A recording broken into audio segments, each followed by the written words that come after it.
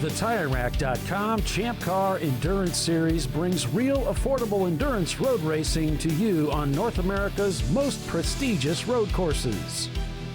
With live flag-to-flag coverage of America's best grassroots motorsports racing. AutoZone presents ChampCar.Live. And welcome everyone to ChampCar.Live, presented by AutoZone. The highly anticipated weekend has finally arrived. It's the 2020 TireRack.com Champ Car Endurance Series Championship Race at Sonoma Raceway. I'm Paul Veltum, your host this weekend, along with Doc Waldrop, Bill Strong, and Tiffany Alexander, bringing you full-length race coverage again this weekend. This is the weekend a new series champion will be crowned. Last year it was Damson Racing who won the title at Charlotte Motor Speedway. Who will it be this year is anyone's guess, as teams in contention have journeyed to wine country for this double seven showdown. So let's take a look at Sonoma Raceway, courtesy of Google Earth. As we head out onto the front straightaway, the pits off to the left, and immediately it's a blazing fast, flat-out turn-in. Climbing a steep hill, the blind right-hander turn 2. So challenging to get the speed right, and doubly difficult as the sun is setting right in your eyes in the late afternoon. Whistling through 3, you're really moving when braking hard downhill for turn 4, a sharp right-hander. The drivers will sweep back to the right as they set themselves up for the long left-hand constant radius downhill carousel. From there, teams cross over the drag strip as they head to turn 7, a very slow hairpin right-hander at the extreme edge of the track, looping them back to the old tower. Rocking through the gears as they fly through these exciting series of fast sweeping corners, finally exiting onto the very fast and hair-raising turn 10, putting the car right up against the wall as they rocket down past pit in to another hairpin and final corner, turn 11, bringing them back onto the front straightaway. And that is a lap around Sonoma Raceway. 11 turns, 2.3 miles is the distance. 160 feet of elevation change, and that is what the drivers will be facing this weekend. So good morning, everyone, from Sonoma, California. This is it, the big day, day 2. It's make or break for the 2020 series season championship title. That's right. It's all the marbles today, and boy, I tell you, Tiffany, Doc, Visceral Racing Group has got to be feeling pretty good about their chances today. Yeah, I mean, they're definitely sitting in a good spot. Yeah, all the other teams have to hope they break. I mean, that's just it. They didn't put a wheel wrong yesterday. Finishing first, Tuttle Motorsports did really well yesterday early in the race. They led 1-2 at one point. But, you know, with Visceral hanging around there in second place, third place, there's just not much you can do unless they break. So Uncommon Friends is Visceral, I mean, has got the lowest points, 3 points. They started out with 2. They got 1 yesterday for finishing first, so they got 3 points. Uncommon Friends made a late charge yesterday, did very well. But they started off with 3 points. They got 2 yesterday, so they've got 5 points. RVA Graphics and Wraps, they did really well yesterday. They've got 6 points. 9-4 Motorsports in the 840 car. That's the Lexus SC300. They've got 6 points. And then Tuttle's 108 car has 10 points. Then 9-4, the Supra has 11 points, and then you start getting into the Winkler Motorsports, a few good cylinders. They have 13. Basilini has 14. Zoom Zoom Kaboom, Blown My Wad have 15 points. So all these teams have to rely on a lot of teams breaking and having problems to move up. So essentially they're out of it, I guess. Tuttle Motorsports, the 107 car, they've got 20 points. Team Rotopalooka has 20. Utah Valley University, 21 points. Pomona Speed Shop, 22 points. Ergo Lab has 22. Wildwood has 22. And Bandits has 24 after doing a complete engine swap yesterday. So those teams, I mean, they're pretty much out of it. There's too many good teams in front of them that don't have problems, like Visceral. So Right. And I don't think Pomona's even going to try to come back today either. I think right, they were yeah, done. yeah. And it seems like Bandits got back out, but then had some more trouble and had to pit again. I don't remember exactly what was going on, and then maybe came back out again, trying to work some kinks out of that. So it's pretty much run Visceral's way so far this weekend. Yeah, they seem to have they have the formula down pat. You know, they bring a car that's reliable. They've got drivers that keep the car on the racetrack. Right. You know, and they've got a tremendous amount of experience at racetracks all over the country. Sure. So, And they're coming into this Sunday day race with the exact perfect recipe as far as they have the least amount possible points that you could have going into Sunday's race. yeah, let's talk about that a little bit. Like, how would you? Is it best for you to run just one race weekend? So if you can win a back-to-back, do you call it?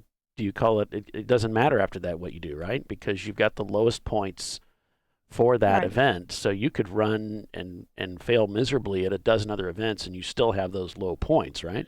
Correct. Yes. It's your two Now- best finishes. Yeah, go ahead, Doc. Now next year it's going to still be your two best finishes, but you're going to have to complete 5 races. Yeah. To So be that's- qualified. Yeah, to be qualified. So So you can't just show up, have a great weekend, and say, "Oh, okay, I guess I'm going to the big one." So yeah, exactly, and that's kind of why we changed it, because I mean, I think in order to be worthy of a national champion, you have to compete in more than one race weekend. right. So, Yeah, and we're moving towards the winner take all the day of the Yeah. national championship. So they'll grid up based on their points, but after that, it's winner take all. So yeah, we want at least 5 races to qualify, and then their best 2 finishes will be the math, for the grid order for the starting of the race. and of course, next year's championship will be at Road America. Yeah. I'm looking forward to that. Oh yeah. mean, we that's get to gonna go? be great. Maybe. I know I'm going to go Oh up there. well, I mean, I'm going to try and qualify my car, There you go, baby. There you go. and I mean, if we qualify, we'll definitely tow up there. If you can qualify, I would love to race for you.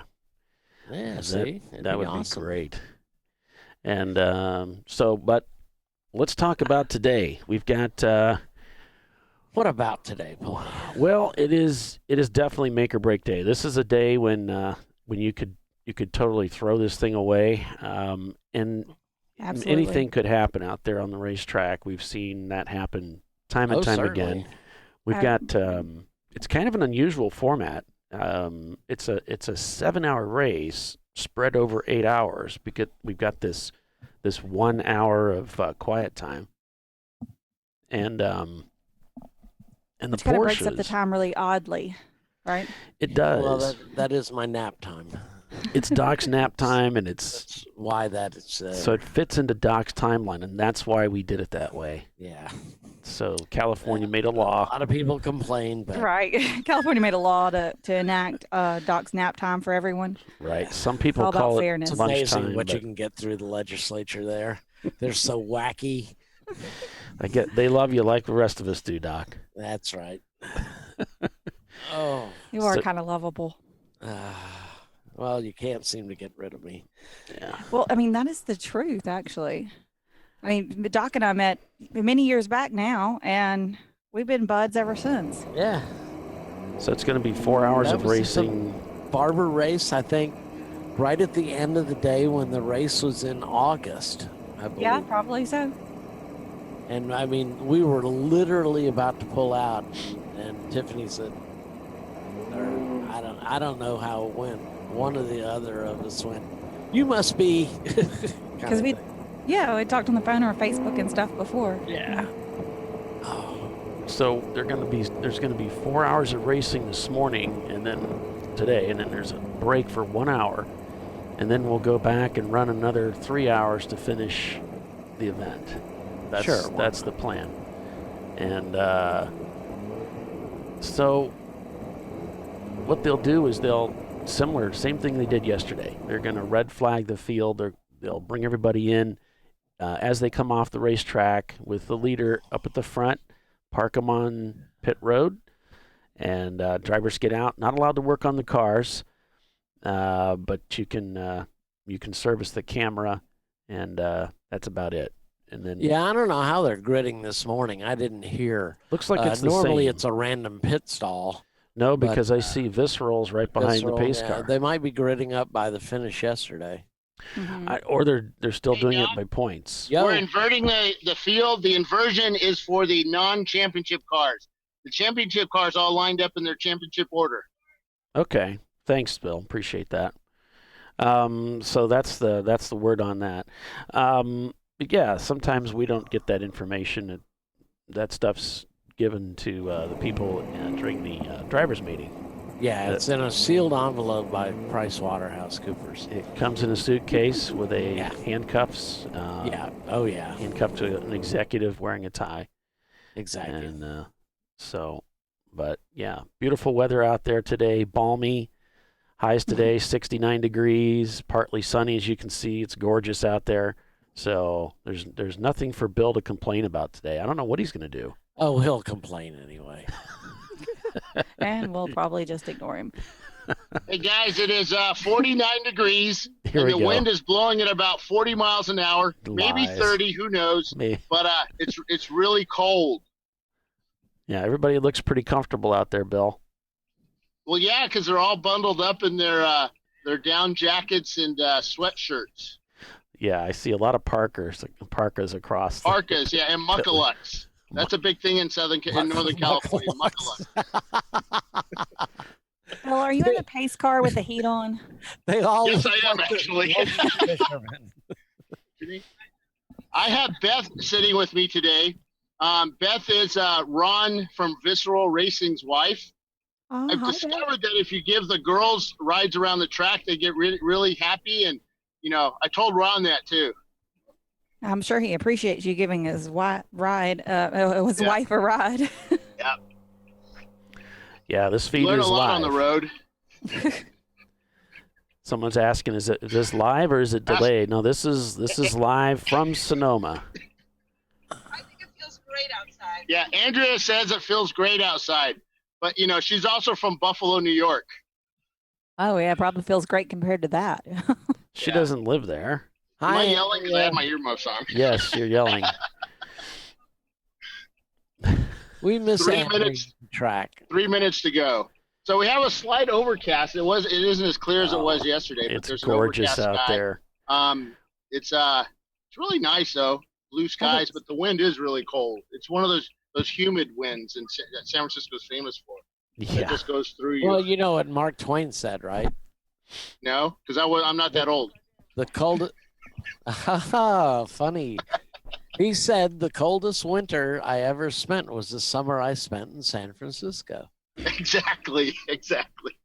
Yeah, I went to Candlestick Park one time and about died, and that was in the heat wave in San Francisco. People are like, "Where's Candlestick Park?" So if you want to listen to the broadcast on Champ Car Radio, there's a link on the main Champ Car webpage, the quick links on the left as you begin to scroll down the page. There's one there for the ChampCar.Live radio, so you can listen there if you don't have the bandwidth to watch the video too. And I'll try to be a little driving. We don't want you watching the video. Yeah, just well, listen. and I'll try to be a little more radio friendly with the blow by blow of what I'm seeing. So I'm going to try. Hey, Paul. I'm very trying. Yes. Paul, the levels on Doc and Tiffany are a lot louder than your levels. Well, it may sound that way on your end, but actually what goes out over the show is on point. We're good. Okay, that sounds good. Sorry. Let's get back on point. So, the radio show is live. It worked well yesterday. It's really low bandwidth, so you might get digital artifications every now and then. But it's low bandwidth, no video. And what's really cool is that on mobile devices, you may or may not be able to find the links on our homepage. Just look for the drop-down links under live, and you'll be able to find it there as well. There'll be Champ Car Radio. Yeah, I looked on the our website this morning, and I saw the link to the show, but I didn't see the radio link under that. Yeah. Paulie, What's up? told me, hey, it's not on the website, so I put it up real quick. He yelled at me. Awesome. Yeah. Well, somebody needs to every once in a while. Yeah, that's right. Not every once in a while, constantly. It's in my contract. We got a car seriously overheating right now. The Radiator hose blew. 147's radiator hose just blew big time, sitting on the on pit road. That's the Silver Fern Racing team. Oh. And, Yeah. The orange car. oh, maybe it's the orange. It's Orange Pumpkin, the EC car. Yeah. Tell them they're EC, so we don't care. See how they like that. I used to race EC, so I can say that. Yep. Tell them they're EC and they don't count, so we don't care. It's pace car. We know you're in the pace car, Bill. You already said that. Pace car entering the course. Okay. This is the radio I'm talking part. to the tower. You can't hear the other side of the conversation. Oh, okay. Gotcha. I'm having fun with it, though. I know you are. 20 Thank you. miles Know an what's hour. going on. Oh. At your expense. Figley is asking, Which do we is have the the driver best way? order for Visceral? And yes, we do. It is Ron, Why, Jay, yes, we do. Steve, and Ron.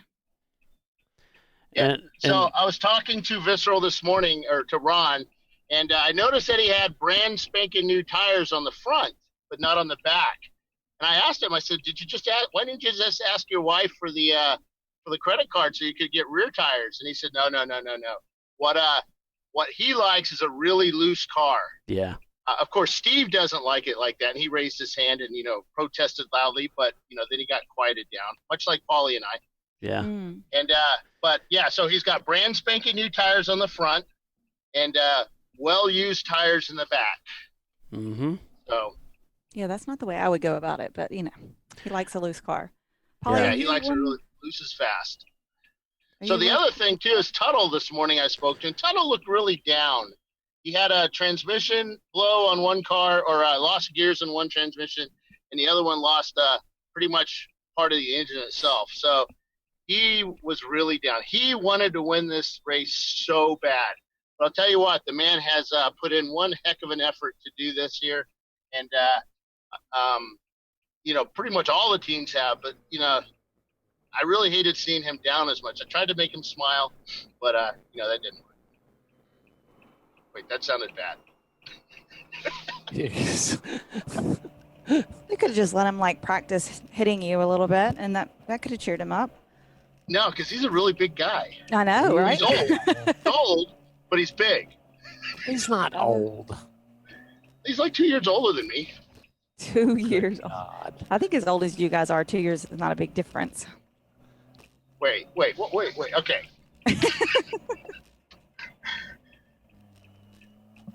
Just roll back there, warming up his tires, going side to side. Pretty much, he started it. Our YouTube fans are agreeing with me about a looser car, but I mean, different drivers have different preferences. So, whatever floats your boat. I like a car that's stuck well. I feel like I can get out of trouble easier if I don't risk the car getting wiggly on me. But Well, it's not necessarily that you want. We got a car that. It's because you get Oh, never mind. frustrated. Never The car. mind. Never mind. Hang on a sec. It's because the car won't turn. That's the thing that's so frustrating pace about a car, car back that's straight. tight. And if the car, if it's pushing and stuff, so he's making it. yeah, when you turn make it easier. looser, it turns better, it rotates better, and that's what you want. A lot of guys, like me, for instance, want a car that will turn, for blessed sake. And when you start really pushing a car, you find out what it will do and won't do, and often the turning is an issue. So I gotcha. if you Well, can and the loosen up the 944 is back very end, well balanced, so I could see. the 944. Yeah, I don't know. I haven't raced one before, but Oh, I it's have. the same. That was my first car I ever raced. Yeah. Okay, if it's really well balanced, that it may not really work to the way he wants it to. It might be. They're almost a 50-50. Yeah, so having it a little bit looser Hey guys, we will have a help stalled him vehicle on rotate through the turn 3, corners. driver's right. Thanks, Bill, for talking on top of me. But his yeah, specialty. that's really what it is. I think more than just I like hanging the tail out. It's not that. It's Okay. getting that car to react, and that's why I think that when guys get used to driving the Boxster, they love it so much because you can really get that car to rotate with just using a little bit of brake or a little lift on the throttle. You can get that car to pivot nicely. Yes. I used to run a little bit more aggressive brake pad in the rear in my Boxster than the front, just a little bit more, and it would help to just rotate it, like coming into a turn, trail brake it in. I really liked that. Gotcha. Yeah. And we got a car being pushed quickly back off of pit road. Oh, that's the 147. They're going to be. That's the one that blew the coolant line earlier or something? Yeah, radiator hose. Yeah, probably. I don't know. I don't know if it overheated or what they did there. Sometimes you have the car running and you're not paying attention to gauges and bits when you should be. And so many of these the E36s, a lot of us are just taking fans out because you just got to be careful when you're stopped, like red flag or something like that. But that whole mechanism, that whole assembly for the you E36, certainly take the out fans, is heavy. the clutch fan. Yeah. On the E36, they're electric. They have 2 electric fans in them. Yeah. And that whole shroud assembly is really heavy. Right. You don't need it. You can run those E36s without a fan. As long as you keep them moving. Yeah. As long as you keep them going. So they're just doing their recon lap, and we should see a green flag very soon, huh? Yep, we should be getting there. I would think that Visceral's got to feel like they're in a good spot, but also, how do you not feel a little nervous? You're sitting in the ideal spot, but if still is anybody's race in a lot of ways, because if something happens, it just puts them out a few laps, even a small mechanical. It seems like that weight kind of could be heavy on a person's shoulders. Yeah, it could You'd be. hate to give it up. I think that you have to. Your approach has to be just trusting in yourself that you know what you're doing. This is your jam. So yeah, I'd rather be the chasee than the chaser. You're just, you just got to trust yourself that you know what you're doing, and you're going to go out there and do your thing. Yeah. But if you're like the right mental game, you have to come to it with the right mental game. If you're if you're feeling that pressure and you let it get to you, that's when you're going to make the mistake.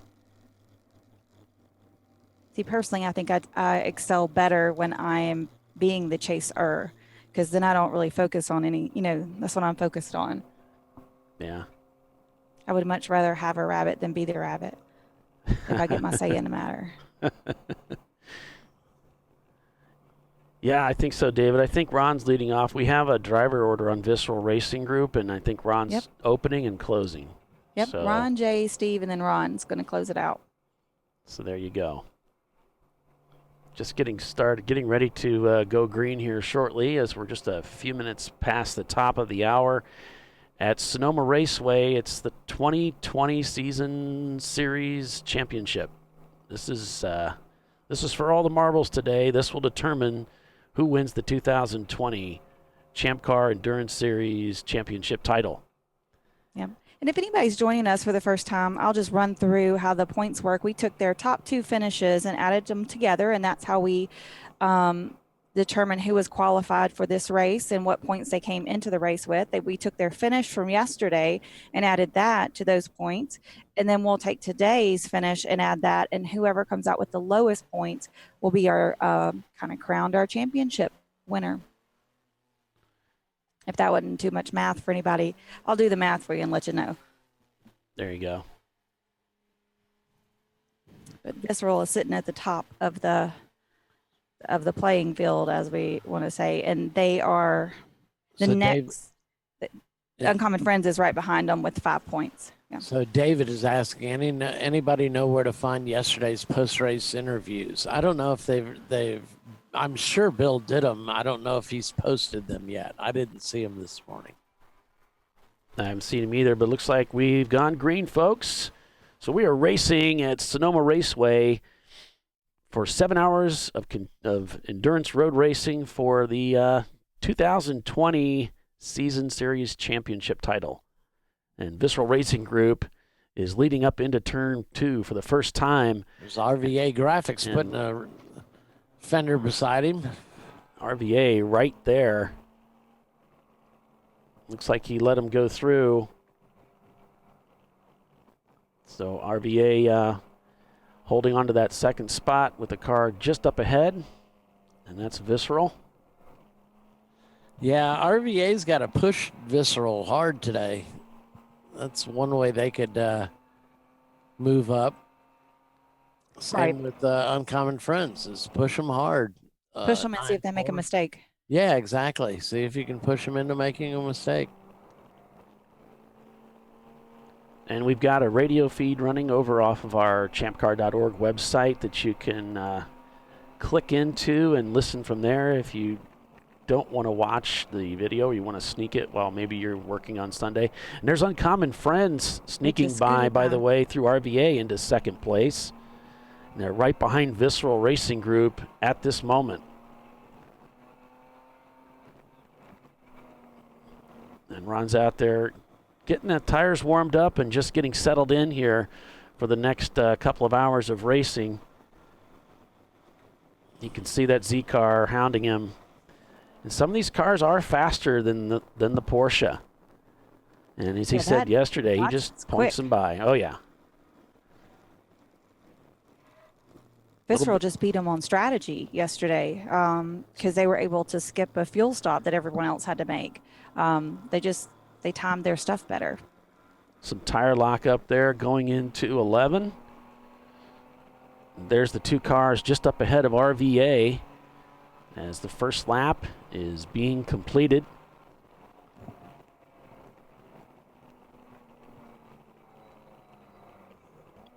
can see how bumpy and how much wheel action, how much input has to be made by the RVA driver as they head up into Turn 2. That's a lot, yeah. Zoom, zoom, right behind one of the Tuttle machines. Those guys really made this race exciting yesterday. Both the 107 and the 108. The 107 going out early with transmission trouble. They never made it past the quiet hour.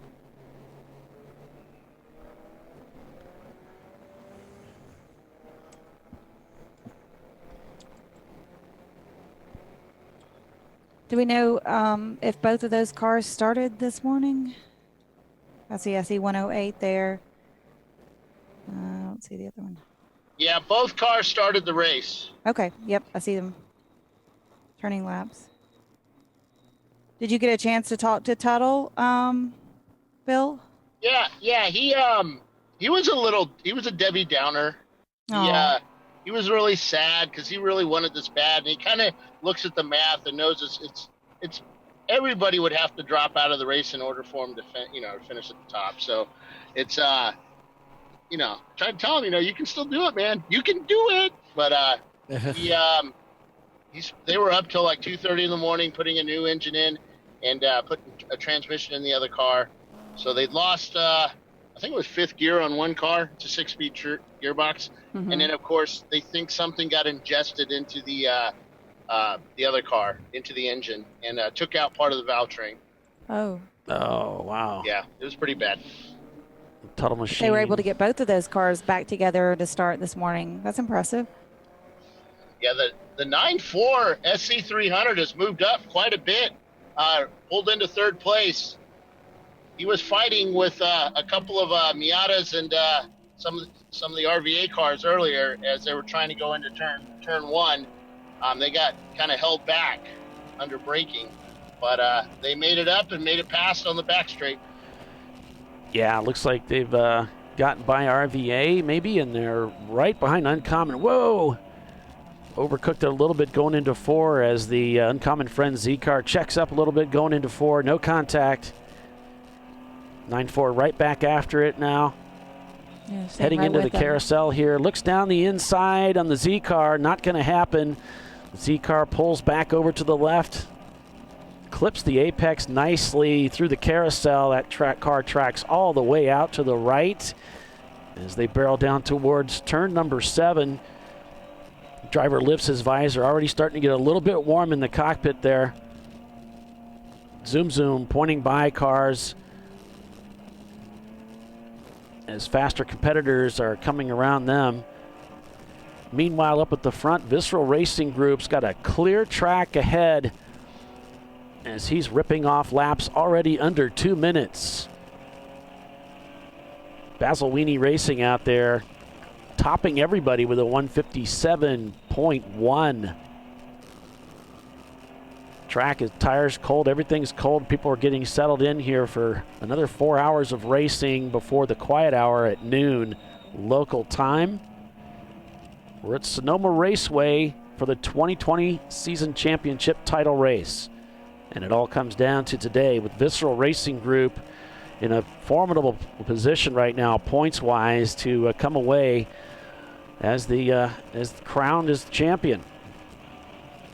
That Lexus is putting pressure on that Z car, and he's looking for a way by, but he's not pressing the issue overly either. Yeah, he's right on his tail all the way from 11 up to 2 here, through 3 now.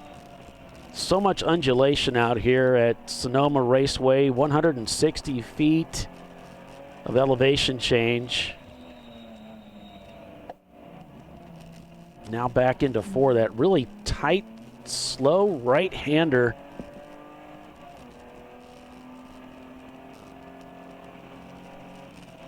It looks like the Z kind of has a little bit more pull out of some of those slow turns than the Lexus did, or he had to overslow behind the Z without being able to get by him.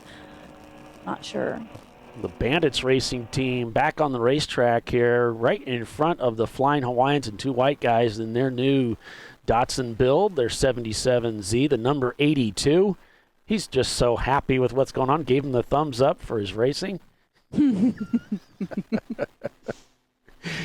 on Excellent board with the racecraft. leader. You're number 1. You're number 1 in my book, brother. Mm-hmm. Visceral Racing Group, your leader right now. So it's Visceral Racing Group leading after 3 laps with Uncommon Friends in second. 9-4 Motorsports is third. Winkler Motorsports is fourth in their Mazda. They were fighting for the lead yesterday morning at the beginning of the race. RVA Graphics and Wraps is in 5th place. Then it's Basil Weenie Racing behind them. Then it's Utah Valley University, Zoom Kaboom, Tuttle Motorsports, and number 108 at 9-4 Motorsports in their Toyota Supra, rounding out the top 10.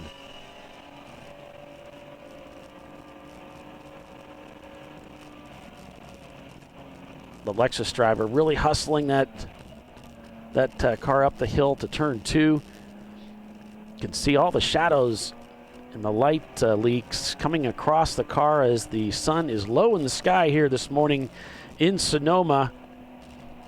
Still chasing that Z car as they head down into turn 4. Just got around another competitor to try and stay on top of them. Sitting nicely in P3, back about 3 seconds from the leader. You can see Visceral just up ahead. Now lines up for the carousel. Tries to, again, to look down the inside, going into that sweeper. Turn 6, not going to happen. Still not close enough. Has to brake. Lets the Z car whistle through. And they're going back down towards turn 7 on the drag strip. Presents himself again down the inside, the Z car, not having any of it. taking the racing line. Lexus driver realizing his responsibility to make a safe pass. He can't force the issue as Winkler comes by the inside, heading into turn 8. Excuse me. Through the 9 complex here, heading towards turn 10. What Miata is that? That's Winkler's. That's Winkler's. Okay. Yep, Winkler Motorsports. Catch the number. He's now hounding on the Z car, right on his bumper, as a little bit of space is developed between them and the 9-4 Motorsports Z car. As another car looks down the inside, it's the number 111 of RVA Graphics and Wraps. 4 cars rushing down the front straightaway now, right next to each other. RVA Graphics just on the inside as the the Lexus SC300 comes around the outside for turn 1. Right behind Winkler as they head up the hill. A slower competitor just up ahead. It's the Subaru who breaks everybody up as they head into turn 2. The 9-4 Motorsports machine losing a little bit of ground now to the Miata that's up ahead, chasing hard on that Datsun Z. Both of them looking for second place. Vissel Racing Group, meanwhile, sets their fastest lap time so far this morning with a 1:55, pulling almost 3 seconds ahead of this battle. Still fighting and driving in clean air. Yeah, 2 through 5 are back and forth, and I think maybe that, they slowed each other down a little bit by back and forth, and that gave Visceral some room to kind of put some space there. Well, they've got out quite the lead now. The Winkler Motorsports Miata is not giving up. They are hounding on that Z car. They want second place, and they're just waiting for that Z car driver to make a mistake. 9-4 Motorsports trying to get back in touch with them, back about 3 car lengths. Lost a little bit of space with all of the fighting that's been going on the front straightaway. Puts his visor down with all that sun coming into the cockpit as they head back towards turn 11 to turn back around to start another lap here at Sonoma Raceway. Meanwhile, RVA Graphics and Wraps, they've got their hands full trying to get by the Lexus rather, so that he can get up into the mix of this. Looks like the Winkler did get by the Z car. Yep, the Z car is now in the clutches of the Lexus. RVA Graphics right there in the bird seat, just watching all of this happen. We'll see if he can take advantage of any missteps that happens up ahead. Now Visceral begins to catch up with some of the slower traffic at the back end of the field. Makes he doesn't quick have a work clean of that. track anymore. Through some of these sweeping corners. You just got to play it safe and navigate around this slower traffic real safely. Into turn 4, a very tricky right-hander, but plays it really well. Gets by another competitor, not being slowed down too much. Meanwhile, RVA has the Z car of Uncommon Friends right in their clutches. They're looking around the outside here, heading through the sweeper as 9-4 has gotten by. There's a slower competitor, that Miata, just up ahead. That slows up RVA just enough, and he almost hits the steering wheel in frustration. The Z gets back by around him again. It's like, man, I had that guy. Yep. But it wasn't to be. So they head into turn 7. Another slower competitor off to the left. He stays left. RVA follows the Uncommon Friends Z through turn 7 as they loop back around towards the inner part of the racetrack here. Sweeping up through 8 and 9. He is right on the bumper of that Z, looking for a way by. See what happens. He's actually pedaling so that he doesn't hit the Z. Meanwhile, Vissel Racing Group has been passed by Winkler as they too are heading down into turn 11. A pass on the inside. That Miata is flying. They're about to take first place. Look how close he comes out to the wall at the exit of 11. So there's your change of position. But look, the Porsche's battling back as they head towards turn 1. Winkler hanging on here as they head up through this bumpy section. The superior handling of the Miata. paying off in the twisty parts of the racetrack. The horsepower starting to come on in that Porsche.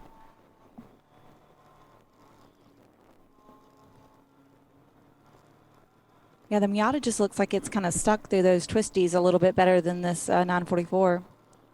9-4 Motorsports has kind of been, they're sitting back in third place. They've got too much of a gap now to really do much as the Miata gets away. RVA Graphics and Wraps has fallen to 5th place. They'd like to try and catch up with the Z car, doing their best to do that. Winkler moves out ahead now in clear air, not having to battle the Porsche. Starts to pull a little bit of a gap now on the points leader. And with the way the points are working out, Visceral only has to get 3rd place.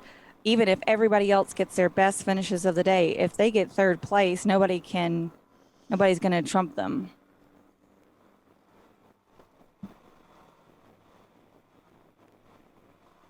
Because they're coming in with, a several point advantage. 2 points. So the field begins to spread out just a little bit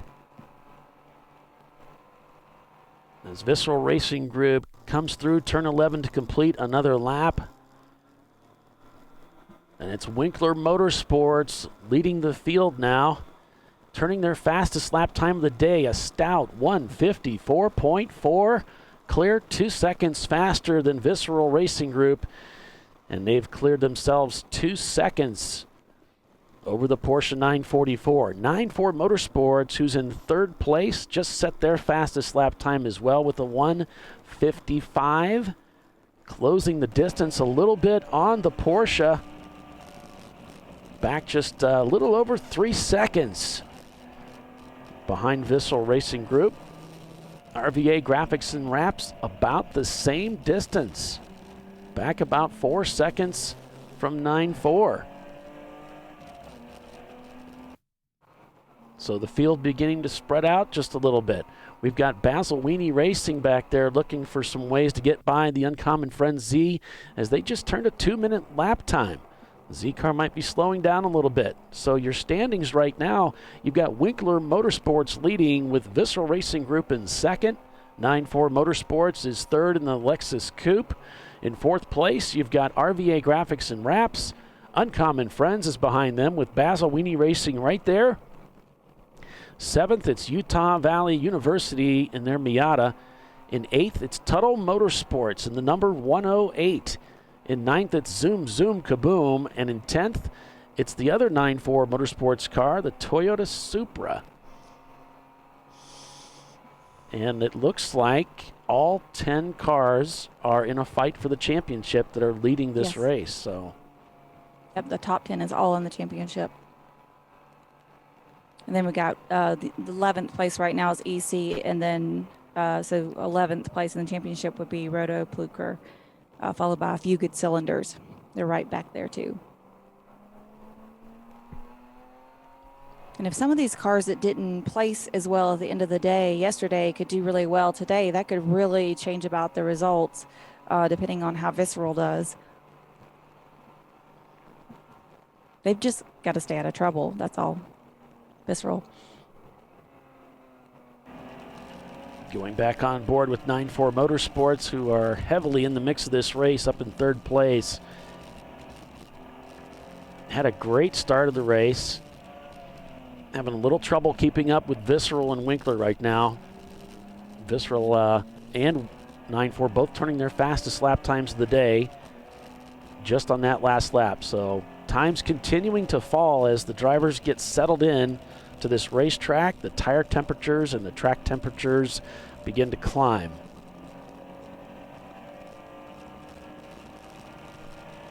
So 9-4 looking for that Visceral Porsche, catching up with one of the slower competitors. Lines up to the right of the Mustang, heading into the loop here.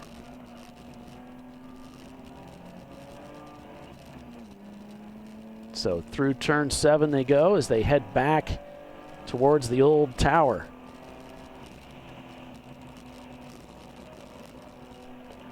That looks looks like a fun little part of the racetrack. I haven't driven this one, but that looks fun. Yeah, I think most drivers like sweeping fast corners, and this track has a lot of it.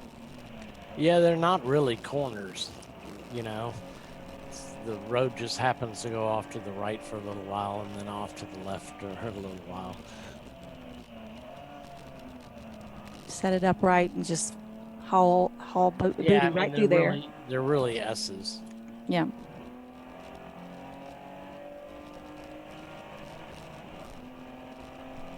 All right, so if you're just joining us, we're at Sonoma Raceway for the 2020 season championship title run. Points-wise, I'm going to go out on a limb because I don't really have anything in front of me. I'm going to say Visceral Racing Group leads points-wise, but Yes. Winkler Motorsports is leading this race, right? Yep, but they finished yesterday in 10th place. So even with the first place finish today, if they finish like this, they'd have 14 points overall. So they'd need the top 5 points, probably top 6 points or so to have really rough days for them to overcome that 10th place yesterday. And I got a message this morning. I think it was Lindell that's watching from Maine.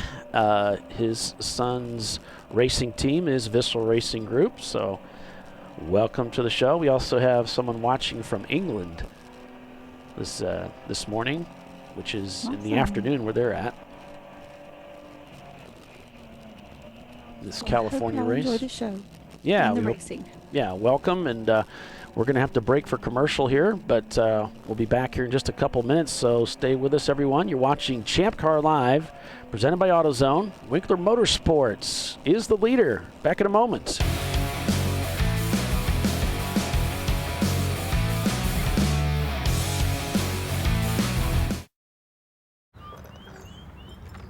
I think I'm going to try buying tires online. TireRack.com can help you with that. I guess I could buy the same ones I have. No need to guess. Our tire decision guide gives you all the right options. I mean, I am no tire expert. You don't have to be. We've tested and rated thousands of tires. Answer a few questions and you're good to go. Someone should invent a tire decision guide or something. Can he not hear us? TireRack.com, the way tire buying should be. In 1977, Bill Wood set the standard for high-performance brakes. Today, every Willwood product is born from racing technology and is proudly manufactured in the USA. Engineered, designed, rigorously tested to deliver unsurpassed control on and off the track. Whether it's for cruising or absolute performance, Willwood has an application for the ultimate stopping experience. Race-proven, street-ready, drive Willwood. At AutoZone, you get what you need when you need it. Got a today job? Pick it up free same day at your local AutoZone. More of a tomorrow project? Order as late as 10 p.m. with free next day delivery. Getting the job done just got easier.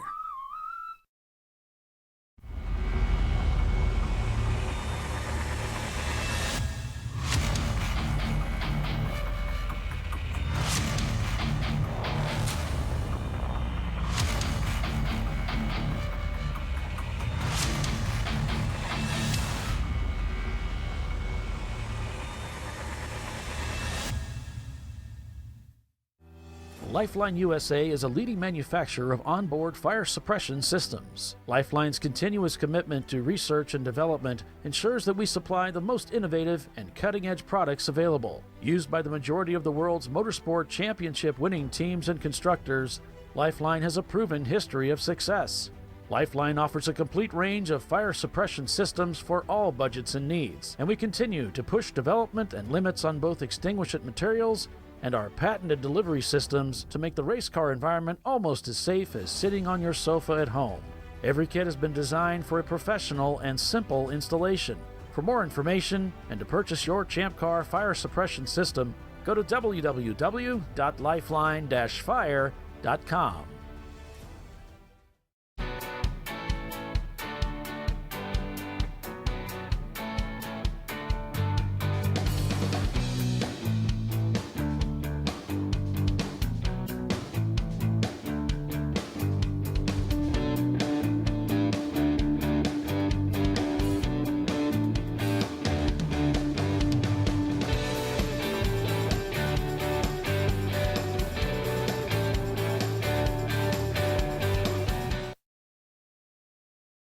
Frozen rotors from Diversified Cryogenics deliver increased performance and a higher level of safety while significantly reducing braking system costs.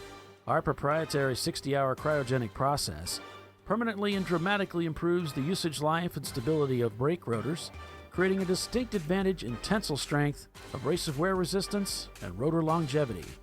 Frozen rotors. It's the cost-saving solution for better braking performance.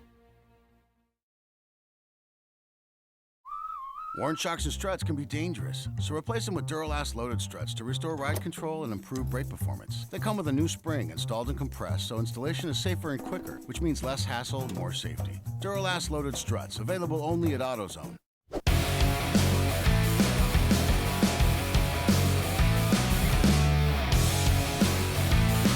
And welcome back to Sonoma Raceway here on ChampCar.Live, presented by AutoZone, as we are just getting started here on the final race of the season championship race at Sonoma Raceway. I'm Paul Veltum. We've got Doc Waldrop, we've got Bill Strong and Tiffany Alexander bringing you full-length race coverage again this weekend, as we will for most of the races. Family. Yeah. So, okay, looks like the Acura's on pit lane with the hood up. And we've got information that the Blue Bunnies, the folks with that light blue Volkswagen Scirocco, they've replaced that car with a Miata that they're racing today. And Willwood may have just pitted and headed back out. What else we got here? Oh, one of the cars, they're checking for brake lights. And we had a car that came to pit out without their arm restraints on, so they had to get that sorted out. Anybody running a car that's got an open top without a roof net, you've got to have arm restraints. So they got held at pit out too, there's a little bit of a penalty there as well. But they got their arm restraints on, back out onto the racetrack. Okay. Yeah, it's just a safety concern. Want to have in case of an accident, you don't want your arms to come outside of the roll cage and risk injury like that. So. And Bill's saying there is quite a bit of wind down there in the pits, and it's not very comfortable. It's cold out there with that wind, so the crews are suffering a little bit out here at Sonoma until it warms up. The crews are doing fine. It's Bill. Oh, okay. Never mind. The crews could care less. They're just glad it's not raining or snowing or. Yeah, exactly. It could be snowing. Yeah, but it's not going to snow this weekend. Knock on wood. We got that all out of our system last weekend. Yeah. Snow racing. Hopefully for the year. Yeah, hopefully.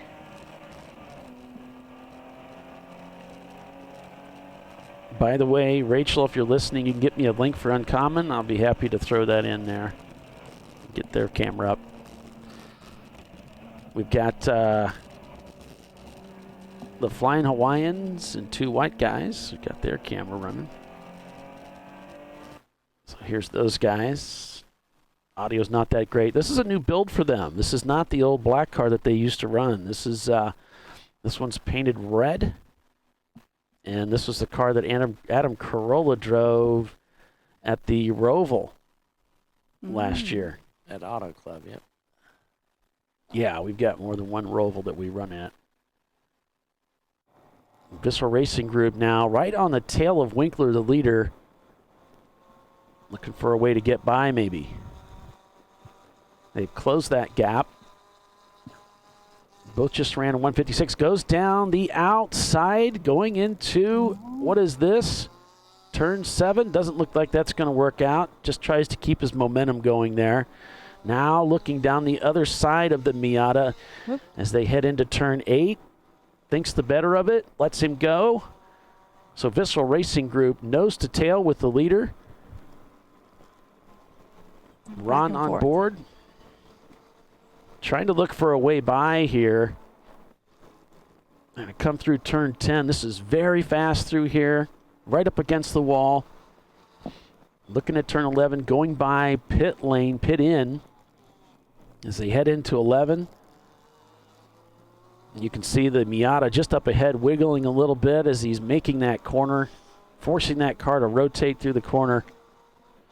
Now heading down to the front straight again. The Porsche catching up. He's right on the bumper of that Miata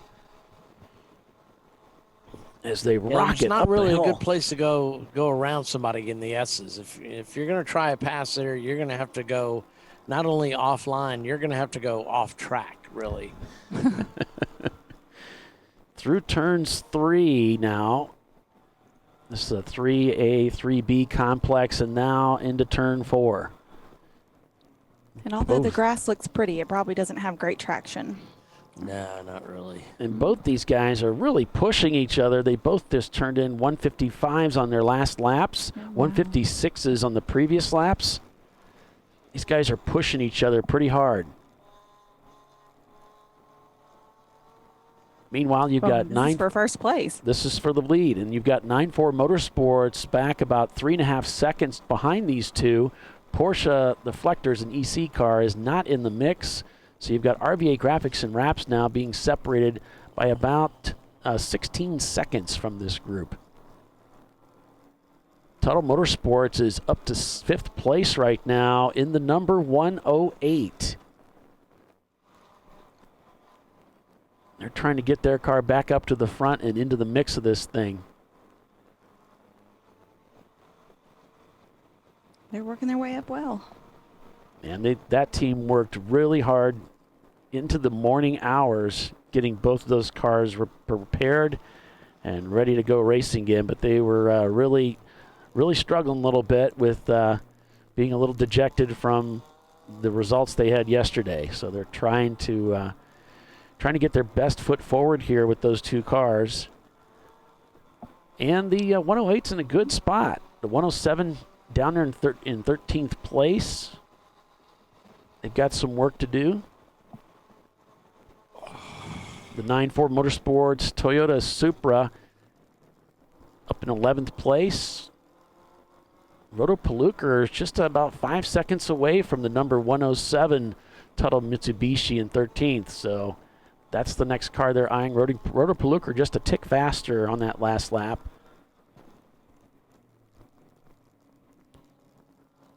Now Visceral and Winkler catching one of the slower cars again.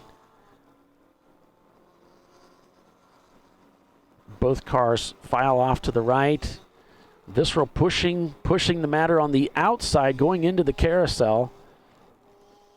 Really taking the ideal line. The Miata hugging the inside all the way through the carousel to make some room.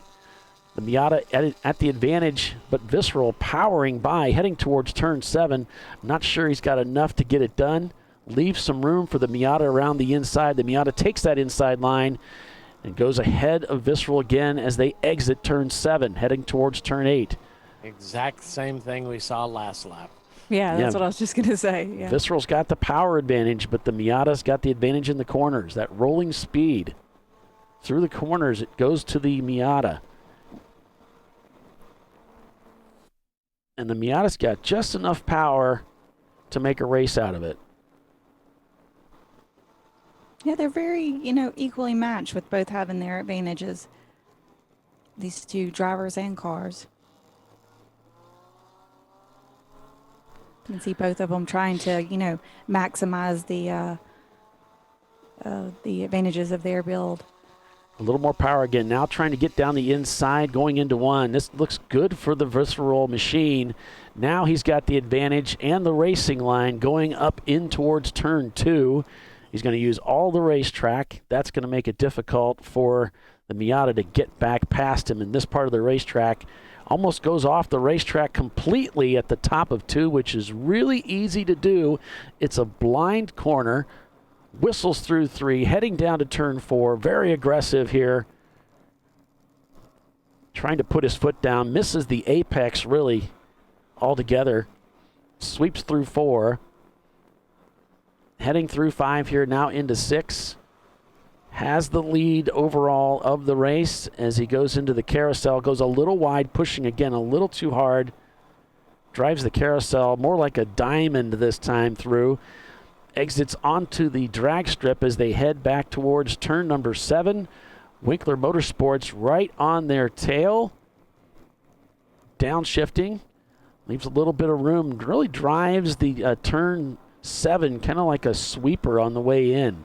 He doesn't go for the apex on the way in. He just clips on the way out. Now he's going to whistle through these S's that he was really knows he can capitalize on. A little bit extra power in that Porsche to try and get away from the Miata. Basilwini Racing just sets their fastest lap time of the event. So does Tuttle Motorsports in the 107, trying to chase down Roto Paluker and the Flying Hawaiians and 2 white guys, who's right behind them about 15 seconds. Visceral heads into 11, overshoots the corner a little bit, heads wide. That's going to hurt him a little bit. Exits right up against the wall as he heads down the front straightaway again to complete another lap here. It's lap number 18 for the leader. 1.5 seconds the gap between them and the Winkler Motorsports Mazda Miata. So he was able to put a little bit of space in between the two, so that Winkler wasn't able to take advantage of him kind of sliding out in 11 there. But yeah. And it's so much fun to be in that situation as a driver, having a car that's a little bit faster, but you can't quite get it done for a while, and then you finally get it done. I think the car really is faster than the Winkler machine. Any little mistakes that he made, he could quickly make up and end up right on his tail again. So usually once you get by, then you can start really building the gap. He's got the Bandits Racing team just up ahead in their Pontiac Firebird, 1977 Firebird.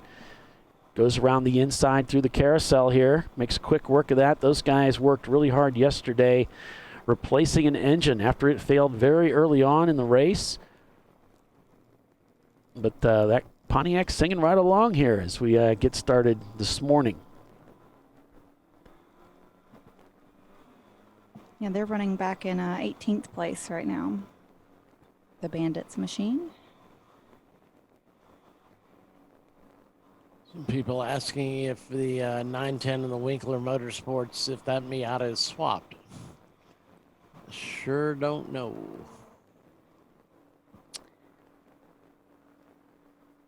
Yeah, I'm not sure. The Ergotech Miata, Bill's saying, looks like it's got a lot of rear camber dialed in on the left side compared to other Miatas. Like it looks like a lot. So they may have some stagger going on there with the way that they've set up their suspension. As we go to Zoom Zoom Kaboom. Zoom Zoom had a heck of a great race yesterday with the Utah Valley guys, and they are right on the tail of Basilwini Racing, another fast race car out here this weekend, a B-class car. They've got that Ecotech swap engine in there. Looking to see if they can Andrew get has given around. us an update. The Winkler driver lineup that y'all were asking about were starting out was Alex Alexander, Mike, John, and then Ben. So Alex, Mike, John, and Ben. Yeah, what that means is Alex is taking that first stint, which will be somewhere we would expect between an hour and a half to 2 hours. And after that's completed, Mike will get in the car and most likely take it to the quiet hour at noon. We'll see how that works out for them. Depends on how they manage their fuel. Zoom Zoom got a little crossed up there at the top of the hill of 2 to stay out of running into the Basilwini machine. Manages to avoid it, but goes off track a little bit. So most likely after the quiet hour, they'll put John in and then Ben to finish the race. That is the Winkler guys.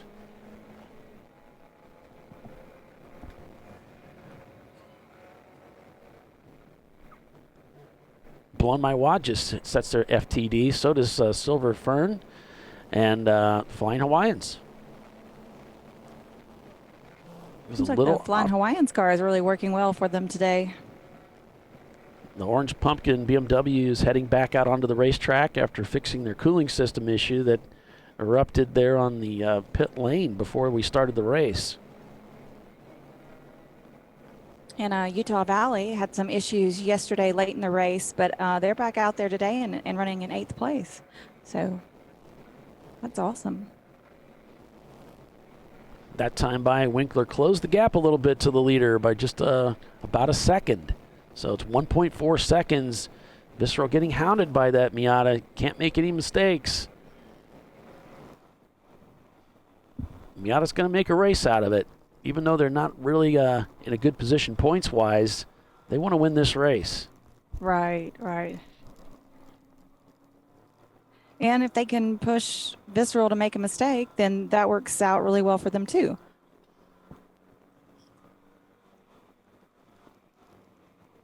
It looks like they have the pace to, be at the front of the pack. And there's the view of turn 7 there, as we've got some 30 teams that took the green flag this morning for this race in wine country. That's beautiful. One of the several races that Champ Car runs in California this year. We'll be here for Laguna Seca as well. A look at pit lane there as cars head down the front straightaway. Looked like the RVA car was a little sideways coming through there.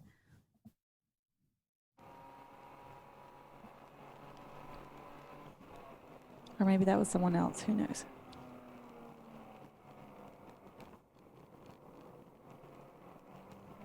I guess there's a lot of action in the pits. Man, if we just had somebody to report that to us, it'd be great. Where would we find such a person then? The racing action in pit in is insane. I mean, Yeah, why I are mean, people in pit in? I don't understand. I don't understand that.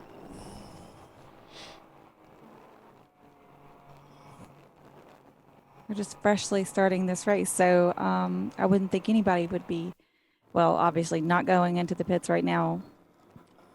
Yeah. Wouldn't be planned.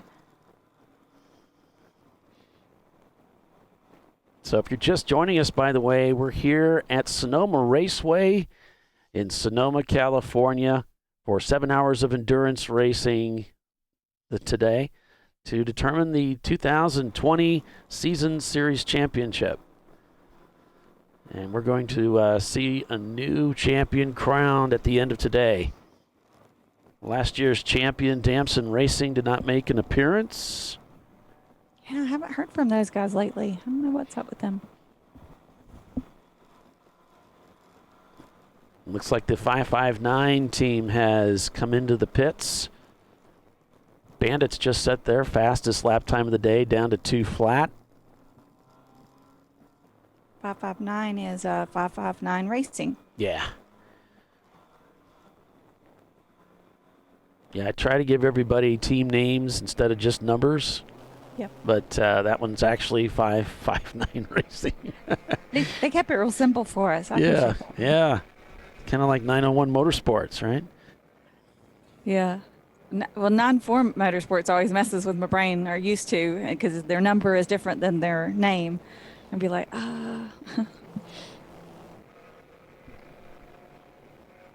It's always nice when it's easy. And some folks, I think, just make their names just to be difficult for us to announce them correctly. Just kind of mess with us. This is really a complicated racetrack. It is very technical. If you can race out here and be comfortable out here, you can probably drive just about anywhere. There's a lot of elevation change. There's a lot of blind corners. There's just so much going on.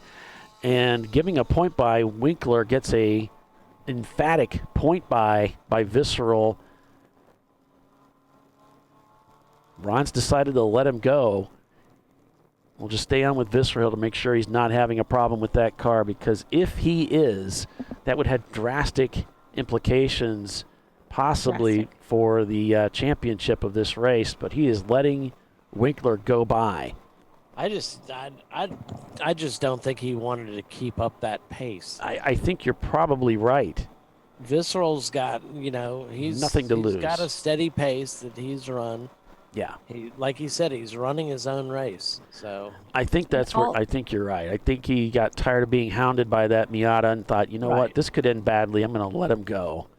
Right. And all they have to do is place third today to clinch this thing. You just got to be careful with that mindset. That's right. The problem and we've seen it before. We saw it at Road Atlanta. If you race for second place, you're probably going to get it. So you got to be careful that you don't give too much away. If you want the win, you got to race for it. And these guys know how to put a race on, though. So we'll see how this shakes out for them. That might have been a wise move right there. Yeah, he does. He didn't want to get in trouble early in this race, though. Playing with the Winkler machine, they have 13 points right now, so they're not going to risk. I mean, even if they're first place, they're not going to risk catching them points wise. So they're not their competition for the championship. Maybe for this race, but not for the championship. So your standings right now as we go on board with Zoom Zoom, trying to get by one of the Mustangs here in the field today. Winkler Motorsports at 23 laps leads, with Visceral Racing Group back a couple of seconds in second place. Then it's an EC car, so we pull them out. So third place is actually 9-4 Motorsports. Behind them, it's RVA Graphics and Wraps, who just sets their fastest lap time of the day, 1:56. Then it's Uncommon Friends, Tuttle Motorsports in sixth in the 108 car. Then it's Utah Valley Motorsports, Zoom Zoom Kaboom, 9-4 Motorsports in the Toyota Supra, and Basil Weenie Racing finishing up the top 10. I think we just had a pass. RVA, I think, has just gotten by Uncommon Friends and moved up to fifth. I think that was the swap that just happened. So here's RVA, and they were trying to get by Uncommon Friends earlier, right at the beginning of the race, and just couldn't get it done. Finally made up that gap that was created with a slower competitor that got between them and got the job done. Now they've moved up into fifth place. And since they just set their FTD, it sounds like the driver may have found something, making him a little bit quicker than he was before.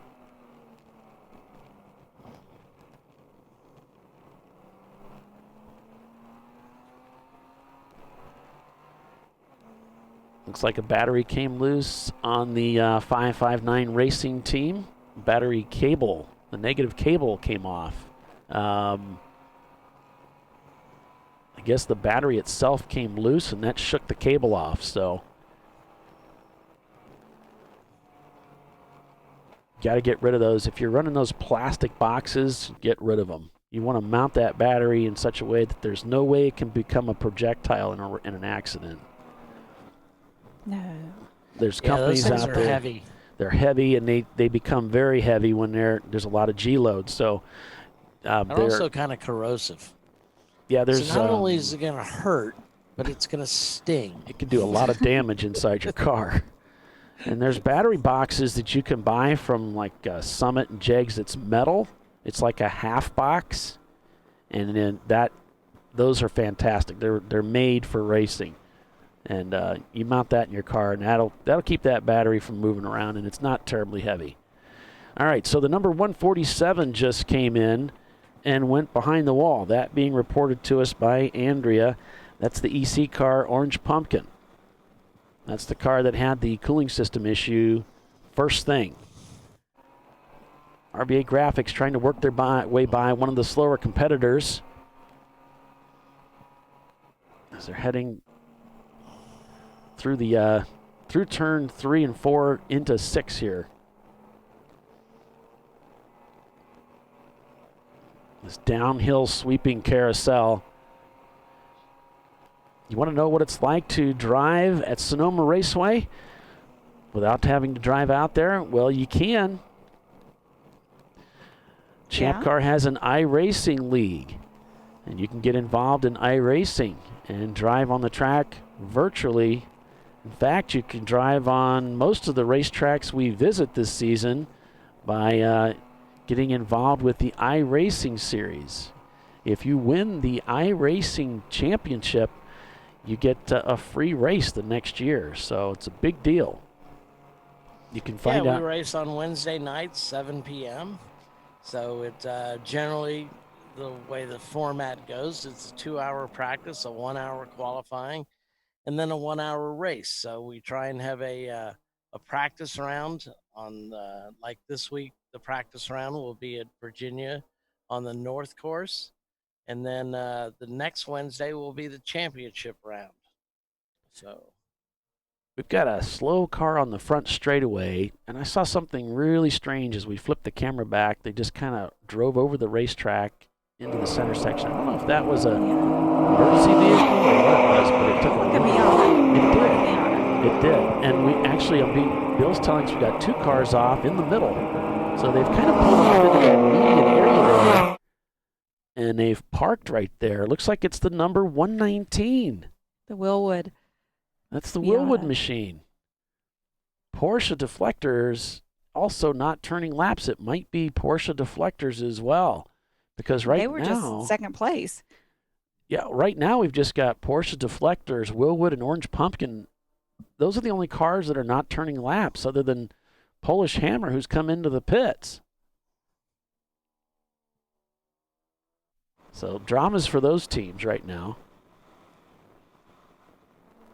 And, of course, once you get by the pit in there, you have to go all the way back around the racetrack. If you're dropping fluids and stuff, there's not much option. You got to stop in that median. Bill said he thinks it's number 4. I'm not sure I see a number 4. I don't think I have a number 4. It's probably hard to see. That's Basilini. Gotcha. Oh, I've got Basilini as 6. Oh, wait. Yeah, that's 6. And Yeah. Doc, if you can boost your microphone volume a little bit, we can hear you a little bit How's better. that? Yeah. Yeah. I don't see a 4 at all. It had slipped. You have to overcome the crud. Yeah. All right, so we're reached the top of the hour here, folks. We're going to step away for a quick commercial break and be back here in just a couple minutes. Stay with us. You're watching Champ Car Live, presented by AutoZone. Winkler Motorsports is your leader. Back in a moment.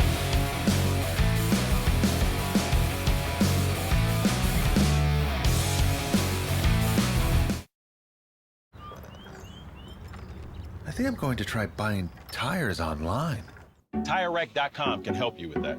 I guess I could buy the same ones I have. No need to guess. Our tire decision guide gives you all the right options. I mean, I am no tire expert. You don't have to be. We've tested and rated thousands of tires. Answer a few questions and you're good to go. Someone should invent a tire decision guide or something. Can he not hear us? TireRack.com, the way tire buying should be. In 1977, Bill Wood set the standard for high-performance brakes. Today, every Willwood product is born from racing technology and is proudly manufactured in the USA. Engineered, designed, rigorously tested to deliver unsurpassed control on and off the track. Whether it's for cruising or absolute performance, Willwood has an application for the ultimate stopping experience. Race-proven, street-ready, drive Willwood. At AutoZone, you get what you need when you need it. Got a today job? Pick it up free same day at your local AutoZone.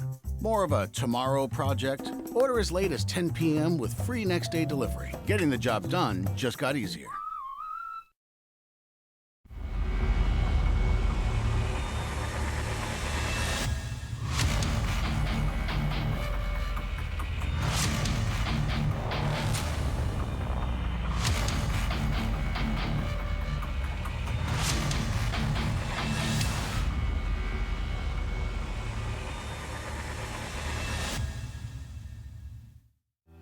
Lifeline USA is a leading manufacturer of onboard fire suppression systems. Lifeline's continuous commitment to research and development ensures that we supply the most innovative and cutting-edge products available. Used by the majority of the world's motorsport championship-winning teams and constructors, Lifeline has a proven history of success.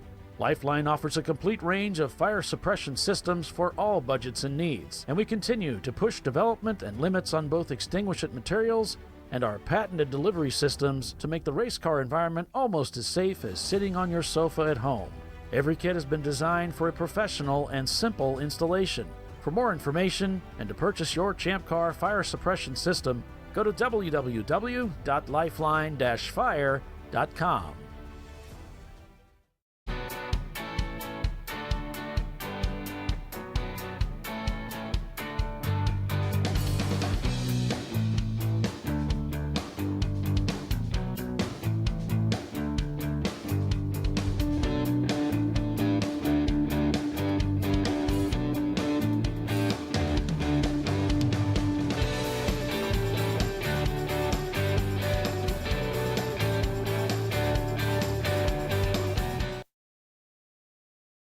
Frozen rotors from Diversified Cryogenics deliver increased performance and a higher level of safety while significantly reducing braking system costs.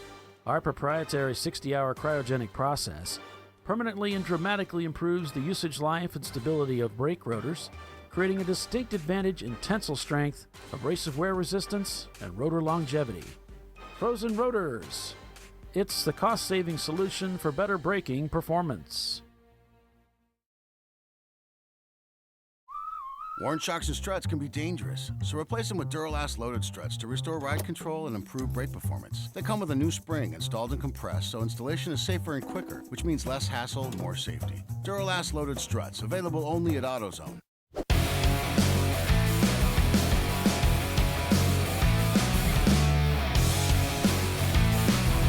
All right, welcome back, everyone, to Sonoma Raceway here on ChampCar.Live, presented by AutoZone. I'm Paul Veltum, joined by Doc Waldrop, Bill Strong, Tiffany Alexander.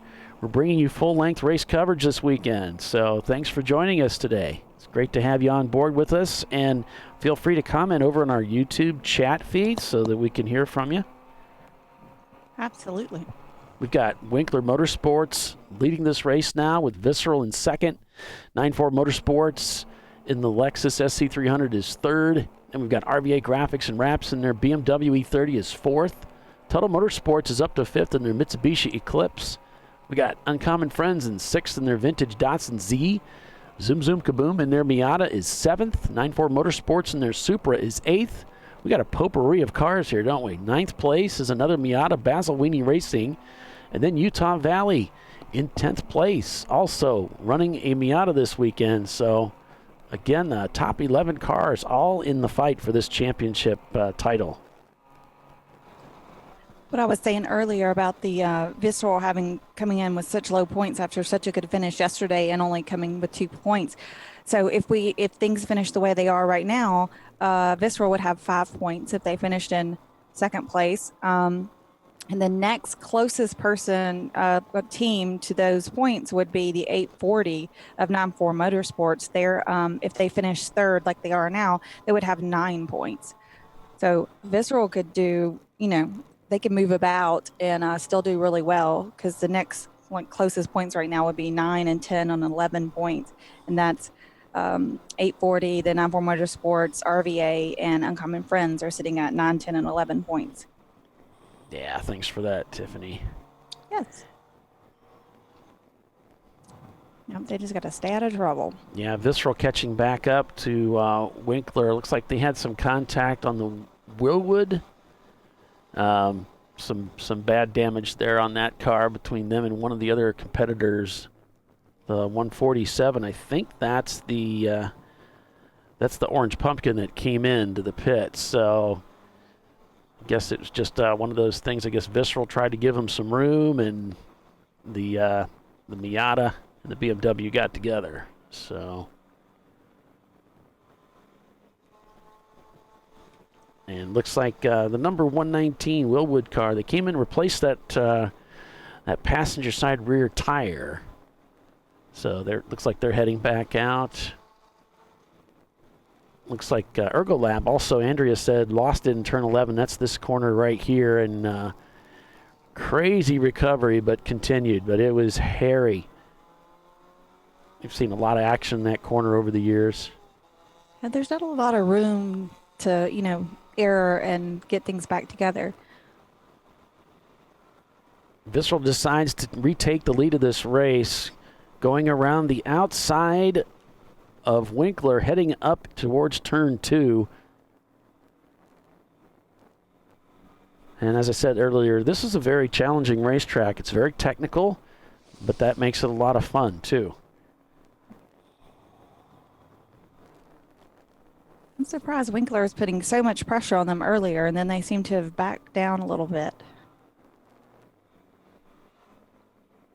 Well, some of that too, Tiffany, and we've talked about this in previous races. If you put a foot wrong, if you make a mistake, if you find yourself, off track, you sort of lose a little bit of confidence, and you start slowing down everywhere. It's like, whoa, I'm pushing too hard. I don't want to throw this thing away. And then you start slowing down everywhere, and then people start catching and passing you again. Very true. Now we've got Uncommon Friends in 6th, just set their fastest lap time of the event with a 1:56. So the that vintage Z car, it's getting faster. They were in a good spot yesterday. They had a good opportunity to do some real damage on the lead that Visceral has points-wise over the field. Couldn't quite get it done. As Visceral just looked so good yesterday. Things getting busy here on board the Kaboom Miata with the 9.4 Motorsports Toyota Supra. He's been working for quite a while to catch this guy and pass him. And they're coming into the carousel here. This is for position. Both of these cars are in the points battle, so he's looking for a way by. Looks like the Acura is just sitting in the pits right now. The number 10 Mazda Miata in the pits right now for the Bunny Boys. That's the team that was running the Scirocco yesterday, and they switched cars. Then I guess this car isn't working out great for them then. Having a tough weekend. Yeah. Well, if you drive your primary car and you're having trouble with that, chances are your secondary isn't quite as well prepared. Right. You know, you usually spend the time on the primary, right? Right. Lines up looking for a way around the Toyota Supra. Not going to happen. The Supra goes wide. Oh, loses control. The back end comes out from behind the Supra. Advantage Mazda. As zoom, kaboom, comes down the inside and back onto the front straightaway. You've been waiting for that opportunity to show itself. Yep. It was just ready to take advantage of it. Signaling to maybe the pits. Hang loose. We're having some fun out here. Ergo Lab goes Salmon back in 19th place. He's off course a little bit. Yeah, these guys are a lot of fun to interview, too. Lots of energy. The Zoom guys? Yeah, there's one guy, I think he leads the team, and he's quite a riot. I don't recall if I've ever met them or not. Can't. Do you know where they're out of? Oh, they're out of this area, I believe, because they're always at this racetrack in Laguna Seca. They rolled their other car at Laguna, and this is a new build for them. So going back on board with Visceral, a little tire smoke, going into turn 11 for the competitor just up ahead. As they come across the start-finish line, 1.5 seconds the gap from Visceral to Winkler Motorsports in second place in that Miata. Trading places again with the Mazda. It's been all Visceral and Winkler this morning so far up front. Here's 9.4 Motorsports in the SC300 in third place, back about 11 seconds from the Winkler Miata. Just turned a 1:56, matching lap times with the competitors up ahead. In fact, the top 5 cars have all turned in 1:56s on that last lap. Wow. That's very consistent. Rocking up through the gears here. Got that visor open. Trying to get a little bit of air in there. A little warm inside of the Lexus.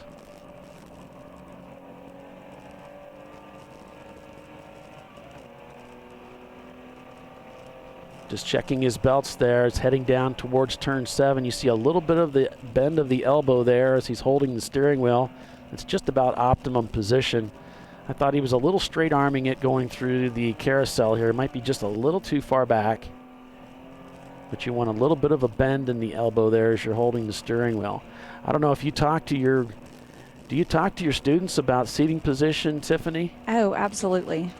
What do you think about that? Where you got your hands on the wheel, and you want to, what we usually tell them is to put their wrist on the steering wheel. So their hand should extend where they can easily put their wrists onto the steering wheel, just to make sure you got plenty of bend no matter where your turning radius is. So you can control that car. You don't want to be out of arms trying to get that car back situated or around a tight turn. Run out of arms. I know, right? If it's not arms, it's tiny hands. Right. So Tiffany, if somebody wanted to get some instruction, maybe there's a young lady out there that's thinking about getting involved in auto racing and they want to get some training.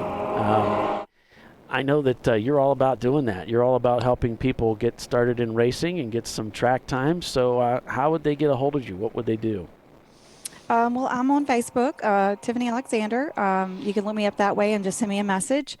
Let's see. I also have a Facebook page. It's Alexander Motorsports. You can go to that one. And my email is tiffany.alexander@ChampCar.org. You can contact me that way, and we can talk about what your goals are and what you have to drive and where, what tracks might be near you, and just kind of get an idea of what you want to do. And I can point you in some different directions, whether it's me or someone else. What might be the next step just to get you to where you want to go. I've had a lot of ladies ask me about driver suits and gear and things like that, because a lot of the gear is really tailored to men. Okay. So trying to find the right suits and the right things for women can be more challenging. But we've all done it, so we can give you some insight on that. Right. I know that the some of the, like the next gen, the hybrid stuff, or the head neck restraint systems, some of those, they had some issues in the beginning because they have straps that cross over in front of the chest. Mm-hmm. And that created problems for some of the women that wanted to look into using that brand, that particular product. Right. So it's great they've got a resource in you, Tiffany, for some pointers there to get them not only on the racetrack and acclimated with how to drive the car, but also how to properly get themselves suited up. Right. And you don't have to have all that gear just to start driving. You can do, depending on what level you're starting at is depending on what gear you'll need. So, I'm going to try to point you towards the direction of, how to best use your money the wisest for what your goals are and where you're at right now. I worked with one lady for a couple of months, and her goal was, she had this lovely little BMW that had a 5-speed in it, and she hadn't driven a 5-speed since she was probably college or high school, I believe.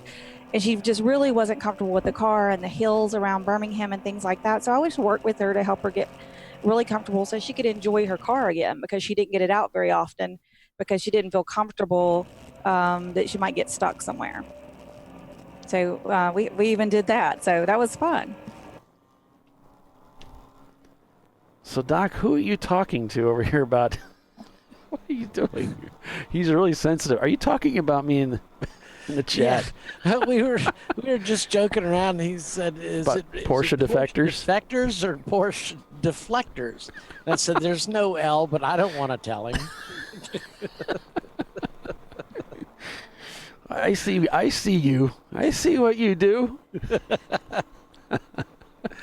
I'm just trying to get through the day, Paulie. I understand. A man's got to do what a man's got to do.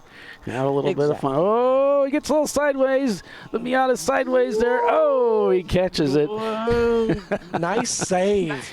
Beautiful drift. He gets a thumbs up from Visceral. Yeah, so that was a good show. Visceral was like glad he didn't come over. Yeah, he stayed in the power. You could see tire smoke coming off the back end of the car and just kept that drift going all the way around 11, but hung on to it. Of course, that set him behind the Porsche. So Visceral again in the lead of this race with Winkler in second place. And then it's 9-4 Motorsports.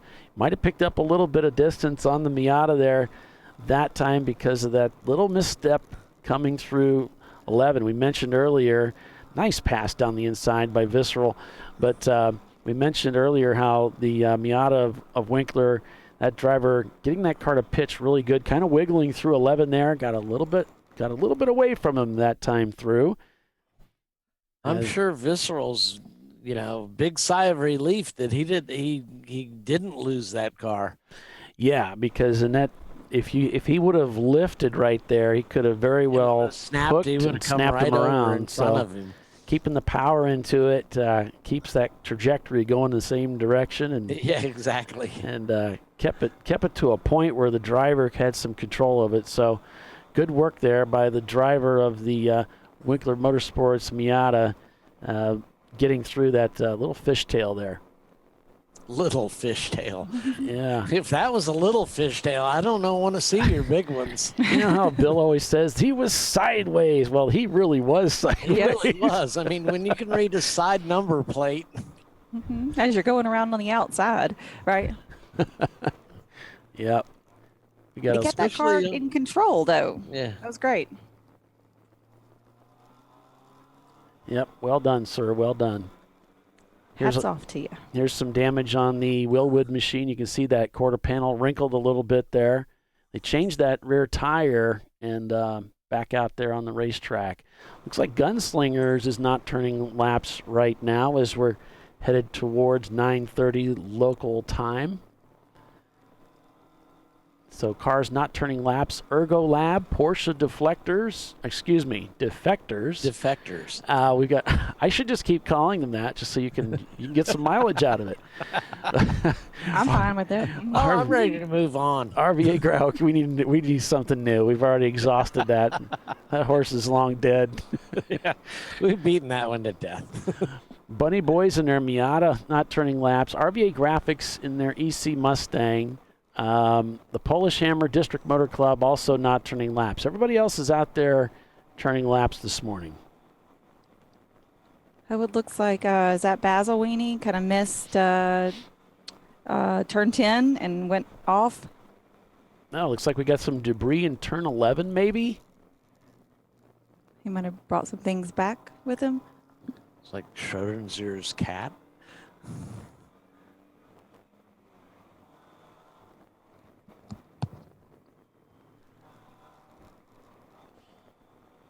And Bill's trying to send me information. It's got numbers. I'm trying to decipher. I don't know what he's saying. I can't make heads or tails of that. It's like a cross between like Morse code and typing. Well, we know he's lousy at charades. Yeah. Morse code isn't his strong suit either. I can't imagine Pictionaries would be any better. You have to find a medium that Bill can converse in. Maybe just pictures. He's pretty good with pictures. Yeah. He's good with color. And color, yeah. He's good with color. Got most of his colors down. Okay, can you hear me? Yes. Yeah, a little bit. It's kind of muffled again. Yeah, okay. Whoa, we just had a big lock up into 11. But they're looking at some debris sitting in the racing line at on the big 180 there in turn 11. It may be tape. Yeah, so it may be tape, not metal itself, but like aluminized tape. They're just afraid the car's going to hit it. But we also had Basil Weenie, the number 6 car, just go way too fast into 8A and missed the turn completely and go off onto the it's another part of the course, but went off up there, and he just made it through safely there again. But, he went way off, had to rejoin at a separate spot. Never lost a spot, but he did not gain an advantage because there was nobody around him. But, yeah, he just was going way too fast. Tower's like, we don't think he's going to make it, and sure enough, he didn't. Okay. So how's the wind down there, Bill? Is it still very windy? It is. Where I'm Category standing, 5. well, no, it's blowing at the front straightaway. When I'm looking at the front straightaway, it's blowing right to left. So it's coming off, left to right. Uh-huh. So it's coming off the hills towards the bay. And Porsche flag from Visceral Racing is at full stand-up, blowing pretty well.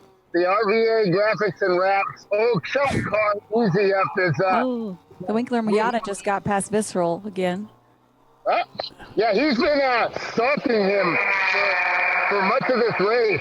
He's just sitting behind him looking for his weak spots where he thinks he can pass. And over the last few laps, you can see that happen until he almost got sideways down there in 17. Sideways. Okay. All right. Well, thanks, Bill. Appreciate the info down there from that noisy. We're just waiting for everybody to start pitting, and once Ron gets out, we'll talk to him, see how his day's going. But his crew said that everything's going to plan. Of course, I asked the RVA graphics guys that too, and they said, yeah, everything's going to plan, but it's a new plan. It's not the plan we had, but it is a plan, yeah. Yeah. So they're almost 3 wide coming down straightaway here with the 111 car on the outside. That 35 car, we were talking about how along pit lane here, how much faster that car was today, but we think it was driven by a very experienced driver, and that helped out a lot. So it's a little slower out there now once they change drivers, but that 35 really picked up some speed at the beginning of this race. A lot of signaling inside the cockpit of the Visceral machine to, looks like might have been somebody next to him, I don't know, but didn't see which car was next. That's the Winkler and Miata right in front of him. Yeah, so not sure who's don't know beside what's him. happening here, but clearly the Winkler Motorsports team car and the Visceral Racing team car are locked in a battle here, trying to decide who wants to lead this race. Right, they keep going back and forth. They kind of, and then hanging with each other most of the time. Right, and I think what Ron's probably doing is he's fine with letting Winkler go, but when he slows for some reason, he doesn't want Winkler to slow him down, though. So he's willing to pass Winkler him. cooks his tires off. Certainly, you would like to think after that power slide out of 11 that the tires kind of got cooked off a little bit. And Tuttle Motorsports now in the 108 car is not turning laps. Something's happened to that car that was up towards the front, and they are tumbling through the standings, now down to 13th place. Yeah, so the 108, as he came by here, it sounded really odd. It sounded like, a 5-liter V8. Unlike it didn't sound like a smaller engine earlier in the day. But it just sounded odd the last few laps. So I'm walking down that way right now, see if I can see if they're in the pit lane. Yeah. But, yeah, it sounded really odd. So, they're, let's see. Yep, the hood is up on the car. About four engineers and mechanics under the hood. They're working on it. They're jacking it up. Looks like they're just adding some water or oil to the engine. They're doing a right or left rear tire change on the car. Tire comes off. Putting a new tire on. Yeah, all they're doing is just a driver change. This is a regular pit stop for them. Okay. So maybe they do have a 5-liter V8 in that car. I'm kidding. The 108 was the car that had a cylinder down yesterday, correct? Yeah. Yeah. Okay. Yeah, maybe they put an LS in it. Better check. No, that's actually, it was the 107 that sounds a little odd. Oh, okay. So the 108's just in for pit, so that's, I got it mixed up. Sorry about that. No, it's okay. So that was the car, the 107 was the car that lost a transmission issue. They had lost a transmission yesterday. Yeah, that engine sounds pretty mean going down the front straightaway. They did a lot of work on those cars last night to get them back out today, I know. Yeah, they said they were out till about 2:30 working on it. So the one car was done fairly quick. The guys were back at about 11 o'clock when we were just closing up our quote meetings that we had in the little meeting room they have there in the hotel. Quote. So yeah, they're just putting in a new driver. They're going through the engine there, it looks like. Car's back down on the ground. They've done the tire change. Hood is still up on the car, though. All right. Well, thanks for letting us know what's going on down there, Bill. I know you're trying to cover a lot of ground, and pit lane's got like a bend to it, so you can't just look all the way down and see everything. You got to walk down there. That's good for Bill, that walking. Here's a couple That's cars. interesting. Most of them are usually straight, you know? I keep asking for a segue because that would really help. That'd be awesome. I'd love to see you on a Segway. That'd be great. So let me translate for Bill. Okay. The Tuttle guys got back to the hotel about the time that our crew decided to go ahead, shut down the bar, and go to bed. Mm-hmm. Wow. That's a pretty good translation. Yeah. Oh yeah, there's plenty of jabbing going on here. So absolutely, it goes all the directions. So I get a lot more jabs in than Bill does. So Tuttle Motorsports headed back out of the pits, guys. Mostly because Bill forgets to turn on his microphone. I think he's talking into the wrong side of it or something, why it sounds so he's got awful. The same opportunity. He just, blows it. All right, so we've reached the bottom of the hour pretty much here. We're going to break for commercial. We'll be back here in a couple minutes, folks, so stay with us. You're watching Champ Car Live, presented by AutoZone. Back in a minute here. Stay with us.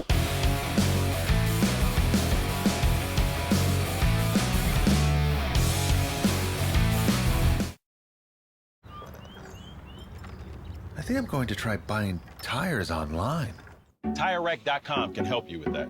I guess I could buy the same ones I have. No need to guess. Our tire decision guide gives you all the right options. I mean, I am no tire expert. You don't have to be. We've tested and rated thousands of tires. Answer a few questions and you're good to go. Someone should invent a tire decision guide or something. Can he not hear us? TireRack.com, the way tire buying should be. In 1977, Bill Wood set the standard for high-performance brakes. Today, every Willwood product is born from racing technology and is proudly manufactured in the USA. Engineered, designed, rigorously tested to deliver unsurpassed control on and off the track. Whether it's for cruising or absolute performance, Willwood has an application for the ultimate stopping experience. Race-proven, street-ready, drive Willwood. At AutoZone, you get what you need when you need it. Got a today job? Pick it up free same day at your local AutoZone. More of a tomorrow project? Order as late as 10 p.m. with free next day delivery. Getting the job done just got easier.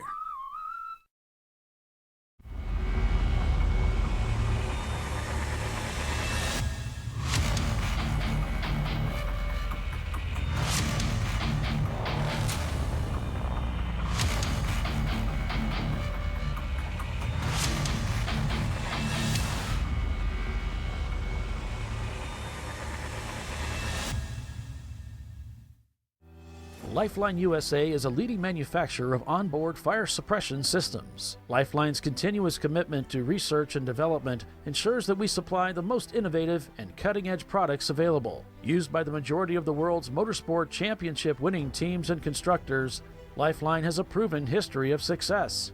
Lifeline offers a complete range of fire suppression systems for all budgets and needs, and we continue to push development and limits on both extinguishant materials and our patented delivery systems to make the race car environment almost as safe as sitting on your sofa at home. Every kit has been designed for a professional and simple installation. For more information and to purchase your Champ Car fire suppression system, go to www.lifeline-fire.com.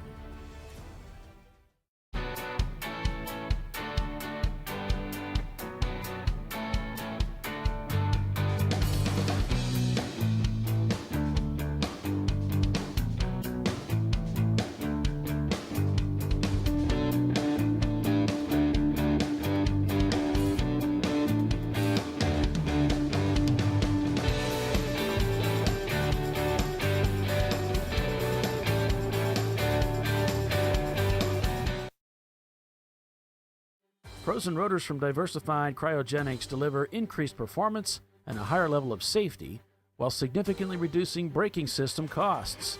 Our proprietary 60-hour cryogenic process permanently and dramatically improves the usage life and stability of brake rotors, creating a distinct advantage in tensile strength, abrasive wear resistance, and rotor longevity. Frozen rotors. It's the cost-saving solution for better braking performance. Worn shocks and struts can be dangerous, so replace them with Duralast loaded struts to restore ride control and improve brake performance. They come with a new spring installed and compressed, so installation is safer and quicker, which means less hassle, more safety. Duralast loaded struts, available only at AutoZone.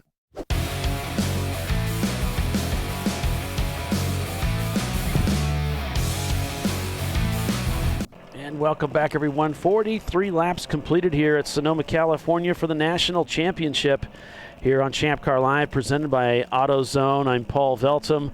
You can call me Paulie.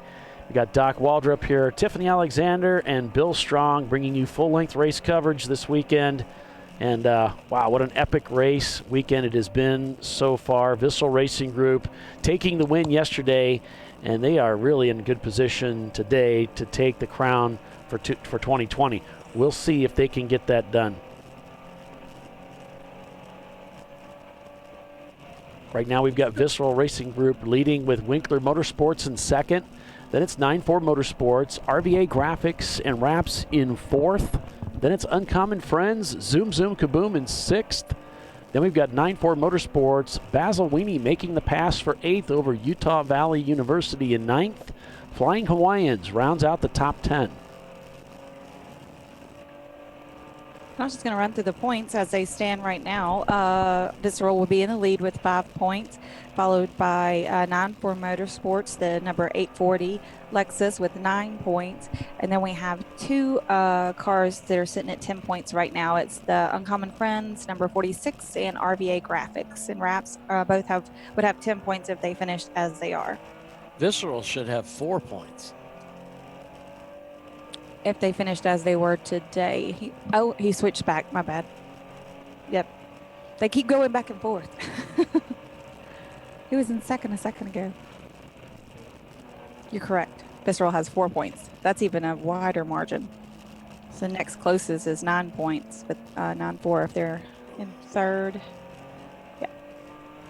And Winkler, although they're in second here, they came in with more points and had a 10th place finish yesterday. So that would put them at 15 points if they finished off like this. Nice crisp downshift there from the Basil Weenie guys as we go on board with the Flying Hawaiians and 2 white guys in their new build, a 77 Datsun Z, the number 82. One of the 2 cars that was driven by well, celebrities, I guess you would call them, at the Roval at Auto Club Speedway. I keep forgetting the name there. But as Utah University looks like they're in the pits, not turning laps right now. Rotopalooka, Total Motorsports, the 107, also not turning laps right now, probably in the pits as they're tumbling down the standings. Yeah, last year we had Jay Leno driving the Uncommon Friends Z with Adam Carolla piloting the Flying Hawaiian Z. Yeah, you would like to think that episode would air fairly soon. Oh, yeah, I think they were working on that. I don't know. I don't really watch Jay's show that often, so. I don't watch any of those shows. I'd be lucky to catch it. I know they'd contacted me, I think it was towards the end of last year, looking for footage. So I think someone told me that they were getting ready to put that together. So it may already be aired. It may have not aired just yet.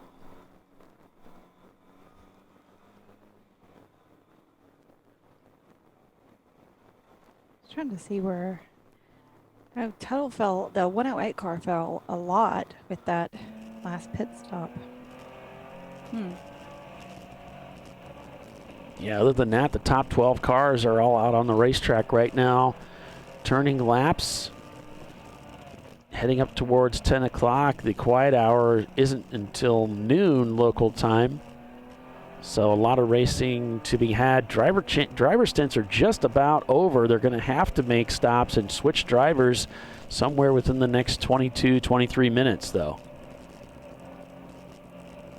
Yep, we do 2-hour driver stints, and that's the maximum. So we've got 4 hours this morning before the red flag quiet hour. So they will have to do 2 different drivers. And most of the cars will need fuel by then too. But you're going to want to, strategy-wise, you'll want to do this morning's 4 hours in one stop. 2 hours and then the other 2 hours. On board with Zoom Zoom Kaboom. And there's nobody in front of them within sight. Positionally, let's see where they are. They're in 6th place. They're trying to catch the Datsun Z of Uncommon Friends. And they are turning lap times just a tick faster in their A-Class Miata, driving very smoothly out here on this racetrack. They've got a lot of seat time at Sonoma, this team, Zoom, Zoom, Kaboom. As he heads into turn 4, very nicely negotiates a difficult, tight, slow turn 4. Looks really good through that part of the racetrack. Through 5 here, heading towards the carousel, up the hill, then back down, dives into the carousel here. Clipping the inside apex here, kind of riding the inside line. The car tracks all the way out to the right at the drag strip, using a little bit of the curbing there. As he heads towards turn 7, a slower competitor just up ahead looks to the right, makes the downshift, claiming the inside line. The Miata gives way and falls behind as Zoom Zoom picks up another position over a slower competitor, still trying to find the Datsun Z up ahead. The Datsun Z about 15 seconds in front. So more green flag racing out here this weekend, which is hardly any full course caution yesterday at all. Right. The only thing we had that short red flag, but it was really short, and then we've had just clean racing otherwise. Yeah, we had a short fire on the RVA Graphics and Wraps EC BMW when their transmission let go. They got that under control and went back to racing and really never looked back. So it looks like Roto Palooka is in the pits. As I indicated earlier, they weren't turning laps, but they were making a pit stop. They took fuel, made a driver change. RVA did the same already. Seems a little early, though. I mean, it's early to do it in one stop, right? Yeah, the 107 has made their pit stop. That's the one of the Tuttle Motorsports Mitsubishis. They've headed back out onto the racetrack to rejoin the event. But those that plan to come in a little early before the red flag to get fuel and be prepared for after the stop, that'll work out fine. Yeah, and Visceral Seems Racing. like what people are doing. Well, Winkler Motorsports has handed the lead back over to Visceral as Visceral's taken the lead. They're right on their bumper that last lap through. 0.2 seconds is the gap.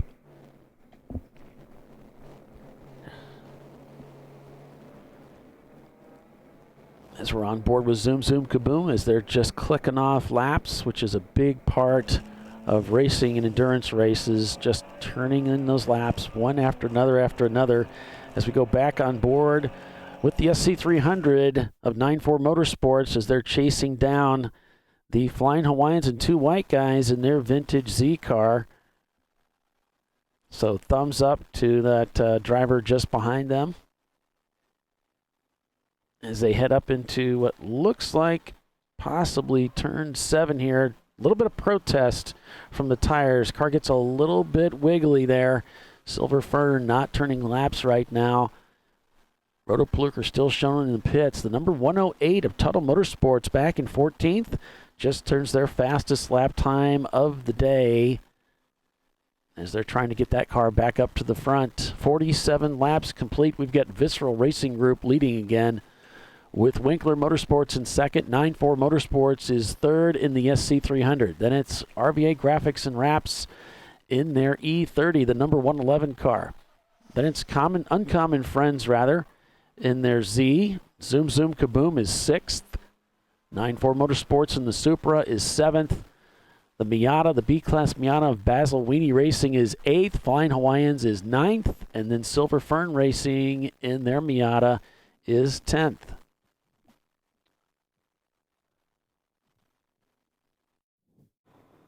And that Silver Fern is not the one in championship contention. That's their other car. The 169.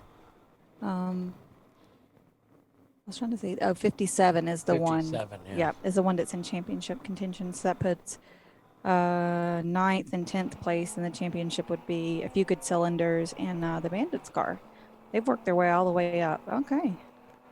Bandits just in front of RVA Graphics and Wraps as they head down the front straightaway. RVA looking down the inside on the Pontiac as they head up into one. Trying to work their way by. Looks like he has it. A little thank you there. As he heads up into 3, rowing up through the gears here. Visor cracked, a little warm inside the E30 that's won so many races, was the series championship, was crowned the series championship title some years ago at the National Corvette Museum.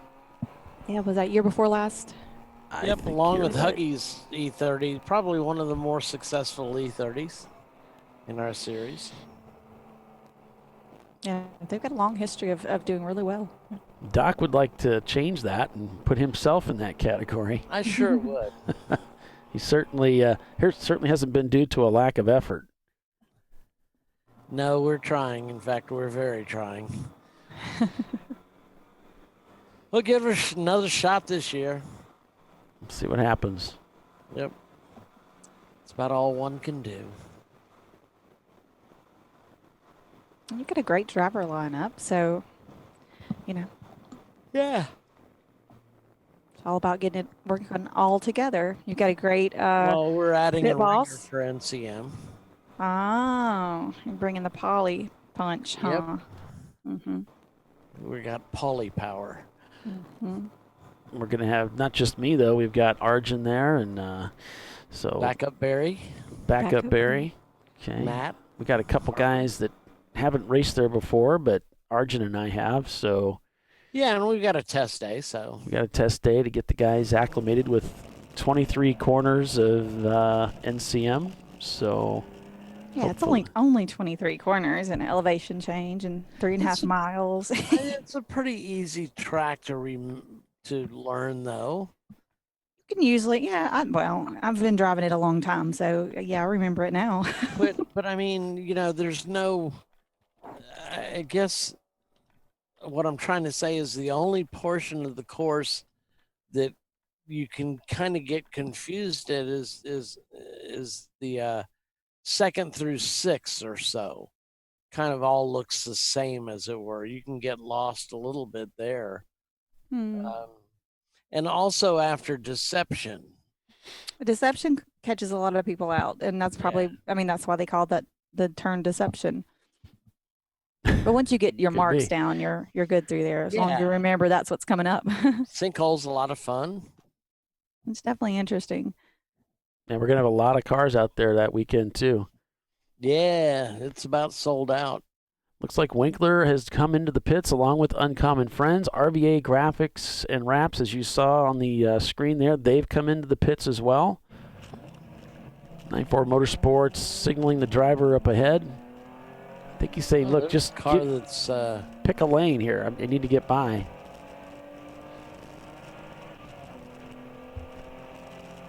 And I think normally the drivers would be trying to push this out to a full 2 hours, but being that the second half of the race is a 3-hour race, that changes up this portion of the race as well. Yeah, you get some guys you might consider pitting early, but they've got the 7 hours, so it's a little, they get some love there because it's not a full 8 hours. Mm-hmm. And so it's really interesting the way Champ Car, the rules, play a really interesting strategy for everybody, and it's really cool. If they took any of that away, it would be a real disappointment. This is it makes it very interesting, and especially the 7-8 races that we have then combined over the weekend. Those are a lot of fun. Absolutely, because it completely changes the strategy from one day to the next. Right. If you got a car that does well on fuel, you're going to look for maybe the 8-hour race, and if it's not doing well on fuel, you're going to strategize to the 7-hour race, and then the guys that can run 8 hours are at a disadvantage because they were counting on that 8 hours. So it kind of turns the tables on everybody. Looks like we got the number 35 Camaro stopped on the racetrack. I guess he's just sitting over in turn 11. Now, they're saying it's a Mustang, but I'm showing it's a Camaro on my sheet, but it does look like a Mustang in the image. I say he spun and then stopped. Well, it's California. Could have been a gender change. Oh, jeez, Doc. Oh, shoot. A Camaro that identifies as a Mustang. Exactly. Thought that's where you're going with that. So, so Bandits have pitted. I'm trying to divert here. Bandits have pitted. Number 46. Pits are done for the Uncommon Friends. So, yeah. You got to admit that was... It was really good. That, no. It wasn't. It was terrible. It was terrible. Terrible. 51 laps completed here. Visceral Racing Group leads. 9-4 Motorsports is in second. Zoom Zoom Kaboom is third as Winklers come into the pits for a stop. Andrea says, yeah, it's a Mustang. I don't see any damage on the car. So there's that. Maybe just, a little time to change the driver. As she said, the car spun and then it just came to a stop. So we might be able to get it started. So maybe something broke in the drive line and caused him to spin. We don't know. It's like there's a safety crew there. They're picking him up.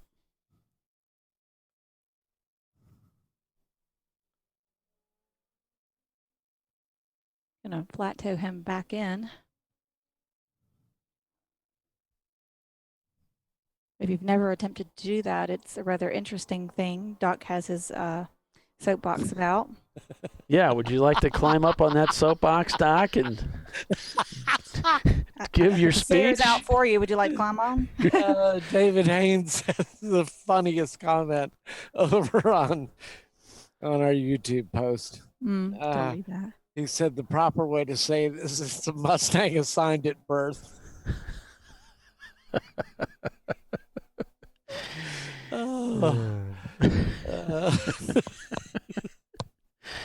Totally lost Doc on that one. Oh, God, I'm gone. I'm verklempt. How much cough syrup have you had? I haven't had that much, strangely enough. It's just the lack of sleep. And oxygen to your brain. Yeah, under the weather. my days of drinking a whole bottle of Robitussin DM are behind me. Okay. Zoom Zoom That stuff will Kaboom. mess you up. Oh, I've made that mistake one time.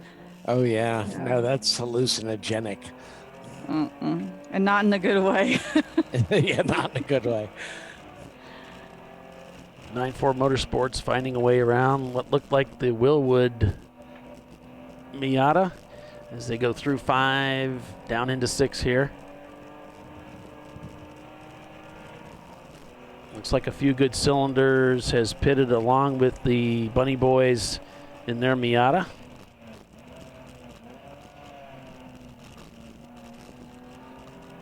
Also, as I mentioned earlier, Zoom Zoom is in there getting serviced. It's like Bill saying the Visceral team is getting their helmets on, so they may be getting ready for a pit stop here. As they're getting close to the top of the hour, it's about that time. Right. Those 2-hour mandatory stops are about to come into play here, where anyone who hasn't pitted yet will have to. As RVA goes through turn 11 there, they head up towards turn 1.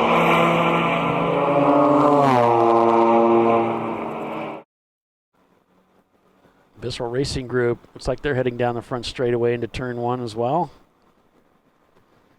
Clicking off another lap, the Toyota Supra of 9-4 Motorsports in the pits, the number 83. Pitting on 7th place right now. Bandits down in 16th as they're getting their pit stop done.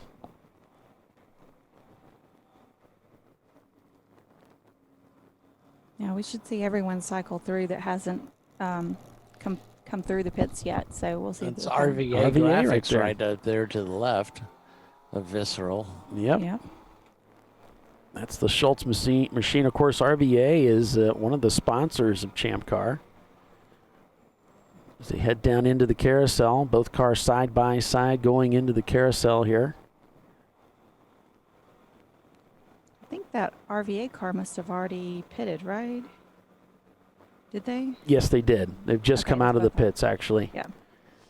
So we got probably a fresh driver in there and filled up. I Yep. saw they fell down in the standings just a little bit. So. Yep, again, Ron White on the way in to turn 7, tightening up to clip that apex on the way out.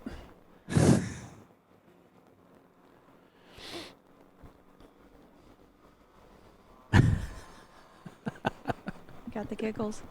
Well, our YouTube feed, it's just, it's not going to end. It's going to keep going. We're going to get a lot of mileage out of this. Thanks, Doc. No problem.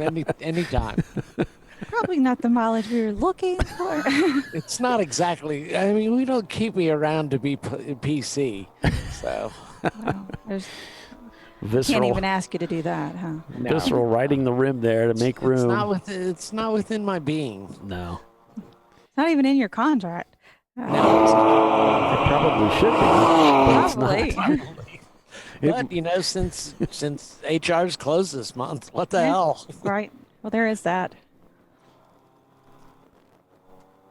Paul, do you have tower 2? Yeah, I've got it. Thank you.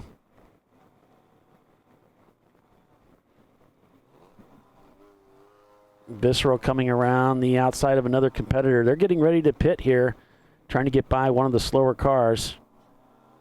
Right. They should be coming in any minute now. And just to clarify for our viewers and stuff, when we talk about driver changes, we're not talking about those kind of changes. Oh, jeez, Doc.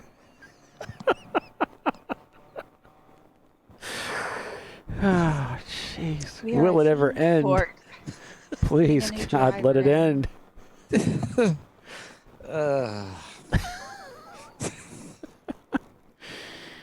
Oh, jeez. Bill's just saying, please stop, please. He's begging you to stop. Oh, shoot. All right, that's it. Vissel Racing Group still out on the racetrack as Basil Weenie Racing does come in. So Basil Weenie not turning laps right now. They've shut their camera down, so I can't go to that camera. And we've got to see Visceral coming in soon. I know they're going to try to stretch it as long as they can, but my guess is the next lap. Yeah. Yeah, remember. Yeah, I mean, Champ Car will cut you some slack. Well, and you got to remember, too, how much trouble they had getting Ron in yesterday. Mm-hmm. He kept going lap after lap, and they were trying to get him in. That's funny. Have a tendency to just wipe the brain clean after the race and get, start fresh every day, kind of like Doc's chickens. Yeah, we've got the Flying Hawaiians and 2 white guys. Looks like they're chasing down the SC300 of 9-4 Motorsports. And they just turned their fastest lap time, the Flying Hawaiians. Yeah, Flying Hawaiians in 3rd place. Oh, gets a little bit off track there. Trying to keep it under him. Back on board with the leader, provisionally with points, and the leader of the race. I mean, they're exactly where they want to be. They just have to kind of hold on to it. Down into 7 here. Out at the extreme edge of the racetrack as they head back towards the old tower.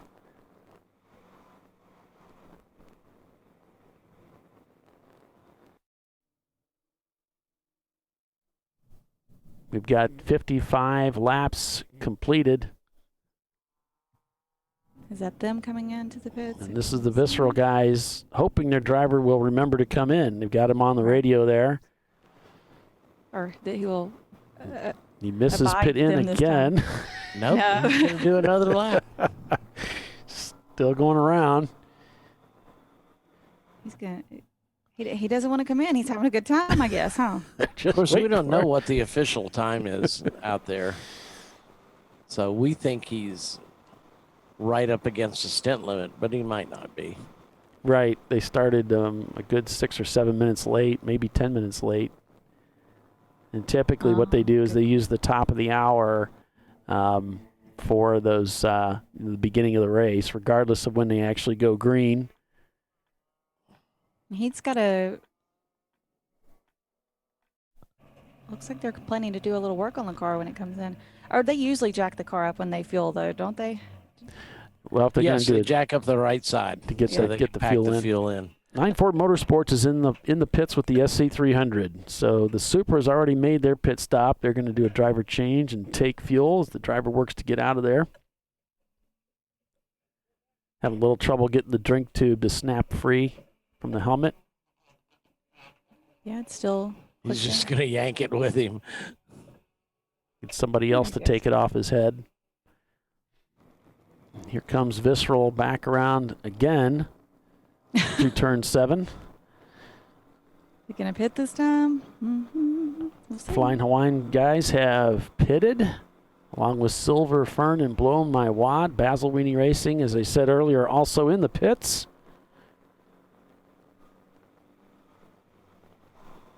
As we're coming towards the top of the hour here. Do you have a timer or anything inside the car to let him know what time it is or how long he's been in the car? No, Well, a lot we of saw teams them. do different things. Yeah, we saw them talking to him on the radio. Now he's coming into the pits. Okay. He's like, fine, I'll come in. Right at the top of the hour, he comes into the pits here. He's going to stop at pit in to pick up a clock. That's required by Champ Car. He gets waved on. He's going to maintain whatever speed limit was I think he's mandated. 35 or something like that. It kind of changes from track to track. It's always in the driver's meeting. There's the Lexus just off to the left of 9 Ford Motorsports there in the pits. As he comes around to his crew, he'll come in here and shut the car off, kill the power. There goes the power switch. Steering wheel comes off. Make sure it's in first gear so it doesn't roll away. That's helpful. Down comes the net.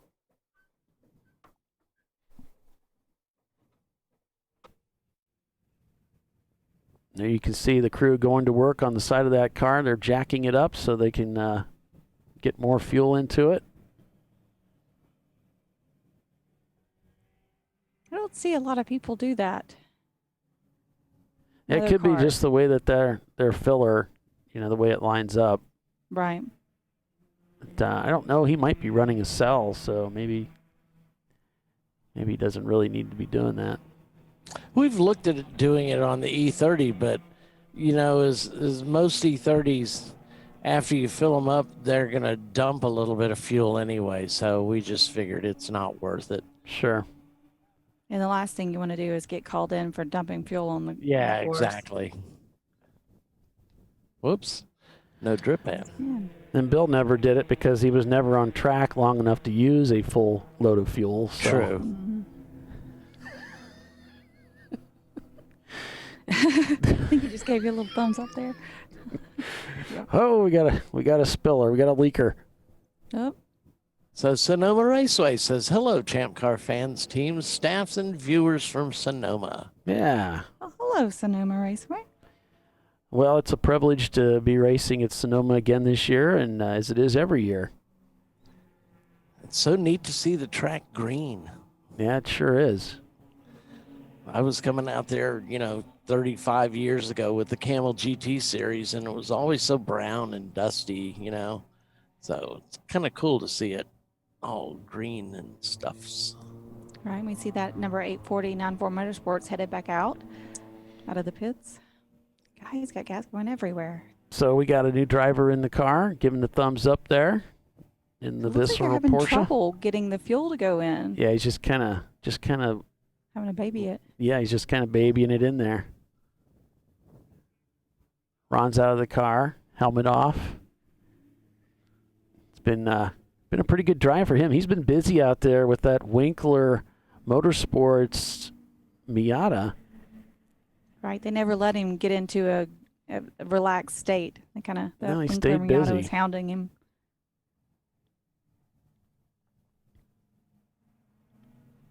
Now, if this costs them time in the pits, that's not going to be, and I know that they usually try to double stint this car, go at least 3 hours on fuel. That's going to impact that if they can't get the gas in to do that. It looks like he's all set. So there's the driver. They got the window net up.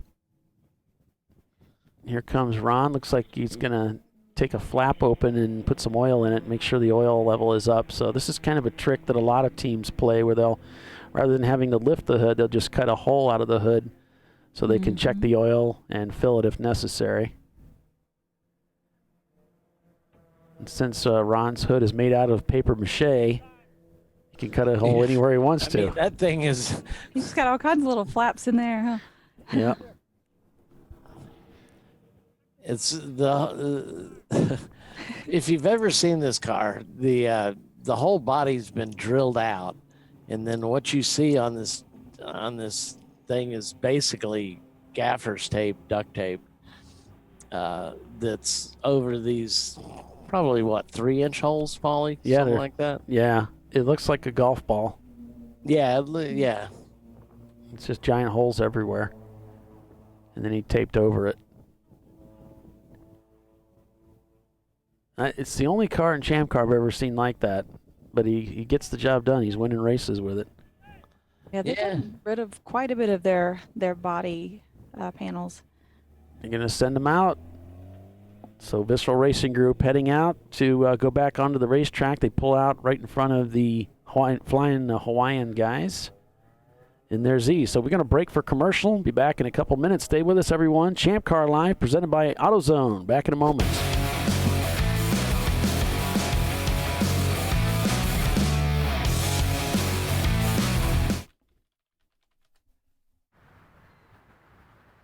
I probably need new tires. You do. What if they sold tires online? We do. We're TireRack.com. They could offer lots of tires We have so many tires. and help you find the right tire. It's called the Tire Decision Guide. Oh, and they could ship them to a nearby mechanic. We shipped over 7,000 independent recommended installers. This is an amazing idea. Sorry. TireRack.com, the way tire buying should be. I did it. Do you see how it's... That's it. We did it. You did it. You can do it. The path to I did it starts at AutoZone. Get in the zone. Hey guys, this is Chad Thornton, and on behalf of Racing Radios, welcome to the 2020 Champ Car Endurance Series. Since 1979, Racing Radios has pioneered communication systems for the sport of racing. With a long-running history and passion for motorsports, Racing Radios supports those who build it, run it, break it, fix it, and run it again, pushing the limits of what's possible with the resources available. We built Racing Radios on these same values. As a 2020 Champ Car sponsor, Racing Radios will provide our experienced support team and trailer at select Champ Car events throughout the year. Free gear and exclusive discounts for the winners of the Racing Radios 14 Hours of Charlotte event. And most importantly, 15% off orders for all Champ Car teams. It's time to kick off 2020 right. Build it, bring it, race it, get out there and go racing. Visit racingradios.com and click on the Champ Car registration button to get your 2020 team discount code. Lifeline USA is a leading manufacturer of onboard fire suppression systems. Lifeline's continuous commitment to research and development ensures that we supply the most innovative and cutting-edge products available. Used by the majority of the world's motorsport championship winning teams and constructors, Lifeline has a proven history of success.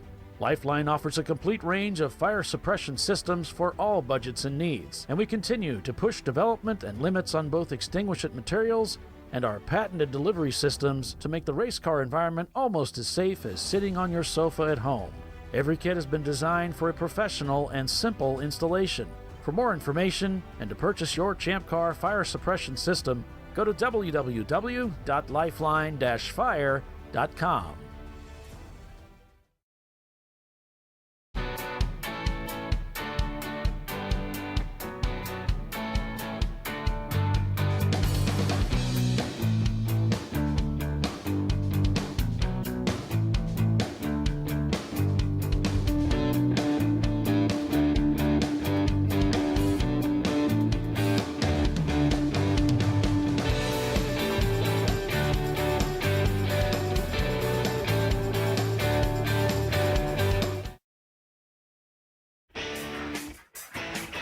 Located in Northeast Ohio with 40 years of combined experience, Money Shift Racing knows how to deliver performance and safety, offering everything you need to get your vehicle and drivers ready for race day.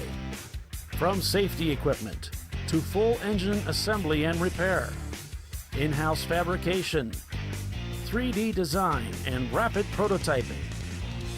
Money Shift Racing. Performance done right. Discovery Parts is a veteran-owned racing and safety equipment company.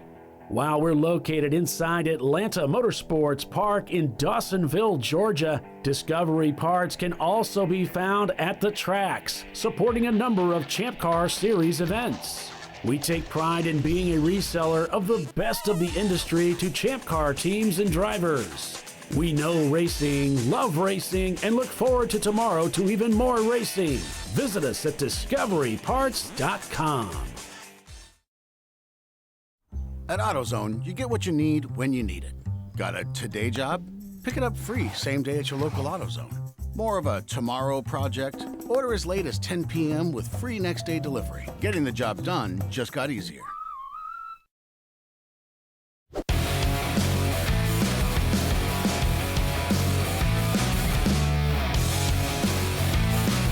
And welcome back, everyone, to Sonoma Raceway for the season championship race at Sonoma Raceway. Guess I already said that. Paul Veltum along with Doc Waldrop, Bill Strong, and Tiffany Alexander here, bringing you full-length race coverage this weekend. Looks like Tuttle has taken the lead over Visceral after this round of pit stops. That's the Tuttle 108 car. Bill's hooking up a microphone to that camera that he was carrying around there, so he's trying to get a rig set up so that he can talk to us and we can hear him. Oh, Lord. Hey guys, can you hear me? Yes, Bill, I can hear you. Let me get the... Can you hear me? There, got it. Now I got the volume turned up so we can actually hear you. All right, I got you now. So there's a little bit of a delay on me, but I'm going to go out and we'll talk to some of the teams. All right. As I discovered that one of my phones is actually compatible with the technology that I had before. So let's go down and talk to Visceral Racing as we come out of the media center, which is Race Central for Champ Car this morning, or this weekend. Let's go talk to Ron. Visceral Racing. Looks like Ron may not even be here. So we'll go and talk to the RVA graphics guys. Ron might have ran off to use the facilities. Yeah, he did just get out of the car. So how's the RVA graphics car doing out there right now? So far, so good. We're hanging in there, just trying to keep in touch with all the leaders. Well, so is your strategy today, was it, you said you changed it. How did you change it? Just made some driver adjustments of who got in the car when. Changed a couple things to try to make it turn a little bit better, see if we can't keep up with these guys. Did you just change the times that you guys use the NOS versus when you don't use it? Yeah, we moved the switch too. People are getting close to finding it. All right, then. So when's Ron going to be back? A couple of minutes. Huh? He went down to talk to another team. He'll be back in a minute. Okay. We'll come back and talk to him a bit later. It's probably right, talking to Winkler, thanking him for that save. Or being like, dude, that was awesome. Please don't do it again. Yeah. I don't think he wants to do it again. Well, here's the Ergo Lab car. I mean, they did have a nice battle back and forth, though. It was interesting to watch. Yeah, Ergo Lab coming back into the pits this weekend, not going the way they hoped it would. Here's the Winkler car. They just finished their pit stop. So when you talk to Ron, Bill, you're going to have to ask him about that Winkler save. We don't know if you saw it. Okay. He'll know which one I'm talking about. Oh, yeah. Yeah, Paul, are the levels okay on the mic? Yeah, you're a little Yeah.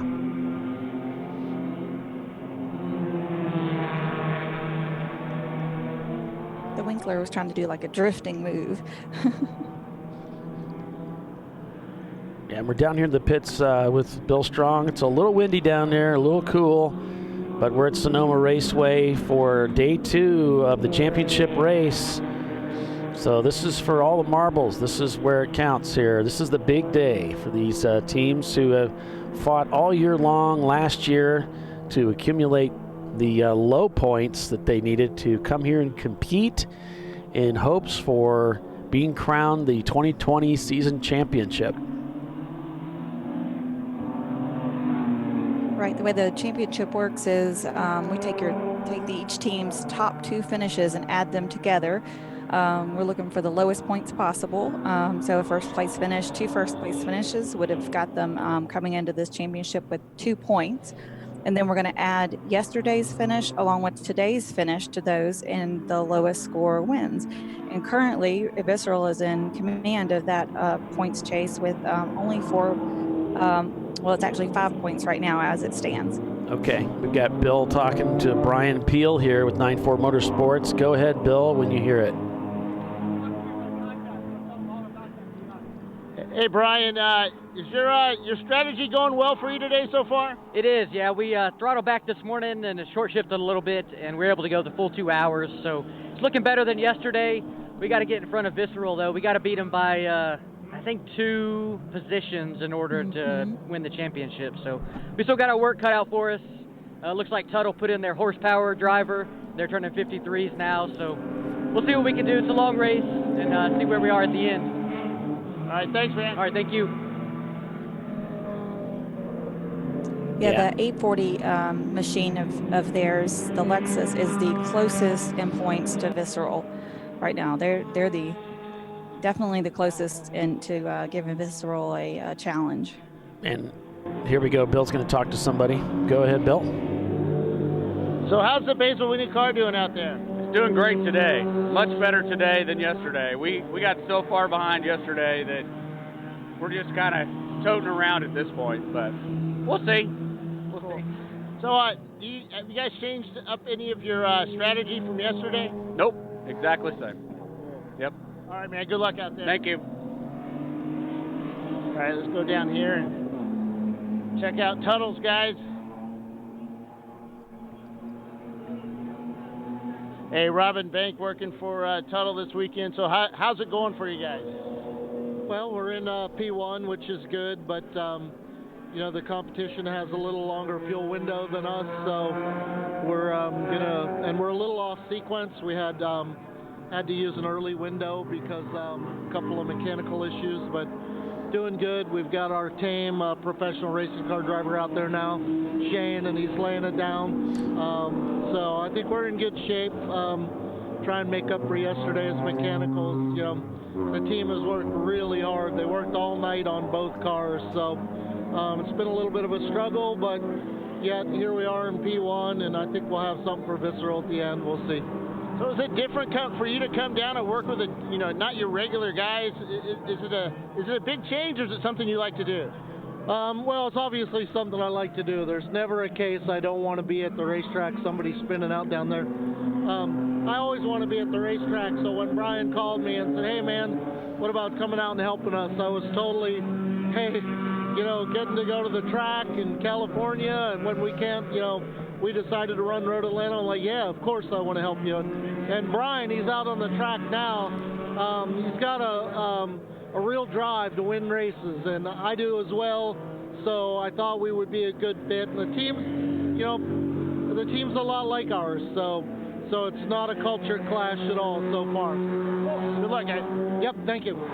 That's Robin Bank. He's working this weekend with Visceral Race with Tuttle Motorsports.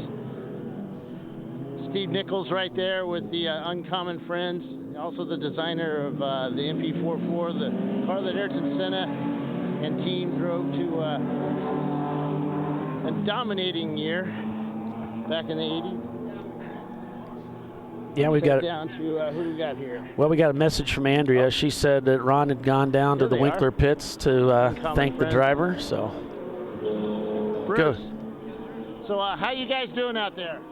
Well, it's a little slippery out there, we're hearing, and we're going through a lot of tires this weekend. So we're just going to run our pace, which is what we did yesterday. A lot of these guys have gone out really hard, really early, and we're trying to conserve our car and conserve our tires and be there at the end. And hopefully they back up into us, and that Porsche is going to be hard to beat. So speaking of backing up into you, you guys had a little incident down here with a car earlier. Did that really set you back? No, it's racing, and you got to expect from time to time that drivers will have a little difference of opinion on the track about, and plus different cars have different handling characteristics. So, my guys are good. We're having fun. We're having a great time. Good luck out there, Bruce. That's Bruce, one of the board of directors for Champ Car, also the owner of the 46 Uncommon Friends car. Here's the UVU Automotive Technology Group. We're going to come talk to these young guys. They're a whole bunch of students here. They were the first team to actually win a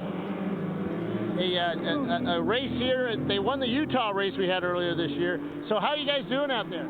We're actually doing pretty good. The car was a little bit banged up previous race, but so far we've been able to keep consistent times, and we've got fairly decent track times going so far. I like that LSU hat. Yeah, car's doing a lot better than we thought it would, and we're just keeping humble and trying our best out there. All right, guys, where are you guys out of? You got an LSU hat on. Is that good? Yeah, go Tigers. No, we're from Utah Valley University, Provo, Orem, Utah. Yeah, we're running pretty solid today, first in class currently, so that's a good looking hat. Get that first in class victory.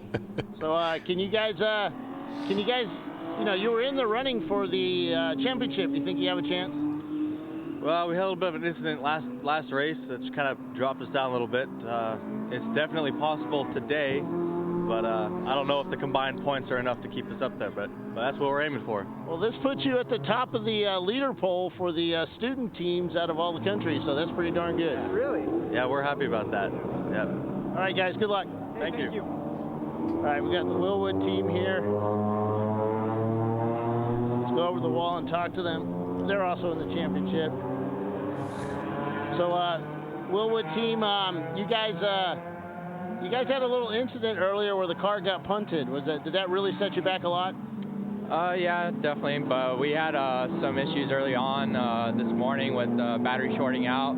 Like we lost some laps on too. So we're just having some fun today. So. All right. Good luck out there. Thanks. Okay, 46 is getting a complaint on the brake lights again. They had some issues earlier this morning with their brake lights not working correctly. So they're going to be working on that. Let's see who else is down here. I was looking for Anger in those guys, but nobody's here. So how's the team doing? You can go ahead and chew. We'll just watch. They're doing good. They hit the wall, so they fixed it, and now Derek's back out there. Who was driving it when they hit the wall? Denny. Okay. So it wasn't Troy? No. I always thought Troy just had a hard time looking over the steering wheel, so that might be why. He needed a booster seat. Yeah, he does. Especially in a Miata. That's a pretty big car for him. It is. All right, where is he? They're all up there. And they may have driven up to go watch the from down below. All right. So let's walk down here. We're down here at the big wild turn. They said this morning that this is turn 11, I think it is, that there was some really exciting racing going on down here, just cars back and forth. So let's go talk to Ray Frank, see how his day is going. What time can you, I got to go drive the pace car later. So Ray, how's the race going down here for you? Great. This is the most exciting corner in motorsports right here, I'm telling you. More stuff is happening right here. It's great. So we already saw Willwood get banged up a little bit, and a couple other cars, a couple cars stalled out, and that kind of changes the line. Yeah, watch these guys. Yeah, they're teammates. Yeah, I mean, some cats just send it down in here. Saw that with the 184 or the 484. He came in here and the guy locked it up and did about 3 donuts before he landed up against the wall. But that was, it's an exciting corner. Cool. There goes Zoom Zoom Kaboom trying to chase down the 49 Ergo Lab. That was Ray Frank. Yes, he has 2 first names. Ray Frank. He's one of our tech inspectors here at Champ Car, also working pit in this weekend and Black Flag. So if the guys do anything bad, they are in here to talk to Ray Frank. Well, go ahead and talk to Winkler while you're over there, Bill. They're right down there by Winkler Motorsports. So what team are you guys? Sorry? What team are you guys? District Motorsports. So how's the race going for you guys? Not too bad. We might have hit a wall yesterday, but we pulled it in, got everything sorted out. We're solid today. How do you might hit a wall? We definitely did. Just giving some extra credit there. There you go. All right, guys. Good luck out there. Thank you, sir. Did you catch that, Bill? You might not be able to hear me. It's loud down there. What team are you guys? We are Zoom Zoom Kaboom. Oh, yeah. No, I'm messing with you. No, you're not. We're a few good cylinders. So, do you still have a few good cylinders left? We do. We got all 4 of them. So, and it was a 6-cylinder, right? No. Yeah, something like that. No. So, how you guys doing? Is the race going to plan? Yeah, we're doing well so far. Took some time off this morning. We still have 3 fast drivers to go, so I think we're feeling pretty good. We're sitting 2nd or 3rd right now for the ACC and 4th for A overall, but we're liking our odds. Okay. Yeah. So you gonna have your fast guy at the end, or the good conservative? I'm not telling you that. All right, guys. He'll be out there at some point. All right. Good luck, guys. Thanks. Winkler Motorsports. So, Winkler, how you guys doing out there? Well, we started really well. Alex Alexander had a great battle with Visceral that first 2 hours. Unfortunately, we're running into similar ignition issues we had yesterday, so we think we've got it rectified, but another 5 minutes sitting here on pit road, so we'll see. I mean, it's not insurmountable, but it's something you can probably catch up on, you think? Oh, yeah, I think the car's going to be solid the rest of the day. It's just you can't lose that time early here. You got to be perfect, so we'll keep trying. We're going to hammer down. All right, good luck out there. Thanks. That's Winkler Motorsports. All right. They had some issues with the car. Took them a little longer to do the pit stop, but they're back out now, putting down laps. Yeah, they've dropped quite a ways. All right, I'm going to send it back to you guys, Paul. Okay, Bill. Head back down to where I would normally sit because I got to do the pace car too. So. All right. Thanks, Bill, for putting all that together and getting it done, buddy. Appreciate you. So that was Bill Strong walking down the pits, of course, as we do. That must have been terribly hard for him to do because we know he's out of practice. Yeah, it's been a little bit, but, well, we couldn't have done it last weekend. He wouldn't have survived. He wouldn't have come back. That was bad last weekend. There's the 147 in the pits right now. Tuttle Motorsports leads the race, as Robin Bank that's not an M20. Said earlier. Tuttle Motorsports leading with Visceral Racing Group in second. 9-4 Motorsports is third. Uncommon Friends is fourth. RBA Graphics and Wraps in fifth place in their car, as they're adding a little bit of oil to the top as it's coming out the tailpipe, or who knows where, on that BMW engine. The number 147. That's the Orange Pumpkin team. It's going out the tailpipe. Okay. That's a swapped engine. Yeah, they said out the tailpipe. Gotcha. They're saying it's going out the tailpipe, so yeah, that's probably not a good thing to do. It seems to be the case with a lot of the cars that race in Champ Car. There's the Tuttle team there. Disappointed, but still in the fight. Some of these guys are pretty tired. They worked hard to get those cars onto the racetrack, and they're pretty wiped out, that team. Been a tough weekend for them. They put on one heck of a good show yesterday, though. They did, running 1-2 at one point. They were a big part of the excitement of that race yesterday. I mean, they always bring excitement with them, for sure. They do. They really do. They bring so much excitement into the sport. On board with Zoom Zoom Kaboom as they're rocking up through the gears. Bandits Pontiac back on the racetrack in 16th place right now. As I look up through the standings right now, you know, the top 20 cars are all class cars with Car Wars in the back. And Tuttle Motorsports, who's leading the race, just set their fastest lap time of the event with that 1:53. 8.4. Really getting those lap times down. He said that was Michael Tuttle in the car? I think he did say that, yeah. In one of the cars, the 107 or the 108. I don't know which one we were talking about with them. Zoom Zoom Kaboom doing their best. They're in 12th place right now, chasing the Flying Hawaiians Datsun Z, that vintage Z car. There goes Uncommon Friends whistling around the outside as they go into the that carousel corner, as I call it. Turn 6, heading towards turn 7. We're going to break for commercial, folks, and we'll be back in just a couple of minutes. So stay with us. You're watching Champ Car Live, presented by AutoZone. Back in a moment.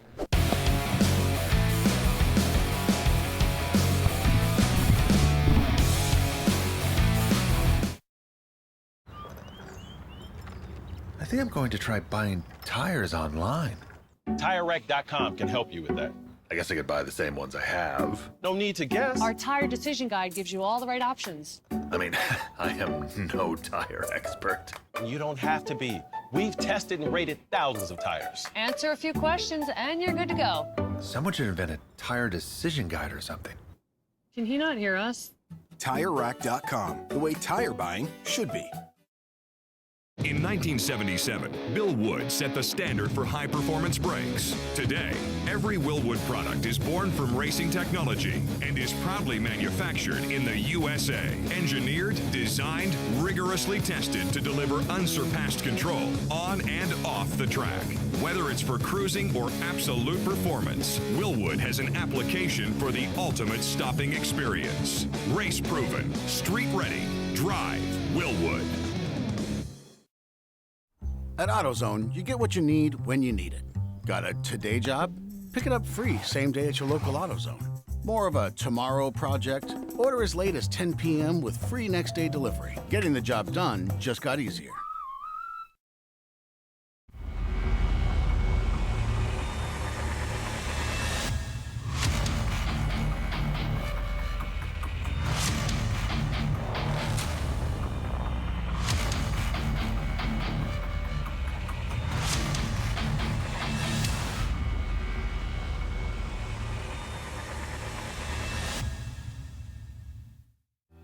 Lifeline USA is a leading manufacturer of onboard fire suppression systems. Lifeline's continuous commitment to research and development ensures that we supply the most innovative and cutting-edge products available. Used by the majority of the world's motorsport championship-winning teams and constructors, Lifeline has a proven history of success.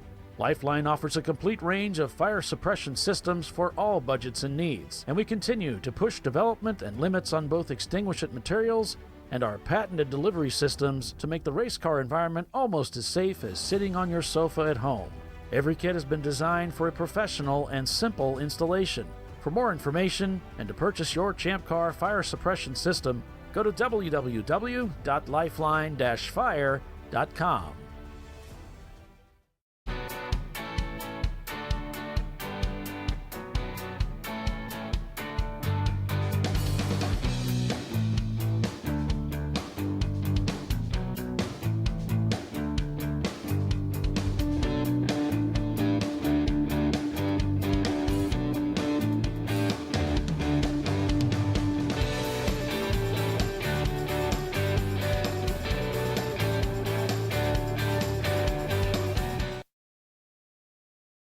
Frozen rotors from Diversified Cryogenics deliver increased performance and a higher level of safety while significantly reducing braking system costs. Our proprietary 60-hour cryogenic process permanently and dramatically improves the usage life and stability of brake rotors, creating a distinct advantage in tensile strength, abrasive wear resistance, and rotor longevity. Frozen rotors. It's the cost-saving solution for better braking performance. Worn shocks and struts can be dangerous, so replace them with Duralast loaded struts to restore ride control and improve brake performance. They come with a new spring installed and compressed, so installation is safer and quicker, which means less hassle, more safety. Duralast loaded struts, available only at AutoZone.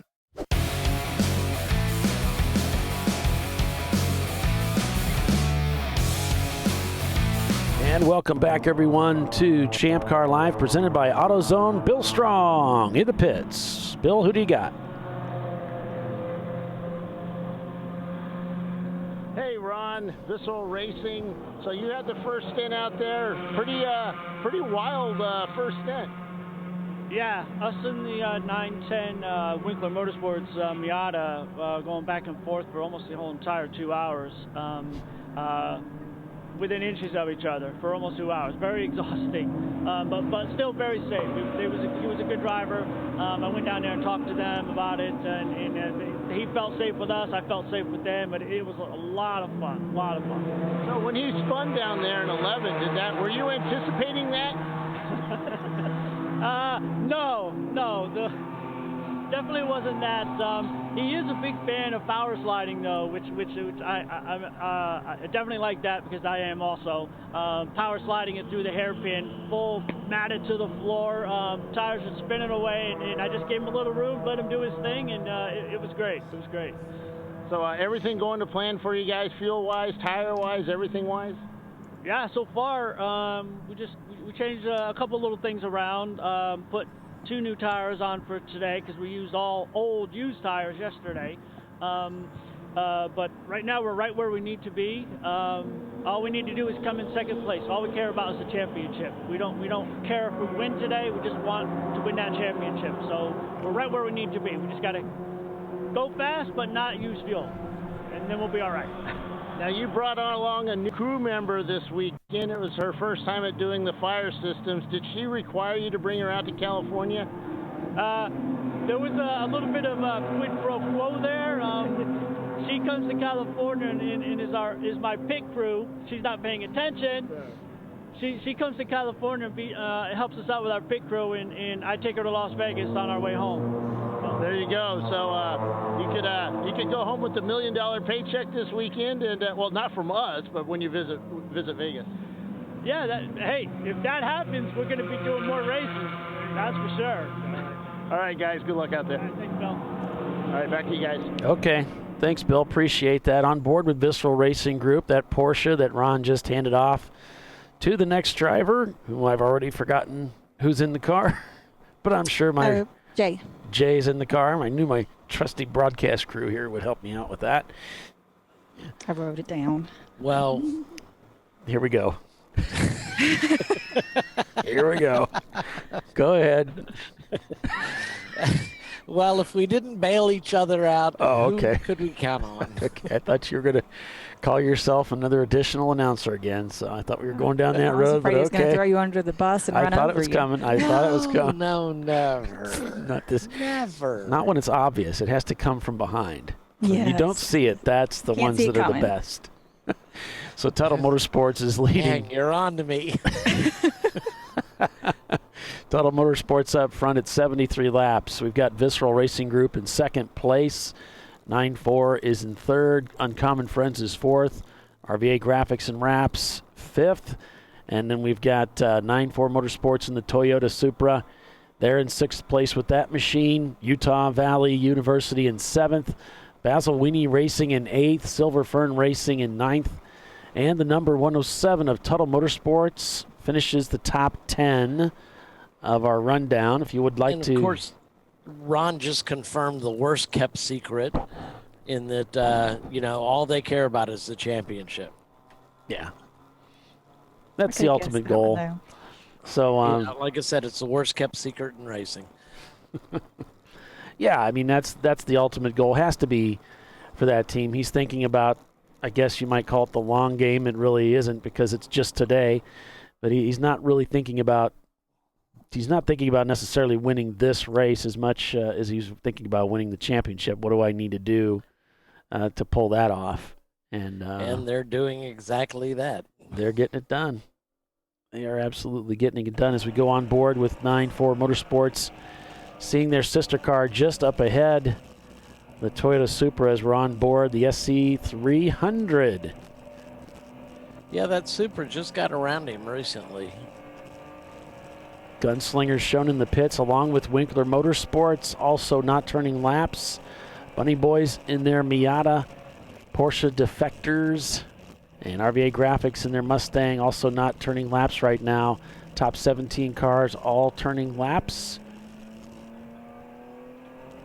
153 just cranked out by Tuttle Motorsports and that Mitsubishi up in P1, with Visceral Racing Group just turning in a 159 on that last lap through. So according to the points as things stand now, if the race was to end like this, Visceral would have 5 points. And next in line would be Uncommon Friends and 94 Motorsports with 9 points apiece. So there's still quite a bit of room between first and the tied for second. Followed by the RVA Graphics car would have 10, and Tuttle would have, the 108 would have 11 points if they finished in first. So some of these other teams not only need to do well, but they also need Visceral to do poorly to really bring them back into contention.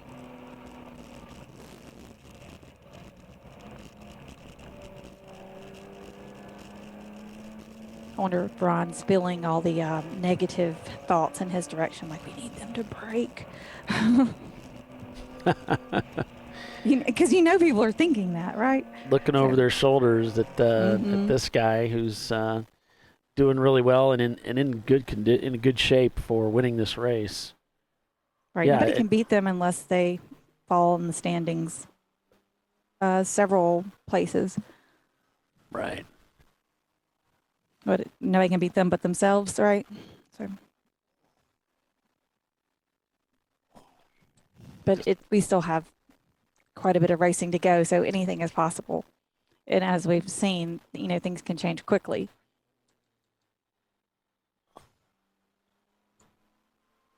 We did get a chance to talk to, whoops, sorry about that. I'll get that fixed here.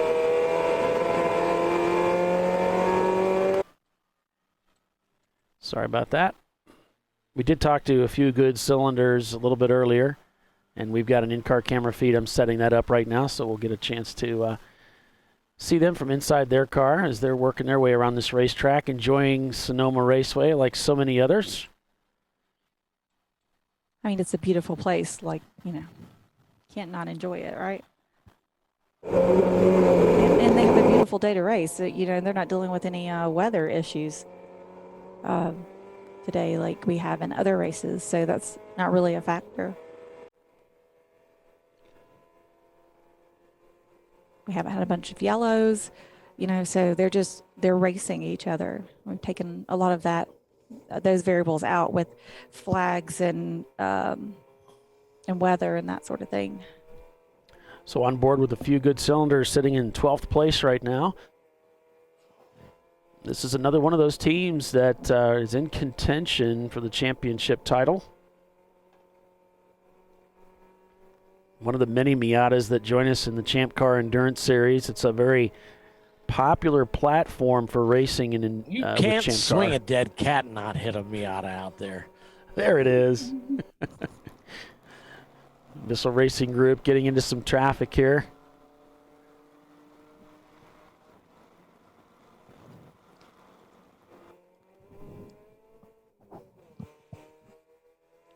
Yeah, there's a few good cylinders here. They're running in 10th place today in the championship. If they finish today, that would put them at 23 points because they were coming in with 6 points and they finished 7th yesterday.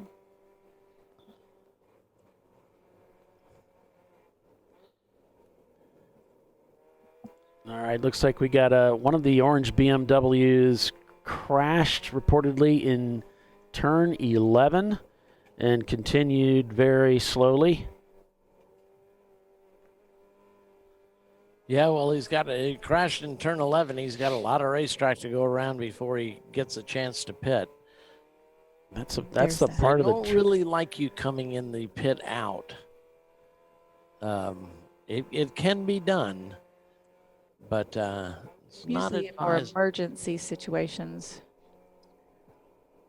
There's always a lot of action down there in that pit stall, or pit stall in that part of the track, I should say.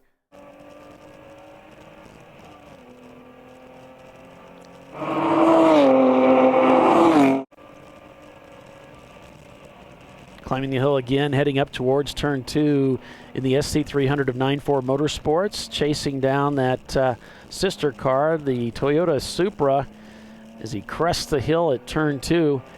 Helmet cracked just a little bit, that visor cracked just a little bit to get some air in there into that Lexus. Working his way up through actually 3. a lap down to the 840. Gotcha. Catching up with one of the slower cars there, but that Supra's kind of getting away. It's a quick little car. Yeah, Brian was saying last year when we were at Sebring with the car, he expects that car actually to be a little bit quicker than it's been represented in the past. So we might see that car do a little bit better this year. He's got some tricks up his sleeve.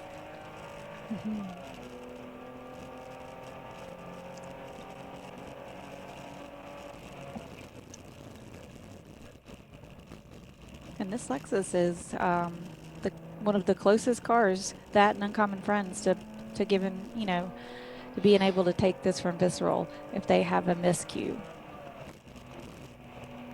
Comes out of that corner in a high gear there. May have missed his downshift. I hate it when that happens. Working their way through the corners here.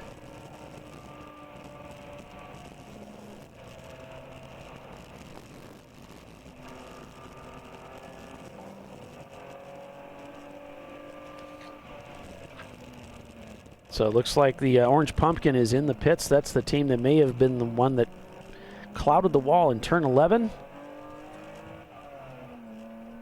And the number 10 being pushed back into the paddock. That's the Miata from the Bunny Boys. Boy, those guys are just having a rough weekend of it. They brought a Volkswagen Scirocco out here yesterday and sheared 3 of the 4 bolts off on one of the wheels and decided to retire that car, bring out their Miata. And now they've pushed that Miata behind the wall, too.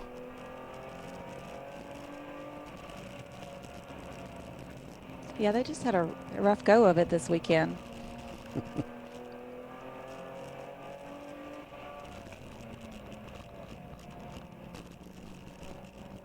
was a pretty colored Scirocco, though.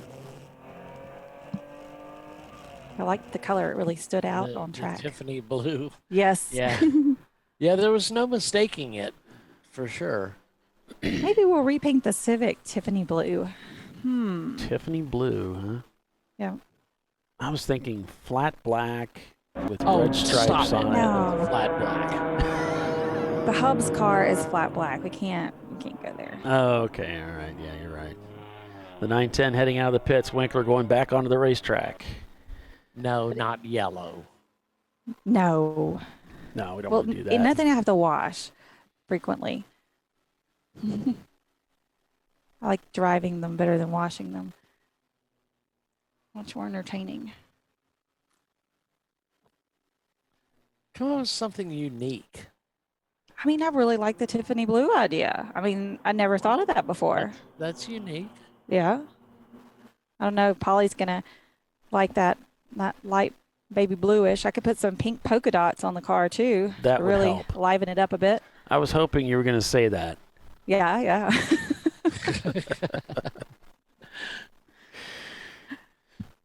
You're like, that's my favorite. Not. It's funny. Well, it's just white right now. Has a few black stripes on it, I guess. And I think I was trying to remember. One of the cars we put the pig on it because we were because it was Burning More Ham, and oh god, how we Burning Ham too. More Ham. Huh? I remember Burning More Ham. So there was Burning Ham. So the first Burning Ham was 944, and then so the Lexus started out as Burning Ham 2, like TOO, and then I threw mine in there and did Burning More Ham. Yeah, and I put the instead of the pig, I put the wolf on there. I thought that was funny. But flat black is a terrible choice. Says the photographer. Yep, says the photographer.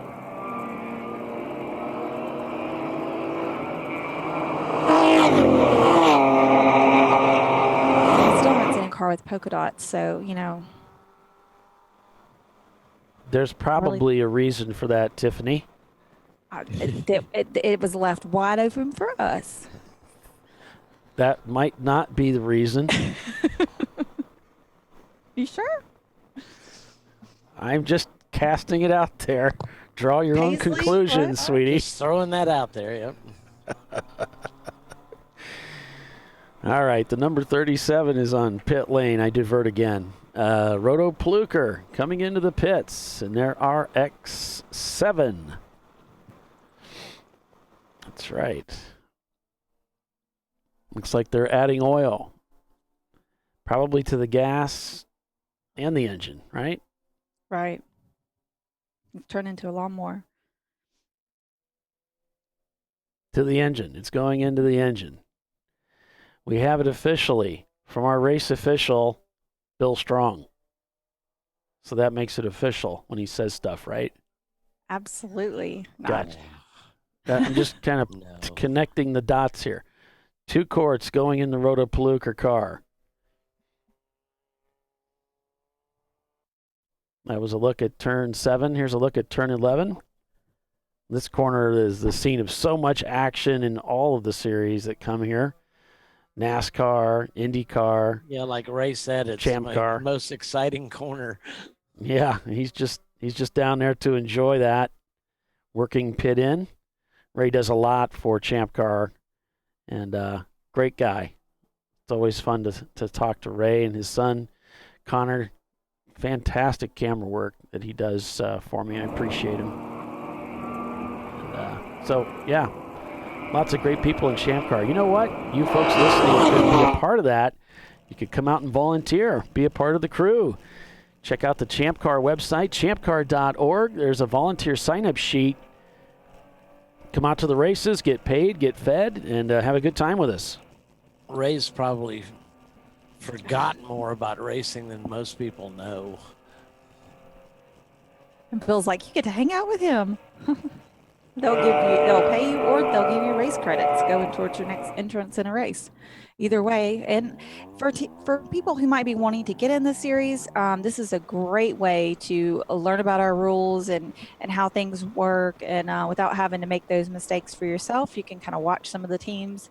They've been doing it a while and see what to do. And you'll learn how everything kind of works by working pit road, and it's just a really interesting thing, and you meet lots of cool car people.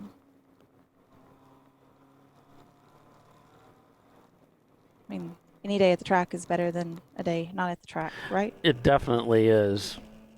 It definitely is. We got one of the Mustangs heading back out on the track, the number 35. I think that was the car that was stranded a little bit earlier. I don't know, my sheet's got it as the 1980 Camaro of Huffman Motorsports, but obviously that's not right. They just try to trick us sometimes.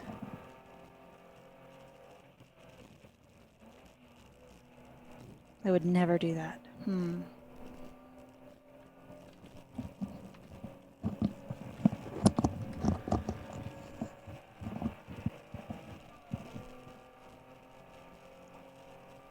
So thanks for joining us here on ChampCar.Live, presented by AutoZone.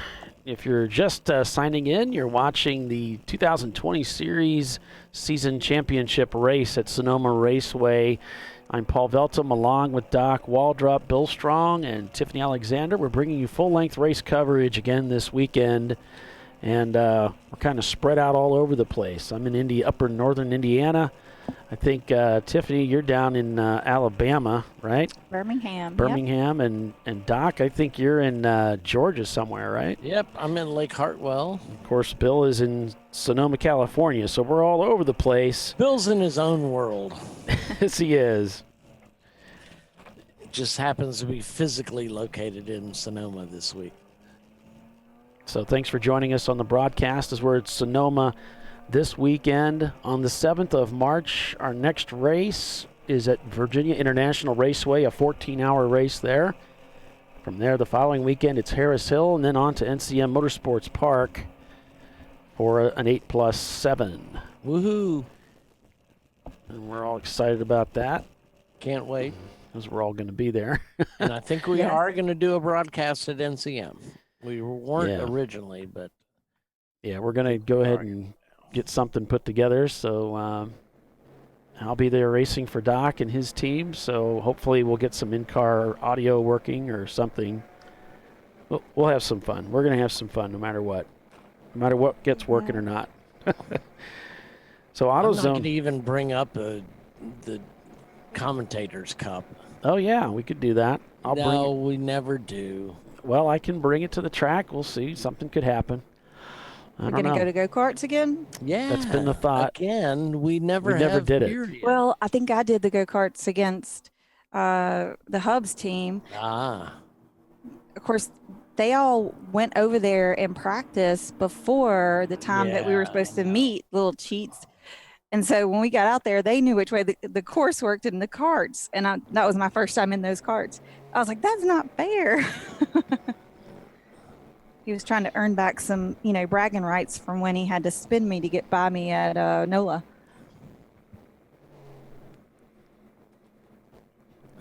So ChampCar, the TireRack.com ChampCar Endurance Series is North America's home to real competitive endurance road racing. This is real wheel-to-wheel endurance road racing on America's bucket list tracks, including Sebring, Watkins Glen, Daytona, Circuit of the Americas, Road Atlanta, and WeatherTech Raceway, Laguna Seca, just to name a few. Don't forget the Indianapolis Motor Speedway and Sonoma Raceway.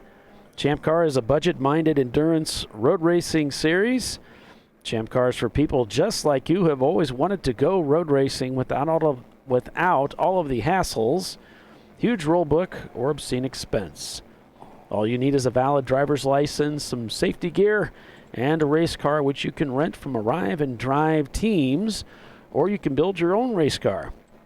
ChampCar is the simplest path and North America's largest endurance road racing series. Now, while often we see new racers from outside the world of motorsports, our series is a diverse mix of automotive enthusiasts, weekend warriors, and race series veterans. But at the drop of the green flag, they're all racers participating in the challenge and thrill of real wheel-to-wheel racing. To find out more about ChampCar, you can visit the ChampCar website at ChampCar.org, and we hope you will.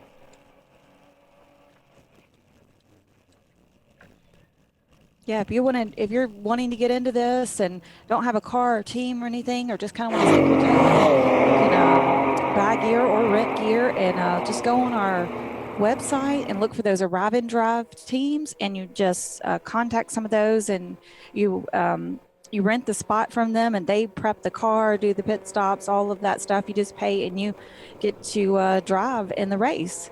They'll get you all set up and kind of tell you what you need and help you get ready for your first race and put you right out there. It's a great way to get started or kind of try it out and see if it's something you'd be interested in. We're an amateur series, so you don't have to have previous race experience, although a lot of our drivers do have some HPD, autocross, something like that. You can start right out. It doesn't require any kind of racing license. Yep, and we've also got an iRacing series, so if you want to come out and race with us in iRacing and join that series, you're always welcome to. That's on Wednesday nights at 7 p.m. The winner of that series also picks up a free real race in the ChampCar Endurance Series. And I got a message coming back to us that the Winkler car sounds really bad, like it's out of fuel. We know they were having some ignition system issues with that car, so just sounds like they're having more and more problems with that car. But speaking of car problems, if you have issues with your car, you might check out AutoZone. Duralast parts are manufactured to meet or exceed OE quality, durability, and performance. Whatever make of car you're driving, Duralast parts keep your car driving tough. Duralast full range of auto parts makes it easy to get the right part at the right time. Whether you're changing your oil or rebuilding your engine, Duralast gets the job done right. Shocks, brakes, batteries, starters, and alternators. Check out AutoZone.com for deals that are ongoing. You can also borrow tools from their Borrow Tool program. You put down a deposit, and you can borrow those specialty tools that you may need to get those special projects done on your cars and return the tool when you're done, get your money back. So check out that. There's a lot of tools available at AutoZone. You can find out more on their website or visit one of their retail centers, over 6,000 of them across the country. They even deliver stuff to you. They'll ship them to your door, including those special tools if you live in a remote area. Yeah. Also get to be a part of their, I'm a part of their, the like a rewards program. They give you money back for all of your purchases over $20. They tailor coupons to your purchasing trends. So if you do a lot of brake jobs like I do, then you can expect to see some brake job coupons come your way in the app. So some pretty neat technology there. Their website set up so you can just plug in your car and then look up the parts based on your car. Makes it a lot easier to find the parts online if you want to do it that way. That's awesome. Speaking of awesome, we've got some awesome sponsors that support Champ Car. We're going to take a quick commercial break to show you some of them. Be back in just a moment. Stay with us. You're watching ChampCar.Live, brought to you by AutoZone. Tuttle Motorsports leads the race. Back in a moment.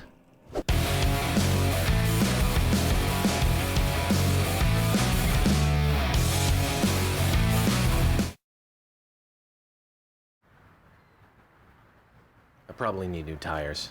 You do. What if I sold tires online? We do. We're TireRack.com. They could offer lots of tires We have so many tires. and help you find the right tire. It's called the Tire Decision Guide. Oh, and they could ship them to a nearby mechanic. We shipped over 7,000 independent recommended installers. This is an amazing idea. Sorry. TireRack.com, the way tire buying should be. I did it. You see how it's... That's it. We did it. You did it. You can do it. The path to I Did It starts at AutoZone. Get in the zone. Hey guys, this is Chad Thornton, and on behalf of Racing Radios, welcome to the 2020 Champ Car Endurance Series. Since 1979, Racing Radios has pioneered communication systems for the sport of racing. With a long-running history and passion for motorsports, Racing Radios supports those who build it, run it, break it, fix it, and run it again, pushing the limits of what's possible with the resources available. We built Racing Radios on these same values. As a 2020 Champ Car sponsor, Racing Radios will provide our experienced support team and trailer at select Champ Car events throughout the year. Free gear and exclusive discounts for the winners of the Racing Radios 14 Hours of Charlotte event. And most importantly, 15% off orders for all Champ Car teams. It's time to kick off 2020 right. Build it, bring it, race it, get out there and go racing. Visit racingradios.com and click on the Champ Car registration button to get your 2020 team discount code. Lifeline USA is a leading manufacturer of onboard fire suppression systems. Lifeline's continuous commitment to research and development ensures that we supply the most innovative and cutting-edge products available. Used by the majority of the world's motorsport championship winning teams and constructors, Lifeline has a proven history of success. Lifeline offers a complete range of fire suppression systems for all budgets and needs, and we continue to push development and limits on both extinguishant materials and our patented delivery systems to make the race car environment almost as safe as sitting on your sofa at home. Every kit has been designed for a professional and simple installation. For more information and to purchase your Champ Car fire suppression system, go to www.lifeline-fire.com.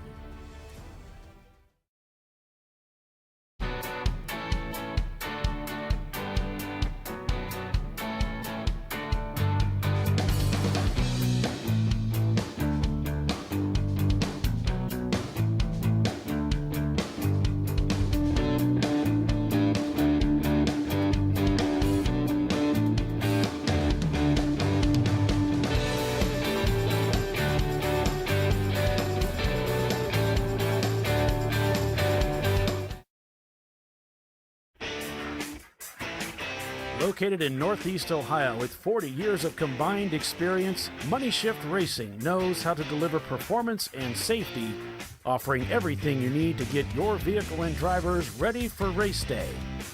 From safety equipment to full engine assembly and repair, in-house fabrication, 3D design, and rapid prototyping. Money Shift Racing. Performance done right. Discovery Parts is a veteran-owned racing and safety equipment company. While we're located inside Atlanta Motorsports Park in Dawsonville, Georgia, Discovery Parts can also be found at the tracks, supporting a number of Champ Car Series events. We take pride in being a reseller of the best of the industry to Champ Car teams and drivers. We know racing, love racing, and look forward to tomorrow to even more racing. Visit us at discoveryparts.com. At AutoZone, you get what you need when you need it. Got a today job? Pick it up free same day at your local AutoZone. More of a tomorrow project? Order as late as 10 p.m. with free next day delivery. Getting the job done just got easier.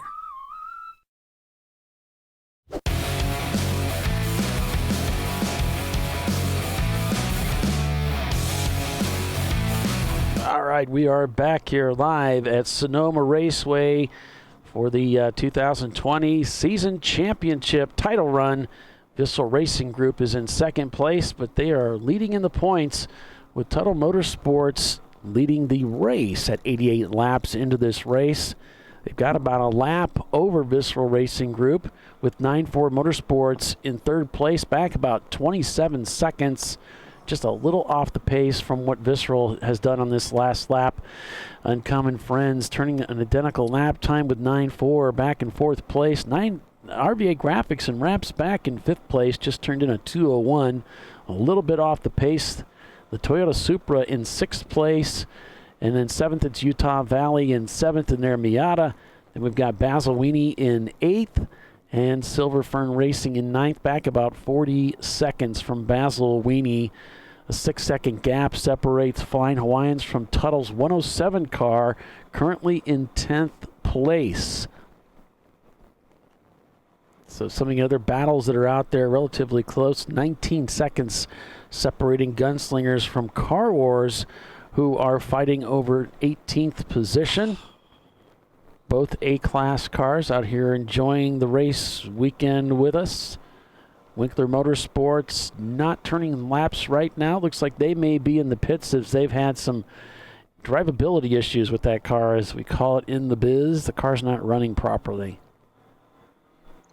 That stinks for them because broke. that car was running so well earlier and just right up at the front. They were battling with Visceral. I was enjoying watching that battle. Yeah, I know. We talked to Ron. He said he was having a good time with it, too, when he was out there on track. It was exhausting because it does amp up the concentration quite a bit, but it was a lot of fun having the battle with those guys. And they were battling, but both guys were giving each other room and, being respectful, but also being aggressive. The kind of driving that we expect to see and, we hope to see in Champ Car, and usually the kind of driving that, people enjoy doing, when they think of going racing and doing track days and things like that. That's what they want. They want that battle and to go back and forth, but to do it in a halfway safe way. Right. As I say, as I always say, safety third. Right. I mean, still racing, right? So still racing. That's right. If it wasn't a little, scary, we wouldn't be interested in it. Yeah. Mm-hmm. And that looks like the it's kind of like a SUV, I don't know, crossover thing that's in the Subaru that's running out here this weekend. Yeah. It says a WRX on our list, but it must be a wagon of some sort. It's a WRX wagon, yeah. Okay. Yeah. Flying Hawaiians out here with us again this weekend. If you're watching from the radio, or you wouldn't be watching from the radio, you'd be listening, wouldn't you? Listening from the radio. One of these days I'll get it figured out, but don't hold your breath, folks. You know what we meant. If you're listening from the radio, we're on board with the Flying Hawaiians and two white guys in their more recent build, a 77 Datsun Z. It is really nicely, meticulously put together. Their old car had been through a lot of races, and this one has been gone over very nicely. Running an MSD ignition system. I can see the module up there on the dashboard. Yep. They've got a dash bar going across the front, which is, I guess, mandatory for 2021. Got to have that dash bar in there. Already got it fitted to this car. They've got an air tube up above coming from the passenger side window facing the driver. And their rearview mirror is a little bit different than some of the others I've seen. It kind of looks like a wink mirror, but it's not. It doesn't look to be a wink mirror. It looks like one. It's not segmented. It's just one pane of mirrored glass, Solid, yeah. about But the it doesn't size look of convex at all. No, it's not a convex. I don't think so either. It looks like it's in a box. So I'm not. No. I don't think I've really seen one of those before, and bigger. it's just a bigger inside rear view mirror that they're sporting there. Supra's on the pit lane with some rear end damage. So the Supra and the Bandit's car, Trans Am, got together, a little side-to-side contact. So that caused some damage on the Supra.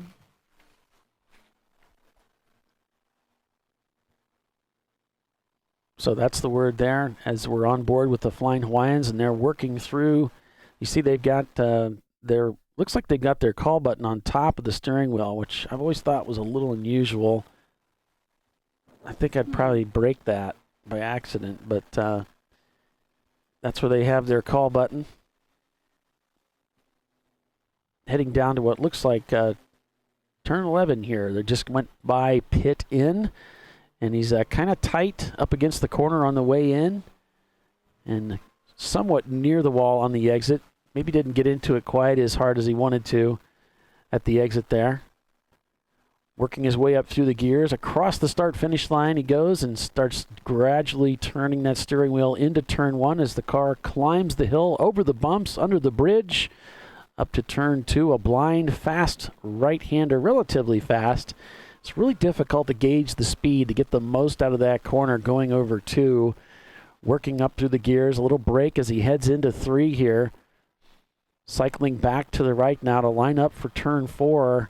Brings the car out to the left side of the track. Downshifts, brakes hard, heading into 4 here. Lets the car track out very nicely to the edge of the track. At the exit of 4, coming around 5, bending around to the right. Will line up for turn 6. The carousel as the car crests the hill and dives into the carousel. It's downhill, hugging the inside line, clipping the apex.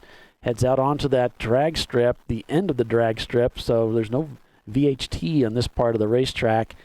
Tracks out about mid-track, carries its speed down to turn 7 here. Braking, getting ready for this loop. It's sort of a double apex. I notice a lot of drivers, such as Visceral, making it a single apex, really clipping that second apex more than the first and just letting the car come out wide, kind of driving it like a diamond with the point kind of early in the corner. Now whistling through the S's here, if we can call them that, through turns 8 and 9. And then perhaps the most hair-raising corner of all, turn 10. High speed. You got to be really careful you don't overdo it here.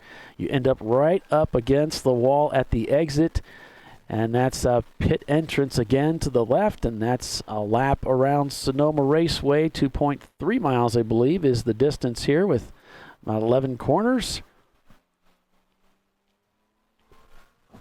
And, of course, Champ Car shows up with some really interesting, unique trophies that are brought out for these events. And They're amazing. Just artistic creations using scrap metal components like washers and spark plugs and just all kinds of stuff. Car parts that a lot of transmission parts I notice are in some of them, chains and that sort of thing. Some really cool stuff there. Races, bearings. Mm-hmm. Just one of the benefits. They're heavy. Some of them are multi-piece too. They're assembled and then you disassemble them to make them more portable.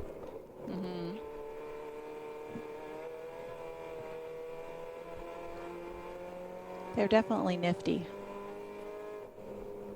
and heavily fought for. Well, by the way, if you're thinking about upgrading one of your cars, like whether it's lifting, lowering, fine-tuning, or otherwise lighting the way with special lights, so that's, lighting, suspension, brakes, charging system, engine tuning, wheels, tires, lug nut locks, mud flaps, or wipers, TireRack.com has products to take things to the next level. They have OE replacement options too. And did you know that anything over $50 is free shipping? That's right. That's awesome. TireRack.com. They have many promotions on their specials page. Make sure you check that out as well. If you're looking to buy a set of tires, they have many manufacturing special deals you can find on their specials page. So Pirelli's, Michelin, make sure you check them out at TireRack.com. They are the series sponsor for the Champ Car Endurance Series. You can shop by vehicle or give one of their specialists a call at 888-541-1777. Champ Car, you may have noticed, has their cars classed. Class A are all cars with engine displacement of 1.9 liters and under. Right, so that gets in your Miatas and a handful of Hondas. Then you've got B class, all cars with engine displacement between 1.92 liters and 2.4 liters. So that captures cars with typically with those Ecotec engine swaps put into Miatas, often end up in the B class. The four-cylinder BMWs. The four-cylinder BMWs are going to fall into B too. We don't have too many cars that fall into that class. Mazda RX-7s. I think I had an Accord that fell into that. Then we've got C class, cars with engine displacement between 2.41 liters and 3.81 liters.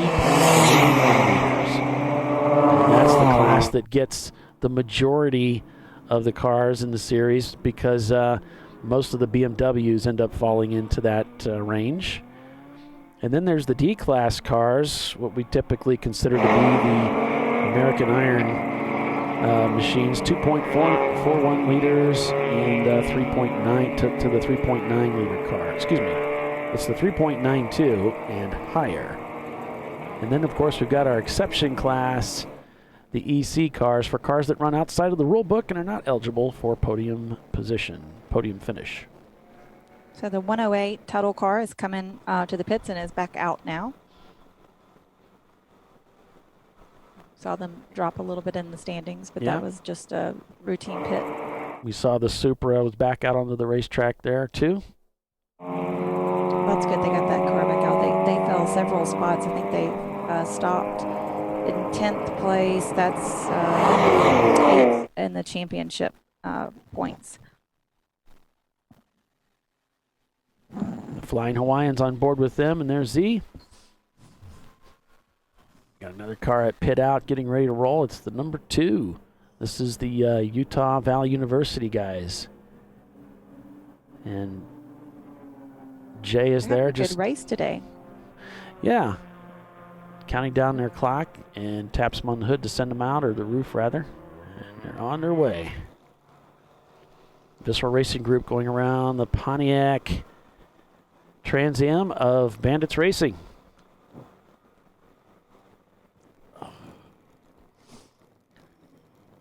Braking down, shifting, a little bit of heel toe action there as they head into turn 7.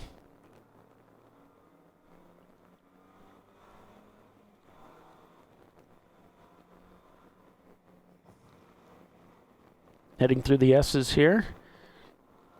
Nice late apexes here by the driver. Upshifts into 5th gear, I believe that would be. Tuttle Motorsports, the 108 car, enjoying the fastest lap time of the day for the event at 152.1. Hard braking down into 11, a little bit of tire protest, not much. There's one of the Tuttle machines just up ahead as they head back down the front straightaway. Yeah, Utah is actually running ninth within the championship contenders today. So they're having a good race of it. They did not have a great race yesterday. They had some mechanical issues that had them coming out of the race a little earlier than the finish. But doing well today. Good luck to those guys. One of our young teams. Always like to see them do well and have a good time. And Doc likes them because they wear a LSU hat. Yeah. If nothing else. I mean, you know. So we've got RVA Graphics and Wraps, Tuttle Motorsports, and Visceral Racing Group all together here on the racetrack at the same time as they're heading down into Turn 6, the carousel corner as I call it, hugging the inside line, and the car tracks out nicely to the exit here, almost right into the curbing as they come down off the drag strip into Turn 7. Tuttle goes down the inside of RVA for the pass. RVA gives a nice berth of room there, but doesn't get it done. RVA carries that speed around the outside and maintains position. Tuttle just tapping the brakes as necessary, the Tuttle driver. And now they're all nose to tail, very close. In fact, the Tuttle machine falling back just a little bit. Might have been thrown off his momentum just a touch by getting so close to RVA as they were heading into the S's.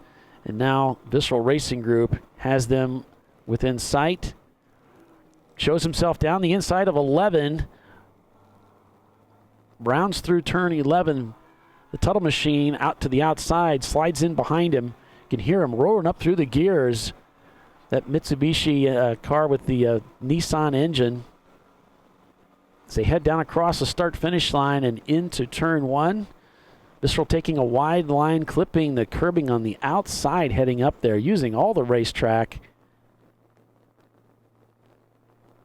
Looks like Winkler heading back out of the pits now, joining the race.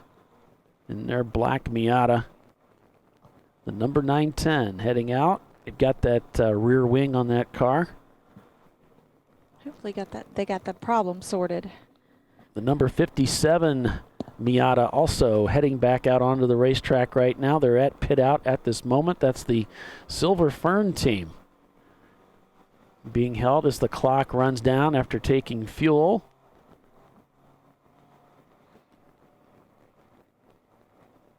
On board with Visceral Racing Group here as they're completing another lap here at Sonoma Raceway, going through turn 6, heading towards 7, of course. Silver Fern leaves the pits and rejoins the race. Boy, RVA getting really wide at the exit there. Almost might have lost control of the car. Visceral taking their standard line to that corner a little wide at the entry, but clipping the apex on the way through. They're now whistling through the S's. RVA slowing up. Visceral looks down the inside, has to hit the brakes to keep from running into him. Visceral looking for a way by the RVA Graphics and Wraps. BMW E30 presents himself down the outside as they head towards turn 11. The BMW still just ahead on the right as they go into 11. Braking, they turn in almost together. Visceral slides in behind the BMW as they come back onto the front straightaway.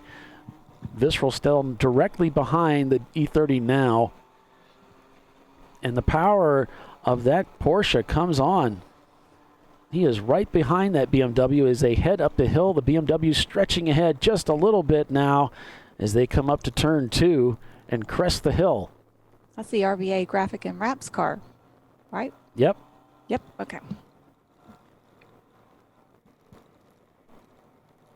Then as we head over to Zoom Zoom Kaboom, find themselves in 13th place right now, looking for Utah Valley University, who just came out of the pits. The gap about 1.9 seconds is the distance, and that's one of the closest battles we have on the track right now. And I believe that's my buddy's car. A friend of mine, Scott Mann, is driving in that car. He does a lot of instructing and coaching. Looks like drivers Winkler out that way on the West Coast. That might be the the Ergolab entry coming by the inside in that B-Class Miata with the Ecotech swap. Coming by Zoom Zoom and heading around to take another lap. Zoom Zoom just keeping it nice and straight and steady as possible as they head up the hill to turn 2. A quick downshift. Nice and clean heading up through turn 2. Back on the power. Heading towards 3 now. Touch of the brakes. A little bit of patience there. Working up through the corners here. Crests the hill. Headed towards turn 4. On the brakes hard.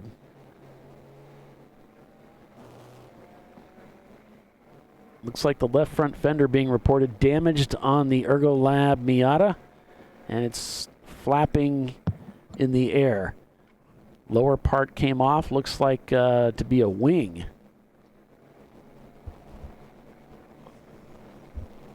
I'm sure they don't want parts of their car flapping in the wind. Yeah, it's embarrassing. Not quite as fun as your hair kind of flapping in, No. the wind blowing through it. That's right. There's the Pontiac of Bandits Racing here this weekend. Of course, they had that massive engine failure yesterday morning. Got it repaired. We're back out on the racetrack by the end of the day. And back out here in full force today. Don't seem to be having any issues with the car today. So that's good news for that team.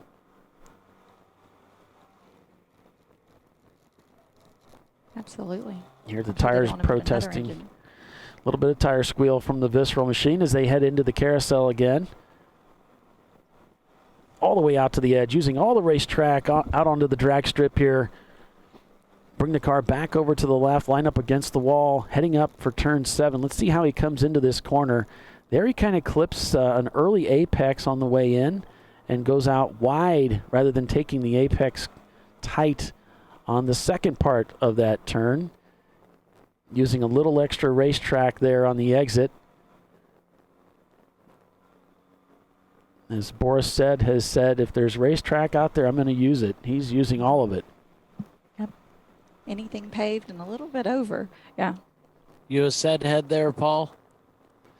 I'm just rattling off the typical nonsense that I normally do.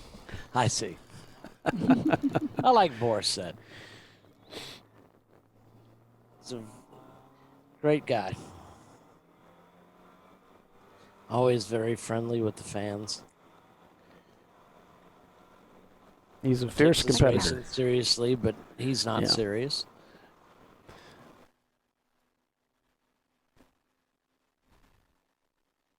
Speaking of not being serious, thank you everybody for joining us for Champ Car Live here, presented by AutoZone. We appreciate you spending some time with us and enjoying the race with us. We appreciate really hearing from you over on the YouTube feed too. It's always great to hear your stories about your builds, how things are coming along in your garage, what races you plan on attending this year, and your opinions on how the race is developing here for us. It's always fun. Yeah, feel free to chime in with, where you're at, what you're doing next. Yeah, we had someone let us know this morning before the race started.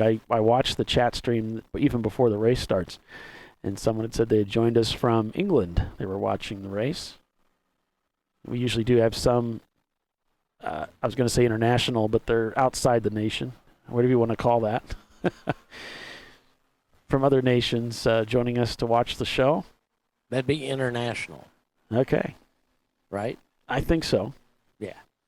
Yeah, my buddy Barry's usually on from Germany. Well, you're international, Doc. I mean.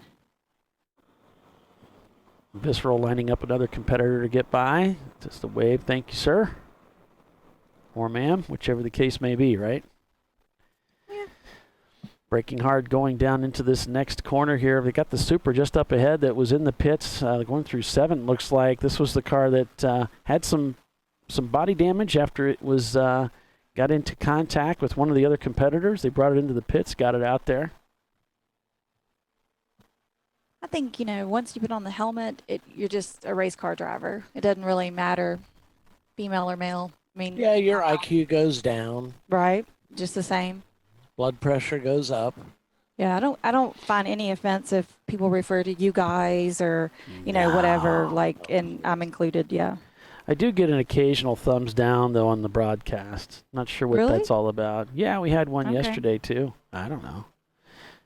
They probably didn't like something I said. Probably because I keep calling them Porsche deflectors. I don't know.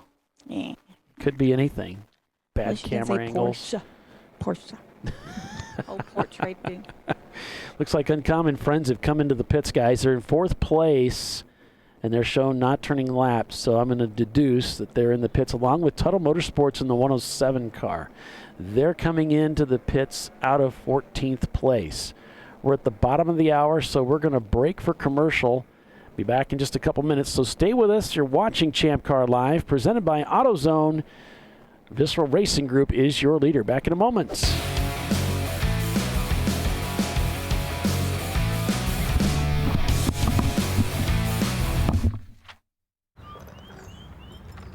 I think I'm going to try buying tires online. TireRack.com can help you with that.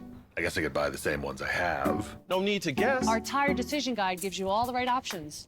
I mean, I am no tire expert. You don't have to be. We've tested and rated thousands of tires. Answer a few questions and you're good to go. Someone should invent a tire decision guide or something. Can he not hear us? TireRack.com, the way tire buying should be.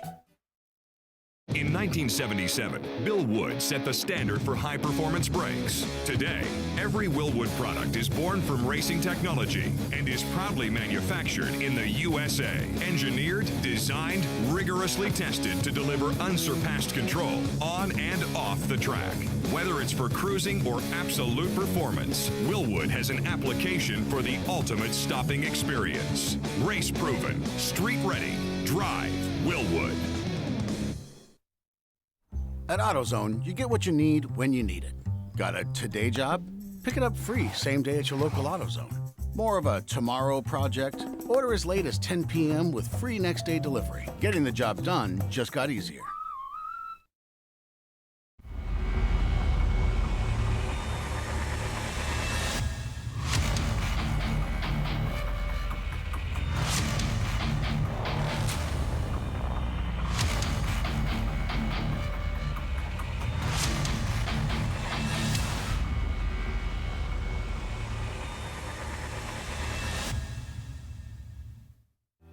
Lifeline USA is a leading manufacturer of onboard fire suppression systems. Lifeline's continuous commitment to research and development ensures that we supply the most innovative and cutting-edge products available. Used by the majority of the world's motorsport championship-winning teams and constructors, Lifeline has a proven history of success. Lifeline offers a complete range of fire suppression systems for all budgets and needs, and we continue to push development and limits on both extinguishant materials and our patented delivery systems to make the race car environment almost as safe as sitting on your sofa at home. Every kit has been designed for a professional and simple installation. For more information and to purchase your Champ Car fire suppression system, go to www.lifeline-fire.com.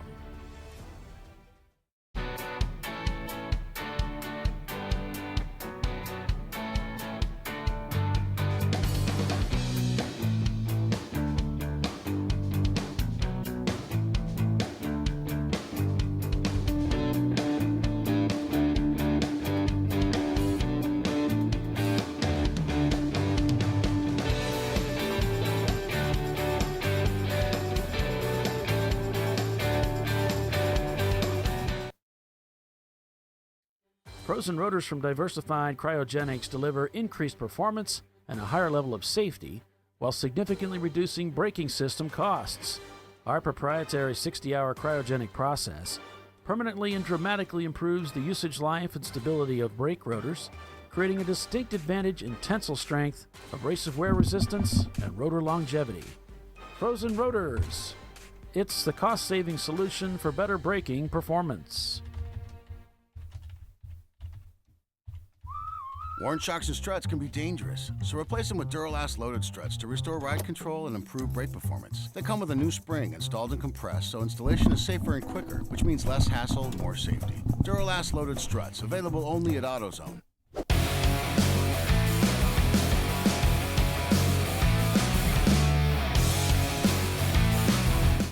And welcome back, everyone, to Sonoma, California, here on Champ Car Live, presented by AutoZone. I'm Paul Veltum, along with Doc Waldrop, Bill Strong, and Tiffany Alexander. Looks like RVA Graphics and Wraps has come into the pits, as we're getting near that time when they're going to close the pits, and we're going to be getting that 5-minute warning here pretty soon. Top of the hour is when the field's going to go quiet. They're going to bring all the cars into the pits, line them up in order as they come off of the racetrack from the leader on back. And we're going to have an hour of quiet while we... I mean, not real quiet because we're going to chit-chat, but yeah. Oh, the field, the track will be quiet, yeah. Yes. So that the workers can get their lunches. So, yeah. So we'll see these teams do, relatively what they did yesterday is some choose to pit before the quiet hour and go ahead and get fuel and be ready to go at the restart. And then some teams will wait till after the restart and then do a driver stop. And we'll see what works out for everybody.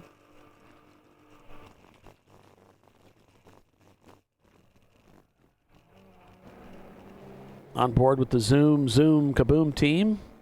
They've got their the Tuttle Motorsports, one of the Tuttle Motorsports cars just up ahead. A few good cylinders has come into the pits as well. Getting those pit stops out of the way ahead of time. They've got one of those side nets in to improve driver containment in case of an accident. I just think with most of the cars that are probably on a 2-hour fuel stint, this is probably the way to go. Because when you come back, you only have 3 hours. So you can stretch that out and do that next stop. You have a little wiggle room when you come back. Right. Versus having to possibly, unless you're listening, like a 75-gallon tank, and having, you have to pit immediately because you have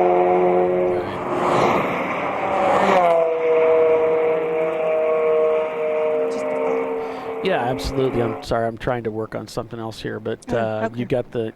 I'm tracking with you, sister. I'm tracking with you. I'm tracking with you, sister. Oh, just wait till me and Polly are on the same brainwave on our team. That's frightening. Yeah, there's a scary idea. Probably more frightening for Polly, because I'm always kind of praying for those who understand how my brain works. It's like, oh gosh, I know what's going on in there. Oh, sorry. Wait till I introduce you to my crazy, right? Yeah. Like I always tell my staff, I'm like, there's a method to my madness, There is. I'm not lying and saying it's not madness sometimes. Yeah. We all get to where we want to go. It may not be the path you're expecting, but this is the way we're going to go. My path is sometimes the lesser followed one. Right. Mine's overgrown. Mm-hmm. Out there with the machete making the path as you go. It's like the old joke, my body is a temple.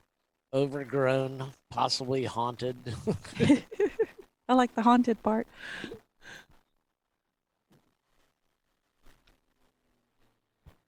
It's hilarious. So they start closing the pits at 15 minutes till the red flag is usually our procedure, 15 or 20 minutes. So we're right in there. We're getting close to that. And then nobody is allowed to pit unless it's some sort of emergency. They'll just be waved through. They'll have to wait till after the restart to take fuel or do anything to the car. If they screw up and have to pit, like they're out of gas or something like that, I think they'll be moved to EC. So they would be not eligible for the overall win or the championship. Right.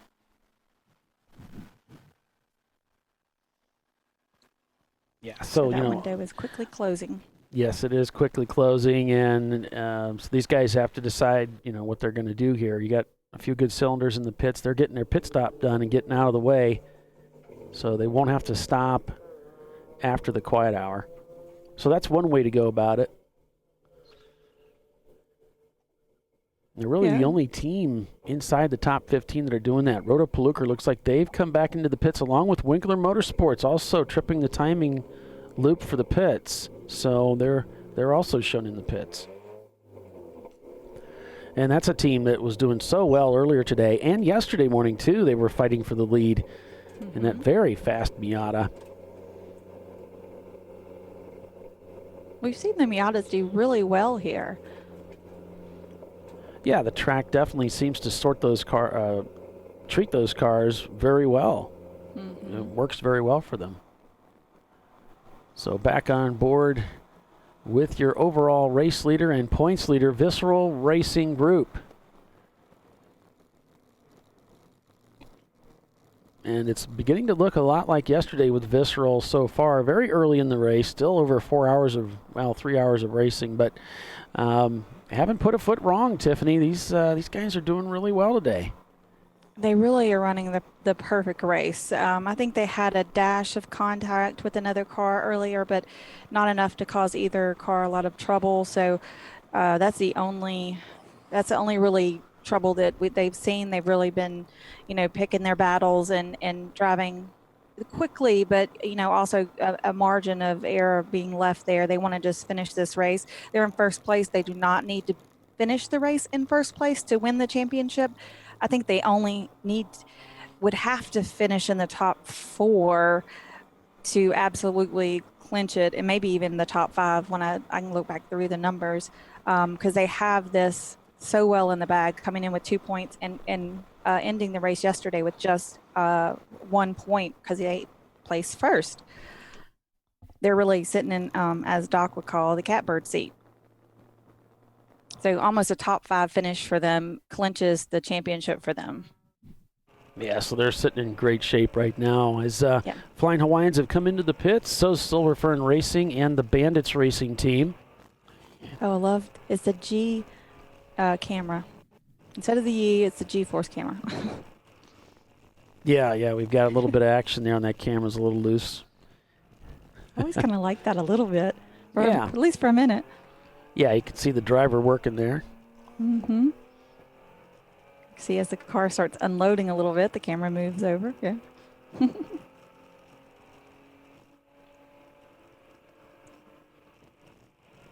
And it just came to mind here a little while ago during the break. Make sure as you're getting into this new season of racing that you get eyes on that fire suppression system. Look at those stickers, see when they were last certified, and check the rule book. Make sure that your fire suppression system meets those requirements because they're going to be checked at tech. Also, make sure those fire extinguishers you're using in the pits are fully charged. You don't want to show up at pits with those bottles not being charged properly. You could get yourself into trouble, or it could be bad for you, so don't let that happen. If systems aren't charged up and the fire extinguishers aren't completely charged, you won't be allowed to do your pit stop until they are. Right. Until you have the right safety equipment, or the car will not pass tech if it doesn't have the right safety equipment. And I can't remember the timing on that. Does it have to be recertified, the fire bottles in the car every, 4 or 5 years or something like that? 3? The AFFF that I used to run was every 2 years. So every 2 years. It was pretty often, yeah. And I think some of the other systems are different, like the Novec. So just going to look at the Champ Car rules, look at the certification requirements for your particular system. Make sure you get that right. That's all part of it. Yeah, and if there's any questions, they could always send an email to the tech desk or any of the Champ Car staff. They can call Ron at Discovery Parts and ask him about it. There's lots of knowledgeable people that can point you in the right direction and make sure all your safety equipment is up to snuff, so to speak. The 2010 helmets are going to be good throughout this year and next year. We're going to allow those through 2021. We're asking if your Hans hasn't been recertified or wasn't manufactured in the last 5 years, that you get those recertified. They have a date on the actual Hans and on the strap, so you can take a look at those and see what dates on there. You may have bought it in 17, but it actually might have come from the 15 or 16 stock. So you might want to take a look at those. There's the date here on the Hans, that says recertified. And there's also the date there on the little tag of the tethers. Yes. There's a couple of different car in the background too. Why, thank the you. Shades of beer. So pit lane getting very busy right now as we're getting near that 5-minute warning. Looks like we've got it. Pit's going to be closed in 5 minutes. All right. Winding down. And as far as your gear goes, fire suits are usually good. You want to make sure that your driver's seat doesn't have any holes in them. So, and that happens a lot of times if you're in your suit, ready for a pit stop, and you have to kind of get down on your knees to look at something on the car, that can kind of wear after a while, or some people's will after a while tear in the armpits or the crotch. So the suit won't be allowed if it has holes. Same for your gloves. They won't be allowed if they have holes that are all the way through them, even if they're rather small. But if it goes all the way through, you're going to need to get some new gear there too. Shoes can't have holes all the way through. So if you've worn them down, done doing all that fantastic rev matching, might be looking at a new pair of shoes.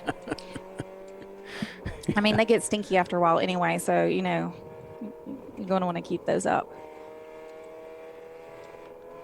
I think Bill's trying to tell me the pits are closed. It's hard to tell some of that jibber jabber language he's got coming at me, but yeah, that's what it kind of looks like. So that means if a car comes into the pits right now, they want to try and sneak in a pit stop, they're going to be sent straight through back out onto the racetrack. Oh, that goofy Bill Strong. He says, how do I put my arms and legs in it with no holes? Only holes in the appropriate places, like for your thick head. I put a small reminder for him in there. A balaclava is required for drivers if they have hair that extends past their helmet or facial hair.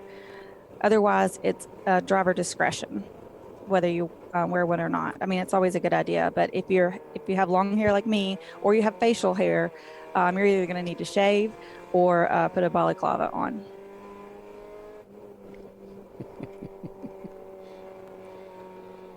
I had one guy, I was like, where's your balaclava? He says, oh, I don't have one. I was doing gear check. And I was like, but you have facial hair. He's like, oh, I'll shave.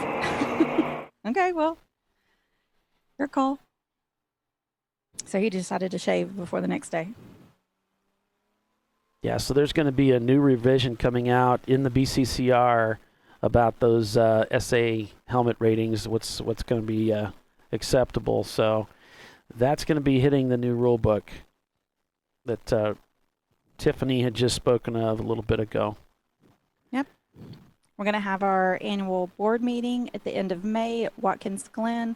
I believe it's going to be the Friday before the race that morning. I'm not sure how Doc's going to work that out yet. He might have to be there remotely. I can tell you how Doc is going to work that out. Doc won't be there. Okay. Well, we can set you up just like this, maybe. I'm sure Polly and Bill can Polly's not going to be there. Bill won't be there either. Paul won't be there. Polly, then you might have to come. Well, it's a I'm good willing excuse to get you to Watkins Glen. I would be willing to come if they'll have me. I don't know. Well, Bill's child is graduating that day as well as Doc, so that might be a really good reason to have you there so you could help us with any technological conflicts we have until Bill's able to get there. How far is that for you? It's about 8 hours. Oh, okay. That's not as bad as for us. I think I looked it up and it was ungodly amount of double digits. Oh, yeah, I'm much closer to New York than you are. Hey, guys. Yeah. It may be changing since a lot of people can't make it, so just stay tuned. We'll have more information within the next week or so. Oh, they might change it again. Oh, my goodness. I'm glad I didn't. He's up. He's down. He's up. He's down again. I just checked with Mike on Friday, so I thought we were stable even though he knew. But if we have to change again, we'll let you guys know. We would never be considered stable. Yeah, that'd be a mistake anyway. That is a good point. So about 11 minutes to the top of the hour when we'll go yellow flag, black flag all, bring everybody in, track then goes red, as they call it, and take a break. Take an hour lunch break. We'll continue broadcasting. Why would you want to go anywhere else? You can sit there and listen to us. We've got an interview that I did with Money Shift Racing, which was pretty interesting. We'll show you that. And we'll get you up to speed on the point standings, where everybody is. I know Tiffany will go through that with you when we come back. And we'll just see how this race is going to finish up then for the final 3 hours of racing here at Sonoma Raceway. And that'll crown the 2020 Series champion. Yeah, we're getting very close to knowing who's going to have that championship. And the trophies are huge for the championship. It's really cool. Lots of bragging rights. And under red flag conditions, we don't allow any work on the cars. We just get the driver out, maybe the camera. If there's a cool suit, they can service that. But no fueling, no work on the cars. That'll have to be done after we go back to green flag after the 1 hour quiet hour. So it's just kind of like a freeze. Everything race car oriented would be kind of frozen like it is. We'll bring the cars in, stop them in the positions they're at right now, and just kind of freeze it and then restart it in an hour.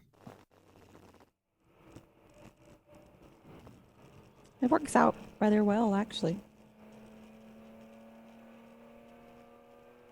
Kind of probably beneficial for some more than others, but that's racing now. Got Basil Weenie Racing here. Want to thank them for sending us a link to their in-car camera feed. Looks like a T. Humpert in the car right now. Whoa, almost got away from him right there. Woo-hoo. Caught it. You know, some of these corners at Sonoma are just, these slower corners that are really tight like that and wrap you around, they're kind of frustrating. It's easy to get a little over anxious because you just want to get going again. Mm-hmm. And this is a track that really tests your patience. You just got to be patient with it.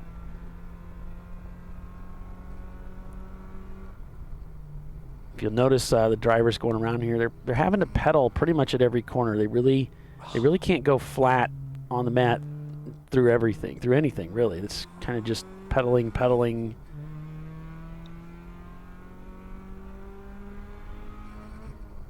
Working up through the gears here, crossing the start-finish line. He'll dive in towards turn one. You can see him lift off the gas a little bit, just breathing the throttle. A little bumpy through here. But you're going to try to maintain your momentum going up here because that hill's going to try to slow you down. Yeah, and in turn two is just so steep and blind, and it's easy because you're going uphill. You're braking. You have incredible braking power. Mm-hmm. So until you crest, you can really knock a lot of speed off there and overdo it and find yourself leaving a lot on the table on turn two. So it's a finesse game. You can't really see it very well. You just got to pick out maybe some marks and to get the most out of it, to feel like you've gotten everything out of that corner that you can. Right. I know Tiffany, as an instructor, some drivers, guys and gals alike, will just kind of eyeball it and turn in. Others use braking points. They use like references on the track. How do you typically approach your students with that? What method? I think that the drivers that drive more intuitively probably have a ton of experience, so they've kind of honed in some of their points. But even more experienced drivers still use some different features of the track to kind of let them know where their brake zone is, so they don't over brake for a turn. You might use a crack in the pavement, a little weed on the, at NCM there was a little weed that was growing on the side of the course that was a little taller than the rest, and I would use that one at least for that particular event. Yeah, until the grass. Yeah. But I mean, you use things that maybe are off course, that like maybe trees or telephone poles or different things that you might line the car up with as you're coming through maybe more of a blind turn. But you just kind of use whatever is out there to kind of help you. When the courses like Sebring and stuff where there's a lot that looks the same, or Daytona, there's a lot of places that kind of blend together without a lot of references. You might find that you use like the checkers or different things, and you're like the third dot down or whatever to kind of know your marks and what you can get away with. Looks like the field's gone caution, so full course caution here at Sonoma Raceway as they get the cars ready to be picked up and brought in to the pits. The pace car kind of creeping down pit road here and on the gas to pick up the leader. That's Visceral Racing Group. So Visceral's going to be picked up as the leader. There you can see Visceral catching up to the pace car. Yep. And they're falling in line, which is why it's always good to tell your driver if they're leading so they don't blow by that car and possibly cause a collision. You don't want to pass the pace car. They get upset with you if that happens. No, don't do that. I did that one wrong, but... Well, if you know you're the leader, then you know that you're not to pass them. If you're, if they're blending into traffic and you're like in the middle of it and you don't know, you might pass them. Right. And in my situation, I wasn't the leader. So when I saw the pace car rolling out, I just kind of blew past them because I was like, they're not out here to pick up me. And what had happened is when there is more, say, emergency situations or where they need to just pick up the first car that's coming through, they can get the field slowed down, they have some kind of situation, they will just pick up whoever and try to get the field behind them and slow down. So just because you're not first doesn't mean that when that pace car comes out that you shouldn't slow down. And whoever's in there, if they're not trying to pick you up, they will wave you by, as I've learned. Otherwise, you're not supposed to pass them. Yeah, when in usually doubt, Jackie's in there, she'll wave you right by if you're not who she's looking for. So really, Tiffany, when in doubt, fall in behind. Yes. And then if they wave you by, they wave you by, right? Yes. So. Yes. You don't want to pass without a I would always err on the side of caution. There, you would you? Yeah. I've got the chewing out that's the other side. I wouldn't err on that side. I was a very new racer at the time, so I was like, well, I'm not first. So I just went on, yeah. Some things you have to learn the hard way. Some of us. For every rule, there's an exception. So I don't know if Bill can hear us. He's in the pace car, I believe. Bill, can you hear us? I can hear the ticker for the e-brake. Oh, we got a thumbs up, so he can hear us. Okay. Yeah, I got you guys. I'm driving the pace car right now. Okay. How's the track look out there, Bill? What's it look like? Dark colored, kind of blacktopish. It's dark colored. Appears to be made of asphalt. No snow. Dry. There's no snow. It's all right.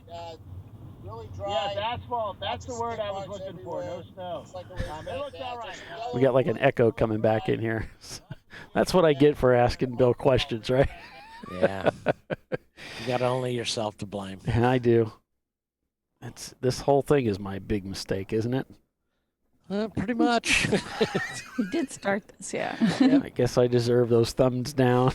All right. I'm going to go take a break, guys. All right. Okay. Yeah, get some rest. As we go back to 9-4 Motorsports, the Uncommon Friends just up ahead of them. Looks like Utah Valley Motorsports ahead of them. As the cars will be brought in to the pits, lined up single file.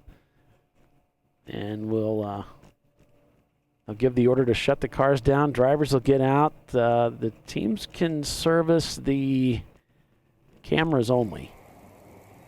Right. I saw one of the brush trucks going by there in that camera view. So but they might be bringing food out to the corner workers, or the corner workers are going to be coming in to have lunch. I think it's more the latter than the former. Yeah, if they've got a full hour, might as well bring them in, right? Yeah. But they'll make sure all these cars are clear off the course before they go get the corner workers, or however they get Barbara. They have a little tram. They go around and get them. Some courses, the corner workers drive their cars to their station. Just depends on the track. So there's a look at the pits as the cars are being led around. Bill's in the seat of the pace car this weekend. He's got like 4 or 5 different things he's doing this weekend. So there again, if you want to come out and help us out, volunteer, we're going to be at Virginia International Raceway March 7th. Make sure you get signed up to be a volunteer and come on out. Always need volunteers, especially to work the pit road. It's an excellent way to spend a day or two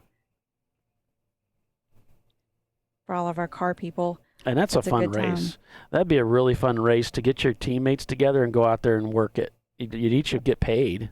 Yep. So, or I think if you have 4 or 5 teammates and you all work the same race, I think that qualifies for an entrance to a race. So you can either work 4 or 5 races and get enough credit for an entrance, or the whole team can work 1 race, and I think that qualifies for just about an entrance, if not the whole entrance for a following race. So it's a good way to learn some things and get ready to go racing. Yeah, I mean, think about all the stuff you'd learn in the process of doing that. Your team, that'd be a lot of fun. But you didn't have to learn the hard way, as we were talking about earlier. All right, so everybody's being brought into the pits then. There's Bill driving the pace car, Visceral Racing Group going by with the rest of the cars filing in behind. They'll bring them to a stop, and the track will go red flag. And thus the quiet hour begins here at Sonoma Raceway. And so we're going to break for a quick commercial, and then we'll be back here shortly after an interview with Money Shift Racing and another quick interview with a gentleman we met the day that Bill interviewed over at Nelson Ledges last year about AutoZone. So stay with us, everyone. We'll be back in a moment.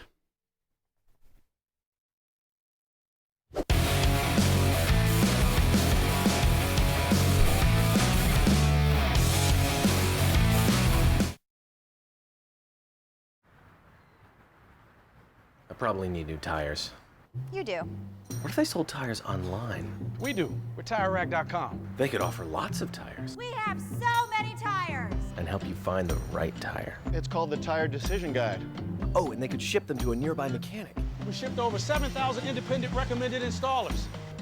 This is an amazing idea. Sorry. TireRack.com, the way tire buying should be. I did it. You see how it's... That's it. We did it. You did it. You can do it. The path to I did it starts at AutoZone. Get in the zone.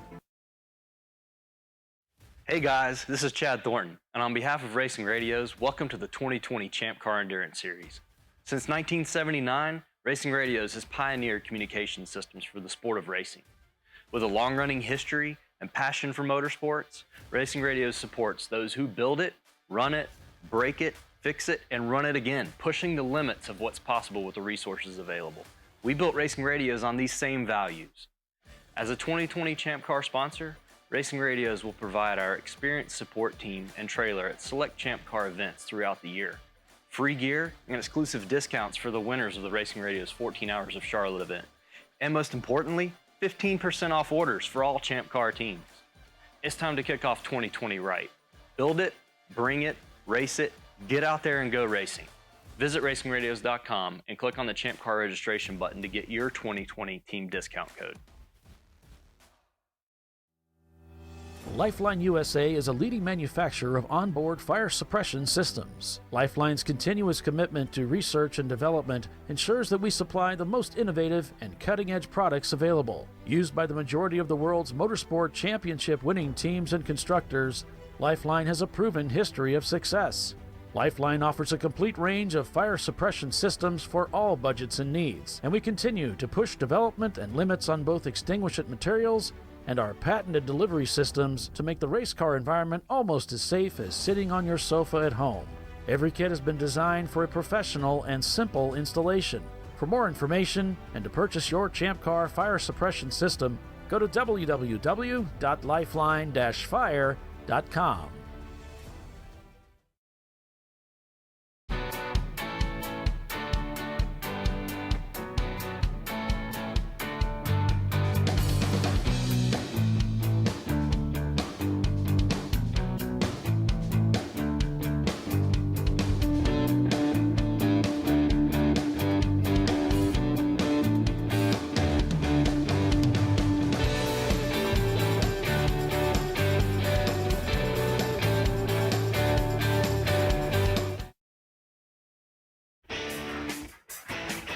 Located in Northeast Ohio with 40 years of combined experience, Money Shift Racing knows how to deliver performance and safety, offering everything you need to get your vehicle and drivers ready for race day. From safety equipment to full engine assembly and repair, in-house fabrication, 3D design, and rapid prototyping. Money Shift Racing. Performance done right. Discovery Parts is a veteran-owned racing and safety equipment company. While we're located inside Atlanta Motorsports Park in Dawsonville, Georgia, Discovery Parts can also be found at the tracks, supporting a number of Champ Car Series events. We take pride in being a reseller of the best of the industry to Champ Car teams and drivers. We know racing, love racing, and look forward to tomorrow to even more racing. Visit us at discoveryparts.com. At AutoZone, you get what you need when you need it. Got a today job? Pick it up free same day at your local AutoZone. More of a tomorrow project? Order as late as 10 p.m. with free next day delivery. Getting the job done just got easier.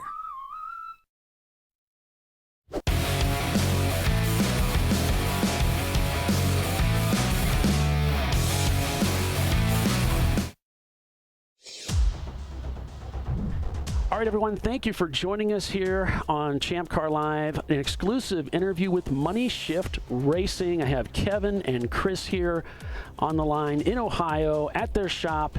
And Kevin, welcome to the show. It's great to see you. And Chris, thank you so much for taking some time out to talk about Money Shift Racing. Now, you guys have been heavily involved in Champ Car, dating all the way back to 2009 as racers.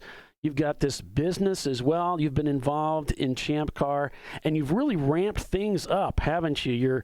You're sponsoring the pit race again this year. And I know last year, Kevin, you guys were at several events. You brought your trailer, your tent, you're bringing supplies, and you bring so much expertise to guys just like me, racers that need a lot of help. So tell us a little bit about the history of the company. You didn't just open your doors yesterday. You guys have been around for a little while, haven't you?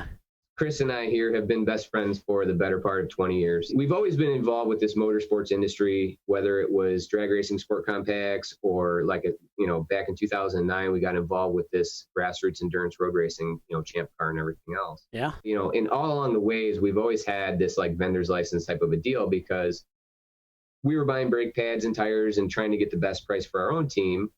And as we were out the track, people were coming up going, well, hey, what kind of deal are you getting on your Hawk brake pads, and where are you getting your tires from? And we started kind of branching out and helping some of the teams that we grew as friends, trackside. We had some pretty specific relationships with companies like Cometic Gasket and DIY Auto Tune, some Race Quip and Safe Quip for safety gear. And then it got to the point where we started selling some more hard parts and customers were wanting to schedule installations. So we formulated a plan because we knew we needed a shop. People liked what we were doing, and the parking lot got fuller and fuller and fuller, which is good for us. And we've been rocking a full-time schedule ever since. That's really fantastic. I really like the service that you're offering. I like the rapid prototyping, the 3D printing, and all that stuff is really cool. Tell us a little bit more about Money Shift Racing and about what your initiative is for the 2020 season. Well, for 2020, we just want to get out there in front of, all the racers and let them know that we're gearing up for them. We're here to help them. Like you said, we do take a trailer to multiple races a year. We're bringing things like roll bar padding, drain pans, a lot of engine oils and lubricants. All the stuff we forgot when we were racing. Yeah, you get to the track and you're, sometimes 6, 8, 10 hours away from home, and you're like, oh my goodness, I just forgot this, and this is going to ruin the whole weekend. Well, hopefully we've crossed all those T's and dotted those I's, and we have it for you. We have more products on our trailer as far as like cool shirt adapters, pumps. If anybody's pump ever blows out, we usually have one on hand, and really just trying to do whatever we can to help out everybody else that's out on track. Now, I know you've got plans to going to various venues again this year. Which tracks do you plan on going to so far? What's on your calendar, Kevin? So I know for sure we're definitely going to be at Nelson Ledges, mainly because that's right in our backyard. Same thing with Pit Race, as you've already mentioned. We are a title sponsor for that event. We will probably also be at Gingerman, and then we've had discussions that we might make an appearance at Watkins Glen this year. We're going to try to be there in a support type of a role, and then we're going to try to get back to Indy just because last year was amazing for us and for all the racers there. It's hard to miss out on an event like that. Okay, so you're going to be, not only are you showing up at the races and you're bringing gear, you're bringing hardware for those that may need it, but you're also racers in Champ Car that dates back to 2009, so we get it. Let's talk about some of the services that you offer, because Money Shift Racing offers quite a few unique specialty services there in the shop. So make sure you tell us about that, Kevin. We kind of classify ourselves as a jack of all trades. Our typical 9 to 5 hours, we're in here and we're, hanging and banging brakes and tires and exhaust systems and everything else to help out all of our, local customers in this area. On top of that, we also get into 3D printing and design. We do a lot of rapid prototyping. Yep. We've had some customers, some fellow champ racers last year that reached out to us that needed help dialing in a coilover setup on a car that, you just can't go to your typical performance parts shop and say, hey, I need a set of coilovers for this. Okay. So we help, design and engineer and ultimately manufacture the pieces they needed. That's so cool. And then a full spectrum of, we'll do, pre-track inspections. We'll do nut and bolting for teams, make sure everything's ready to go. We have corner weighting, we have full set of scales here so we can set up corner weights and your ride height set up and everything else. So pretty much somebody walks in the door and they need something done, chances are we can help them out, get them ready to go. Even if it's not on engineering around a problem, even if it's trying to find, whether you want to stock up on oils and brake pads and other consumables for the year, or you need to update your belt so your seat, or you want to put a different quick disconnect on the steering wheel. We have access to thousands of brands of aftermarket products out there. As far as getting people what they need and getting it to them at a fair price, a fair racer price, it's something that we also take a lot of pride in. We're grassroots racers just like everybody else, and we're here to help out as much as we can. We really believe in the camaraderie of this series. Even, the races that we're at, there's a lot of times where we have our toolboxes in the truck or in the trailer. If there's a team that's got a catastrophic failure and they're on the fence about whether or not they're going to swap out that engine or change a clutch or do whatever, and they need extra hands, come get us. We're not afraid to get dirty at the racetrack. If we can get more teams involved and we can help them along the way with better pricing on some parts here and there, we're all about doing that. But if they beat us at the track, we expect after the race goes cold, they better have some beers for us. Yeah. That only sounds fair to me. So it's moneyshiftracing.com. We can find you on the web. There's a lot of information there. I think it's great. I'm excited for you guys. I'm excited for you to be on board. I'm excited to see what comes to Money Shift Racing in 2020, and we're all very grateful for your involvement in Champ Car and look forward to seeing you at Pit Race and many of the other races going forward this year and in the years ahead. Thanks so much, Kevin and Chris, for joining us on Champ Car Live. It's great to hear from you guys. Looking forward to seeing you in 2020 at the track. Thank you. All right, thanks. Located in Northeast Ohio with 40 years of combined experience, Money Shift Racing knows how to deliver performance and safety, offering everything you need to get your vehicle and drivers ready for race day. From safety equipment to full engine assembly and repair, in-house fabrication, 3D design, and rapid prototyping. Money Shift Racing. Performance done right. So, your experience with AutoZone here at Nelson Legends? Last year, about 3 in the morning, a brake line broke, stainless steel brake line, and we were basically up a creek. We were parking the car. And we had a 17-year-old kid that was here with his dad, and he goes, "You do realize AutoZone has a 24/7 store in Brook Park and outside of Cleveland?" And I'm sitting there, called him up. "You have a brake line for a Mark III Volkswagen?" "Yeah." "How much?" $15. "We'll be there in an hour." They drove in, got the brake line, came back, got it in, and by sunup, we were on track again. So we lost about 3 hours, but considering that we were going to park it, we would have lost the last 8 hours of the race. So where's Brook Park compared to Nelson Legends? It's about an hour away. Basically west. All right. From here. All right, cool, and, man. But yeah, they saved our day. All right, everybody, welcome back to Sonoma Raceway. We're under a red flag condition. We have this quiet hour that we'll sit through until about another 45 minutes at 1 o'clock. We're going to go back to green after that. So in the meantime, there's a couple of things we want to bring to you. First, I'll give you a quick synopsis rundown of how the race has unfolded over the last 4 hours. We've got Winkler Motorsports and Visceral Racing Group were back and forth throughout the whole first stint there with those guys, and they were having a great race of it, fighting for the lead. Then we had the Lexus SC400 in tow behind them. So at 10:15, Winkler ran into some ignition issues. I guess they'd had issues yesterday as well. We remember they were up front battling for the lead yesterday, and then fell by the wayside a little bit later on. So it looked like those gremlins snuck up on them again. And let's see, at 12 o'clock, the number 108 of Tuttle Motorsports was leading the race.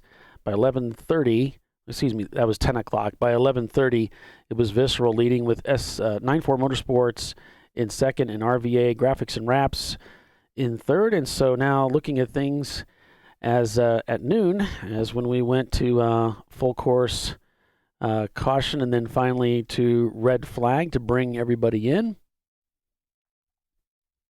We've got Visceral Racing Group leading after 112 laps with 94 Motorsports in second. Then it's Tuttle Motorsports, Uncommon Friends, RVA Graphics and Wraps, Utah Valley in sixth. Basil Winnie Racing in seventh. Behind them, it's 94 Motorsports in the Toyota Supra. Then it's Silver Fern Racing and the number 107 of Tuttle Motorsports, your top 10. But that's just the standings for the race, Tiffany.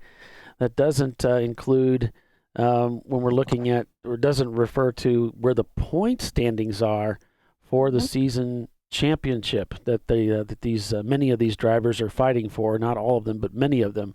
So maybe we should give the folks that. What's the snapshot right now look like for the season championship standings? Okay. Visceral is in the lead of this race and of the points for the championship if the race. So I'm going to give you the results as if the race finished with the current standings for this race. So that put Visceral with 4 points. Non-4 Motorsports, the number 840 would be with 8 points. Uncommon Friends has 9 points if it finished like this, because they're in fourth right now. RVA Graphics and Wraps would be at 10 points. Tuttle, the 108, would be at 13 points. 94 Motorsports, the other number 83 car, would be at 19 points. Basil Weenie follows that with 21 points. Few Good Cylinders is 23 points. Zoom Zoom Kaboom and Blow My Wad number 135 would be both at 26 points if they finish like that. 31 points to Silver Fern. Ergo Lab is looking at 39 points because they're currently running in 17th in the championship. Willwood is at 38 points. Roto Pluker is at 35. The other Tuttle car is at 29 points. They had a rough day yesterday. Bandits is at 37 points, and Winkler Motorsports is at 31 points. Yeah. So there you have it, folks. There's your standings points-wise. And there you can see the cars lined up, not in single files. I thought they would, but it's basic. They're rowed up, but basically they're going to roll off in single file. And there you can see some of the teams just kind of hanging out there on the in the pits as they enjoy their lunchtime.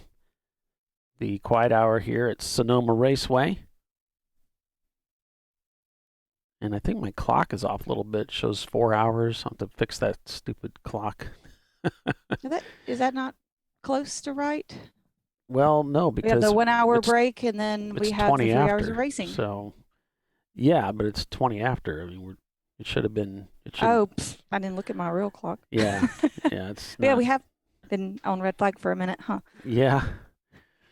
Sorry. So I'll get in and fix that. Also, Rachel, I got your message about Uncommon Friends, the car camera. I've got that, and I'll be watching for that as we go back to green. We got the camera working in the RVA car, so all our cameras are up.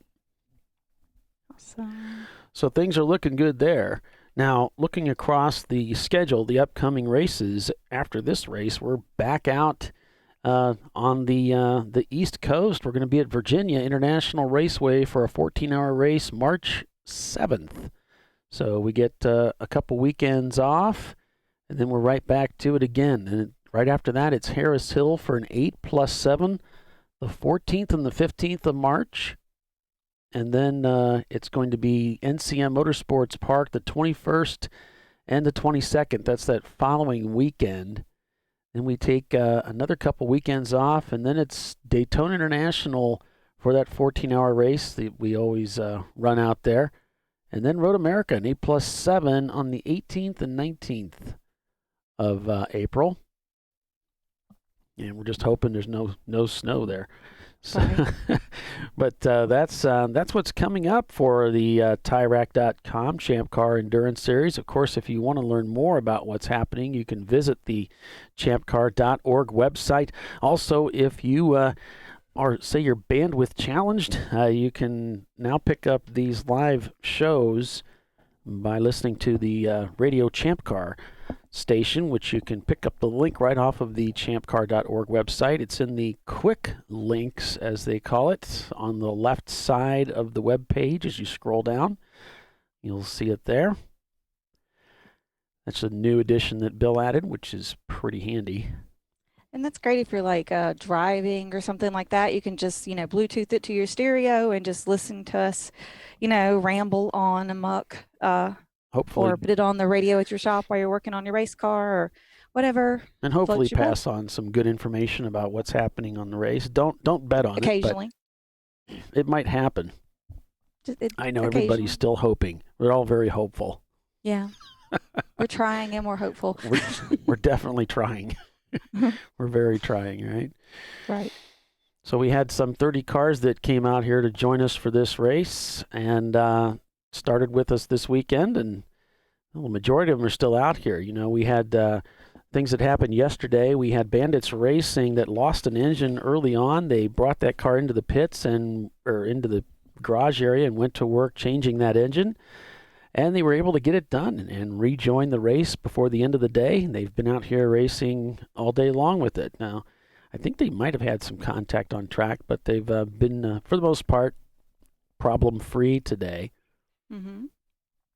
And then we had RVA Graphics and Wraps. That car The EC car caught fire when the transmission let go on that car, and that gave us a red flag for a few minutes as they got that car put out and brought in and taken care of. Took care of the track surface rather, so that we could go back to green. The Pomona Speed Shop team lost an engine and had to retire that car. And at 1 o'clock, the number 107 of Tuttle Motorsports, things started to come apart for Tuttle right around that time. They had a problem with the transmission on the 107 car, and they had to pull that into the garage and retire that car for the day. And yeah, they were doing really well before that. And then, I think at one point in time, Tuttle was 1 and 2 overall. Ergo Labs had contact on track with the Uncommon Friends machine, and they were in the garage for a little while to get that car fixed and get back out there. And then it wasn't long before the 108 car of Tuttle Motorsports began to suffer from engine trouble. They had, I guess they weren't running on all cylinders. They just kept pushing all the way to the end to get the best result that they could with the car, and actually ended up finishing very well in the race. But points-wise, they're really behind the 8 ball to win the series championship, which was really the goal for coming out here this weekend, of course. Right, I think they finished 5th. The 108 finished 5th yesterday in the championship points. So that team's a little dejected, but hopefully get their spirits up as the race continues for the final 3 hours of racing here at Sonoma. There's certainly a lot of racing to be had, and so we'll have to wait and see how things turn out. It's not over until it's over, as they say. Nope. So there you have it. As we go back, we can take a look at Race Hero and kind of give you the rundown standings of this event. So there they are, there with Visceral leading, 9-4 in second, Tuttle Motorsports in third, Uncommon Friends in fourth, RVA Graphics and Wraps fifth, Utah Valley is sixth, Basil Weenie is seventh, 9-4 Motorsports in the Toyota eighth, Silver Fern Racing in ninth, and Tuttle Motorsports in the 107 is 10th.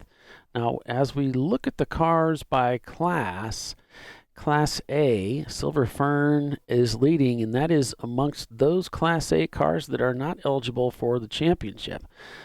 Now, for those Class A cars that are, it's Utah Valley University leading that class. And then down to B class, who are all eligible for the championship and also sponsored by DiscoveryParts.com. It's Basil Weenie Racing leading there. Then down to C class, sponsored by Money Shift Racing. It's Flying Hawaiians and 2 white guys leading that class. That's a class that's not eligible for the championship title, but then for those C-class cars that are, it's Visceral Racing Group leading that class. Down to D class, Bandits is the only team in that class, so they are leading. And for EC, it is the 559 Racing 2003 Subaru WRX wagon leading that class. So, and they are eligible for a trophy because there's at least 5 cars starting. So, yeah. And if anybody at home wants to be able to see these information, it's on racehero.io on the web. You can pull that up, and there's also an app called Race Hero. You can download on your phone and see that. Also, Race Monitor works pretty well too. Yep. There's multiple ways to skin that. So, Bill, have you signed in with us here? I have signed in with you. I've got Scott Mann with me, and Scott is a world famous race car driver. Hi, Scott. Hey, Scott, as soon as you're on this show, you're world famous. That's the way this works. Yeah, as soon as you're on this show, you're famous. He doesn't have a set of headphones, so sorry.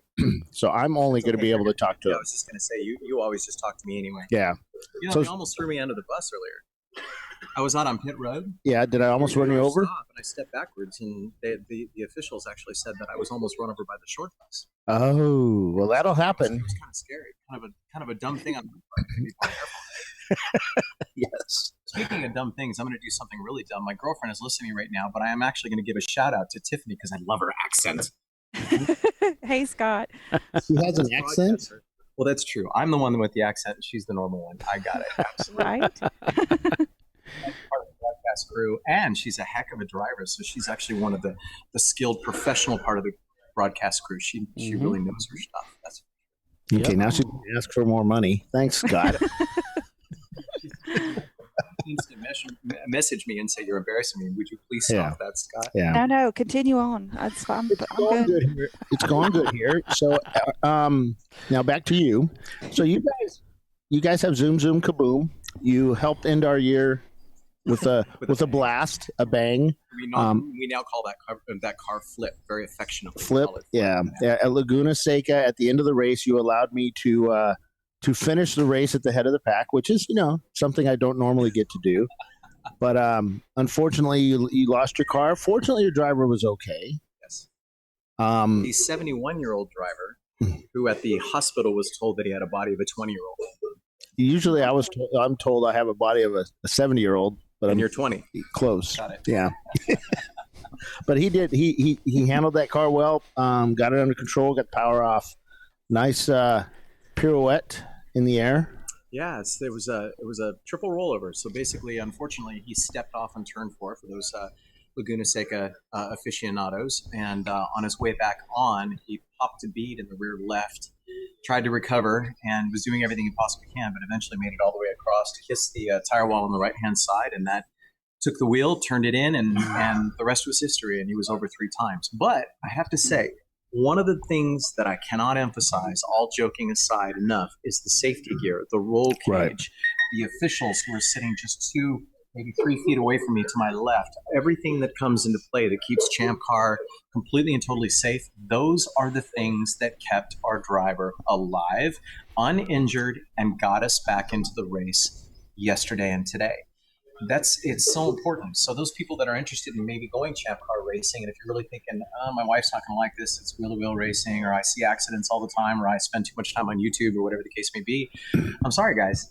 This is not, as far as racetracks go, this is not exactly going to be an unsafe track, because this track has got a lot of walls. But there is not 1 ounce of safety that has been sacrificed at all with regards to our cars, with regards to our neck devices, fire suits, all the various different things like that, fire suppression, et cetera, et cetera, et cetera. So everybody feels safe. And every person that's here, there's lots of wives and husbands and so on and so forth that are rooting their spouses or their sons or daughters or whatever out there. And no one is thinking, oh, this is so dangerous, this is so horrible. Because we have unfortunately seen a few incidences, not many, but a few where the safety gear has been tested and it works 100%. Right. It's outstanding. I mean, I had a crash too, and everything worked perfect as it was supposed to. Though we did have an incident where the helmet impacted the cage, but because of Champ Car, they showed me what I was doing wrong, or Chump Car at the time, and I was able to basically put a full containment seat in, and that got rid of those issues. Outstanding. And but yeah, we're here to help you guys. If you guys have any questions about how your safety gear is installed and stuff, and we have folks that can guide you, and we have contacts within the industry that, if you're using a certain manufacturer's seat, we can get you a hold of those guys, and they'll tell you exactly how to do it, because it's they manufactured it. And you just threw yourself under the bus, because now I get to say, oh, that's what's wrong with you, Bill. You actually had contact. Yes. With your head against the rules. Traumatic brain injury. Yeah, we all do. Yeah. Yeah, they all have to be a racer. Guys always bring that traumatic brain injury part up. So yeah, it explains a lot. It also gives me a lot of good, excuses. Ammunition. Yes. Yeah. That's why you drive the pace cars. Yeah. You're surrounded by 16 different airbags and multiple different systems. Exactly. Right? Exactly. Yeah. Now, Scott, be laughing in the studio, folks. you guys are out of Vegas. You also have other operations other than racing. You build a really cool race car trailer. Very cool. Thank you so much. I'm actually contemplating, believe it or not, potentially asking the powers that be if I may be worthy of doing a sponsorship for Champ Car. It's something that I'm considering. Yes. I do light.com. You can go take a look at it. I won't shout out too terribly much, but it is the most incredible lightweight 2-car trailer, and it can be pulled behind an F-150 or basically a half-ton class pickup truck like a Tundra, like mine, or something along those lines, and put 2 cars on it. Stacklight.com. It's LITE, although I did register LIGH. Yes. And please check it out and say hello. We also have Facebook and same thing. So yeah, Stacklight. Yeah, it's a pretty cool trailer. We saw it the first time I saw it was here. a couple years ago, and a couple Miatas on top of it, and I'm like, wow, that's really cool. I have an enclosed trailer, which is kind of nice, except for the fact that sometimes I want to take a car for my son to drive and me to drive, and in order to get 2 cars in a big trailer, you usually have to get a really big trailer, and then I have to get and you have the never-ending story of I got a big truck, I get a big trailer, now I need a bigger trailer, so I need a bigger truck. Oh, I need a bigger truck. So it just goes this vicious. A bigger place to park it. Yeah, and a place to park it too. So with yours, it's actually just not much longer than 15 foot long. It's 16. 16 foot long, and you can shorten up. Put it in a normal single spot in a local storage area. And an open trailer. And with that trailer, you probably won't get yelled at by the masses on the internet saying, oh my God, all these enclosed trailers just brings up the cost of Champ Car. Yeah. So we won't show them the $1 million motorhome next to it, but hey, it's all right. StackLife.com. Thank you very much for letting me shout that out. Hey, but no also problem. Renegade Hybrids, we're the company out in Las Vegas that does all the V8 conversions to Porsches. Oh yeah, that's right. And 996s, 997s, and then we step into the old school with 944s, 914s, 928s. Okay. The older 911s and stuff like that. There's a bunch of naysayers and Porsche people out there going, oh my God. And then there's Tiffany back there in the back. She's going, yeah, I really want a V8 in my Boxster. Yeah. Yeah. Who doesn't want a V8 in their Boxster? But we're picking up Boxsters on the East Coast for $1,500 to $5,000 for a really nice one. They're really and the cheap. Boxster S is what we do. The standard Boxsters, unfortunately, they're a nails biter just away from a Volkswagen bug, basically. So the Boxster S is actually a little bit more of a real car. So that's the one that we do. We don't touch the standard Boxsters. But nevertheless, Well, and I just bought another one. Cool. Yeah, I've been looking at one. I'm looking at the Cayman side of it. I have convertibles. I like hardtops myself. But yeah, I like the Cayman. No matter what anybody says. I know. Thank you. Despite what my coworkers say. So how's your weekend going here with Zoom Zoom Kaboom? So yesterday was interesting because after our good old rollover in December, we spent quite a bit of time sourcing another car, putting it together, making sure that it was endurance ready. Didn't spend very much time in the handling portion of it, and it was a handful, and I've learned quite a bit. It's also a little bit heavier car, so we're messing with pressures and setup and so on and so forth. So yesterday was pretty bad, but we managed to get to the end of it and didn't have too much of an issue. Today, on the other hand, we've made some changes, and I would say we're at least 50% better. We're going to need to take it home and get better, on top of that. And so we're not the top 5 like we typically like to be, but we're certainly not sloughed on too terribly well. But, right. Zoom Zoom Kaboom will live in infamy, as in version 1.0. This is the 2.0. So this is going to be our new one, and we're going to get rid of the wrap that's on it and actually go back to our original colors, which I think will look a lot better. The McLaren F1 colors, the orange and blue. Yeah, it's beautiful. It does. Now, you guys got that together pretty darn quick. We did. We spent about 200 hours between Randy and myself. Even Ken flew down because he actually lives here locally in Petaluma. He flew down to Vegas to spend a weekend. Renee is our support when it comes to everything else outside of the team, and so she did her darndest to try to keep us going, and we managed to get it done. And actually, if we make it, really, this is our biggest goal. If we make it all the way to the end of yesterday, which we have, and then all the way to the end of today, and as long as we remain somewhat up to speed, then I would have to say that it's an incredibly successful weekend for us. So thank you for asking. I appreciate that. Tiffany wants to know when you guys are coming back to Barber Motorsports Park. We are talking about doing a big trip. We'd like to go back to Barber. She knows I have a lot to do with PCA. I'm a national instructor trainer with PCA, and so if they want another instructor training session, I'd come back a lot sooner. But I want to bring the car out there and potentially do one there. I just raced in pit race. I've done Road Atlanta. I didn't do the snow race. It just happened last week. A real close buddy of mine did. They said that was really fun. I know that's what he said. It's really funny. He sent me a text message and he sent me a picture and he says, "Yeah, I just finished my morning stint and then this happened and it was white." Yes, it's just crazy. That's crazy. Talk to everything from the organization to the corner workers to the to all the racers and stuff like that for being able to run in the inclement of weathers. Yeah. But, and then I just talked to Mike Chiswick just a minute ago, and he says at the very, very end, because event organizers don't ever do this, he decided to do something that blew me away. He says, and to every single race team here, I'm going to give you $200 credit because you didn't get to run your entire time. Right. Actually, it was all the teams that finished the race got $200 of race money back, and teams are already using it. It's pretty awesome. It was unbelievable. Yeah. It's like that is so great. And he said, basically, people cheered and said, "Thank you." Yeah. I said, "That is the most incredible gesture. There isn't another series that would do that. They would say, 'Sorry, pound sand, Mother Nature. Good luck, have fun.'" Well, Scott, thanks for talking to us. We need to go to commercial now, but we'll talk to you throughout the day, and hopefully you do well today. You're going to go to one of those stack like commercials, right? Yeah. You got that, Paul? You got it all queued up? Yep, it's all ready to go. He's all ready to go. Thanks, man. Pay on your way out. Okay, bye. All right, we're going to go to commercial, folks. Stay with us. Back in just a few minutes. Champ Car Live, presented by AutoZone. Back in a moment.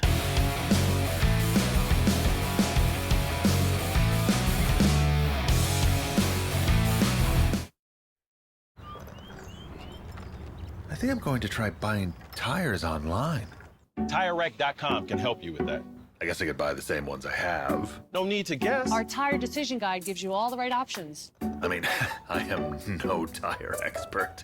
You don't have to be. We've tested and rated thousands of tires. Answer a few questions and you're good to go. Someone should invent a tire decision guide or something. Can he not hear us? TireRack.com, the way tire buying should be. In 1977, Bill Wood set the standard for high-performance brakes. Today, every Willwood product is born from racing technology and is proudly manufactured in the USA. Engineered, designed, rigorously tested to deliver unsurpassed control on and off the track. Whether it's for cruising or absolute performance, Willwood has an application for the ultimate stopping experience. Race-proven, street-ready, drive Willwood. At AutoZone, you get what you need when you need it. Got a today job? Pick it up free same day at your local AutoZone. More of a tomorrow project? Order as late as 10 p.m. with free next day delivery. Getting the job done just got easier.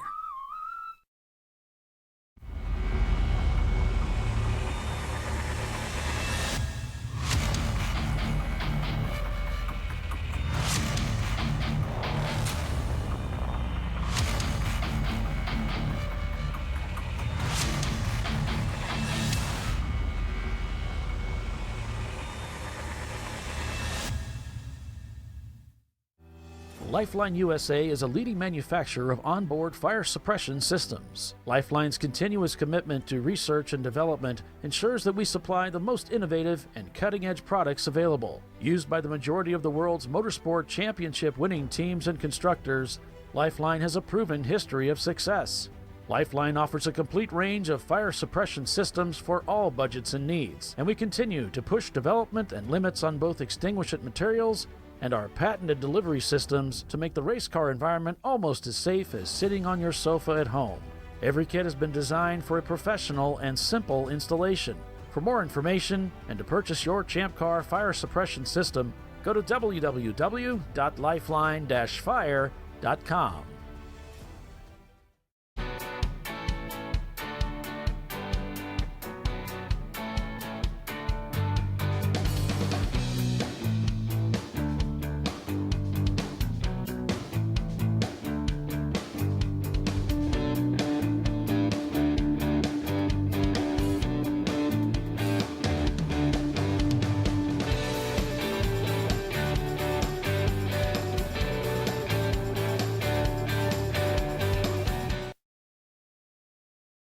Frozen rotors from Diversified Cryogenics deliver increased performance and a higher level of safety while significantly reducing braking system costs.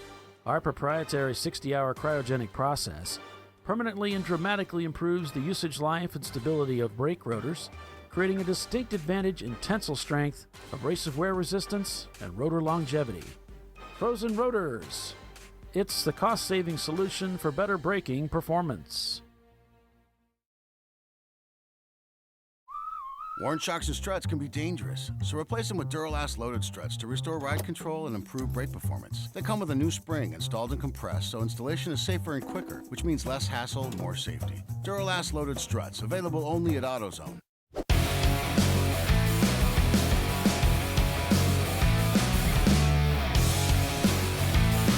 And welcome back, everyone, to Sonoma, California, Sonoma Raceway here on Champ Car Live, presented by AutoZone. Just 15 minutes before we go back to green here, finishing up another 3 hours of endurance road racing to determine the 2020 TireRack.com Champ Car Endurance Series Championship. series. However you season. want to twist that around. 2020 season. Yes.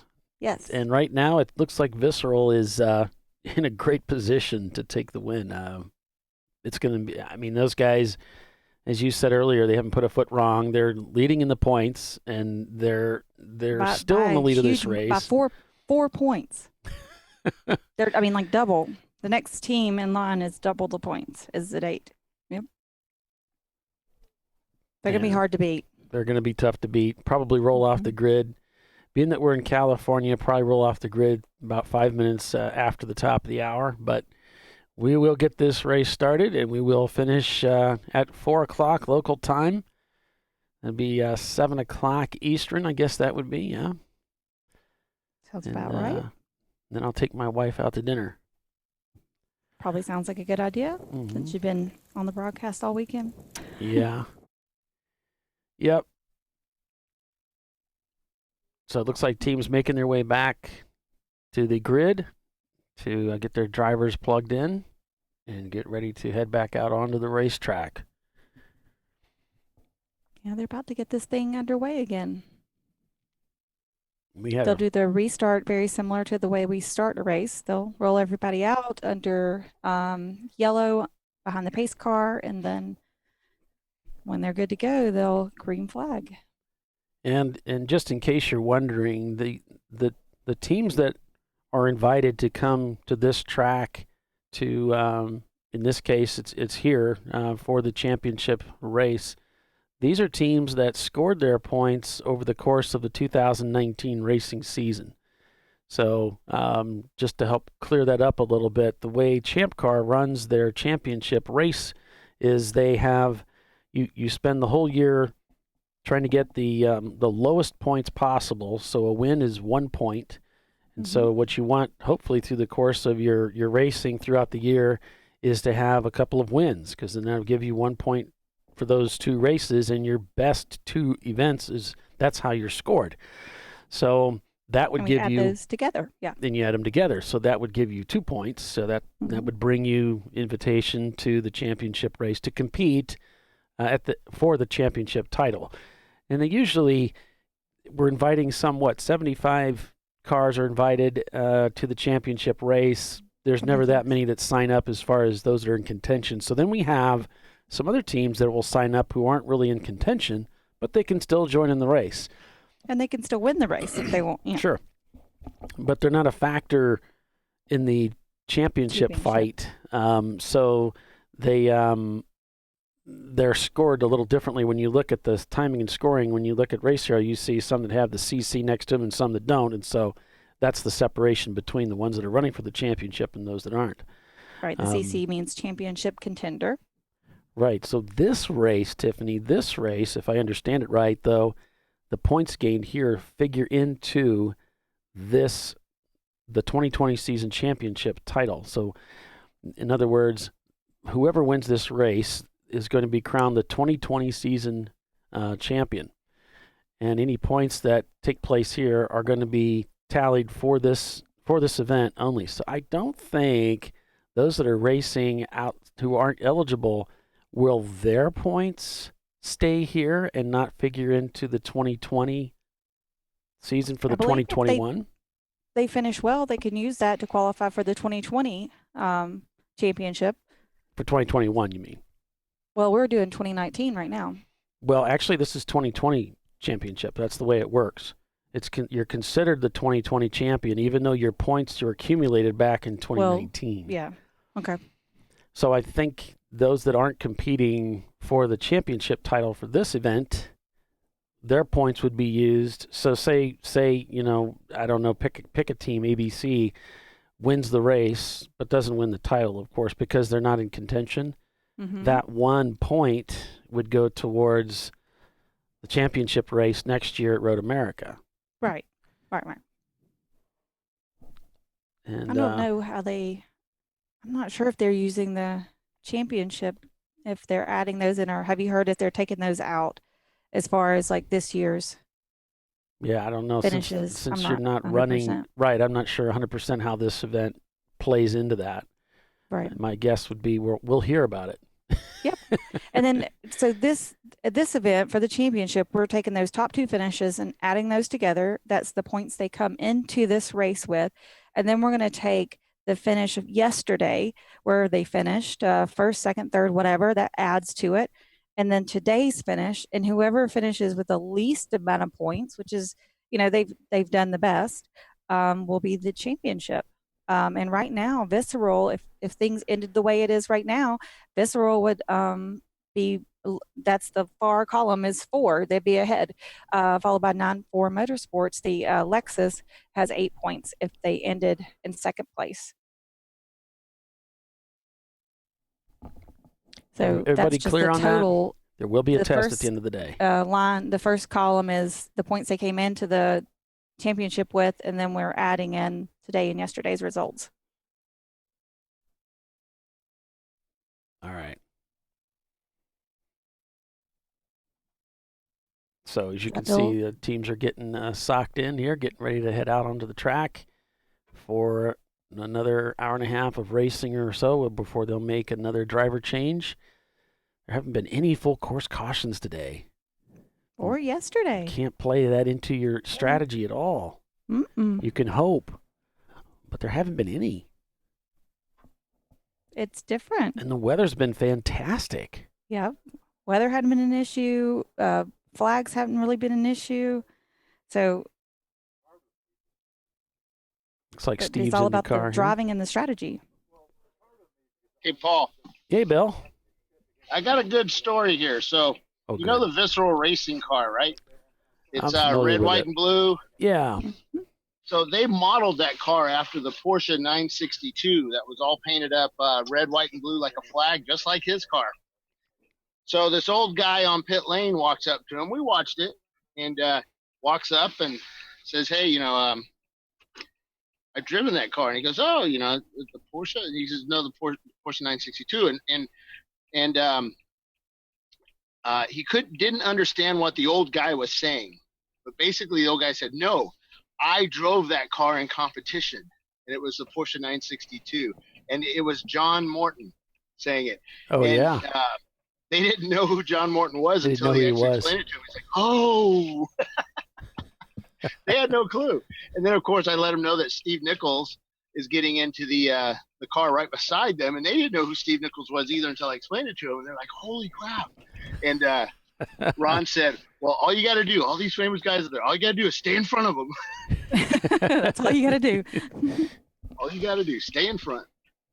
That's awesome. Yeah, I think a lot of guys don't realize some of the star power that race with us in Champ Car, Bill. So I'm glad you brought that up to them. It's pretty cool, isn't it? Yeah, John. I watched John walk over there, and you see them talking, and then they didn't realize who the old guy was, and then they're like, "Wow!" And then John's got a really cool coat on, the Los Angeles Shelby American Club jacket. John's been a member of the Shelby American Club since I think 1962. So that's pretty cool. And that jacket is so sweet too. Wow. Yeah, You were hoping he would leave it somewhere, wouldn't you? I said I could take him. I can take him. I don't know about his wife though. She'd probably beat me down. That's cool, man. That's cool. What else has been going on today? We haven't heard from you too much. So, I guess we did hear from you quite a bit, but anything else going on that you haven't had a chance to talk about? I've been walking up about? and down pit lane, making sure all this equipment keeps running, and I've put in about 40,000 steps today, I think. You're sitting got some microphones working so I could talk to people. I found a rig around that I'll use this weekend. I may use it again at VAR. I think are we doing a show at VAR? Yeah. I don't think so. Yeah, we for are? The 7th? For the upcoming race, we would. Yeah, I think it's the one at the end of the year we usually don't do, Bill. Yeah. Right. That's it. Yeah. So I'll be playing around with some new stuff there for my side of it, and hopefully I'll get back to interviewing. Just been difficult with the transition from cell phones without headphone jacks. That's the worst part. Oh, I know it. Trying to find stuff that works right. I know it. That's been an inconvenience for sure because we use this real entry level stuff and we don't, Yeah. We just get No, by. Well, we have a lot of pro-end stuff, but the pro-end stuff doesn't play well with the low-end stuff, and pro-end stuff still uses cables everywhere. So, yeah, we're getting there. No, it only takes money. Yeah, it's not a big deal. Nah, it's all right. Yeah. So, I heard that you volunteered to take a pay cut so we could get some better equipment. I wanted to thank you for that. Oh, yeah. I appreciate that. Yeah. I'll let Kate know she has to go to community college now. No more Harvard. No more Harvard. So yeah, guys are starting to get in their cars now. We did find that we did an inspection on the 4.6 car, and they do have a brake light issue. Oh, So boy. we're gonna, when they come in for their stop, we're gonna make them fix it. Okay. So the 4.6 car, everybody else. That's the Uncommon Friends. Yep. Currently running in fourth. Yeah. So it's those little things that can really screw away your weekend, you know? Absolutely. The weather has picked up. It's 60 degrees now. So nice. I'm sitting here in wearing 2 jackets, sitting in the car with the heat on. Right. And starting to burn up a little bit, but the wind is still here. It's not as windy as it was earlier. But it is a little breezy. Sun is out in full force, so I know my face has got burnt a little bit. But that's just the hazards of this job, getting a suntan. Did you not put your sunscreen on, Bill? Sunscreen? No. Nah. I'm of that skin. generation where I'm manly. Yeah, we Stubborn? go to the beach. Stubborn. You get burnt. Yeah. No. So. Well, just if you see Mike today, Mike Chizik, our CEO, make sure you let him know that I'm a little disappointed. And why is that? Because I've been sitting here throughout this lunch break. I still haven't gotten ice cream delivered to me. I'm waiting for my ice cream. I'm pretty certain he has been working on that, and it's Okay. The problem is that you live in the middle of nowhere, called Fort Wayne, Indiana. So getting same day delivery from Amazon is a little bit difficult. Yeah, I guess the drones don't reach this far. Silicon Valley, it's a long haul wherever they're located. 5 minutes to hot track. 5 minutes to hot track. All right. Oh yeah, and Racer Fink says make sure and give Mike a hug for us. Yeah. So last night, we're out. We're having fun at dinner, and we're waiting for Andrea Andrea went inside to buy some beverages for us all as we're all stuck in a minivan, and we're all making bets on how many items she'll come out with, and we all lost because she only came out with one thing, and the case of whatever she bought, and we were all expecting her to come out with other things too, because I guess Mike and his kids play a game like that. Well, Mike thought of this joke that Dana tells, and Dana's one of our other event directors. Mm-hmm. And so we couldn't figure out, we knew the punchline, we just couldn't figure out the joke itself. So we give Dana a call. Of course, Dana puts us straight to voicemail because it was like, I think midnight where he lives, but we don't really care. Oh, goodness. So we were going to call Doc next, but Doc is really sick. He probably wouldn't hear it. Yeah, and that's the thing. He's sick. So 3 minutes to go to a hot grid. So yeah, we didn't call Doc up. Then we thought about Paul, but Jen would probably beat us up next time she saw us. Right, Paul? Sure. Your wife? Yeah. So she's the nicest lady in the world because she lets you get to play. Do you let her go out or not let her? Does she go out? 3 minutes. 3 minutes, says Mike Chizik. Oh, Paulie's waiting for his ice cream. I want ice cream too. You hear that?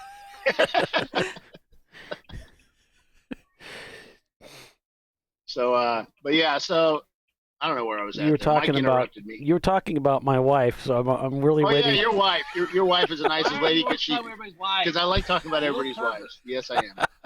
But she lets you do all this stuff. Does she go? Yeah. Does she go out shopping and stuff and spend all your hard-earned money when you're doing this? She goes out shopping. Yeah. She brings me back. She brings me back grapes and blueberries and all the stuff that I like to eat. She's looking after your health, man. That's good. Yeah, that's why I'm svelte as I am. He is actually. He is. Make sure I can fit in that driver's suit. If you were to stretch me up taller, I'd probably look the same. That's it. So what was the joke that y'all could only think of the punchline for? We can't say it. It has too many words in it that we can't say on the air because then we'd have to be, adult rated. Okay. It was pretty funny though. Well, everybody in the car laughed except Laura. I don't know why. No, Laura laughed. So it is really hot in this car now. We'll turn off the heat. Crack the window. The cars are all started up. My lights are on. Now I'm looking at all of our feeds. We've got several teams that sent us in-car feeds for their cars. So we've got two flying Hawaiians and 2 white guys. 1 minute to go. We've got Basilwini Racing. We've got we just got a lot of cars. So appreciate all you guys doing that. I think Doc is ready to come back. Yeah, I gotcha. Okay, let me get him ignored. Okay, Doc, you're no longer ignored. How are you? I'm fine. Yeah, you call me anytime at night. I won't answer. Feel free to call. I'll ignore you just the same. Knock yourselves out.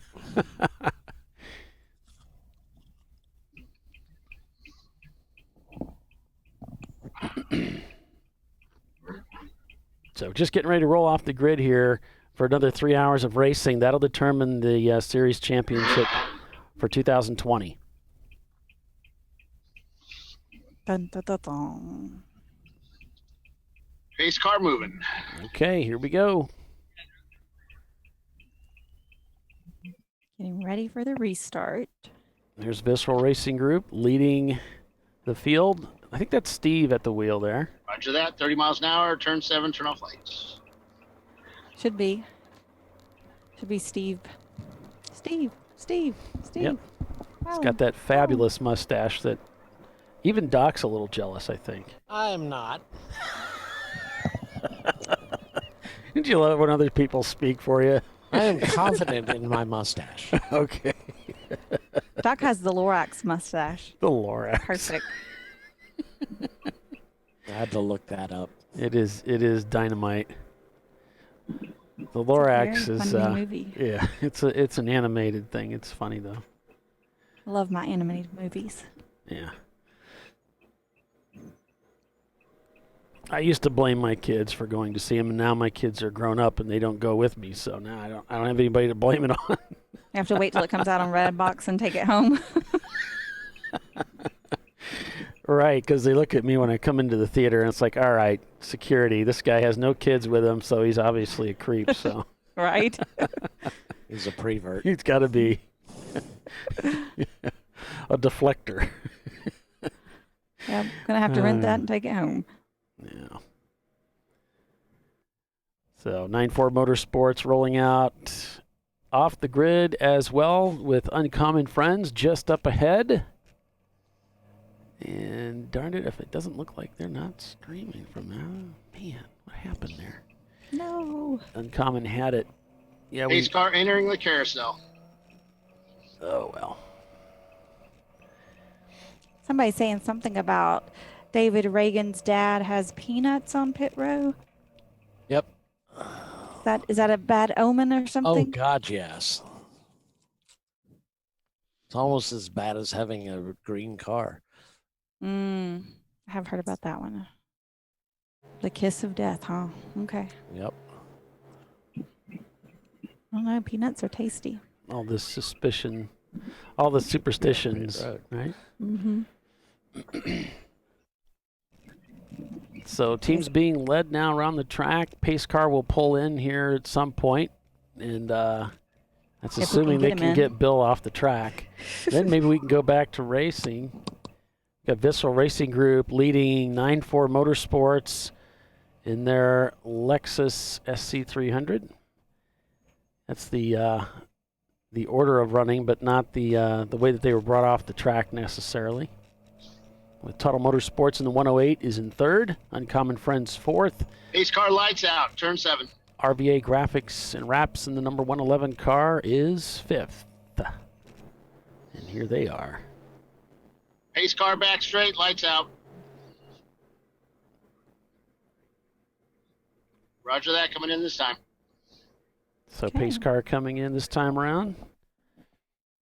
You can see the pace car leading the cars up through the S's here, as we call it. Late apex, Bill. Always late.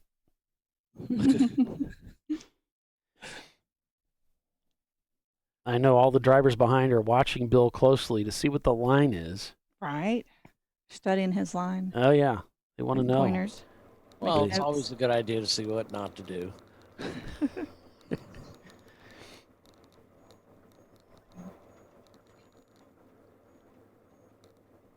Steve getting ready to lead the field here in the Visceral Racing Group Porsche 944. Back to the green flag to restart the second half of this race at Sonoma Raceway. Talking to his crew, a few last-minute instructions, letting them know what's going on.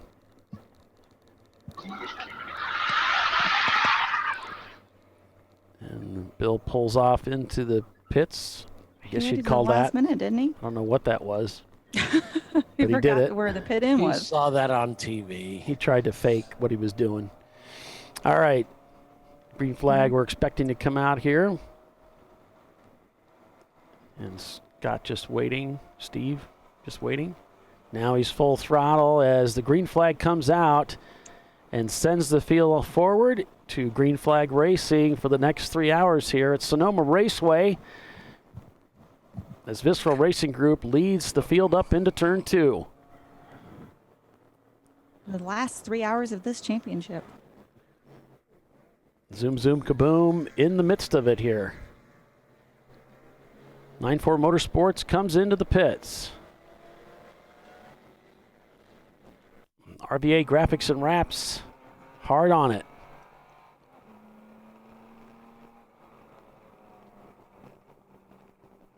And as we were talking about before the red flag, some of the cars pitted before the quiet hour and went ahead and got fuel, and they're kind of ready to go. Other cars waited, or teams waited, and they're going to probably pit at soon here now and do fuel. Just Yep. different So strategies. 9-4 in the pits doing that right now.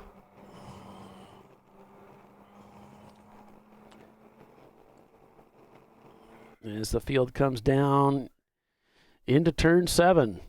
Car goes way wide. Might have had a little trouble keeping a hold of it there. Tires might have been a little cold, but hangs on to it.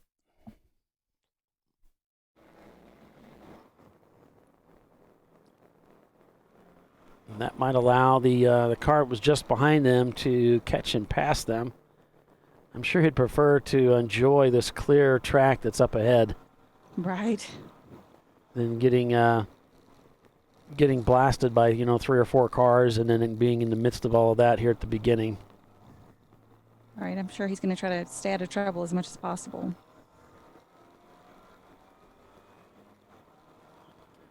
Getting a message from Andrea that Willwood is going to bring out their backup car. It's an EC car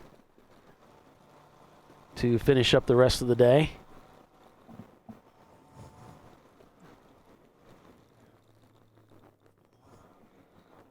Just a misshift there. Tired. Steve trying to get himself into the groove here.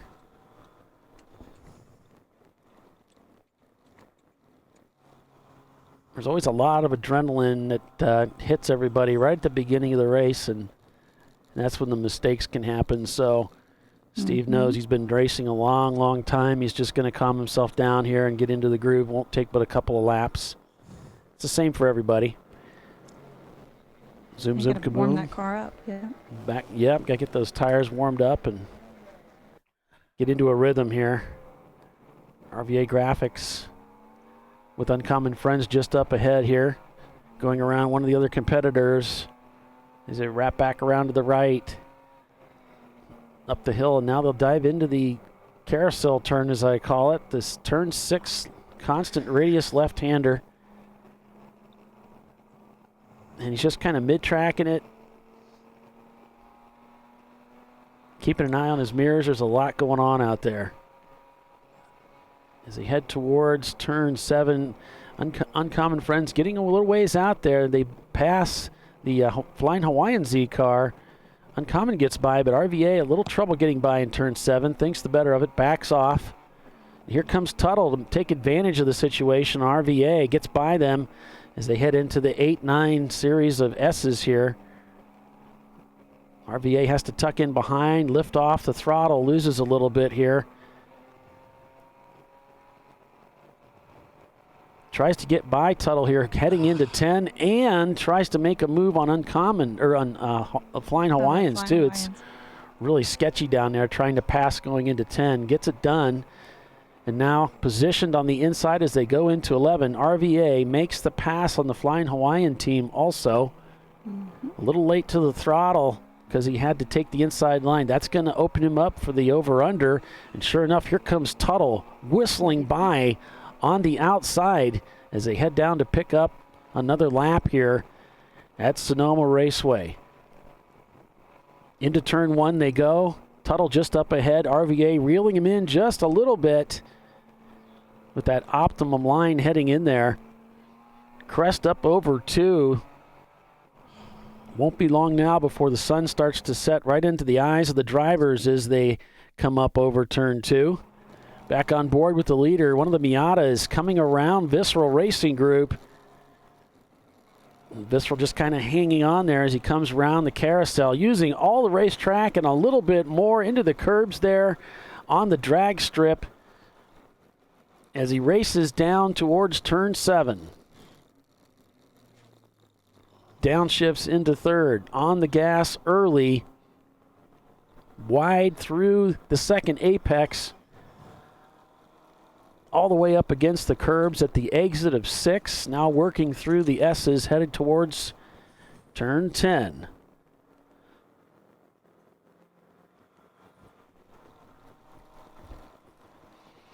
And the Miata begins to pull away, which is perfectly fine. Not too concerned about doing any heroics at this stage in the race. They just want to go out there and turn laps and be relatively quick. Another Miata comes by Visceral Racing Group as they head through 11.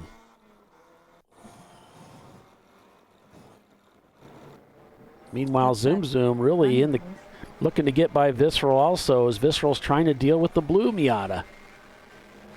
So right now the Porsche 944 is just getting hounded. Yeah, he's busy. Oh, you can really see. Right? Look at those bumps. Look how much the car gets tossed around heading up into 1. It's so fast right there. Oh, and a nice pass down the outside there by Zoom Zoom Kaboom over Visceral Racing Group. Gets a good run at the exit there. You can hear a little bit of the rear tire lockup, kind of common on the Miata. That's okay. As he goes into his braking zone for turn 4. Now going to wrap back around to the right here, using all the racetrack. Now that downhill braking into the carousel, we go with Zoom Zoom, who's also overtaken Visceral Racing Group. Again, not big concern for Visceral. They're just out here to get the job done. Right. Talk to Ron. Zoom Zoom's running in 11th right now in the championship. Yep. Another Miata comes by, yellow one. We talked to Ron yesterday, Tiffany, that he said, look, we're just going to run our own race. We know what we need to do, and if we got a faster competitor come up, we're going to wave them by. Right.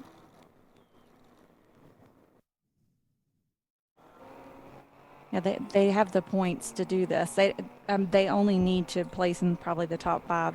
That's only if that 840 of 94 Motorsports can get towards, and they're in third. So, but they'd have to really get up there, and then Visceral would have to fall back below probably the top 5 to make the points change enough.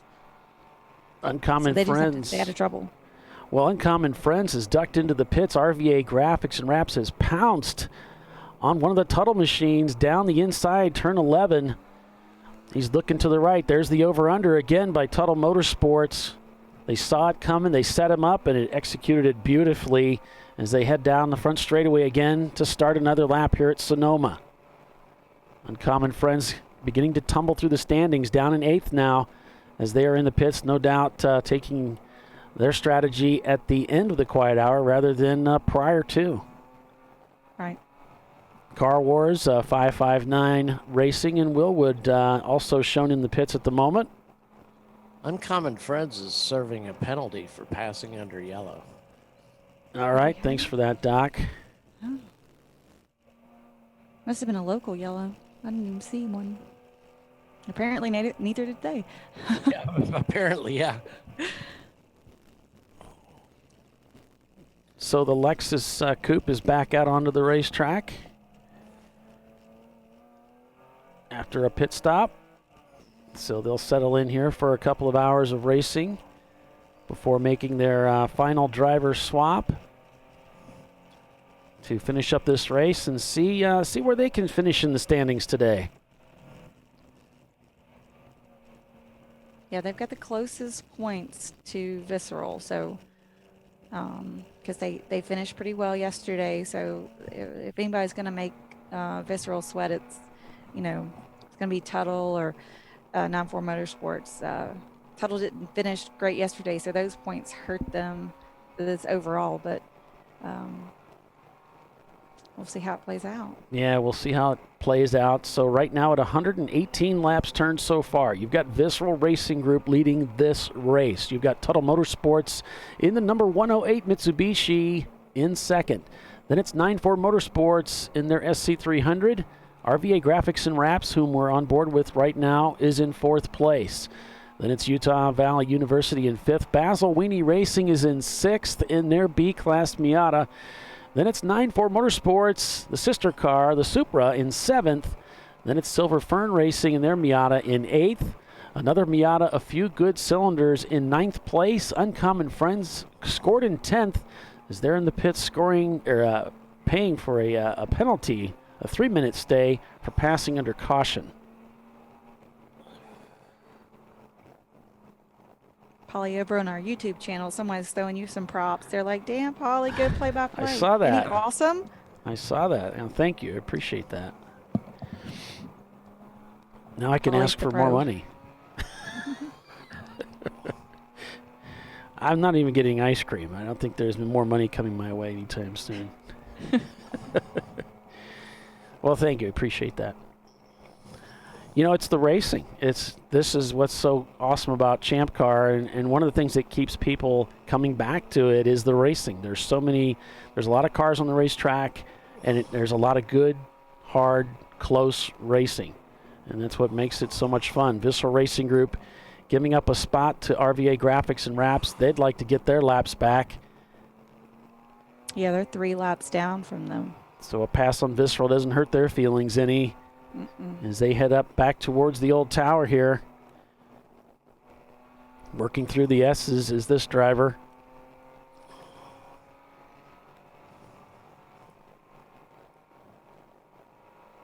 Now, if you've ever thought about going racing, you know what? Champ Car is the perfect venue for you to do so. It's really structured for entry level. So this is the perfect club to get associated with and come racing with us somewhere. Absolutely. That's what we cater to is amateur racing. If you've done track days, if you've done autocross, if you've never done anything like this, go to the website, start looking around there. You can do arrive and drive. You can rent a seat in a car. You can build your own car. You can go on the forum. There's all kinds of information about builds and who's doing what. There's the iRacing series. You can do that from home. There's how to get equipment and your gear, everything you need to know. And there's tons of people who love to give you their opinion, but they'll help you out with any questions you have. You can send an email to Mike or the tech or any of the board members. They'd be happy to respond and give you any information you have a question about. Yeah, I mean, everybody loves to talk about racing, right? Everybody So that's loves just to talk one more about reason racing. to talk about racing. There's a lot of people that ask questions over on our Facebook channel. They send like the messages. They message Facebook, our Facebook channel. I often respond to that myself, which really isn't a great idea. It'd be better for you to send an email. Input? Yeah, a lot of the times, if you send me if you send a message over the Facebook thing, there's several people that might see it, that might not see it. But if you send an email, that's going to get seen by the powers that be, and it's going to get routed to the appropriate individual if need be. So, unfortunately, a lot of the messages that send to me over Facebook, or that I happen to see rather, not sent directly to me, I'll just send them on to email info@ChampCar.org. That's usually the best way, really, to get any. Unless you want to send an in-car feed information, you can send it there. Yeah, please send that through Facebook. But cool. There's a form you can fill out actually for that goes to me and to Bill, which is even more helpful, because then if I'm not producing the show, then Bill would get it. So, but anyway, any technical questions you have, those are best answered through a ChampCar.org email address. They're not considered official unless they, come from, one of our tech or CEO or something. And of course, PayPal donations, Doc Waldrop, email.com. I know, right? Yes. Operators standing by. Operators are standing by to what is it? Donation lines are open. I need to look up my PayPal account. I never can remember it. Might have been a little bit of an over rev on the downshift there. Zoom Zoom Kaboom might be trying a little too hard. Got to be patient with that clutch release. Coming around turn 5 here. Now down into the carousel. Again, it's a downhill constant radius. It's a really interesting corner. You can really get the feel of it if you join us in iRacing.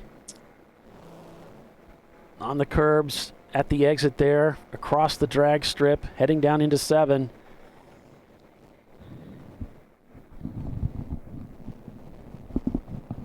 Those of you who've been watching on our YouTube chat feed, you saw that I was talking to David Haynes. He's the commentator for the iRacing series for Champ Car.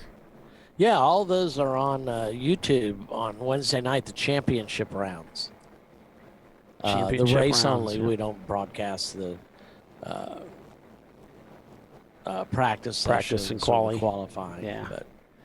But that YouTube, the iRacing stuff's pretty cool. It's structured a lot like a race. You have a practice, a qualifying, and a race. It's not structured the way Champ Car is, but that's okay. It's experience of racing with other racers on the tracks that we're going to be visiting, and if you win the championship for the series, you get a free race in Champ Car.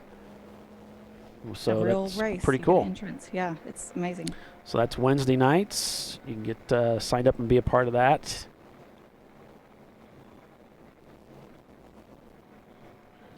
I've got some friendships that I made on iRacing that I'm still carrying around today with some of the guys that race in Champ Car.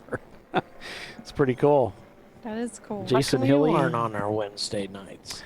I don't know. I haven't felt like I had a lot of time. I guess I just hadn't really. Polly, It used to be used to be on Thursday nights when I had to work. I worked every Thursday night, and then they moved it to now Wednesday. You got no excuse. So now it's they kind of opened the window a little bit for me.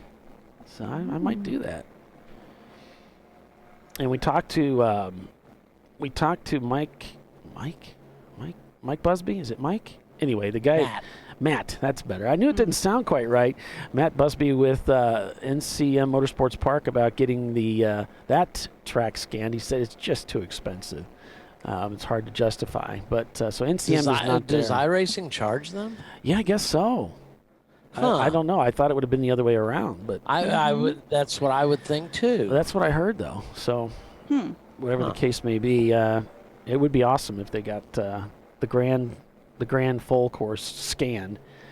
I'd be out there a lot. That'd be fun.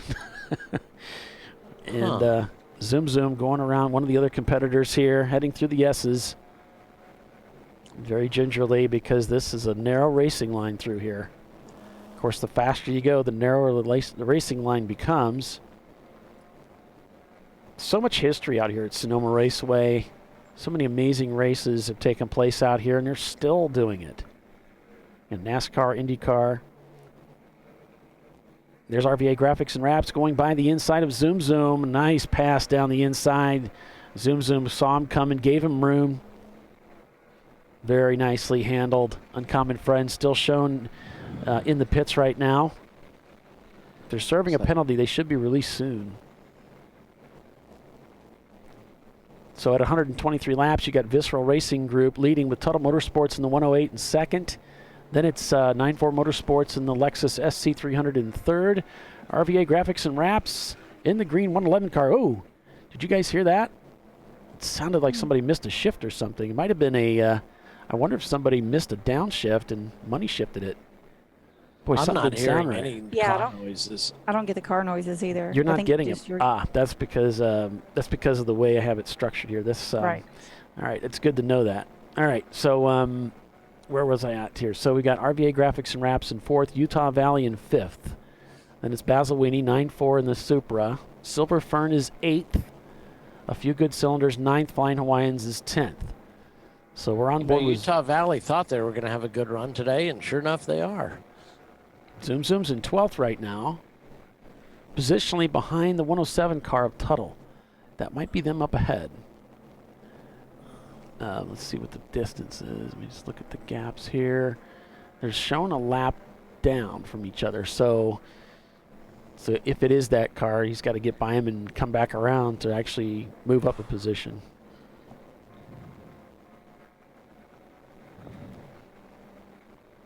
Who else? What else we got going on here? Winkler Motorsports is in the pits right now. That's the team that was up at the front of this race earlier.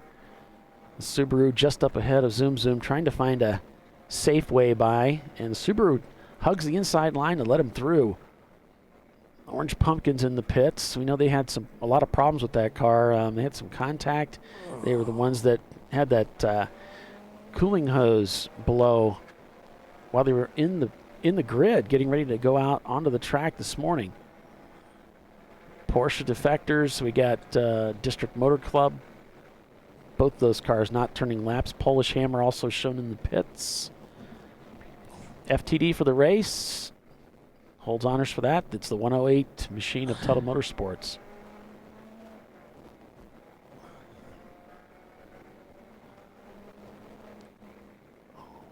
All right, so Uncommon Friends, they've got their taillights fixed and they're underway. Bill says the Winkler team might be done for the day, unfortunately. And one of the Tuttle cars has come into the pits.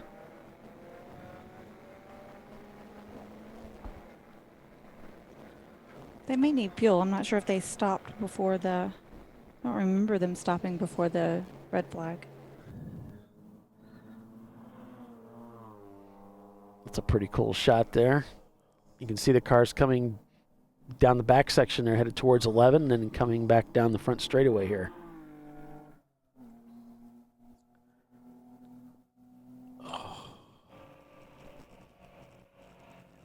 Yeah, Tuttle last pitted about 20 laps before we took the red flag for that hour. Okay. If we're talking a 108.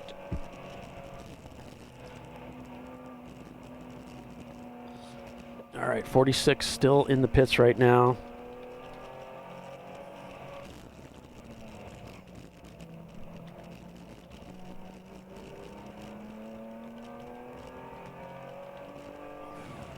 Seven in the pits. Let's see what the total for 108's on track.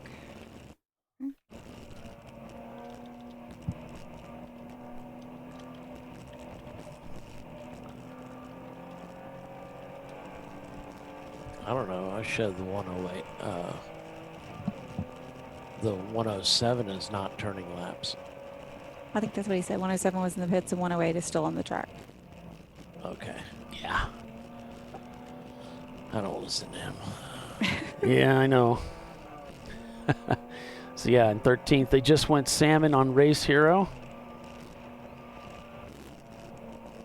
And, of course, we're on board with 9-4 now. This is one of the teams that rents seats. So, want to go racing and you don't have a race car?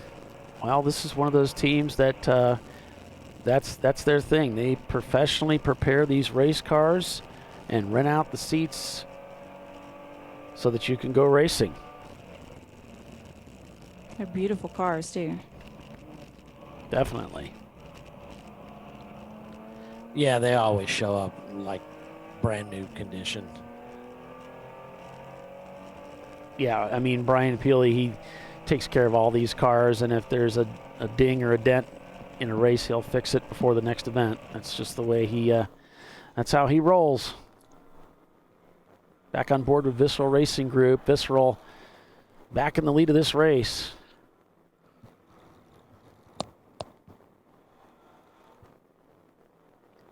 They've really been in the lead almost the entire day. A few times Winkler got them, but he tended to get them back shortly. Very impressive. Okay, the 107 car has finished their pit stop. And so has the number 46. That's the Uncommon Friends car. So Uncommon Friends and the Tuttle car that was in the pits. Oh, crossed up the steering a little bit there. But both those cars rolling out of the pits now back onto the racetrack.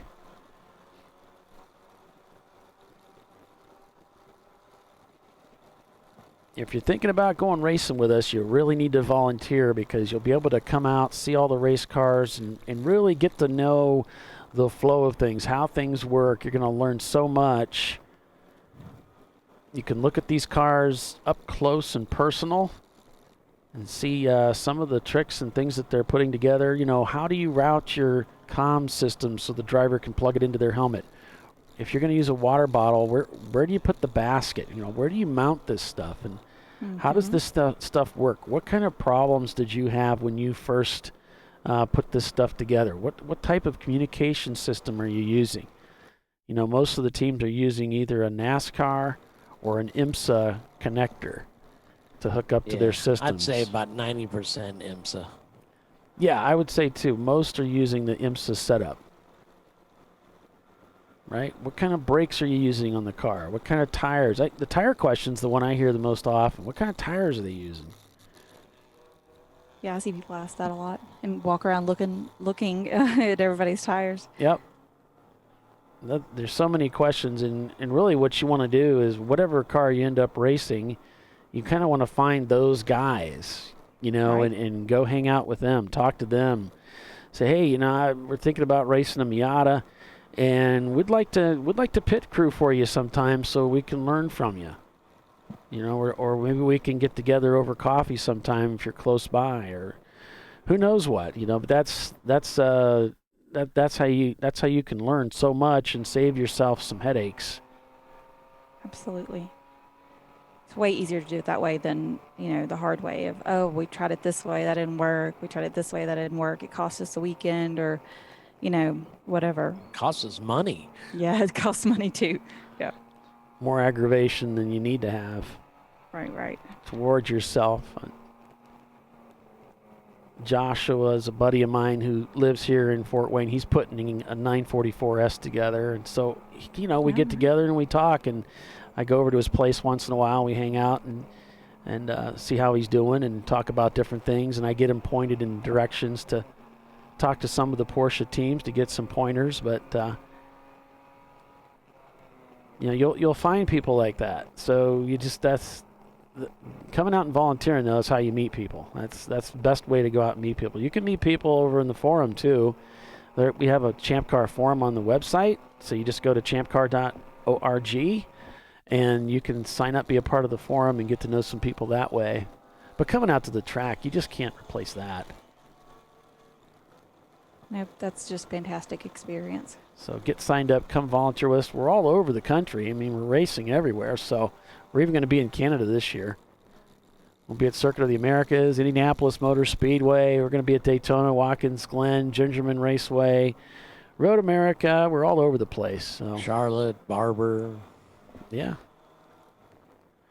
Be in Utah, Texas. Oh, my gosh. Coming to a racetrack near you. Yep.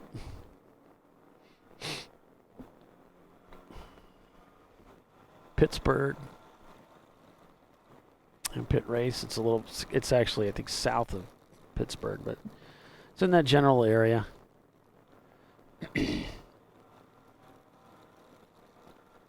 the tracks aren't always in the city that they say they are in their name sometimes. Like Road Atlanta is probably 50 minutes east of actual Atlanta, but it's close enough. They'll claim the name and... Yep. You know the general direction. Most of the tracks are kind of in a remote location because of the noise. Right. You know, Daytona is right down in the heart of it. Indianapolis is right down in the heart of it, but that's kind of the exception to the rule. Most of these tracks are out in the middle of nowhere. Right. They try to put them somewhere where people won't complain. Although the noise is... That doesn't stop people from complaining, but they try. Yeah. They always find something to complain about. NCM is one of those tracks that's kind of in the middle of this, kind of in off the interstate. They're not down in a farm field somewhere. Well, I looked at, I was the official photographer at Riverside Raceway for so many years. And I, usually you get into a habit, you take a picture at a certain spot, and you could just see the homes marching over the hills towards the track. Oh, yeah. Because we were out in the middle of nowhere. Right. Well, you bring the racetrack, then you bring the money. Yeah. So people are coming that way to eat and stay in hotels and, People buy houses. Right. Yep. That's one of the reasons we bought our house near Barber was A, we want to be closer to the track, and B, if someone tries to vote it out of here. But you're not going to complain about the noise. Exactly.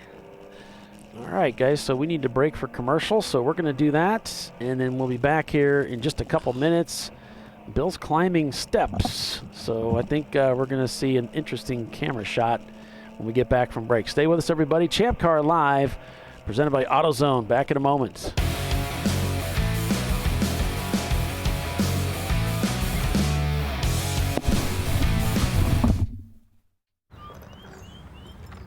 I think I'm going to try buying tires online. TireRack.com can help you with that. I guess I could buy the same ones I have. No need to guess. Our tire decision guide gives you all the right options. I mean, I am no tire expert. You don't have to be. We've tested and rated thousands of tires. Answer a few questions and you're good to go. Someone should invent a tire decision guide or something. Can he not hear us? TireRack.com, the way tire buying should be. In 1977, Bill Wood set the standard for high-performance brakes. Today, every Willwood product is born from racing technology and is proudly manufactured in the USA. Engineered, designed, rigorously tested to deliver unsurpassed control on and off the track. Whether it's for cruising or absolute performance, Willwood has an application for the ultimate stopping experience. Race-proven, street-ready, drive Willwood. At AutoZone, you get what you need when you need it. Got a today job? Pick it up free same day at your local AutoZone. More of a tomorrow project? Order as late as 10 p.m. with free next day delivery. Getting the job done just got easier.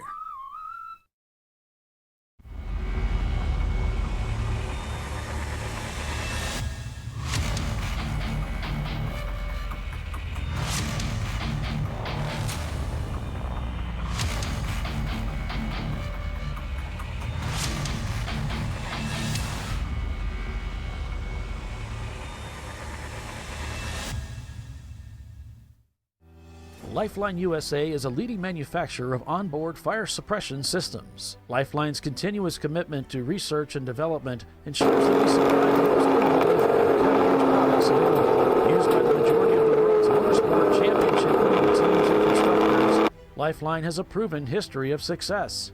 Lifeline offers a complete range of fire suppression systems for all budgets and needs, and we continue to push development and limits on both extinguishant materials and our patented delivery systems to make the race car environment almost as safe as sitting on your sofa at home. Every kit has been designed for a professional and simple installation. For more information and to purchase your Champ Car fire suppression system, Go to www.lifeline-fire.com.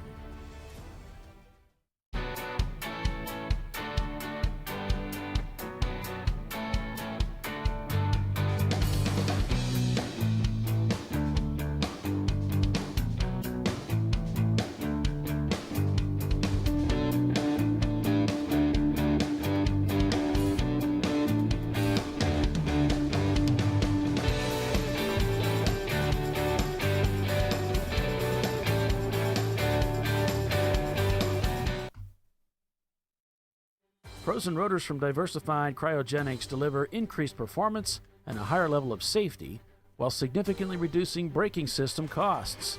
Our proprietary 60-hour cryogenic process permanently and dramatically improves the usage life and stability of brake rotors, creating a distinct advantage in tensile strength, abrasive wear resistance, and rotor longevity.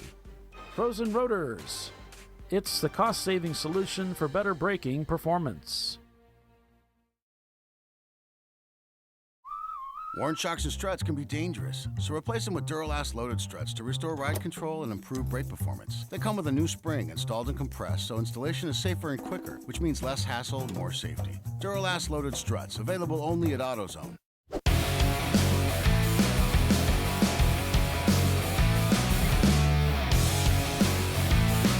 All right, welcome back, everyone, to Sonoma Raceway here on Champ Car Live, presented by AutoZone. Visceral Racing Group is leading this race, and it's looking good for them as they are also leading the championship battle for the crown. Total Motorsports is in second place right now in this race at 131 laps in the number 108 machine. A little bit of tire squall there. Again, having a little trouble getting that car to turn from the Visceral. Visceral's glad to be out of that traffic he was in. Yeah. 9-4's in third. We got RVA Graphics and Wraps in fourth. Basil Weenie Racing is fifth. Here's Basil Weenie Racing.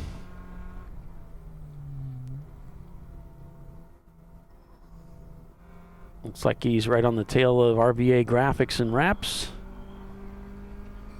And that B-Class Miata really taking advantage of that extra power from that Ecotec engine and that lightweight chassis. Presents himself down the inside. Doesn't really go for it, though. Taking it easy through here. Not quite sure what the driver ahead's going to do. Now he really stands on it at the exit of 6. Going up through the gears here. Maybe looking for another opportunity to get the pass done. Utah Valley has crossed the pit loop. Looks like they're on their way back out.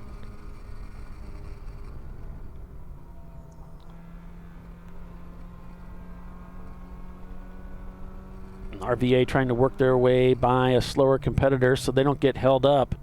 He's eyeing Basil Weenie right behind him. You can see him in the cockpit here, checking back and forth between his rearview mirror and the car next to him. Here you see them going, the three of them down the front straightaway. Basil Weenie lifting off the gas at turn in, going into one. Going to take the wide stance coming around here. Brakes early, wants to make sure he checks up. Doesn't want to get into the back of that E30.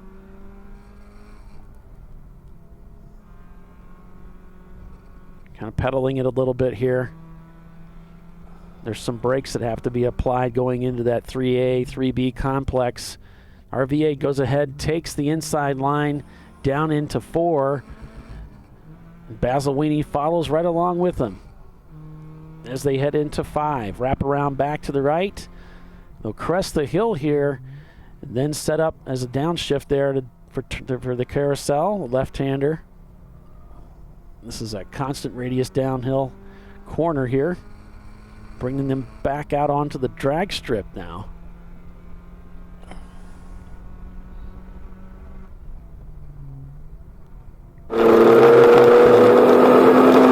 Sorry, folks. Put that back down for you. We got the feed for the Uncommon Friends. And there's Z. And they really fell down in the in the hunt, having to fix that brake light issue.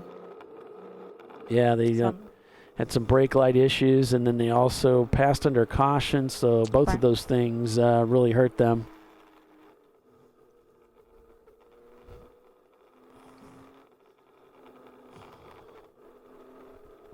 So that's kind of disappointing for them. I know they're really excited about this race.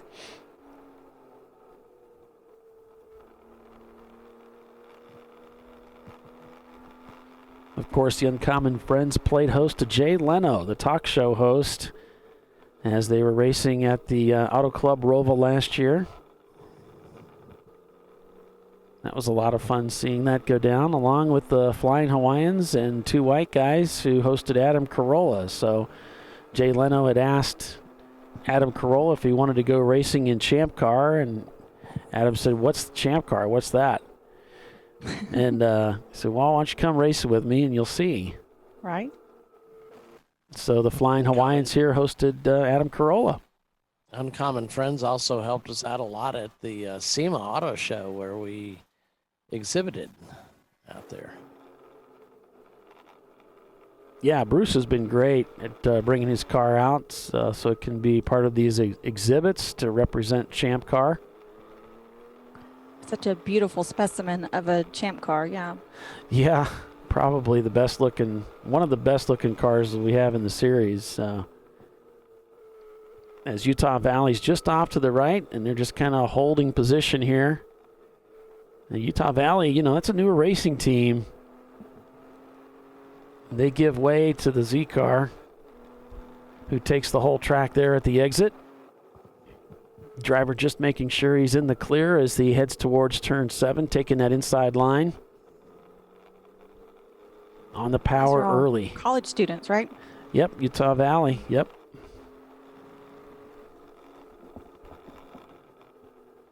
It's kind of interesting dynamic, isn't it, Tiffany? You've got college students just getting started in racing, and then in Uncommon, you've got racing veterans. Some of them pro drivers that have retired from pro racing in the Z. Both ends of the spectrum, right? Both ends of the spectrum in a very cool way. Yeah. Racing in the same race together. Both in the championship hunt. Yep. Very, very cool.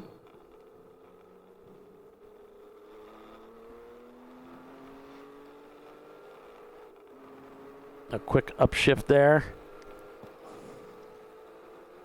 Overtaking one of the Miatas, trying to hold mid-track because he really wants to get a good sweep coming into turn 1 here. Doesn't want to lose too much. You can see how the Z handles those bumps really well, whereas other cars are really getting thrown around quite a bit. It really does handle it. You see some of the cars just, taking a lot of, up and down through there. Bill saying the two cars came together actually when they were on the front straightaway there. The 46 and the green Miata, which would be Utah, so they had contact, he says. So I didn't see it, but there must have been something there. Excuse me.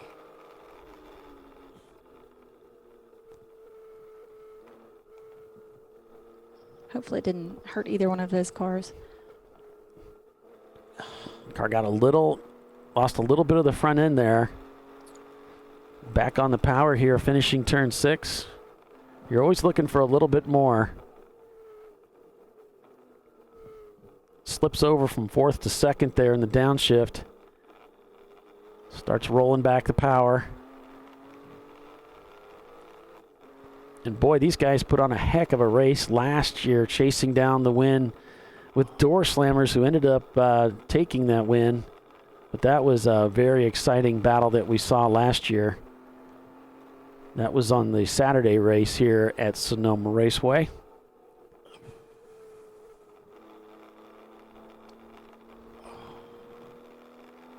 And there you can see the timing off just a little bit with Visceral and Uncommon having gotten by them there as they're working up through the gears on the front straightaway.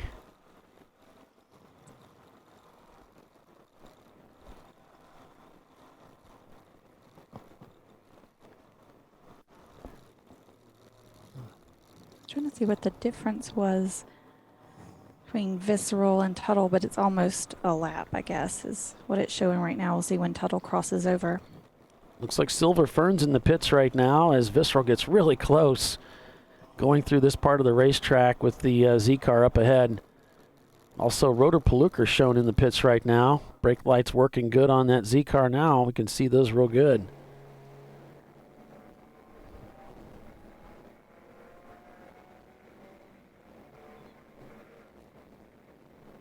And let's not forget about a few good cylinders in their Miata.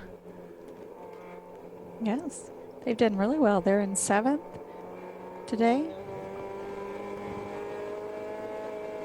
Really winding that Miata engine out. You can hear it.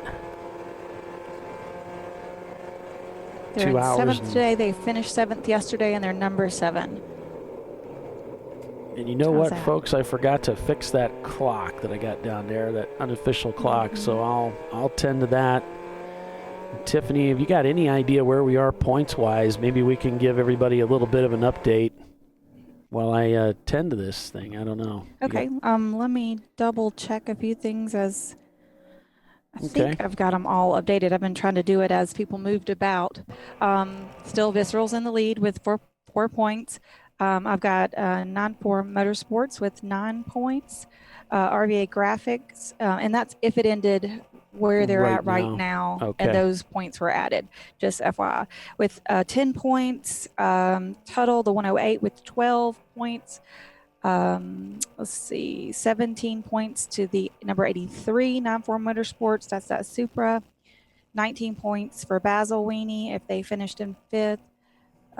They're still in 5th right now, just making sure. A few good cylinders. A 7th finish yesterday, 7th finish today would put them with 20 points. Zoom Zoom Kaboom would be looking at 24 points. As also with Blow My Wad number 135, also 24 points.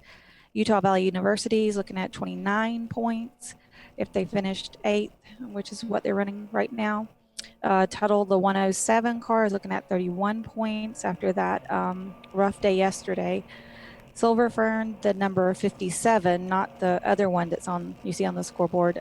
They're a little further down. They're on 13th place in the championship right now, so they're 30 points. Winkler Motorsports is at 31 points, and Roto Pluker, I've got it at 34 points. Need to update their standings and make sure that that's where they're at. And Bandits, let me still 36 points on my birthday yesterday. And Ergo Lab at 17th today when I looked earlier, and that would put them at 39 points. They just really had a rough weekend. Not the weekend that they were intending on. Right, absolutely. Well, Tuttle, what were you going to say? Just, everybody came here with really high hopes this weekend. A lot of teams coming for the first time to the championship. Some, are veterans, and the weekend's been rough to some teams, Well, yeah, it really has. And I was going to say, Tuttle, those two cars happen to have gotten together. Now they're not together in contact necessarily, but just they're right together on the racetrack. Visceral battling with one of the Miatas here as they come around turn 11 and back onto the front straightaway to start another lap.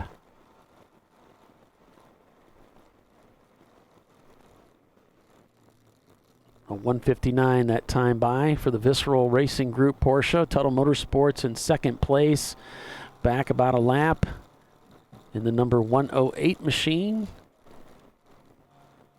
Just turned to 157. Then it's 9-4 Motorsports turning in a 201. And RVA Graphics and Wraps and Basil Weenie rounding out the top 5. There's about a 1 second gap from Valley, Utah to a few good cylinders. And they're turning very similar lap times. So a few good cylinders being hunted down right now. And that's one of the closest battles we have on the racetrack right now. 17 seconds the gap from Bandits to the Tuttle Motorsports number 107 car. It's getting a little crossed up there, a little crazy. That back end starting to come around there on the few good cylinders Miata. The 559 Racing 2003 Subaru coming into the pits. And there's Utah Valley making a run for it. Going into 7, does a great job getting right into the racing line there. Going to get a little wide. That's going to open the door up for a few good cylinders to come down the inside. Get right back there, yep. But a really good run off that corner for Utah as they were on that outside that could carry a little extra speed there. They got it done. They got it done heading into 8 here.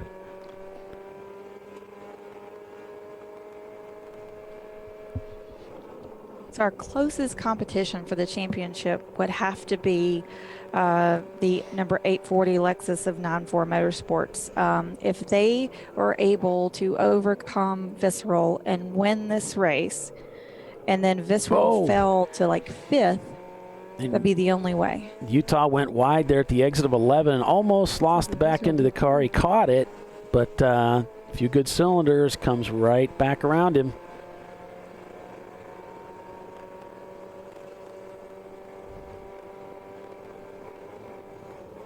Probably trying a little too hard. Again, that's that experience, Tiffany, that so many of these other drivers are enjoying. They know not to let themselves get a little too excited and push too hard. Right. I would think that the more veteran racers would have, the advantage in a situation like this, as opposed to someone who might find themselves here for the first time.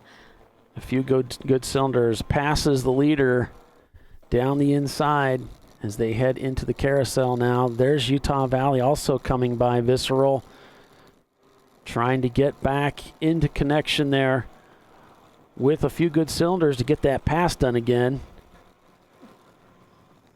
Meanwhile, Visceral kids make it up with all the, they're not afraid of anything yet. They have youth on their side. Right, which, as you can see, it doesn't necessarily pay off. They make some mistakes, but then they learn. Yep. Right? Youth versus experience, yep.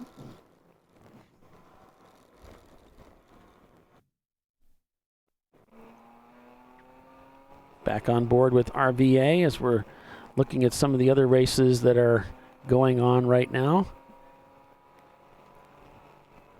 And RVA probably counting on maybe their ability to endure, maybe to carry them up further. They're currently scored in 4th place. They've got 9-4 up ahead, about 14 seconds. They're running similar lap times. If they finished in 4th, they finished in 4th yesterday. They came in with 2 points. That puts them at 10 points total. So some really good finishes, but just not quite enough for a championship if they stayed where they're at now. Because Visceral's just done everything right so far. Heading into that carousel there, just modulating that throttle, coming around the inside of 6. Now onto that drag strip portion of the course. Checks his mirrors. Using one of those concave mirrors there. Oh, the 108 is backfiring again. Unless I already said that. Oh, boy. Yep. And looks like the tow truck has come onto the racetrack, so there may be a vehicle that's disabled here that'll need to be picked up. Oh, the 559 Racing, they broke down right at the pit end. They're trying to get back in. I don't think they made it all the way in. Gotcha. If I'm reading Bill's hieroglyphics correctly. RVA heading down into turn 11 to start another lap here at Sonoma Raceway. Coming onto the front straight with the Pontiac Trans Am of Bandits just up ahead.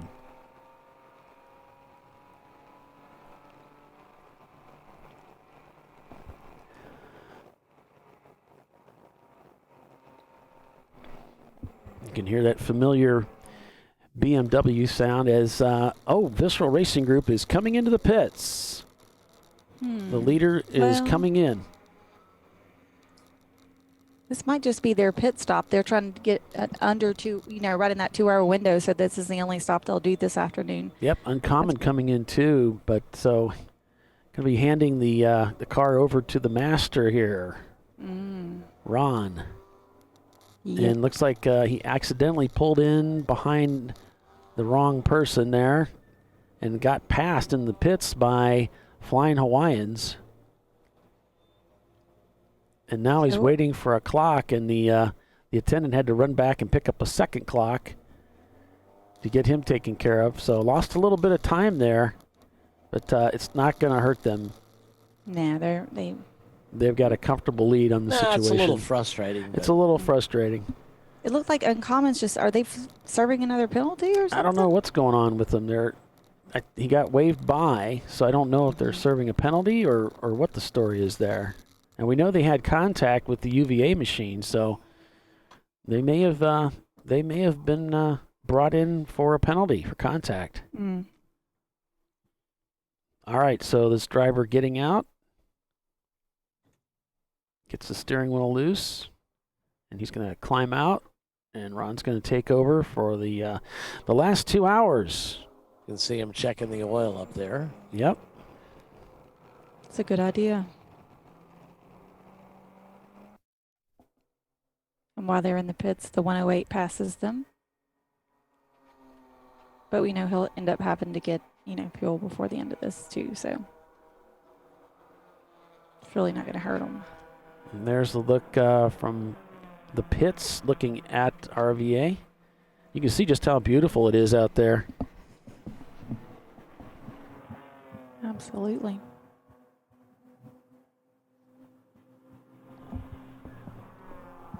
And looks like Bill's telling us the number 46, which is Uncommon Friends, is having some engine problems. Maybe that's why they were parked at pit end. He just probably couldn't get motivated again. Mm-hmm.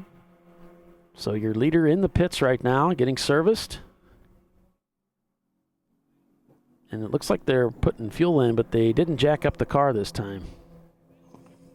They must feel pretty confident. I think they only do that when they have to pack it full in order to skip that stop. I was going to say, maybe they... So Tuttle is taking the lead of this race while Visceral pits.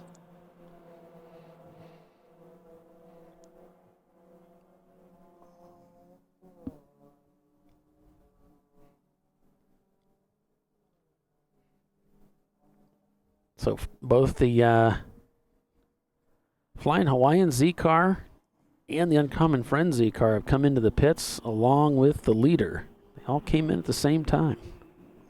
We're right at that 2 hours to go mark, so it makes sense. Everybody's doing their last pit stop of the day, most likely.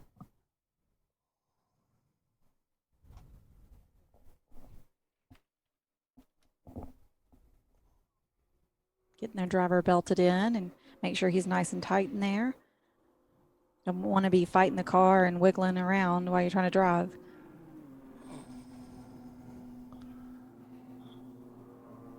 The fire extinguisher guy must be just out of sight. Must be. I was looking for that earlier, and I'm like, must be just out of the angle. RVA also turning some good laps out there. Passes. Pushing back. Steering wheel going on here. He'll do a radio check and send him out.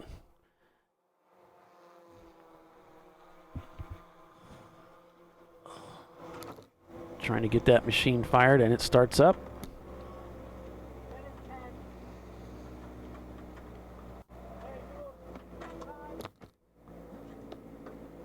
There's a water bottle. Drink bottle in. Mm-hmm. And because they took fuel, that's going to be a full 5-minute stop. So, that's why they're taking their time. They have the time to take. Might as well do it and do it right. Yep, they're cleaning the windshield there. Looks like they're checking the tires.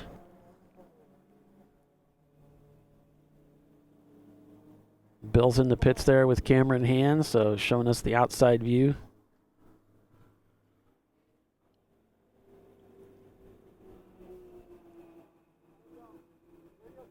See all that tape that makes up the hood. Yeah, doing a radio check. You heard him call for that.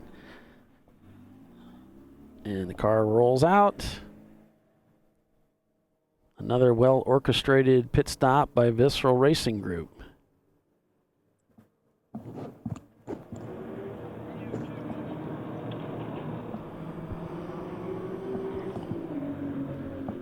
Yeah, that seemed pretty flawless. So driver out of the car.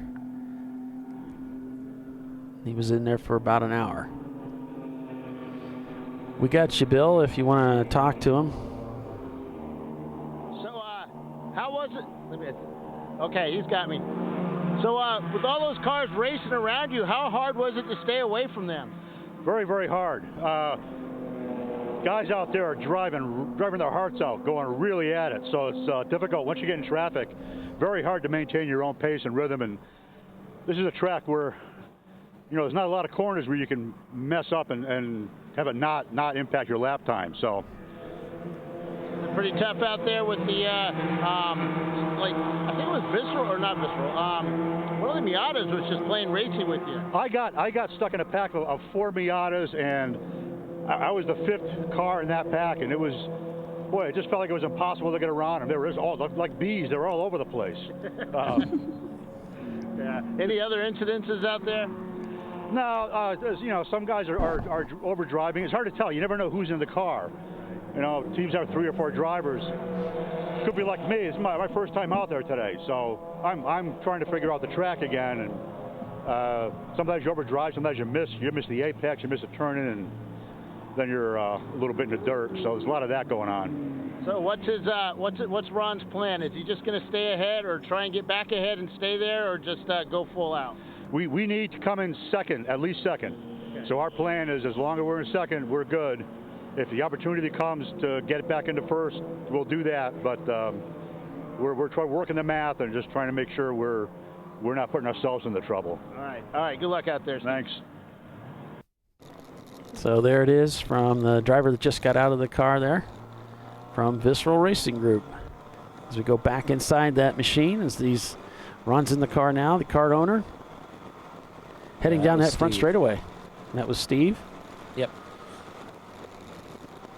I've got that as long as they've finished above 4th or above, they'll be okay. They're not taking any math chances. Yeah. You never know. With Common Core. All right. We're going to break for commercial here, folks. Stay with us. We'll be back here in a couple minutes. Champ Car Live, presented by AutoZone. Tuttle Motorsports leads the race. Back in a moment.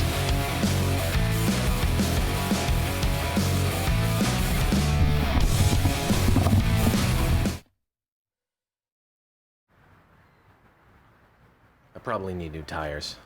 You do.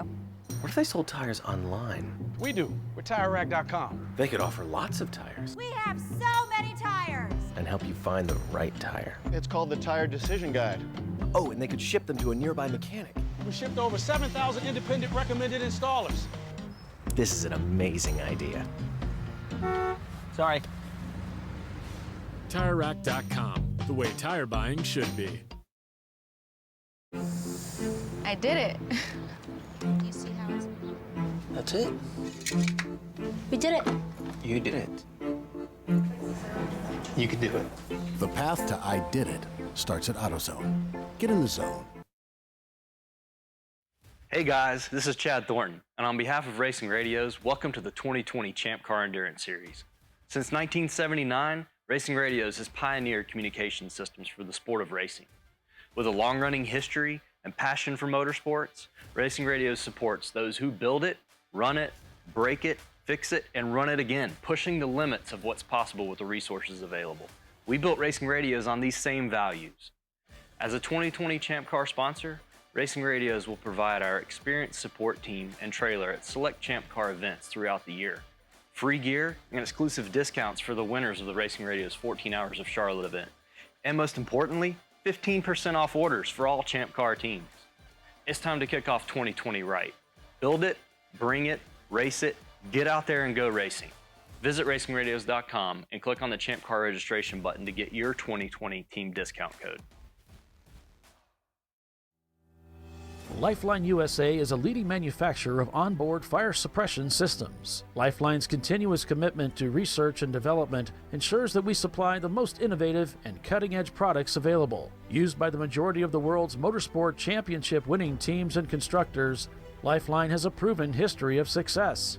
Lifeline offers a complete range of fire suppression systems for all budgets and needs, and we continue to push development and limits on both extinguishant materials and our patented delivery systems to make the race car environment almost as safe as sitting on your sofa at home. Every kit has been designed for a professional and simple installation. For more information and to purchase your Champ Car fire suppression system, go to www.lifeline-fire.com.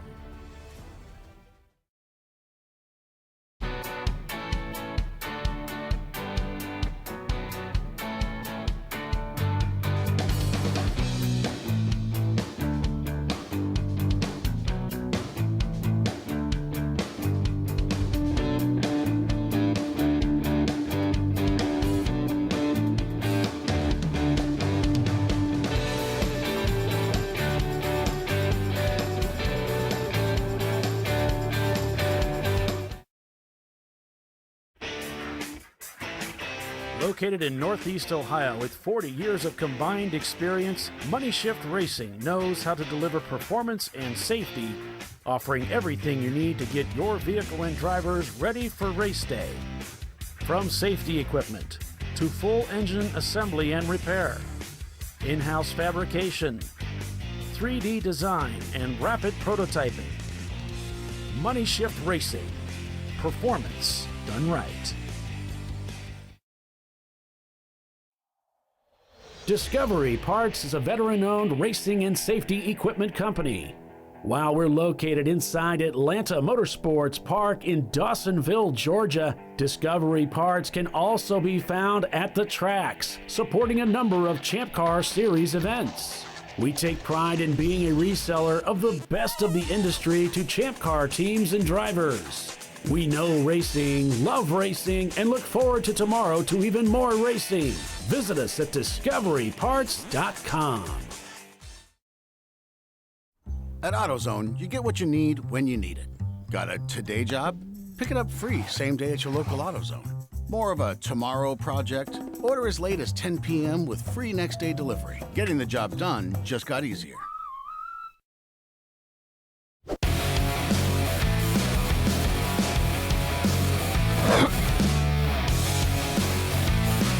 And welcome back to Sonoma Raceway, everybody, here on ChampCar.Live, presented by AutoZone. I'm Paul Veltzum, joined by Doc Waldrop, Bill Strong, and Tiffany Alexander.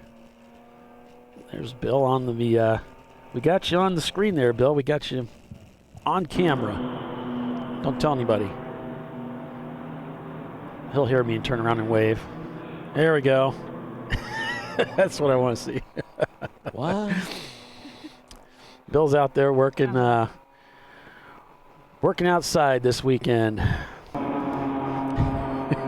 Deplorable conditions. It's terrible. It's terrible. It's minus 40 degrees. The wind is howling. It's Cat 5 weather. Yes, it is.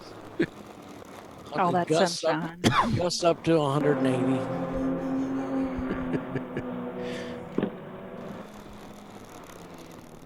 Bill working he's pit sitting out on an ice chest and wondering why he's cold. Well, we need to get some more people volunteering for us. That's all we need. And then he could be up in the tower. Or he prefers. Right? Yeah, see, he's warming his hands. Look how uncomfortable he is. It's terrible.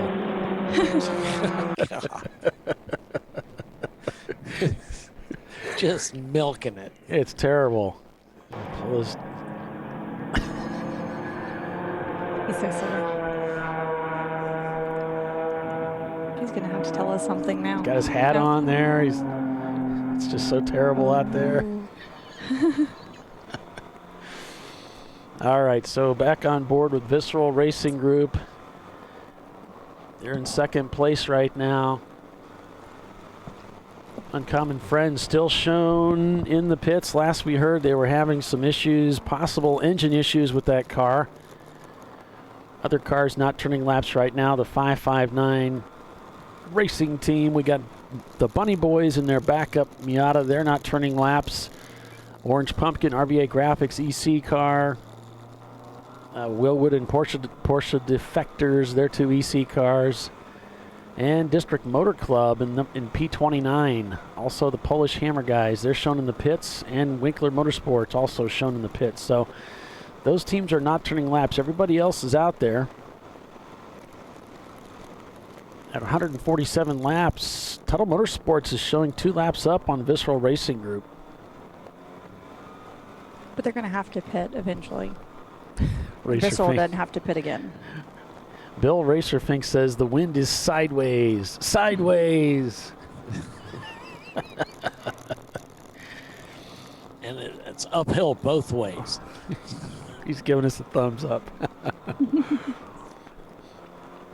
Oh, man.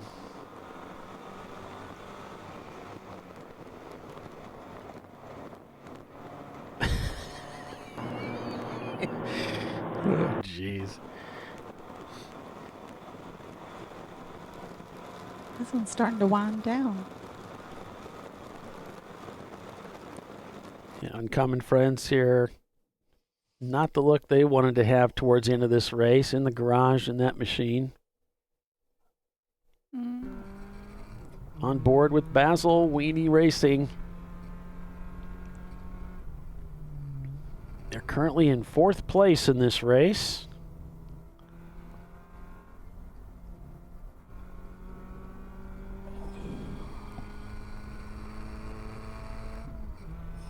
And then there's a few good cylinders in their Miata.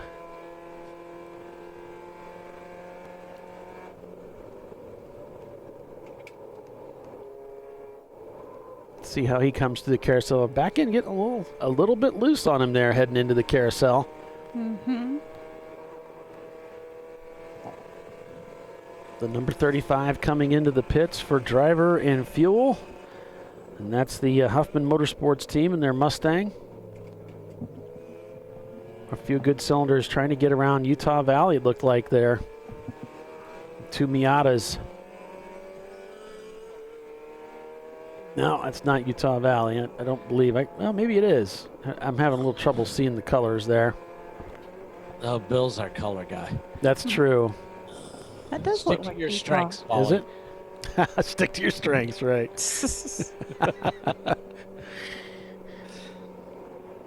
If you guys haven't seen the Uppity on Netflix, you guys got to check it out. It's On Willie T. Ribs? Yeah, it's good.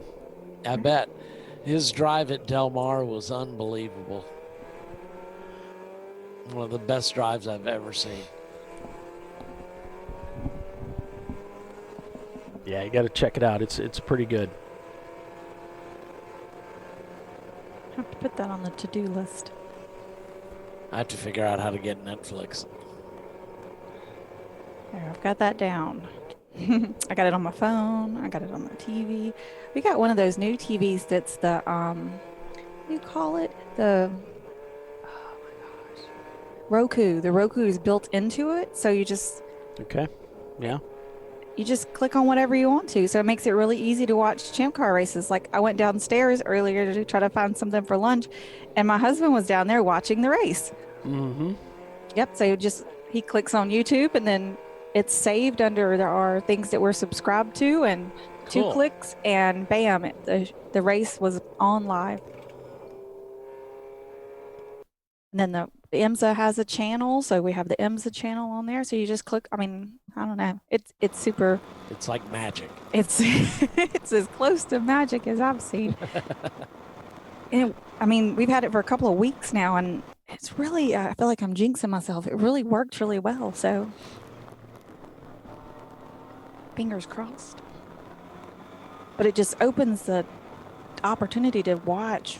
You know, you're not limited by like your cable provider or anything like that. You can watch whatever your interest is, because everybody's putting, their own stuff out there nowadays. You can kind of go to their websites, their channels, and different things like that, and get the It's the stuff that you're interested in, like we're doing, you know? Right. You can really tailor your interests. I think it's changing the way the TV world works completely. Anyway, so it's kind of fun. It is fun. So here's a look at the standings. Looks like the 108 of Tuttle, the leader, is coming into the pits. They're not I'm showing such an analog guy trapped in a digital world. Oh, I know. But we love you nonetheless. It's okay. Oh, thanks. You're out there with the abacus. So we've got... I've still got rabbit ears with tinfoil. You know, you're my favorite. Go ahead, Polly. We're sorry to interrupt. Just giving a quick rundown here. Tuttle Motorsports leading with Visceral Racing Group in second. RVA is third. Looking at the runnings by class real quick. Class A, those that are not in a hunt for the championship, Silver Ferns leading that Class A effort. Utah Valley leading for the championship contenders in Class A. Class B, sponsored by DiscoveryParts.com, our friends there. Basil Weenie Racing in the championship group there, leading that class. On to C class, sponsored by Money Shift Racing. For those not contending for the championship, it's the Flying Hawaiians and two white guys in their Z. On to C class, for those that are competing for the championship, Tuttle Motorsports leads that class. And then it's Bandits in D class, still out there turning laps.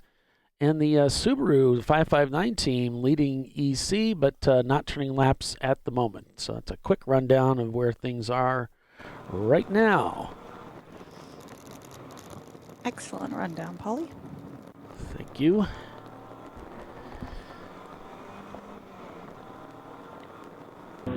There's the Huffman Mustang heading back out onto the racetrack.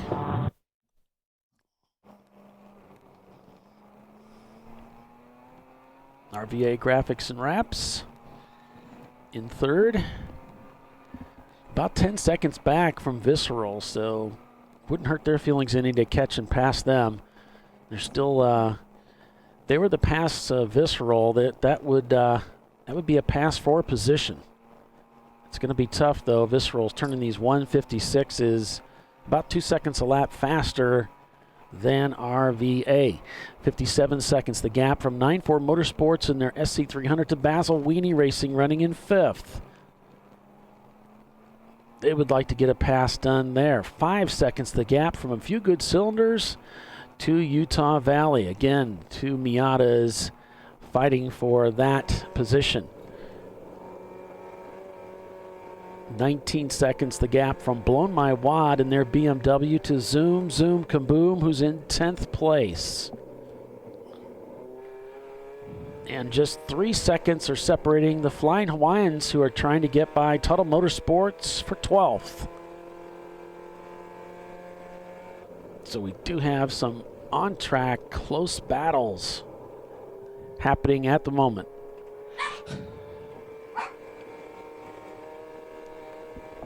Sorry, my little monsters. Can't be any worse than me going, ah! No. That's fine. A few good cylinders looking for... we got some changes happening here. Basil Weenie Racing looks like they're in the pits. Bandits and their Pontiac Dave come into the pits also. Looks like RVA has come into the pits. This is going to be their final stop because the stint clock was reset after the quiet hour. Yeah. So it looks like on Race Hero, Visceral's already passed and taken first place again, but on Race Monitor, they don't quite have that updated. It looks like it froze, maybe? All right. Well, the clock is running.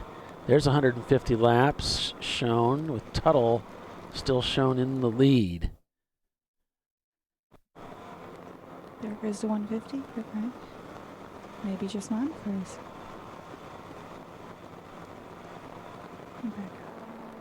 Yeah, we're still showing Tuttle through Race Hero as the leader of the race in the number 108 car.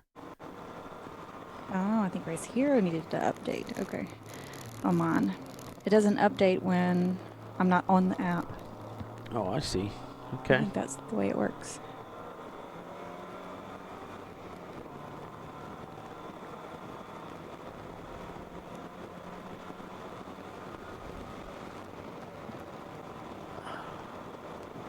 Yeah, you'll have to watch that Willie T. Rib special because I always think it's interesting to hear different drivers, the pro drivers' approach to the game. Like, how did they, what was the mindset they used when they were racing? And his is really interesting. It's very aggressive. That's the way he handled it, and so it's enlightening.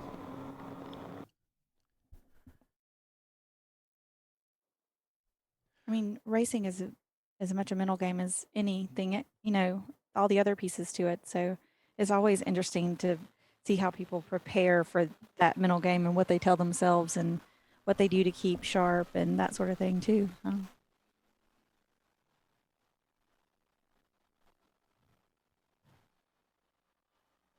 mean, do they imagine all the other drivers out there naked to get their to increase their nerves? I'm sure everybody has tricks.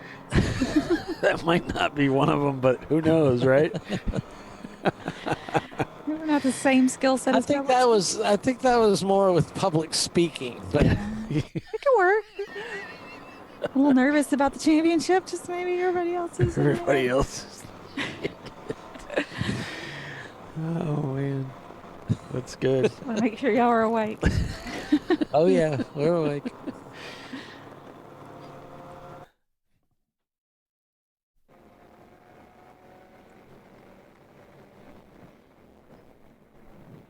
So RVA Graphics still in the pits right now, just getting ready to roll back out. I mean, what would... Of course, that begs the question, what would the racer equivalent of picturing the audience naked be? Right. See, that's a good question. Imagining them in the cockpit with like one of those old play school dashboards or something? Maybe. I don't know. I did see something on the internet this morning. It shows 4 steering wheels. One's for Alonso, one's for Vettel, one's for Hamilton, and then the one that's for Verstappen is a little play school type thing. Right. Oh, gosh. The Pontiac number 47 heading out.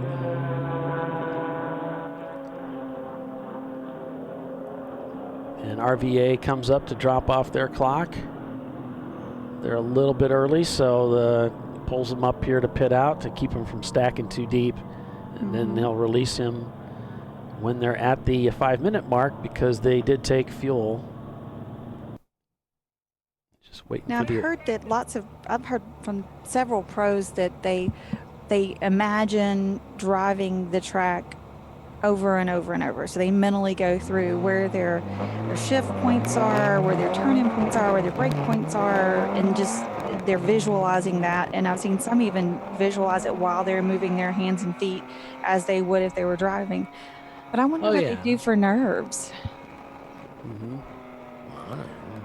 I guess it's a little different for everybody. I noticed for myself, I'm totally fine once I get going. Might be a little antsy before, but once I get out there, everything's fine. So I mean, the Blue Angels, they run through their entire routine, and they call it out. Before they get in the planes. Yeah, before they actually go out and execute it. Right. Of course, what they're doing is insanely dangerous compared to what we're doing. But they have gravity to contend with. If they touch, they're in a lot of trouble. Yeah, they're going a little faster too, Tiffany. Yeah. So that is cool. Do heights.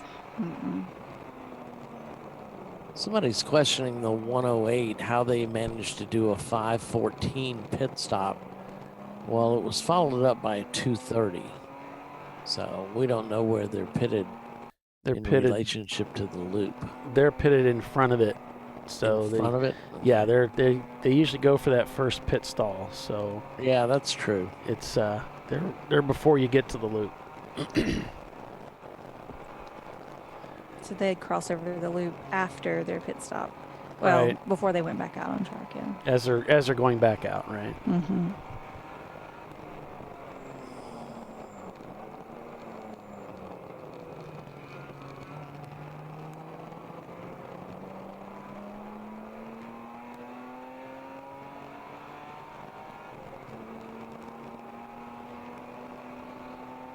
.514 is a rather quick Yeah, stop. I was thinking that too. Did they not take fuel? There's no way they could not take fuel.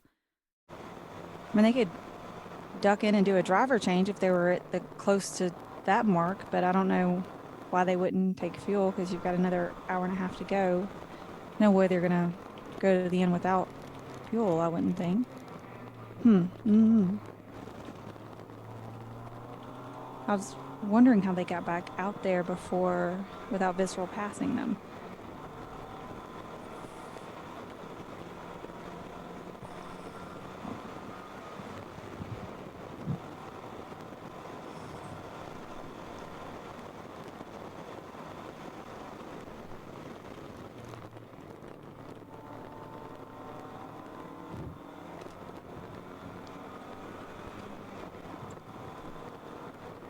All right, so we've reached the bottom of the hour. We're going to break for commercial and be back in just a couple of seconds. Stay with us, everyone. You're watching Champ Car Live, presented by AutoZone. Total Motorsports is your leader. Back in a moment.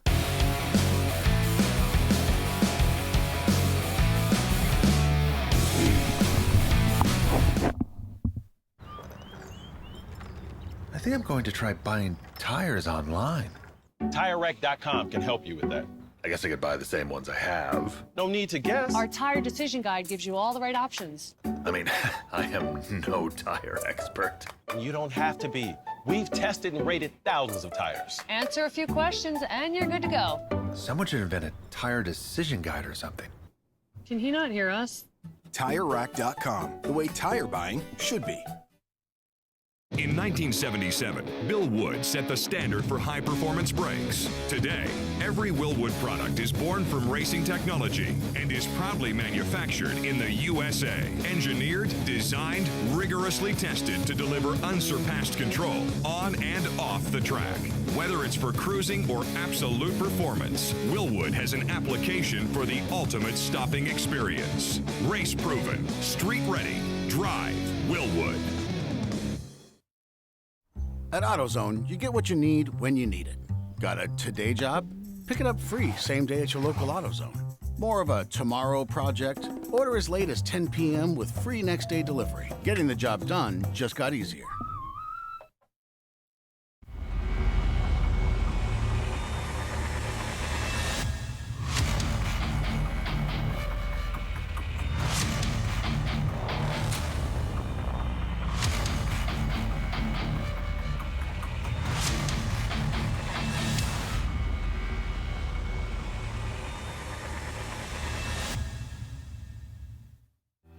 Lifeline USA is a leading manufacturer of onboard fire suppression systems. Lifeline's continuous commitment to research and development ensures that we supply the most innovative and cutting-edge products available. Used by the majority of the world's motorsport championship-winning teams and constructors, Lifeline has a proven history of success.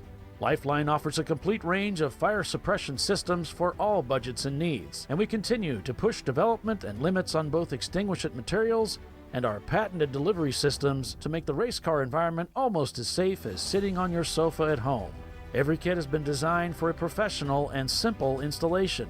For more information and to purchase your Champ Car fire suppression system, go to www.lifeline-fire.com.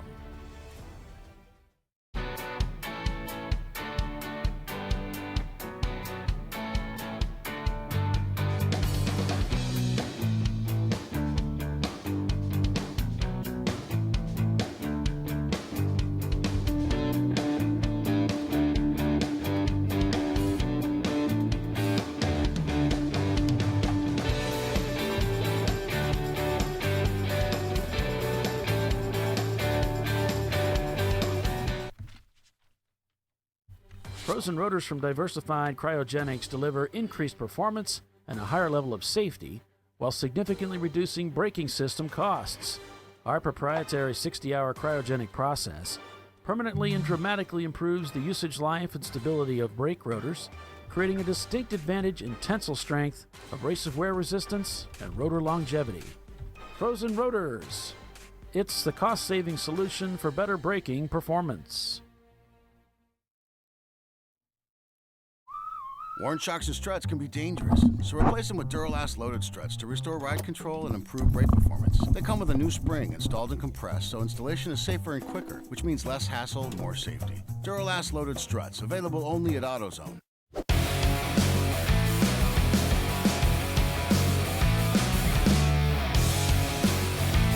Yeah, we are back at Sonoma Raceway for the season championship fight here on Champ Car Live.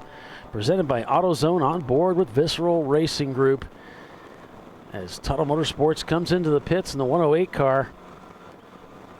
They are not turning laps. Visceral takes over the lead of this race. 9-4 Motorsports shown in second in their Toyota Supra.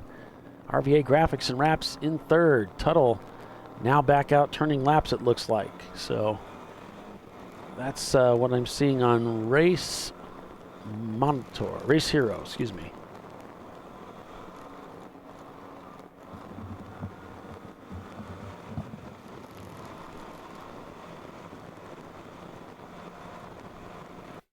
Going on board with RVA Graphics and Wraps in P4. Most of these teams have done their final driver change and fuel stops. Everything's now in the hands of these guys and possibly ladies to close it out and get the job done.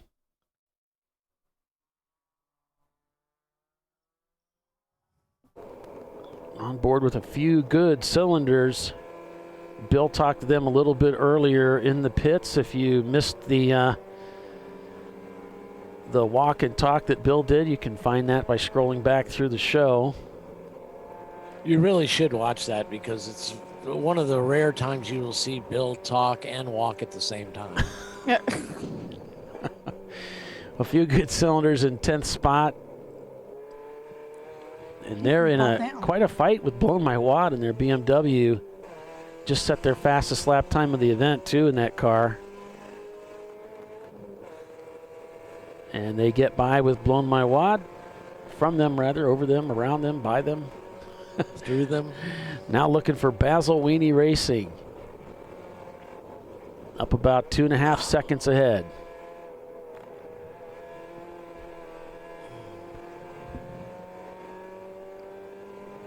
Utah Valley looks like they're not turning laps at the moment. They've come into the pits.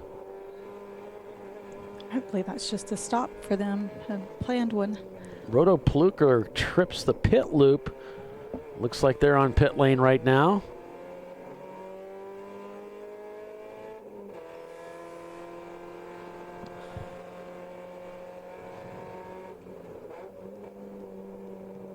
Willwood Mazda Miata back out on the track. The black one, it looks like it's an EC car. I think it's actually their white one.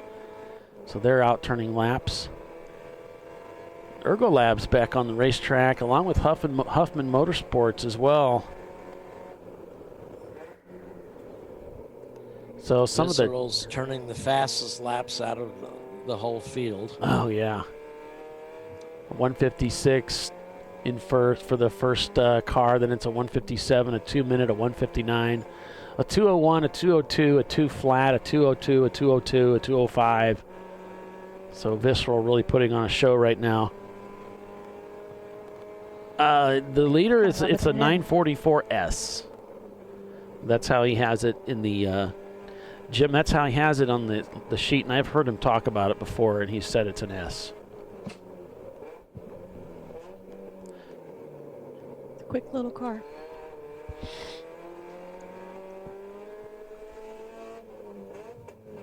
Oop, a little misshift there, but gets it dropped in.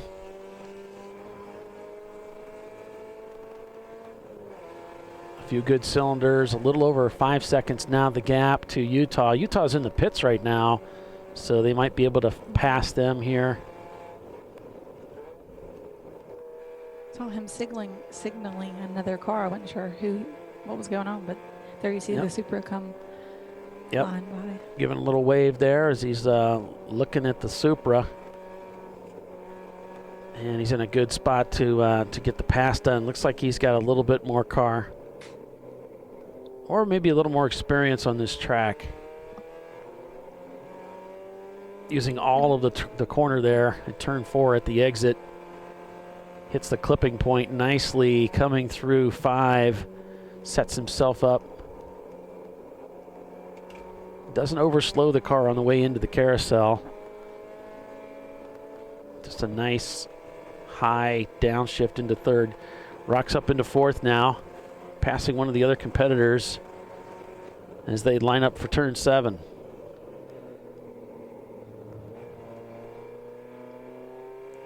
A double apex corner there. Using all the track on the exit and a little bit more. Grabs 4th as he heads towards turn 7 and 8. Excuse me, 8 and 9. That was 7. And he's gaining a little bit on the Supra through here. Silver Fern not turning laps right now. Looks like they've come into the pits in their Miata. Really catches up to the Supra here, heading towards 11, passing another competitor down the inside. Lines up on the inside, going into 11. Outbreaks the Supra on the inside. Hugs the inside on the power early. Misses another shift there. That's the 2nd time around right there. Might have been feeling the pressure, so the Supra does the over-under. Comes around the outside.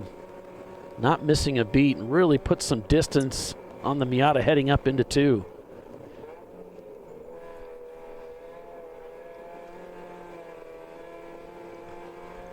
A few good cylinders, going to take another crack at it here. Catches back up with the Supra, heading up through 3 and 3A and B. Mid-tracks it, thinks about presenting himself for 4, decides it's not going to do it.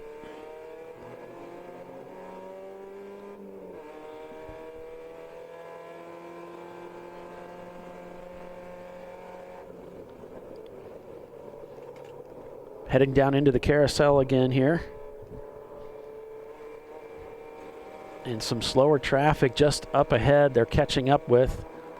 That might factor into this battle here.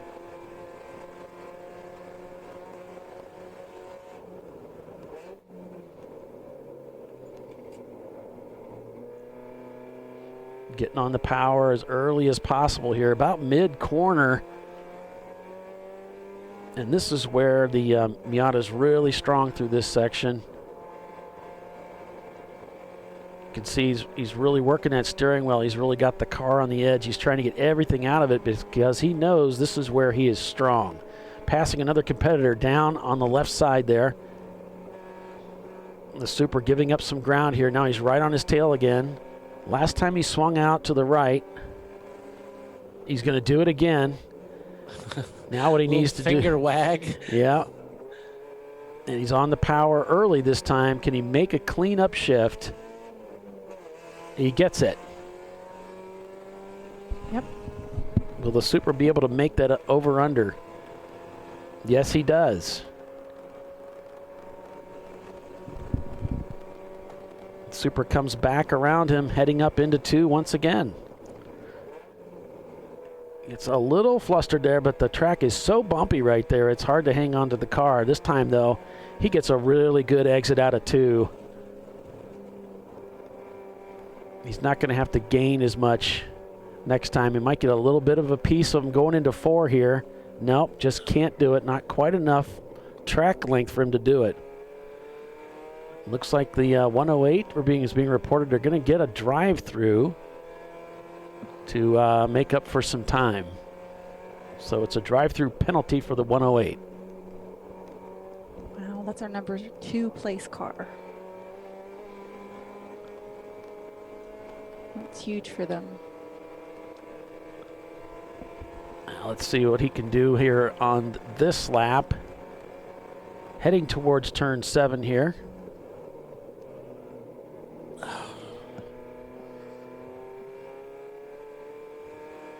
If he can get back into that same spot going into 11, what he really needs to do is brake a little bit earlier and really control the corner to keep that Supra from cutting back in underneath him.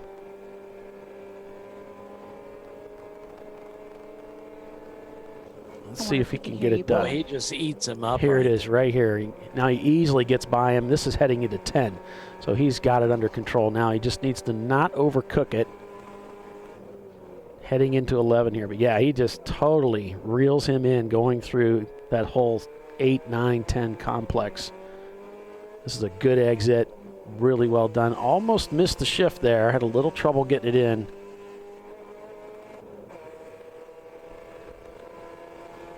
For the first time, you don't see yellow coming back through the Yeah. right side. Yeah, he got it done early enough. Car really getting bobbed around here, but he's good through this section. Oh, car got a little light there. Sound like he got some wheel spin.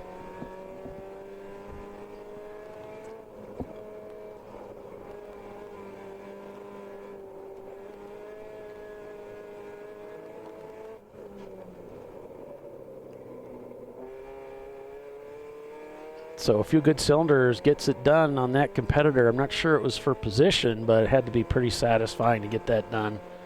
A few good cylinders in 9th place. They're looking for Utah Valley, 19 seconds up ahead of them. His lap times aren't quite quick enough to catch him, but anything could happen out there. So Tuttle's going to be brought in the 108 car to serve a drive-through to make up for some time. No, a few good cylinders is down 3 laps. Gotcha. A few good, well, I'm showing 19 seconds to Utah. But yeah, you're talking about the 9.4, the gap to 9.4 in the Supra? Yeah. Okay, yeah. Gotcha. I thought it was the 310 to Yuma. But I don't get it. I'm too young, I guess. But and if it's just a drive-through penalty, Smoothie. 9.4 Yeah. is the Supra is 2 laps behind Tuttle, so they'll get closer, but it probably won't. You know, they won't make up 2 laps in that. I see what you're saying, right?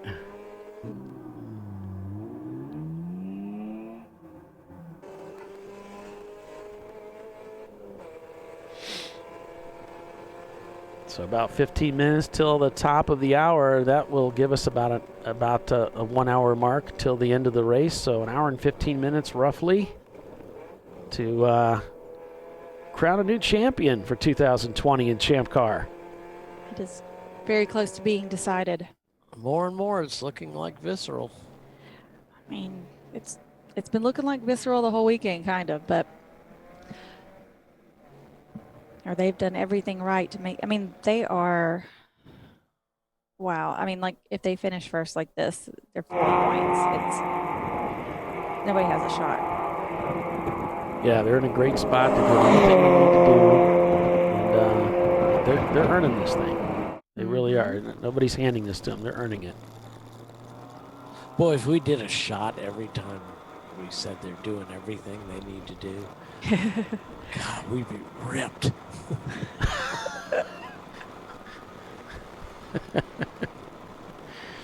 It might be more entertaining for the people that watch this show if we would. They're probably hoping that might come into play.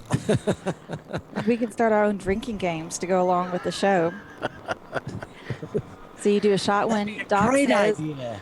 swing a dead cat. You got to do a shot. That's only going to be like one a race. Swing a dead cat. Let's see. Oh my gosh, I've been trying to think of a new team name. I'm always coming up with, wouldn't that be a fun name for a new, for a team, What? Not that I'm looking to develop a team, but how about Swing a Dead Cat Racing? No, Polly and I still have our favorite. We Waiting for still data. want somebody waiting for data. Yeah. Just to drive our good friends up in timing and scoring crazy. That would be glorious. Oh, well. Funny. I mean, there's some great team names out there. Occam's Racer cracks me up. Those guys, they put some thought into that. Mm-hmm. Happy hour starts early. I like it. A few good cylinders. Uncommon Friends looks like they've called it a race. No one around the car right now, so. Looks like they're done. And we got a report here. The number 37 back on pit lane. That's Roto Pluker. It's probably a bummer for Uncommon Friends. They're one of the teams that stood a chance should something happen to Visceral today. Right. They had 5 points going into today.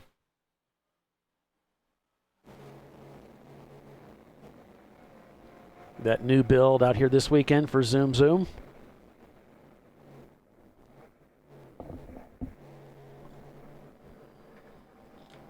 Other drinking games, every time Bill didn't turn on his microphone, shot. Oh, we would be yeah. smashed. Well, it'd be one added, here and there. I guess it wouldn't be that bad. Yeah, chime in on the YouTube feed and tell us other things that we do that we don't realize. Oh, Lord. Every time I blister a word like overly Southern. I know Bill's got a few favorite ones that he likes to jab me in the leg about. If I say motor instead of engine, whack. I only do it once. All right, so looks like Roto Paluker's lost a transmission. Maybe they can go find it. I don't know. We lose more transmissions, and they got to go somewhere. They're in the dryer with the other socks. Yeah. When I die, you go in and only one comes out. It's amazing. You wore two.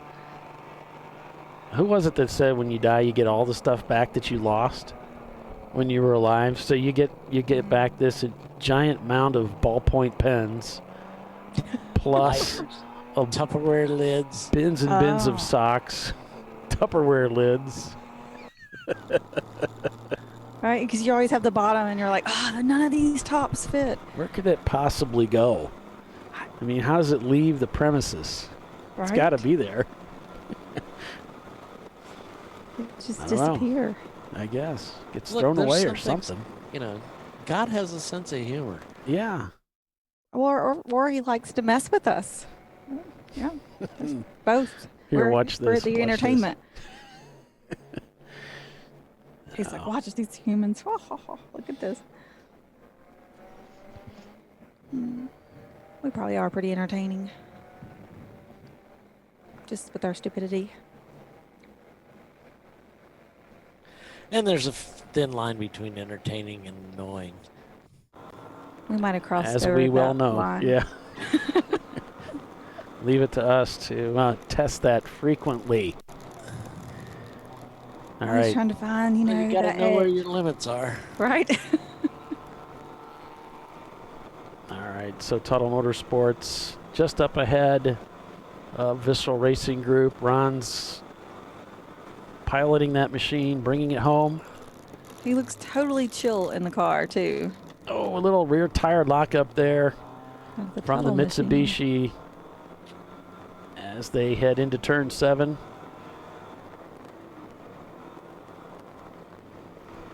All these late apexes here.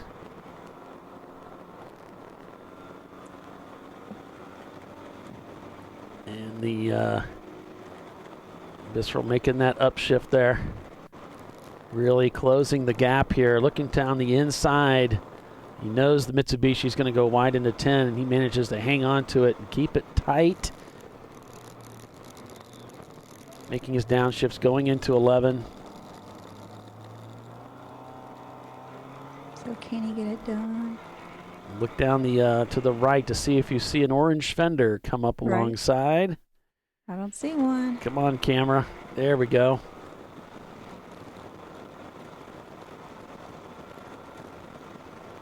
Nicely executed there. Heading up the hill. And look how much more stable that car looks heading up the hill.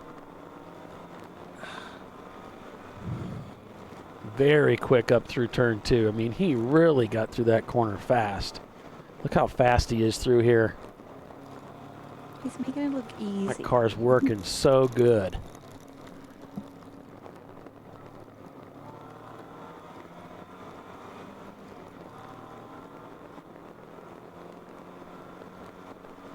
And that's what you can always tell about good drivers. You know, you get a really good driver in the car, and if you're watching them, they make it look easy, you know? You notice his entry point going into the carousel was an early apex. So many guys are letting the car fall out wide, and then they're coming back and clipping it late. He goes in early and then uses all the track on the exit. Here he's going into 7. He's clipping the inside apex, the first apex, but not the other one. He lets it go and takes a wide exit.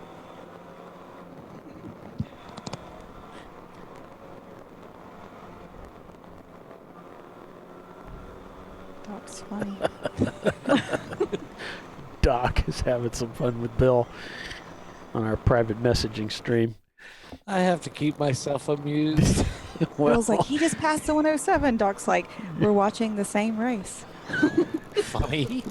Funny, we're watching the same race. Who knew? Imagine that.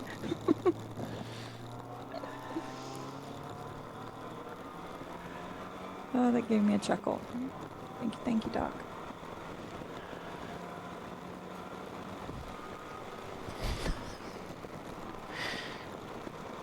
About an hour and 7 minutes remain here, and you can see the teams beginning to pack it in as the race winds down. With RVA Graphics and Wraps still in 4th place. The 9.4 Motorsports machines on either side of RVA up in 3rd and 5th. The Toyota Supra in 3rd place right now.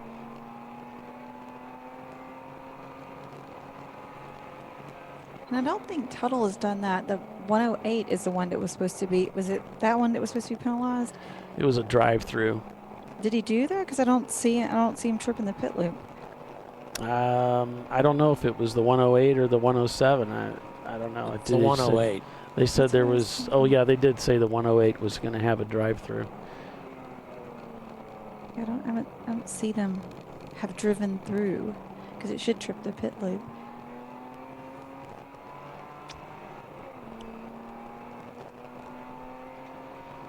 Looks like they haven't been in yet, but they will be coming in. Right. Well, if they've got a lot going on, they may have other things to contend with and get to things in the order that they get to them. The officials have to do it, you know. Yep.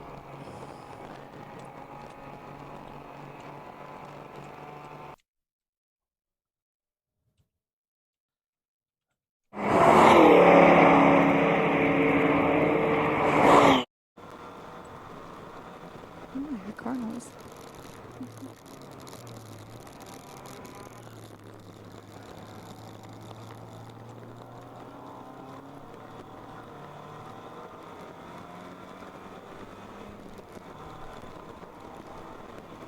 What is that ahead?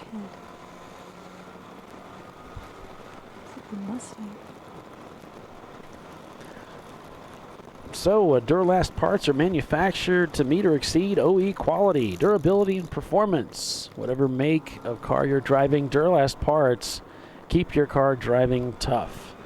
Duralast's full range of auto parts makes it easy to get the part at the right time.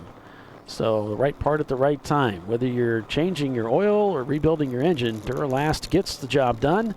Shocks, batteries, brakes, starters, and alternators. Check them out at AutoZone.com or the over 6,000 retailers nationwide.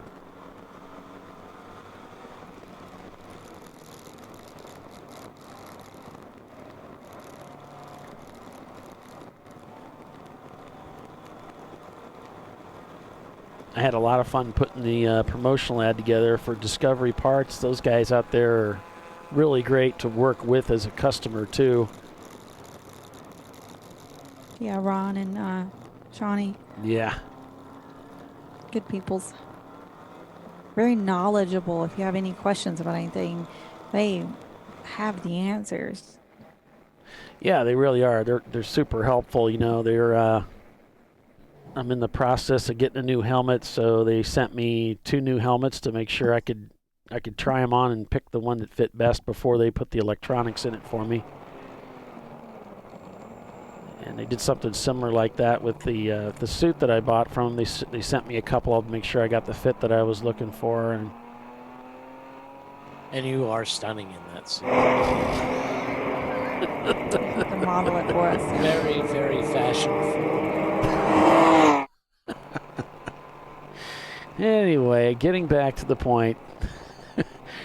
Yes, they're very knowledgeable and very helpful. So we had a great interview at Road Atlanta with Ron from Discovery Parts, who got us up to speed on some of the helmet technology and Hans device Lord technology. knows we had enough time to fill there. Yeah, we had some time on our hands.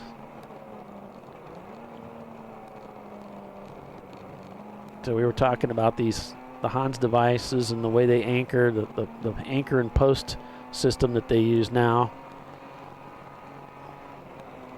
being the optimum way to go about it. We talked about Hans devices and how they need to be recertified every 5 years. And they do that at Discovery Parts? Or? Yeah. Yeah, they can That's replace the tethers and all of that good stuff.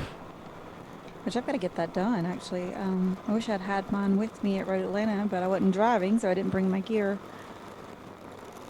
I'm sure mine's up for recert by now. All right, folks, so we're going to break for commercial. We've got some great sponsors that come into the series and help us out as sponsors, and that just brings the cost down of everything for us as they help us out. So we're going to break for commercial, and we'll be back here in just a couple short minutes, so stay with us, everyone. You are watching Champ Car Live, presented by AutoZone. Visceral Racing Group is your leader. Back in a moment.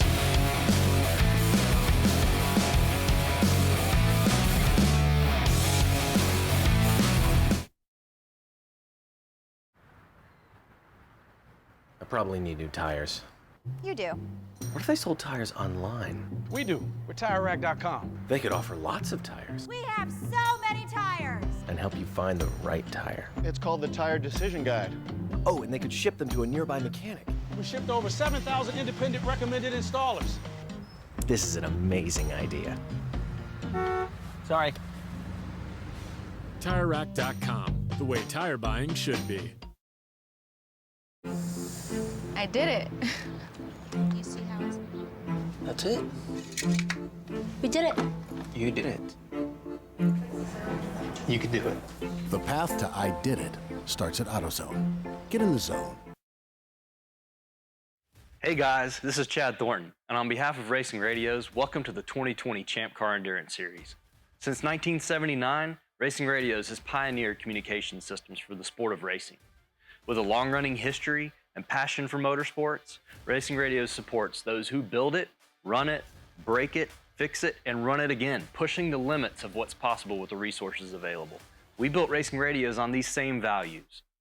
As a 2020 Champ Car sponsor, Racing Radios will provide our experienced support team and trailer at select Champ Car events throughout the year. Free gear and exclusive discounts for the winners of the Racing Radios 14 Hours of Charlotte event.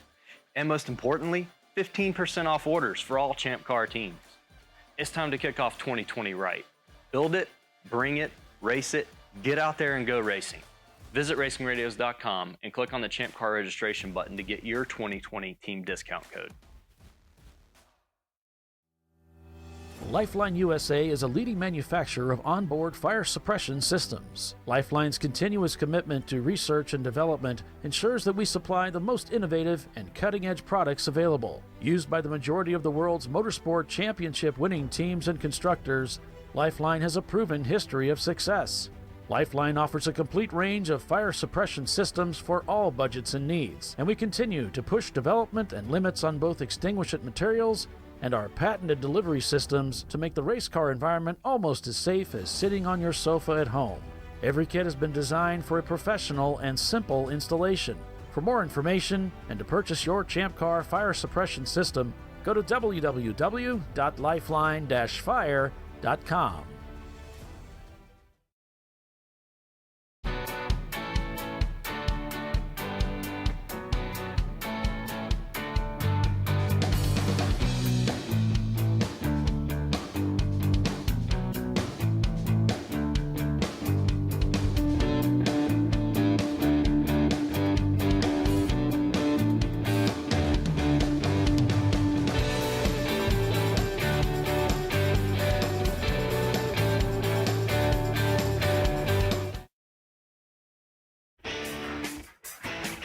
Located in Northeast Ohio with 40 years of combined experience, Money Shift Racing knows how to deliver performance and safety, offering everything you need to get your vehicle and drivers ready for race day. From safety equipment to full engine assembly and repair, in-house fabrication, 3D design, and rapid prototyping. Money Shift Racing. Performance done right. Discovery Parts is a veteran-owned racing and safety equipment company. While we're located inside Atlanta Motorsports Park in Dawsonville, Georgia, Discovery Parts can also be found at the tracks, supporting a number of Champ Car Series events. We take pride in being a reseller of the best of the industry to Champ Car teams and drivers. We know racing, love racing, and look forward to tomorrow to even more racing. Visit us at discoveryparts.com. At AutoZone, you get what you need when you need it. Got a today job? Pick it up free same day at your local AutoZone. More of a tomorrow project? Order as late as 10 p.m. with free next day delivery. Getting the job done just got easier.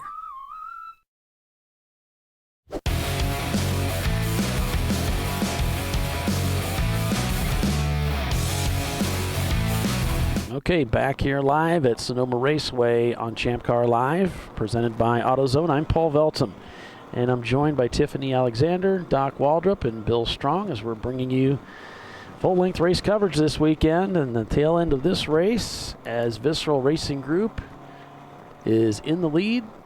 Tuttle Motorsports trips the pit loop as they come in to serve a drive-through penalty. And they've been having some electrical issues on the car also, so they've had to reset their ECU.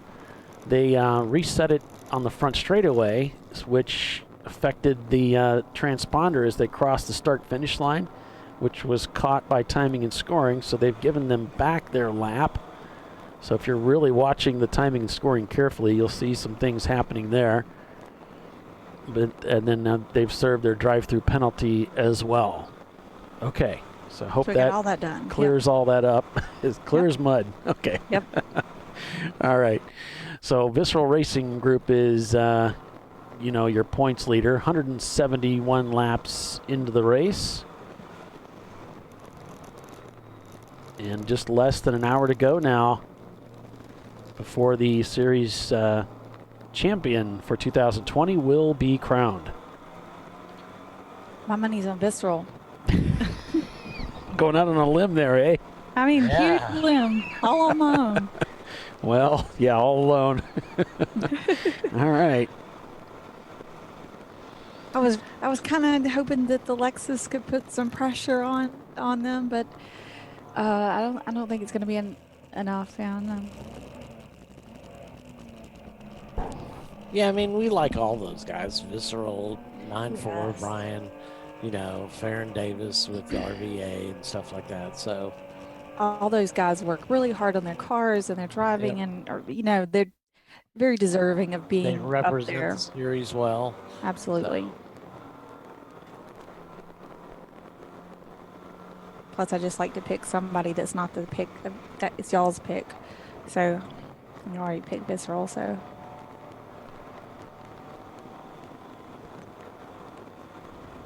And glad to see Utah up there too, and Basil Weenie in 6th place. I mean, that's just cool.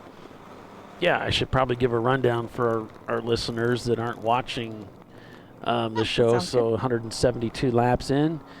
This race is scored as such. We got Visceral Racing Group leading in their number 918 Porsche 944S. And then it's Tuttle Motorsports in 2nd place in their Mitsubishi Eclipse, one of the two machines. That's the number 108. And then it's the number 111 of RVA Graphics and Wraps in the green BMW. And then we have 94 Motorsports in their Lexus SC300 in 4th place.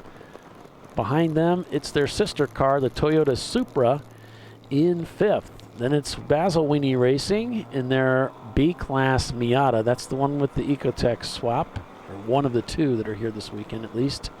Utah Valley University in their Miata is 7th. Silver Fern Racing in their Miata is 8th. In 9th, A Few Good Cylinders. And then in 10th, it's the Flying Hawaiians and 2 white guys in their vintage Datsun Z. And that's the standings overall, but when we look at the standings by class, Class A for the group that's not competing for the championship, it's Silver Fern leading that group. Whereas the ones competing for championship, it's Utah Valley University leading that group of cars. Down to B class, sponsored by DiscoveryParts.com. It's Basil Weenie Racing leading there. C class, those that are not competing for the championship, it's the Flying Hawaiians and 2 white guys leading there. And for the C class that are running for the championship, it's Visceral Racing Group. Down to D class, Bandits is the only team entered, and for C class, it's Huffman Motorsports leading EC.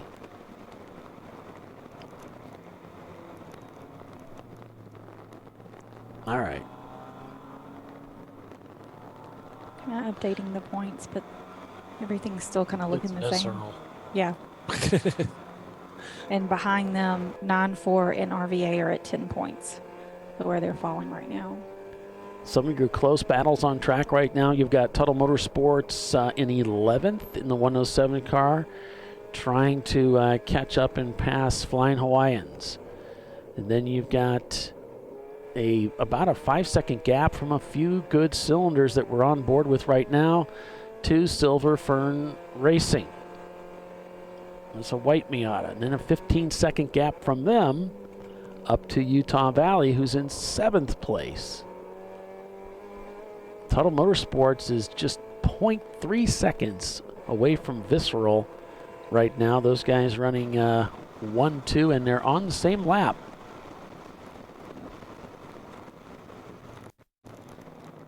After serving their penalty, this puts them in a position where they could possibly win this race, but not win the championship. The race isn't over yet. Visceral still needs to finish this race, by our calculations, at least in 4th place or higher to win the race. Looks like RVA might be just up ahead.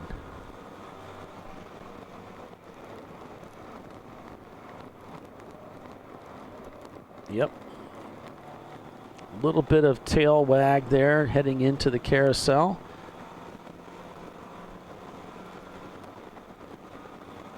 As they head down past the drag strip here, now down into turn 7, there's A Few Good Cylinders now sets their fastest lap time of the day, and the gap has really been whittled down 1.5 seconds, the distance to Silver Fern to pass for position.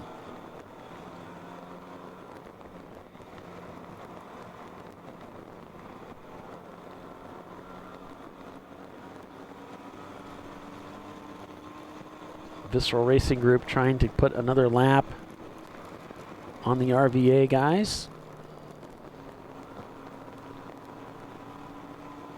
Let's see if he can line him up for 11 here. He's kind of mid-track in here. He's presented himself. Here he's going down into 11. A little tire smoke up ahead as one of the cars locks up. Looks like the Pontiac Trans Am, and boy, he takes the entire racetrack at the exit. Now we'll see. Here comes the Tuttle Motorsports getting the advantage now, coming by the start-finish line, and just rockets by the Porsche as he's trying to get off that corner after passing RVA. So that's going to allow Tuttle Motorsports to retake the lead of this race. Meanwhile, Few Good Cylinders trying to make a move on Silver Fern just ahead of them. Rocking up through the gears here, heading through the S's.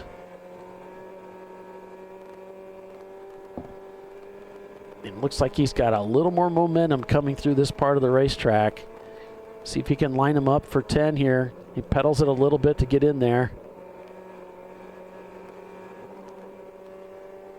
He's going to hang out to the right. Silver Fern decides to go inside to get by what looks like the Mustang. Heading down the inside. Oh, A Few Good Cylinders really tucks it in tight around that corner to get up alongside Silver Fern. But the Silver Fern machine gets a good run out of the corner there. looks like he's going to have the advantage going up the hill. This really isn't the spot where A Few Good wants to be, on the outside heading up into one. Kind of forces the issue there. It's pay off in two, though, here. It didn't work out. Yeah, he had to let off. It's just, yeah, it's just not a good way to get through that corner. Okay. They're really battling. Falls back into line here, hits the brakes, dives in through 3A, 3B, up to 4. Here we go. Center track. He's presenting. He's looking. Nope. Not going to be able to do it this time by Tuttle Motorsports, the 107 in the pits right now. Up to 4th gear as he heads through turn 5. He's looking down the inside of the carousel. Silver Fern right there. Gives him just enough room to get through. A Few Good cylinders. Takes advantage of it on the inside. Now is on the outside, heading towards turn 7. Silver Fern's going to take it. He's waving. He's waving off people behind him. That corner is waving yellow. There is a competitor in turn 7 who's turned around and parked on the racetrack. Visceral, was it? Yeah, that was Visceral. Sitting off on the track. Visceral Racing Group. That's what it looked like. The car is not running. He's trying to start it.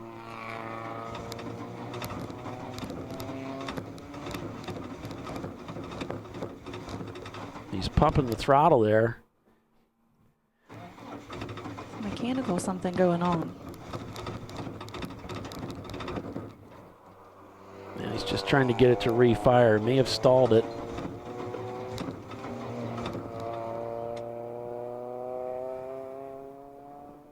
This is our leader in the points, and this is huge for him. He needs to get this car started. Absolutely. Although if he can stay there long enough, it gives the other folks time enough to catch up with him. But he's still a couple of laps ahead of RVA and 9-4. See the emergency vehicles coming for him. Unbelievable. I mean, he's not out of fuel, is he? That's what I was thinking, because they had trouble getting fuel in there. It's kind of spitting back out and stuff. I wonder if he didn't get it as much as he's used to having, so he wasn't able to stint that car as long as they're used to being able to. It's just theory, or making it up. I don't know. This is huge, though. Yeah, big developments here for Visceral Racing Group and the standings of this championship race, as Visceral Racing Group is stranded in turn 6. That's enough time for things to change. Yep. Oh, yeah. Almost got it fired up.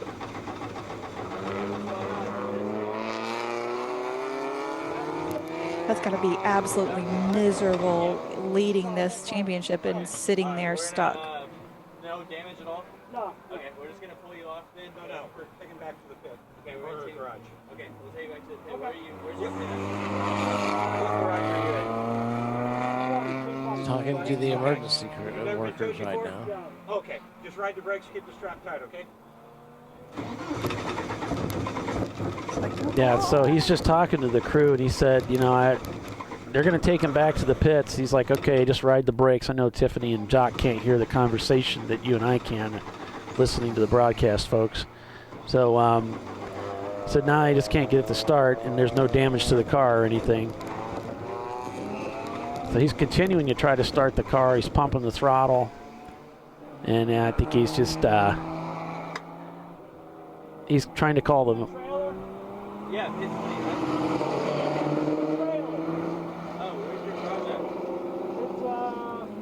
right by that third entrance, the last entrance right there. If you just take me out and then just go straight in front of the garages, behind the garages, just keep going all the way. He's actually directing them to take him behind the wall. So back to the garage area. He's asking them, asked them if they knew where his trailer was, and he just told them. Continuing to try to start the car. Gonna kill the battery in a minute. On those Porsches, their starters are really an issue. This is it. This is it right here. I mean, he can't get that car started. They're hooking him up. They're going to pull him back. This has huge implications for this race. Oh, I've got my calculator going. yeah, you can. I mean, you there's a can lot say of that RVA people in and the pits. 9-4 Motorsports are the two cars right behind him, and they are both on the same lap now. Now, do they tell their drivers or do they not? Oh, hell yeah, you tell them. Okay. No, I think they see him. I mean, he's out there on the racetrack. True. Yeah, I mean, yeah. Yeah. And they know where they're running, presumably. But RVA and 9-4 Motorsports, they both have 6 points. And they're both on the same lap. And 9-4 has got 9-4 is about 42 seconds in arrears to RVA.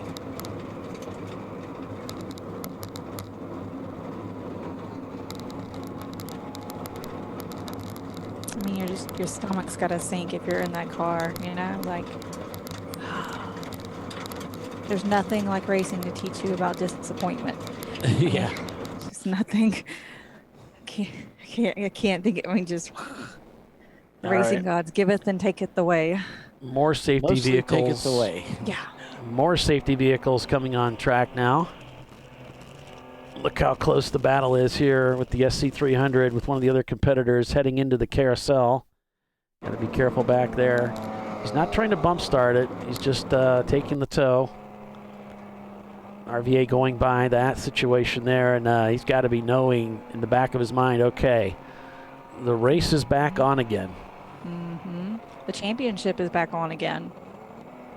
Absolutely.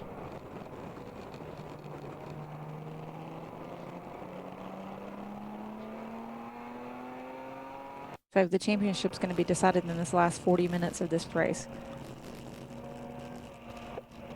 So who's in position right now, Tiffany? Who's in the best position to win the championship RVA situation? RVA or 9-4, that number 840.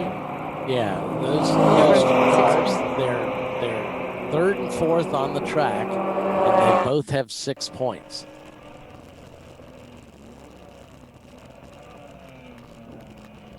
Yep, they're both sitting in the best position. And where do they have to finish to determine who wins this race? Just one in front of the other, or does one have to win versus another one? Well, it kind of all depends on how quickly Visceral can get their problems sorted out. But Visceral's going to go down probably 2 or 3 laps or so. Well, they're going to go down more than that. They're in the garage. They're going to go down at least a dozen laps. It just depends. And he's got his hands up in the air. I'm not sure.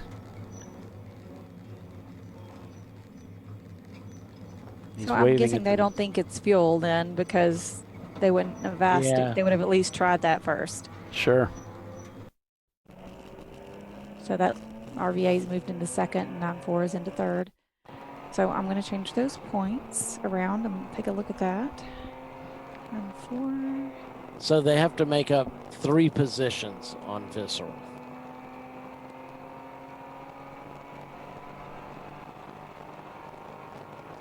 So they have 6. Visceral has to lose 3 to 4 positions.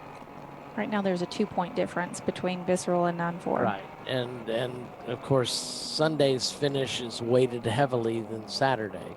If there's a tie. Yeah. So, and there is a tie right now. But as Visceral continues to drop, there won't be a tie.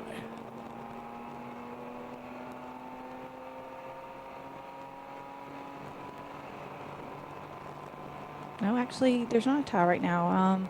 With 9-4 in third and RVA in second, that gives 9-4 would have 9 points.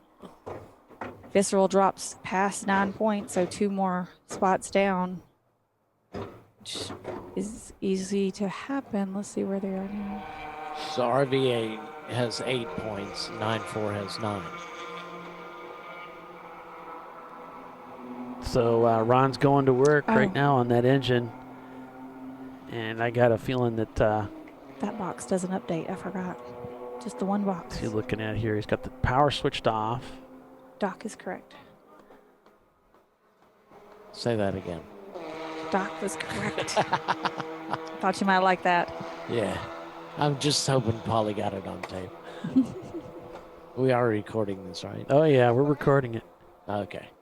So RVA is in the best spot.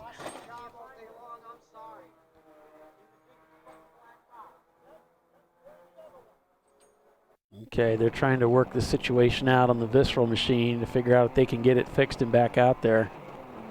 I can't tell what they're doing.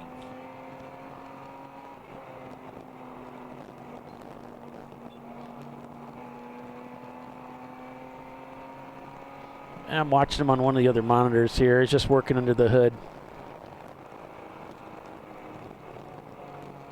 He was calling to one of the other members there that he needed a hammer too, so. Well, the RVA, the feed we're on is frozen. Really? RVA car. It's frozen? Yeah. That's what it looks like to me. Oh. Well, it looks good on YouTube. There it goes. Now it's going. Okay, good. So you always tell me not to watch YouTube. Well, I'm looking at all of my screens and everything's up, so It's the back one with that, okay, good. Oh, that Now it's frozen again.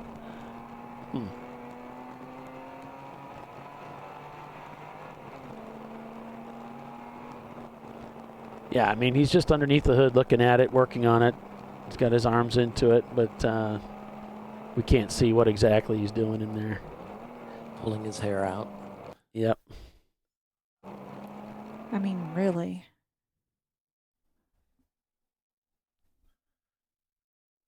Okay, so the Supra just passed them. Yeah, so Tuttle's shown in the lead right now. RVA Graphics and Wraps in second, 9-4 Motorsports, and the C300 shown in third. And then the Toyota Supra, as Tiffany just indicated, has passed Visceral, who's behind the wall.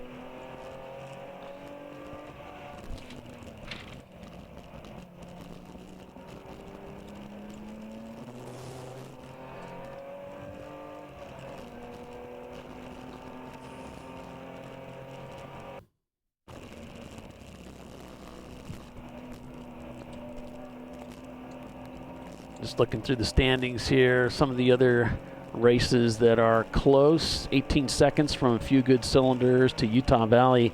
You know, those guys are having a heck of a race too. They've been earning everything that they've done here today, and it's been a slow progression as they gradually chase people down.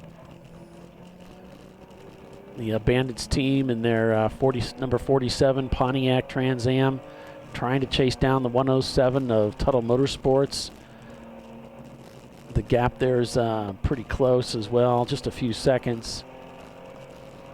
So we got Visceral Racing Group not turning laps along with Silver Fern Racing. So for the first time in a long time in this race and yesterday, RVA Graphics is actually ahead of the lead of the points. I think Ron's just having trouble finding tools that he needs to get the work done. He's running back and forth. I'm sure he wants to bang his head on something, right? I mean, I don't think that would make the car start, but you know. Now 9-4's got the gap down to 35 seconds behind RVA. Was up to about 45. And that would be for the championship. Yes. So if 9-4 can get past RVA, they would take the championship Yes. from them.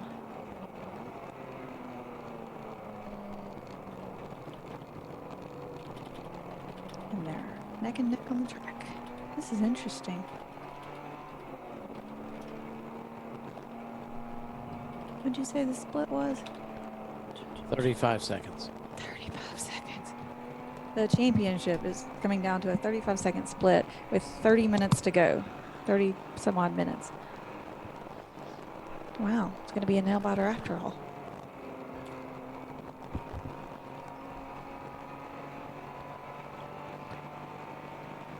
It's just never over, is it? Now the crew's just looking over the engine compartment of that Porsche, and there's nobody working on it. I think Ron's out looking for tools or something. Tequila. Ugh. A bullet. A blindfold. I mean, I hate to make light of it, but oh, Lord. Yeah, that's awful. Less than an hour to go. Your whole weekend's gone perfectly. I mean, they hadn't missed a step, yeah. That's just hard to digest, yeah. Oh, like you said, the racing gods, they have an evil, evil, evil sense of humor. It is unbelievable. Let's see, I'm going to update as everybody moves positions.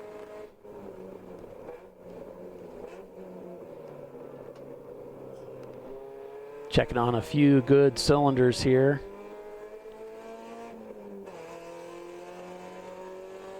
A few good cylinders scored in 7th place, trying to chase down Utah Valley.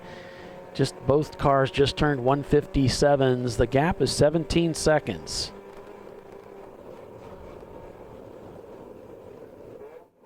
.35 seconds separates 9-4 Motorsports from RVA Graphics and Wraps. Both cars shooting for this championship title.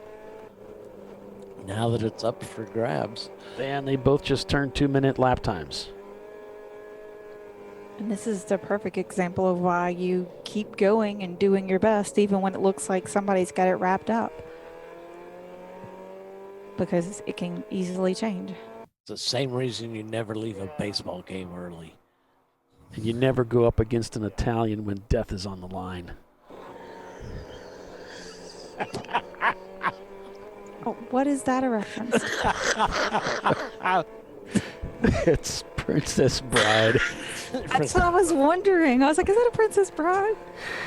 I like that. My name is Antonio, Yeah. You killed my father. Yeah. Prepare to die. Prepare to die. I love that. It's one of my favorite movies.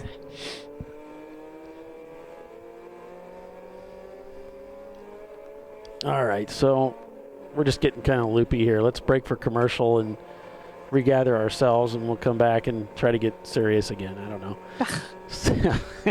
What fun is that, anyway? Yeah, what kind of fun is that? That's no motivation. I know, right? Okay, forget I said that. Just ignore that. That was stupid. We'll I don't try to even be know why I said entertaining. How that. about that? All right, so back in a few minutes, folks. Stay with us. Champ Car Live, presented by AutoZone. Total Motorsports leads this race. Back in a moment. Yeah.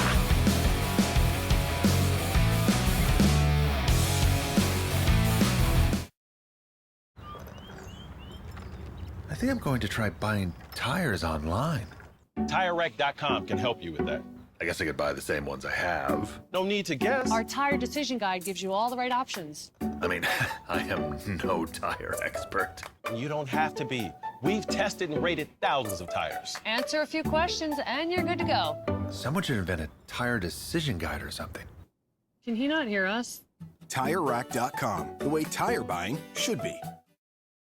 In 1977, Bill Wood set the standard for high-performance brakes. Today, every Willwood product is born from racing technology and is proudly manufactured in the USA. Engineered, designed, rigorously tested to deliver unsurpassed control on and off the track. Whether it's for cruising or absolute performance, Willwood has an application for the ultimate stopping experience. Race-proven, street-ready, drive Willwood. At AutoZone, you get what you need when you need it. Got a today job? Pick it up free same day at your local AutoZone. More of a tomorrow project? Order as late as 10 p.m. with free next day delivery. Getting the job done just got easier.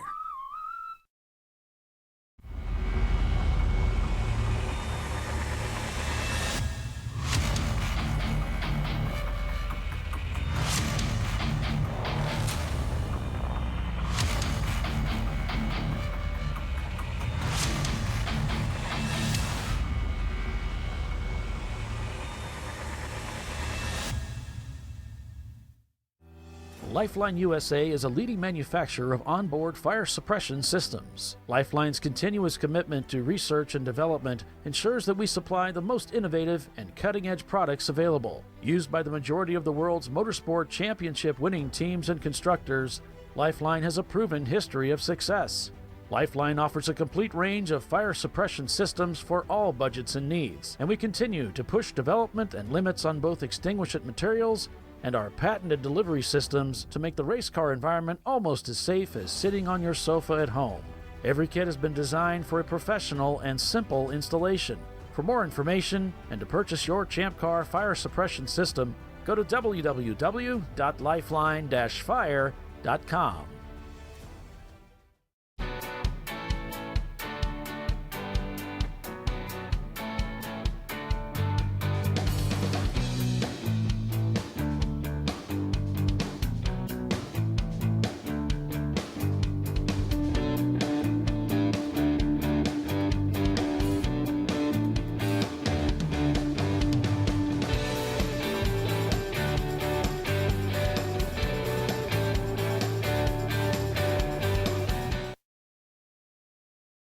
Frozen rotors from Diversified Cryogenics deliver increased performance and a higher level of safety while significantly reducing braking system costs. Our proprietary 60-hour cryogenic process permanently and dramatically improves the usage life and stability of brake rotors, creating a distinct advantage in tensile strength, abrasive wear resistance, and rotor longevity. Frozen rotors. It's the cost-saving solution for better braking performance. Worn shocks and struts can be dangerous, so replace them with Duralast loaded struts to restore ride control and improve brake performance. They come with a new spring installed and compressed, so installation is safer and quicker, which means less hassle, more safety. Duralast loaded struts, available only at AutoZone.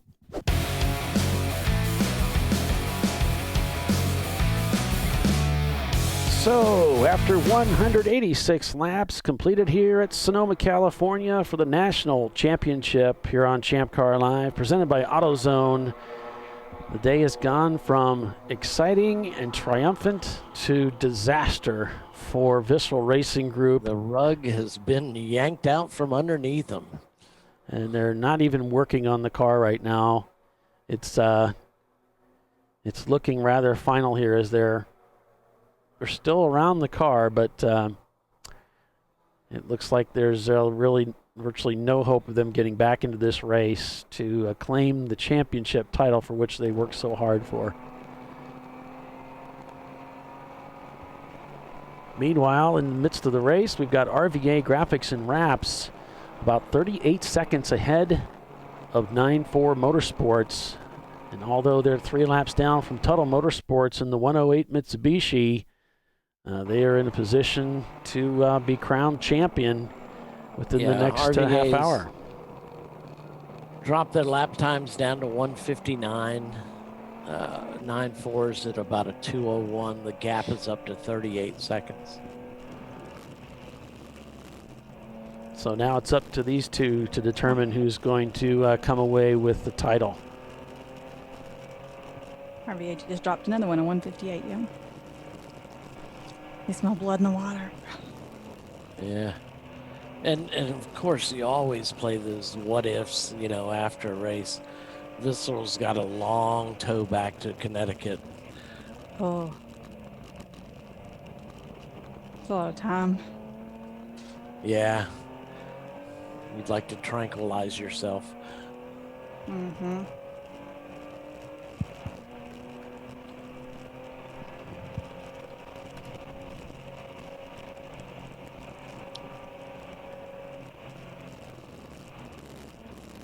It doesn't look like 9-4 has anything that can reel in this RVA Graphics and Wraps car, huh? No,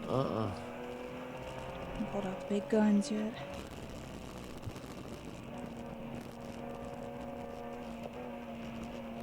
So far, it doesn't look like they have anything for them.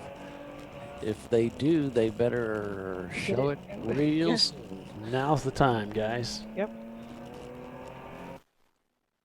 Flying Hawaiians and 2 white guys brought their Z car out here to see what they could do this the race weekend in Sonoma. Not for the championship, but they are in 8th place. Having some fun out here with us in the California sun on this epic racetrack in wine country.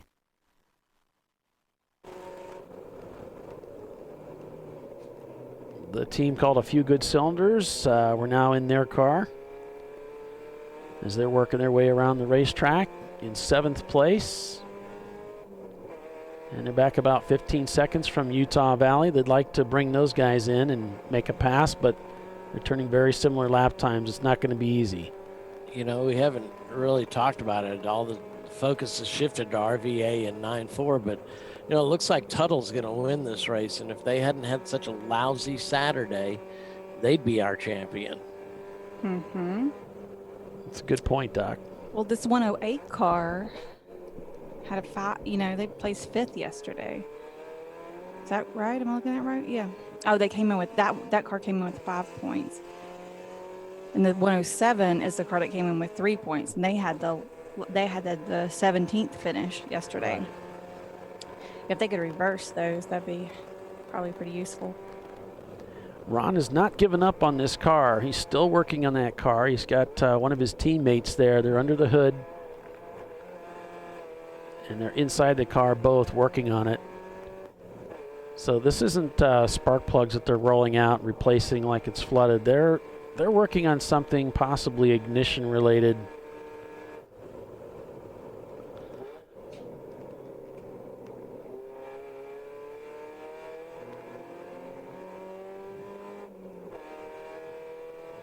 It just changed everybody's standings as they came through.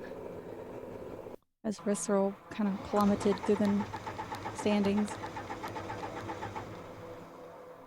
Yeah, I think he's checking for spark right there. I wouldn't be surprised. Yeah, he's got a plug wire there.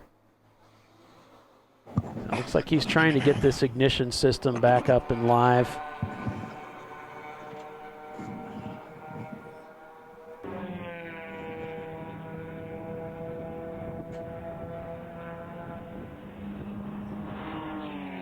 There's RVA going by, and they are currently in position to win this championship.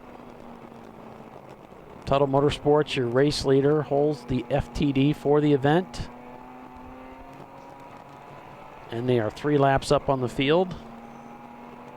Unfortunately, he started today with 10 points, though.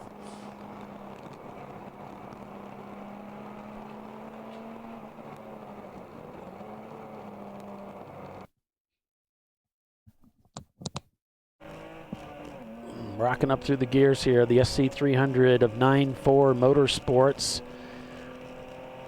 Their sister car just behind them now. 43 seconds the gap there, Tiffany, to RVA. But I think as Doc said earlier, they're not turning a fast enough lap time to catch RVA. So. No, and for Tuttle to take this championship, we'd have to have 9-4 and RVA fall out of it. Gotcha. Or fall down significantly. About 19 minutes remain. Chip Shank says, let's go Schultz, E30 for the win. It's coming that way. Visceral Racing Group has dropped down into 13th place. They're still working on that car, trying to get it to fire. It would have been fun to see Pinky's toe out here. I know, right? It's another strong E30 team. There's a lot of teams I would have, liked to see join in this action. Yeah. Unfortunately, there's a lot of teams on the East Coast that just wasn't a possibility to get all the way to the West Coast. The Zoom Zoom Kaboom is behind the Supra. And the Supra is positionally in the standings right behind the Lexus SC300, their sister car. Yep.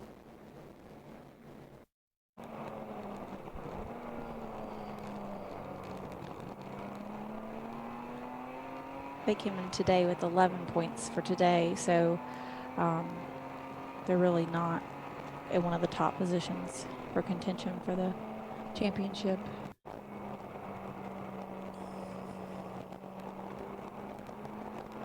I mean, anything can happen, but I don't think that's going to happen. It's running out of time for it to happen, though. Exactly.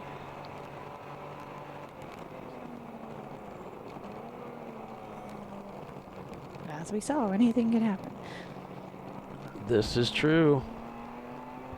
Nobody's talked to Visceral. We know it ain't starting, but we know what failed. No, we sure don't. It looks like ignition system. And I saw him putting looked like a diagnostic box in the car as he cranked the engine over. It looked like he was working with spark plugs. So I think it's ignition, unfortunately. Yeah, no, we're not going to bother them while they're trying to fix their car.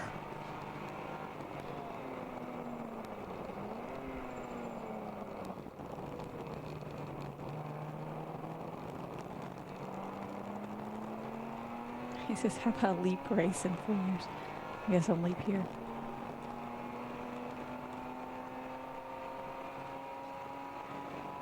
So we're on board with RVA Graphics and Wraps here. And they are gunning for the championship title. Tuttle Motorsports is up front, still turning pretty strong laps, about 3 laps up on the field. In a 2 really years good, ago, Bill. in a really good spot to win the race. NCM. Yep, year before last. Right? Yep.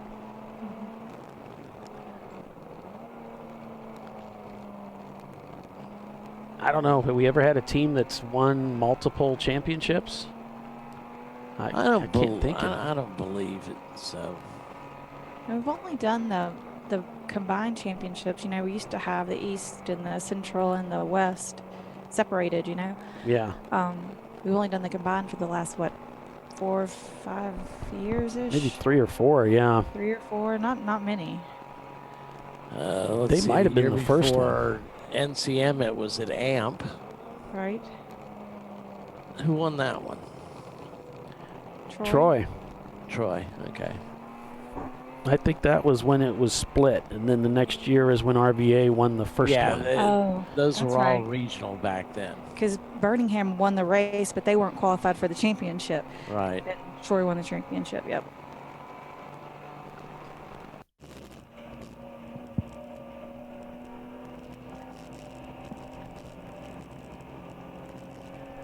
So about 15 minutes remain here to crown the 2020 champion. And Bill's announcing he's going to do live interviews. And they're going to be recorded. So Drew is saying that 2 years ago it was RVA in 9.412 for the championship at NCM as well. Yeah, remember 9.4 actually ran out of fuel. Yeah. Oh, that's right. Yeah. And passed them on the last lap to take the win. It was pretty exciting. Anything can happen. So RVA has the golden horseshoe up their ass, huh?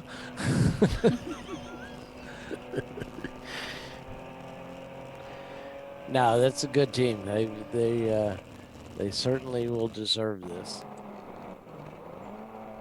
Who was it that ran out of gas yesterday right after they passed shortly after start finish before they could get into the pits? Yeah, I can't remember. It was one of these top teams. Was it Uncommon? It was Uncommon, yeah. Okay, that's what I was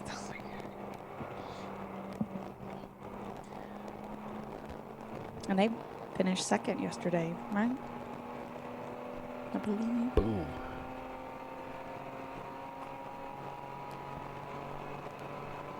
The minutes are clicking by, the laps winding down. Any other sayings we can come up with? There's got to be. Any other cliches? Cliches. We're running out of time. You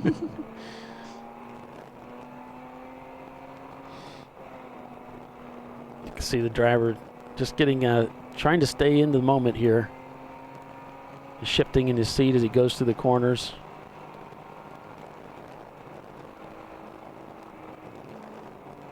Really winding that engine out as he heads down into turn 10 here. Checks his mirror. Starts braking for turn 11 again. Downshifts into third. And begins to roll the power back on. Competitor just up ahead might be Tuttle Motorsports.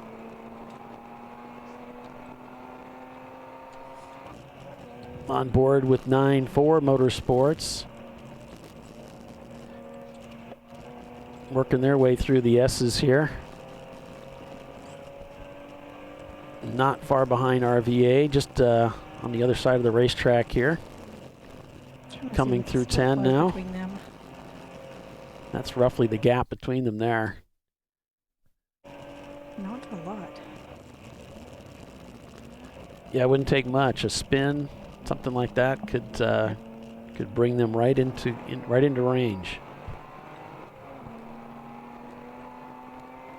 And both of them came to today's race with 6 points. So whoever finishes better today is going to be the championship. So this is all relevant. Yes.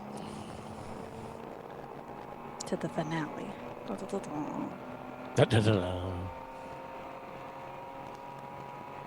I can't sing. That's all I got. A few good cylinders right in the mix of it. In 7th place.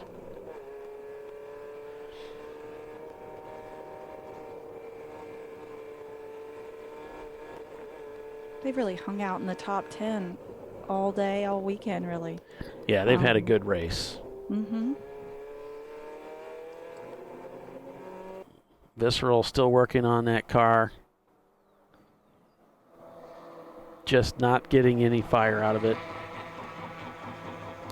You can hear the car trying to start. It's just amazing that car could be on point. Everything could be working. This is going to be one of the, you hope this isn't one of those 5-cent Andy Granatelli STP, Indy stories. Oh, Ron just said it's got to be fuel. They didn't try to put fuel in it. He's pumping the throttle, trying to get it to fire. There's just no love. As RVA has one of the Tuttle machines in sight.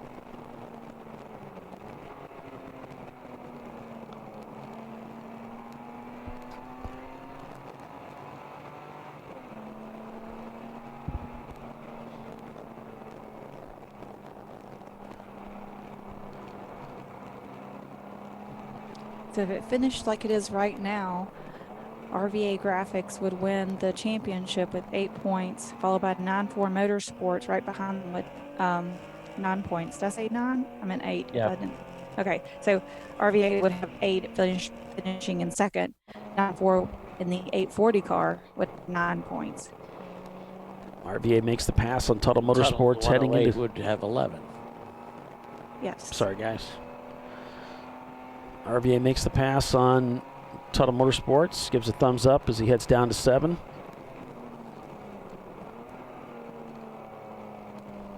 Notches it down to 3rd gear. Starts rolling that power on mid-corner. Up to 4th gear, working their way through the S's here.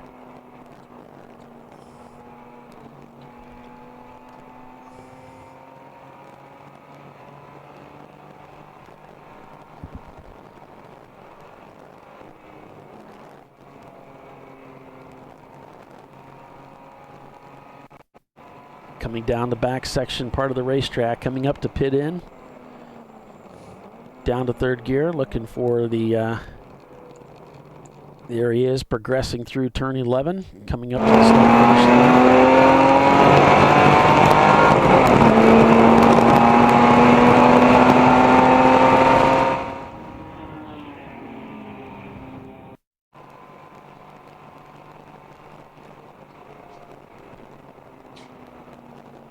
Hustling up to turn 2 again. Just about 9 minutes remain here in the race.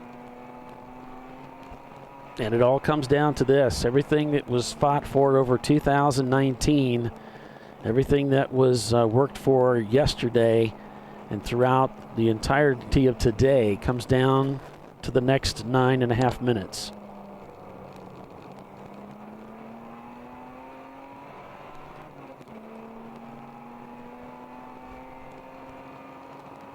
The team that won the national championship just a couple of years ago at NCM Motorsports Park is poised to win again here at Sonoma Raceway.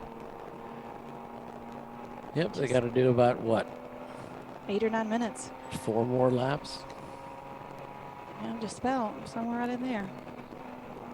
9-4 Motorsports is ready for something to happen. They're on the same lap. If anything happens to RVA, yeah, they are going to pounce. They're in a perfect position. Mm-hmm. They're in a perfect position to spoil the day for RVA. I think I made a rhyme. Yeah, you did. Good job, Paul.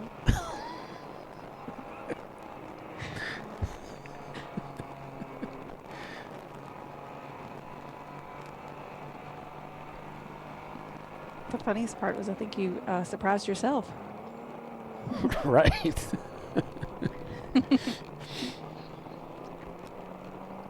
Visceral Racing Group still trying to work on their car, but they've run out of time, I'm afraid.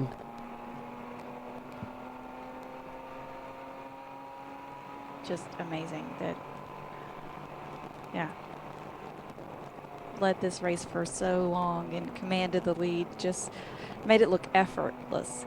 And then with 35 minutes to go, was just ripped away from them. Zoom Zoom Kaboom having a good race of it out here too, up in 9th place. A few good cylinders in 7th.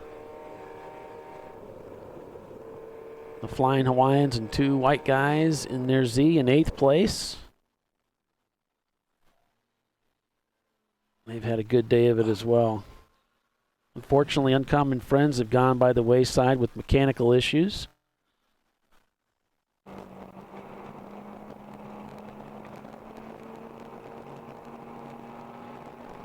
Gap's up to 50 seconds. So it's increasing instead of decreasing. So yep. All RVA has to do is hold on for, what, a couple of more laps. But yeah, I'd say about 3 more laps. Yeah. Ish.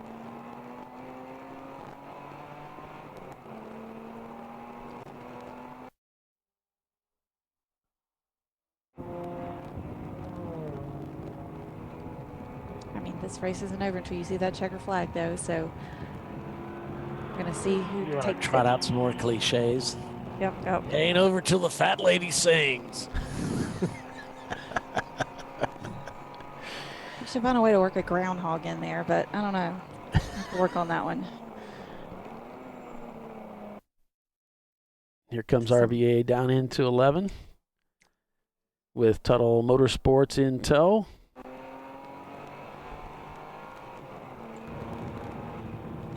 Across the start-finish line again to begin another lap.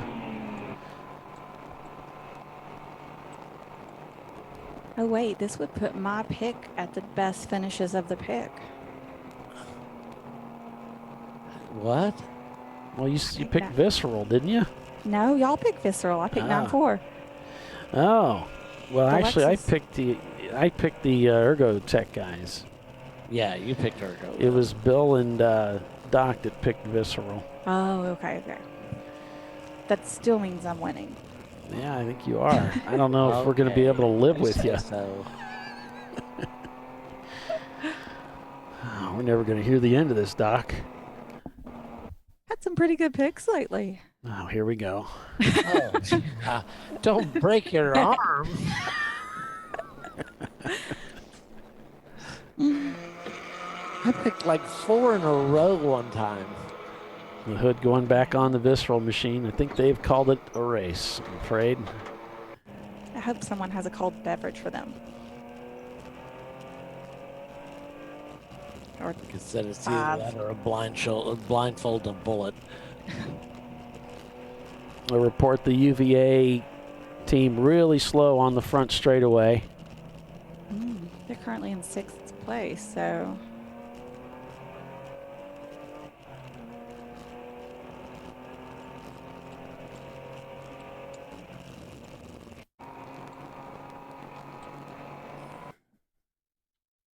I'm guessing that's what he means. Utah Valley.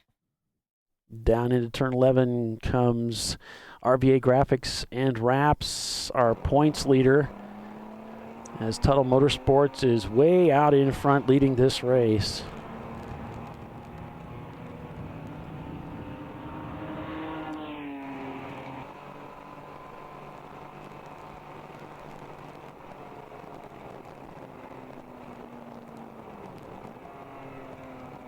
Might get the one to go this time. I don't know.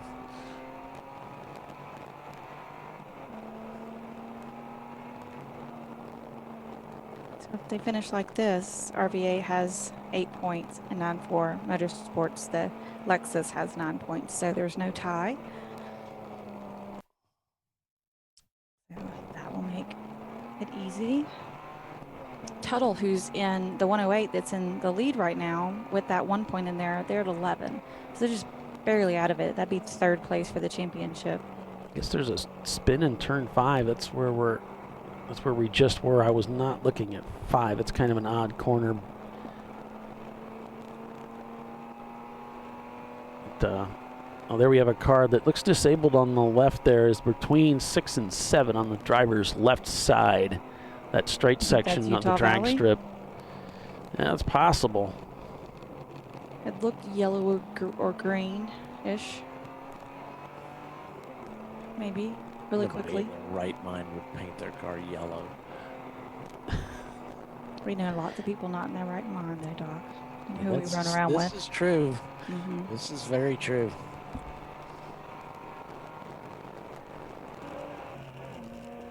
We have to take responsibility for who we companion with. Yeah. The crowd we run in. Yeah. This is the counselor coming I've out. made poor judgments all my life, though. Why change it now? What'd you say, Polly? Does the counselor say that? Yeah, yeah. What's the diff ratio on the RVA car? Yeah, let's check on the diff ratio. Yeah, that car is off to the right now. It did look like with a lot of tire smoke coming up from the Pontiac there going into 7. But it did look like the UVA car. There's the checkered flag in the air for RVA Graphics and Wraps as they take the win here at Sonoma Raceway and the Season Series Championship 2020. It goes to RVA Graphics and Wraps, the number 111 car. Wow. How about that? That's amazing. That was an incredible race. Tuttle Motorsports is going to take the overall win with RVA Graphics and Wraps. It looks like he's still, I don't think he's crossed the start-finish line yet. I think he's so far back that where Tuttle is right now. Yeah, they're checkering they checkered Tuttle. They checkered Tuttle as the winner. Mm-hmm. Of course, there's cars, emergency vehicles off, drivers right there. So really, RVA still needs to get around and cross that start-finish line ahead of 9-4 to take the championship. Free wraps for all the teams. Sounds like plan.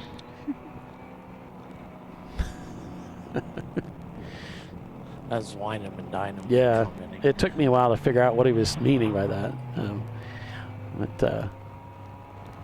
So here comes RVA. They're in the process of working their way around the track as Tuttle Motorsports wins the race. RVA Graphics now on the back part of the racetrack, heading up to turn 11. As he rounds the corner, turn 11, heading down that front straightaway. This is going to be it right here. One more corner to go. There he is, crossing the start-finish line. And that'll do it for the 2020 season championship race. It goes to RVA Graphics and Wraps.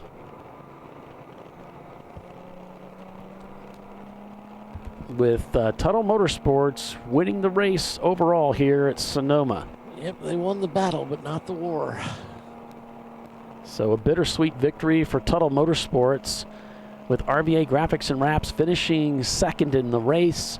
9-4 Motorsports finishes third in the race, but second in points with their Lexus SC300.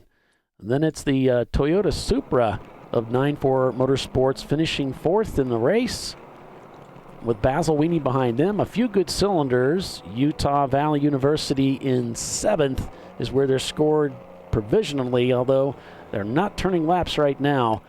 Then you've got Flying Hawaiians in 8th, Blown My Wad in 9th, and Zoom Zoom Kaboom is in 10th. The crowd is going wild. You know those RVA guys are pretty happy right now. Class A, the Gunslingers race team win A-Class for the non-championship runners. For the championship runners, it's a few good cylinders winning that class. First, I wonder if Justin's at the track. For I haven't seen him. For B class, sponsored by DiscoveryParts.com, it's Basil Weenie Racing winning that class. For C class, sponsored by Money Shift Racing. For the non-championship group, it's Flying Hawaiians and 2 white guys. And for the championship runners in C class, it's Tuttle Motorsports winning in the number 108 car. D class, it's Bandits Racing. They finished the race running. And for EC, it's going to be Huffman Motorsports. What a wild end to this race, right? Yeah, Just there's in the last 35 minutes. That was incredible.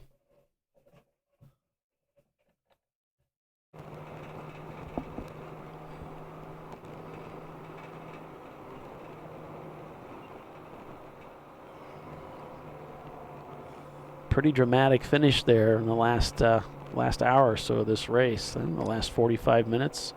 Right.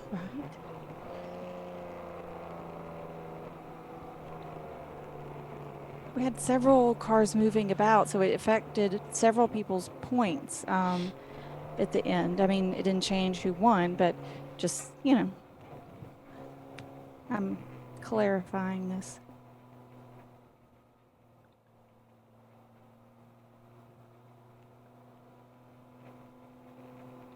I need to beef up my Excel skills.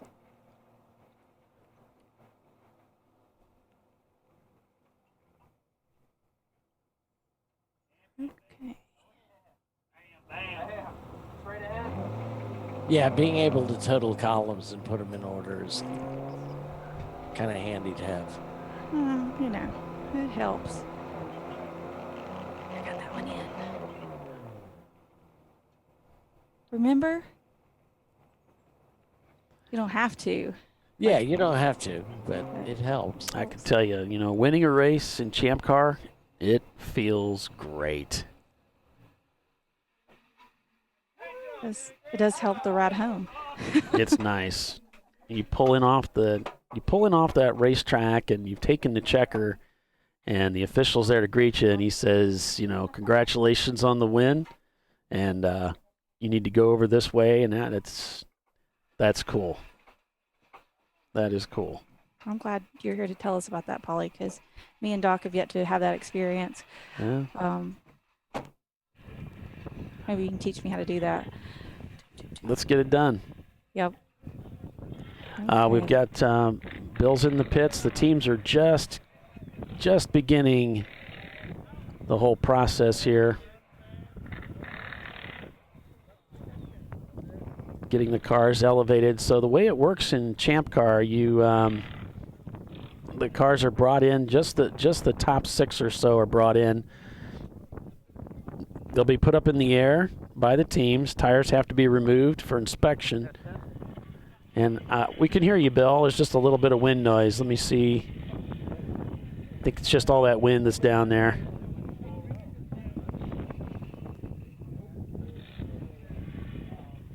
All right, who should we talk to? National champions first or the winner of the race? Whatever's convenient. The winner of the race first. Okay, sounds good. He deserves some love. Tuttle Motorsports Racing Enterprises. The first place overall today. Awesome. It was a great race. I want to thank Shane and my son-in-law. They did a good job. They raced the car well. They did good. They kept it on track.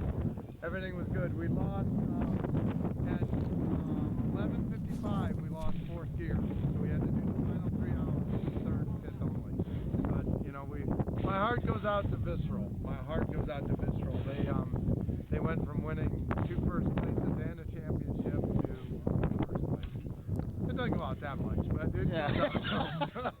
Yeah, that was tough. That's a tough one. So you took everything. I mean, you brought everything out here and you tried to win this guy the national championship. But you know, who are your crew this weekend? Let me introduce them. We got my son-in-law over there is Chris. We got Barry. We got Shane Lewis. We got Shane. Is there anything we can do with his volume? I'm gonna wait till he gets done. Okay. Shane. We got the tuner, Justin, David Calderon, and my son Mike.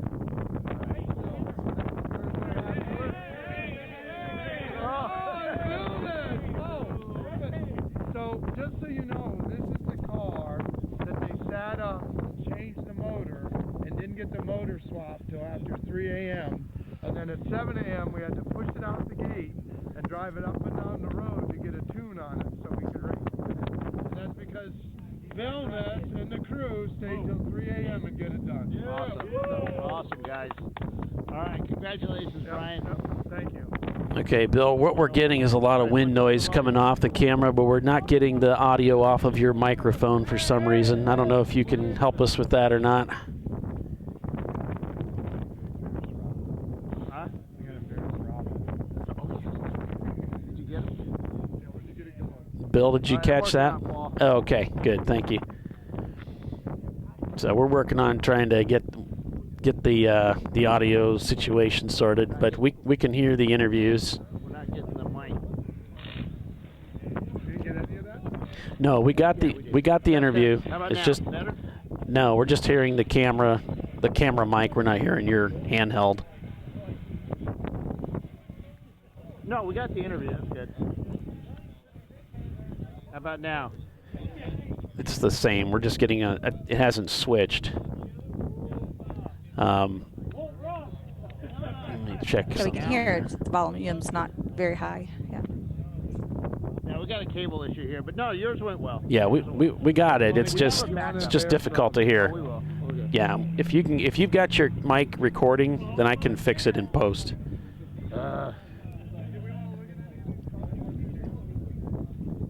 I don't have that mic. I can't. Well. Okay, what we're just getting a lot of wind noise on top of it. That's the problem. But we're hearing them. It's just difficult.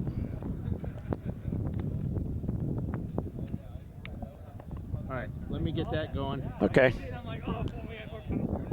That was it was gracious. Technical issues. Sorry, folks. Yeah, it was gracious of Tuttle Motorsports that say, that they obviously, you got to feel for Visceral Racing Group, who came out here and won day one, was set up for day two to win, and it just all came apart at the end of the race for them. So That was almost painful to watch. Well, That yeah. was painful to watch. Yeah, it was. There's the Bandits team who won D class. Great group of guys there. Been racing with us for a little while now, You guys and still have me there? yep, we got you. Same situation, Bill. We got you though.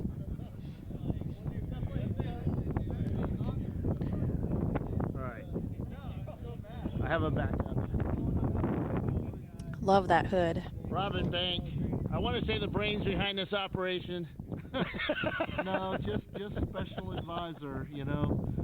These guys have been winning races on their own, so Brian was doing what he thought he needed to do to win the national championship. He came up short there, but and congrats to RBA and South Visceral. But we did what we could to win today, and like I said, special advisor, so it feels good to win, obviously. And but Brian and his crew, man, the job they did, they're the ones who earned it. I just admire. Cool. All right, guys. Congratulations. Thank you. Good run. Yeah, that's way All right, better. So let's go down to the national I just turned you guys on so you could hear it. First place today. Yeah, Thunderhill, we've done the 5 mile. Yeah.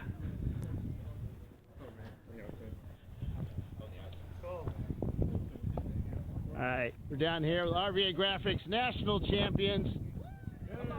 Here we go. Jack. Well, I'd like to thank TireRack.com for sponsoring the whole series. I'd like to thank the entire crew. Austin, great drive. Barron, great drive. Really appreciate Tyler running RVA Graphics and Wraps, doing a great job. H.O., Travis, really appreciate all their work. The entire weekend was awesome. A lot of fun. So you guys do really, really well when Justin doesn't show up to a racetrack. I'm not going to comment about that, Bill. No! We like Justin. Yeah, we like Justin too. So how hard was that out there today? You know, you had Visceral that was pulling away, and then you had a bunch of other teams there, and then boom, you guys are there. Well, just very fortunate today. Feel bad for the Visceral guys. They were running hard. I think between them and Tuttle, they had us covered fairly well, but good fortune smiled upon us, so really, really appreciate that. And thanks for my wife coming out today, and thanks for my entire family for their support. So cool. Thank you. So when they let you know that you guys were who was in the car? Austin was driving. So Austin, when you were in the car, were they letting you know where the other people were? Sorry. Actually, I let them know. Tuttle, I guess Tuttle and Visceral were racing for the lead 45 minutes ago or so, and they were lapping me again, unfortunately. And so I pointed them by to the carousel, and right at the turn 7, the hairpin at the far end, Visceral broke. So he pulled off. I said, hey, I think Visceral may have just broke. That may put us in position. And then the next time by, I was still sitting there. So they had everybody covered. I mean, Tuttle was the car to beat on speed, and Visceral was the car to beat with strategy. How about 9-4?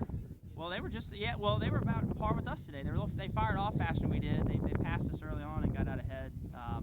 But I guess maybe they had their best driver in the beginning, and it worked out. We were a little bit quicker at the end. So, but yeah, I think they were on the same lap as us. So, just really hard fought and very fortunate that things kind of fell out the way they did, because it looked like we were shooing for runner-up until about 45 minutes to go. So, but yeah, it was a really, really great weekend. Cool.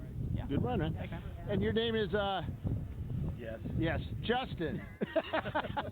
RVA Bill, what's Graphics up? and Wrap. So, 2 times, man. Nobody has ever won national championships twice. What are you doing, Jack? I mean, Jack was saying that dynasty might be a strong word, but no, I just see if I said Jack. Anyone else feel this is oddly close when you do this? Or is it just me? No, I mean, awesome. Got a hands up to Mr. Davis back there, our head race statistician. He's the man. And everybody said yay. Yay. No, absolutely great weekend, great facility, great place to be.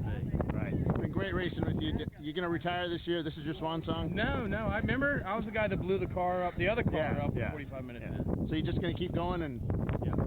Yeah, absolutely. Cool. All right, Justin. All right, man. Thanks. Great racing with you. So I don't race. All right, who's next?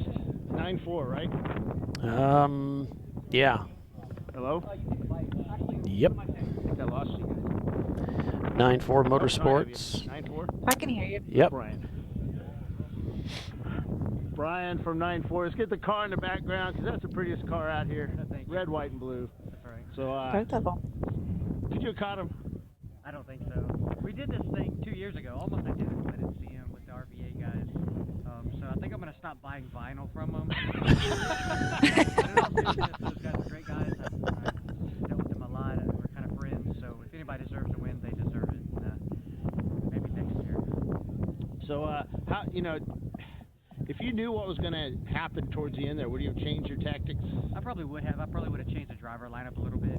It may not have meant anything, but it would have felt like we had a different chance. So something small, but in the end, it's a long race. You never, playing Monday night quarterback is painful at times. Yeah. But yeah, we'll do a debrief afterwards, see if there's anything we could have done. But I don't think so. The guys drove flawlessly this weekend. I'm really proud of them. This is a car ride. We've had guys, different drivers in it all year. The guys who have got us here were not necessarily in the car today, but for everybody who's been in the car, thank you. For the crew that's helped all year, because of their preparation and maintenance, we're reliable and this fast. So thanks to all the crew guys and all the drivers. Cool. Well, congratulations, Brian. Thank you, I appreciate it. Oh, do you want to talk about the Supra?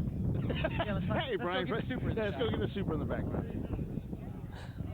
What place did the Supra finish in, guys? The Supra was in 4th. Get us good side. It's the dented side. That's all right. So, the Supra, fast car. You've actually won with this car here, right? We've actually won with the Lexus last year here, but the Supra we've won several races with. It is very fast. It doesn't look very good today. It took a beating today. We had no contact yesterday, and today I think it was pretty rough. So it's kind of embarrassing right now, but we'll get it fixed up and come back for the rest of the year. Hopefully we'll be ready for Daytona. We'll take the Lexus to NCN. We're going to run over there, so get everything fixed up and ready to go. Cool. Congratulations, Brian. Thank you. I appreciate it. Brian from 9-4 Motorsports. Okay. Go to our D-Class winner. D-Class winners, where are you guys? This is a D-Class. Let me take you on a wide shot of this car. Here we go. It's going to take a while because this is one big car. So you brought a howitzer to a minigun fight. So, yes, we did.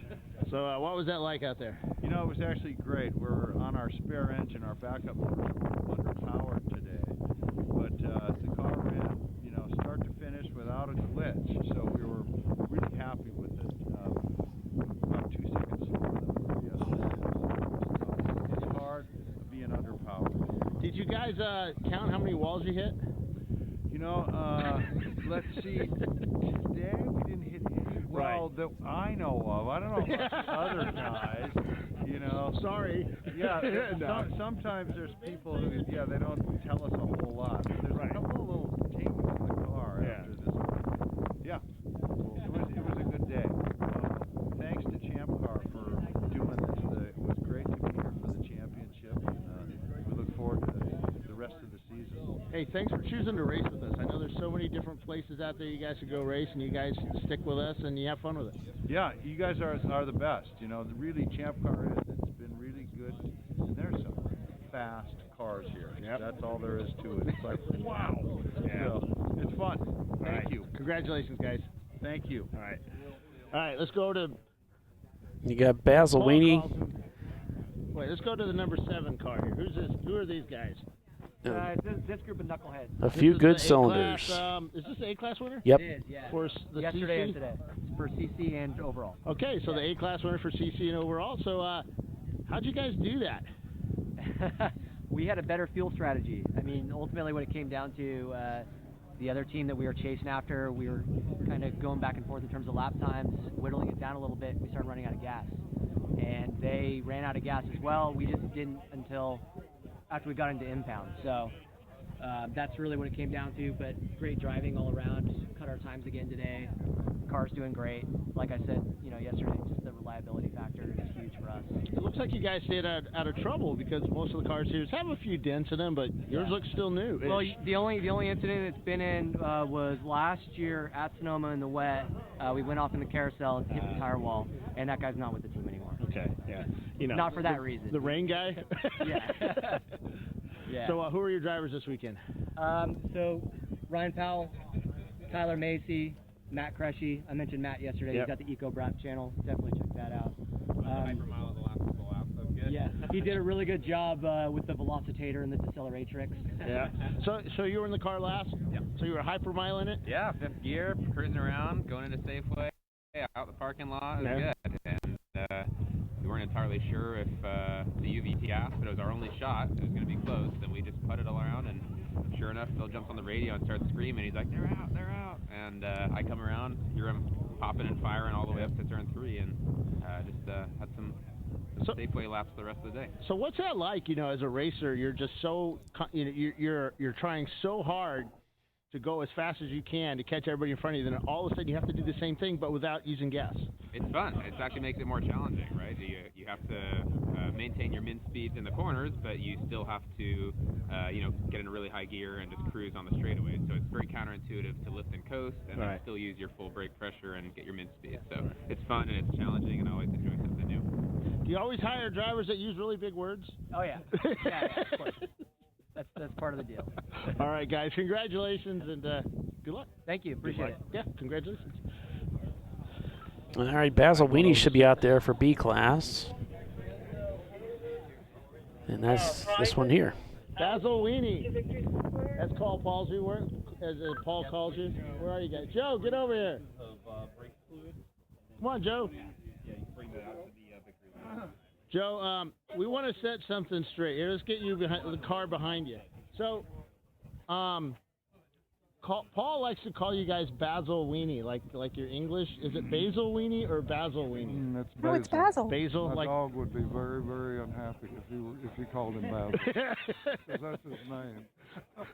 All right, so he's the team owner. Basil Weenie is the team owner. Okay, so that's Basil. my dachshund. Okay. So he's definitely a Basil.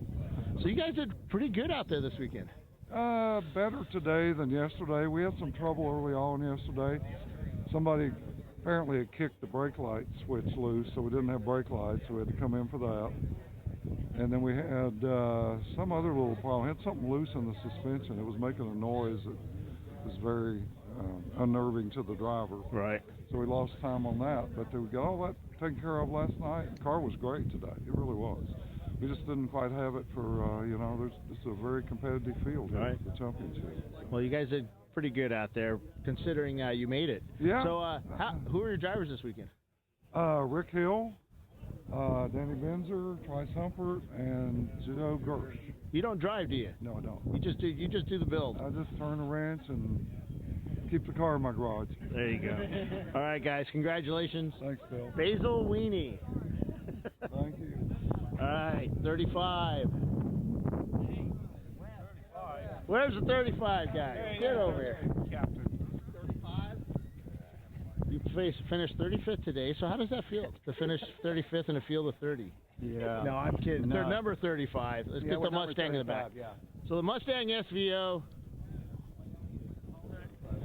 There you go, EC car. Yeah. You guys finished first in EC, so that was pretty tough. There was a couple of big cars here this weekend. Yeah, well, mostly we just outlasted them. But no, it's a really great weekend.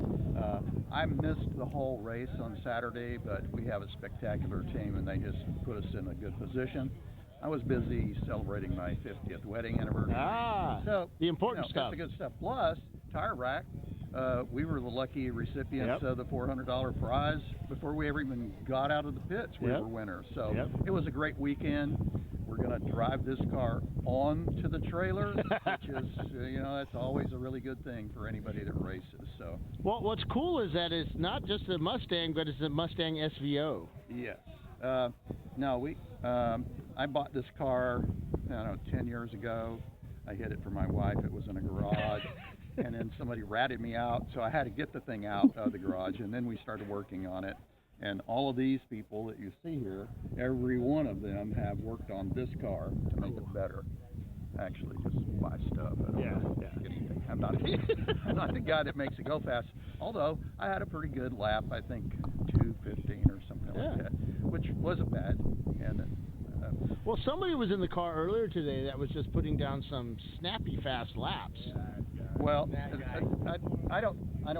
I claim this guy because I actually made the one part on the car that I did make was this guy. So this is my son Zachary, and we've raced since he was 19, 14. Okay, well, I'm sorry. Yeah, we've raced a long time, and so it's a great joy if you're the dad and you get to hang out the racetrack with your son. Yep. It doesn't matter what happens as long as nobody gets hurt. Yep. So. Well, they look good out there. Yeah, thank you very much. We were really happy, and thanks to Champ Car and Tire Rack, it was a great experience. Cool. Good run, guys. Congratulations. All right, that's it from here on pit lane. All right. You guys want to stick around for the trophy presentation? I got to take my wife out to dinner. Yeah, I think they've had enough of us today. Yeah, we'll let you record we'll get them. that on film because we got some champagne or some California sparkling wine that we're gonna hand over to the winners of the championship, and we'll see if Justin can actually shake up that bottle and not throw it at me. All right, guys, Hey, this Bill, has been good work fun. this weekend, National man. Championship here at Sonoma Raceway in California, and I'm gonna hand that back to Paulie Veltum, Doc Waldrop Band. What was that? And Tiffany Alexander. See you at the next race, guys. All right. Thanks, Bill. Appreciate all your work this weekend. And thank you, crew. Bill, Doc, Tiffany, great work this weekend, and thanks everybody for watching. So we're going to be picking all the gear up and heading to Virginia International Raceway on the 7th of March. But the national title going to RVA Graphics and Wraps here at Sonoma Raceway. How about that? Congratulations to them and to Tuttle Motorsports for the win this weekend. So for Bill Strong, Tiffany Alexander, and Doc Waldrop, I hear the broom thumping on the ceiling down below. It's time for us to end the show. So we're going to call it a day, and we'll talk to you folks again from VIR. So, yeah, for Doc, Tiffany, and Bill, I'm Paul Veltum. For the passion of the sport, we are out of here. Take care, everybody. Bye. Bye.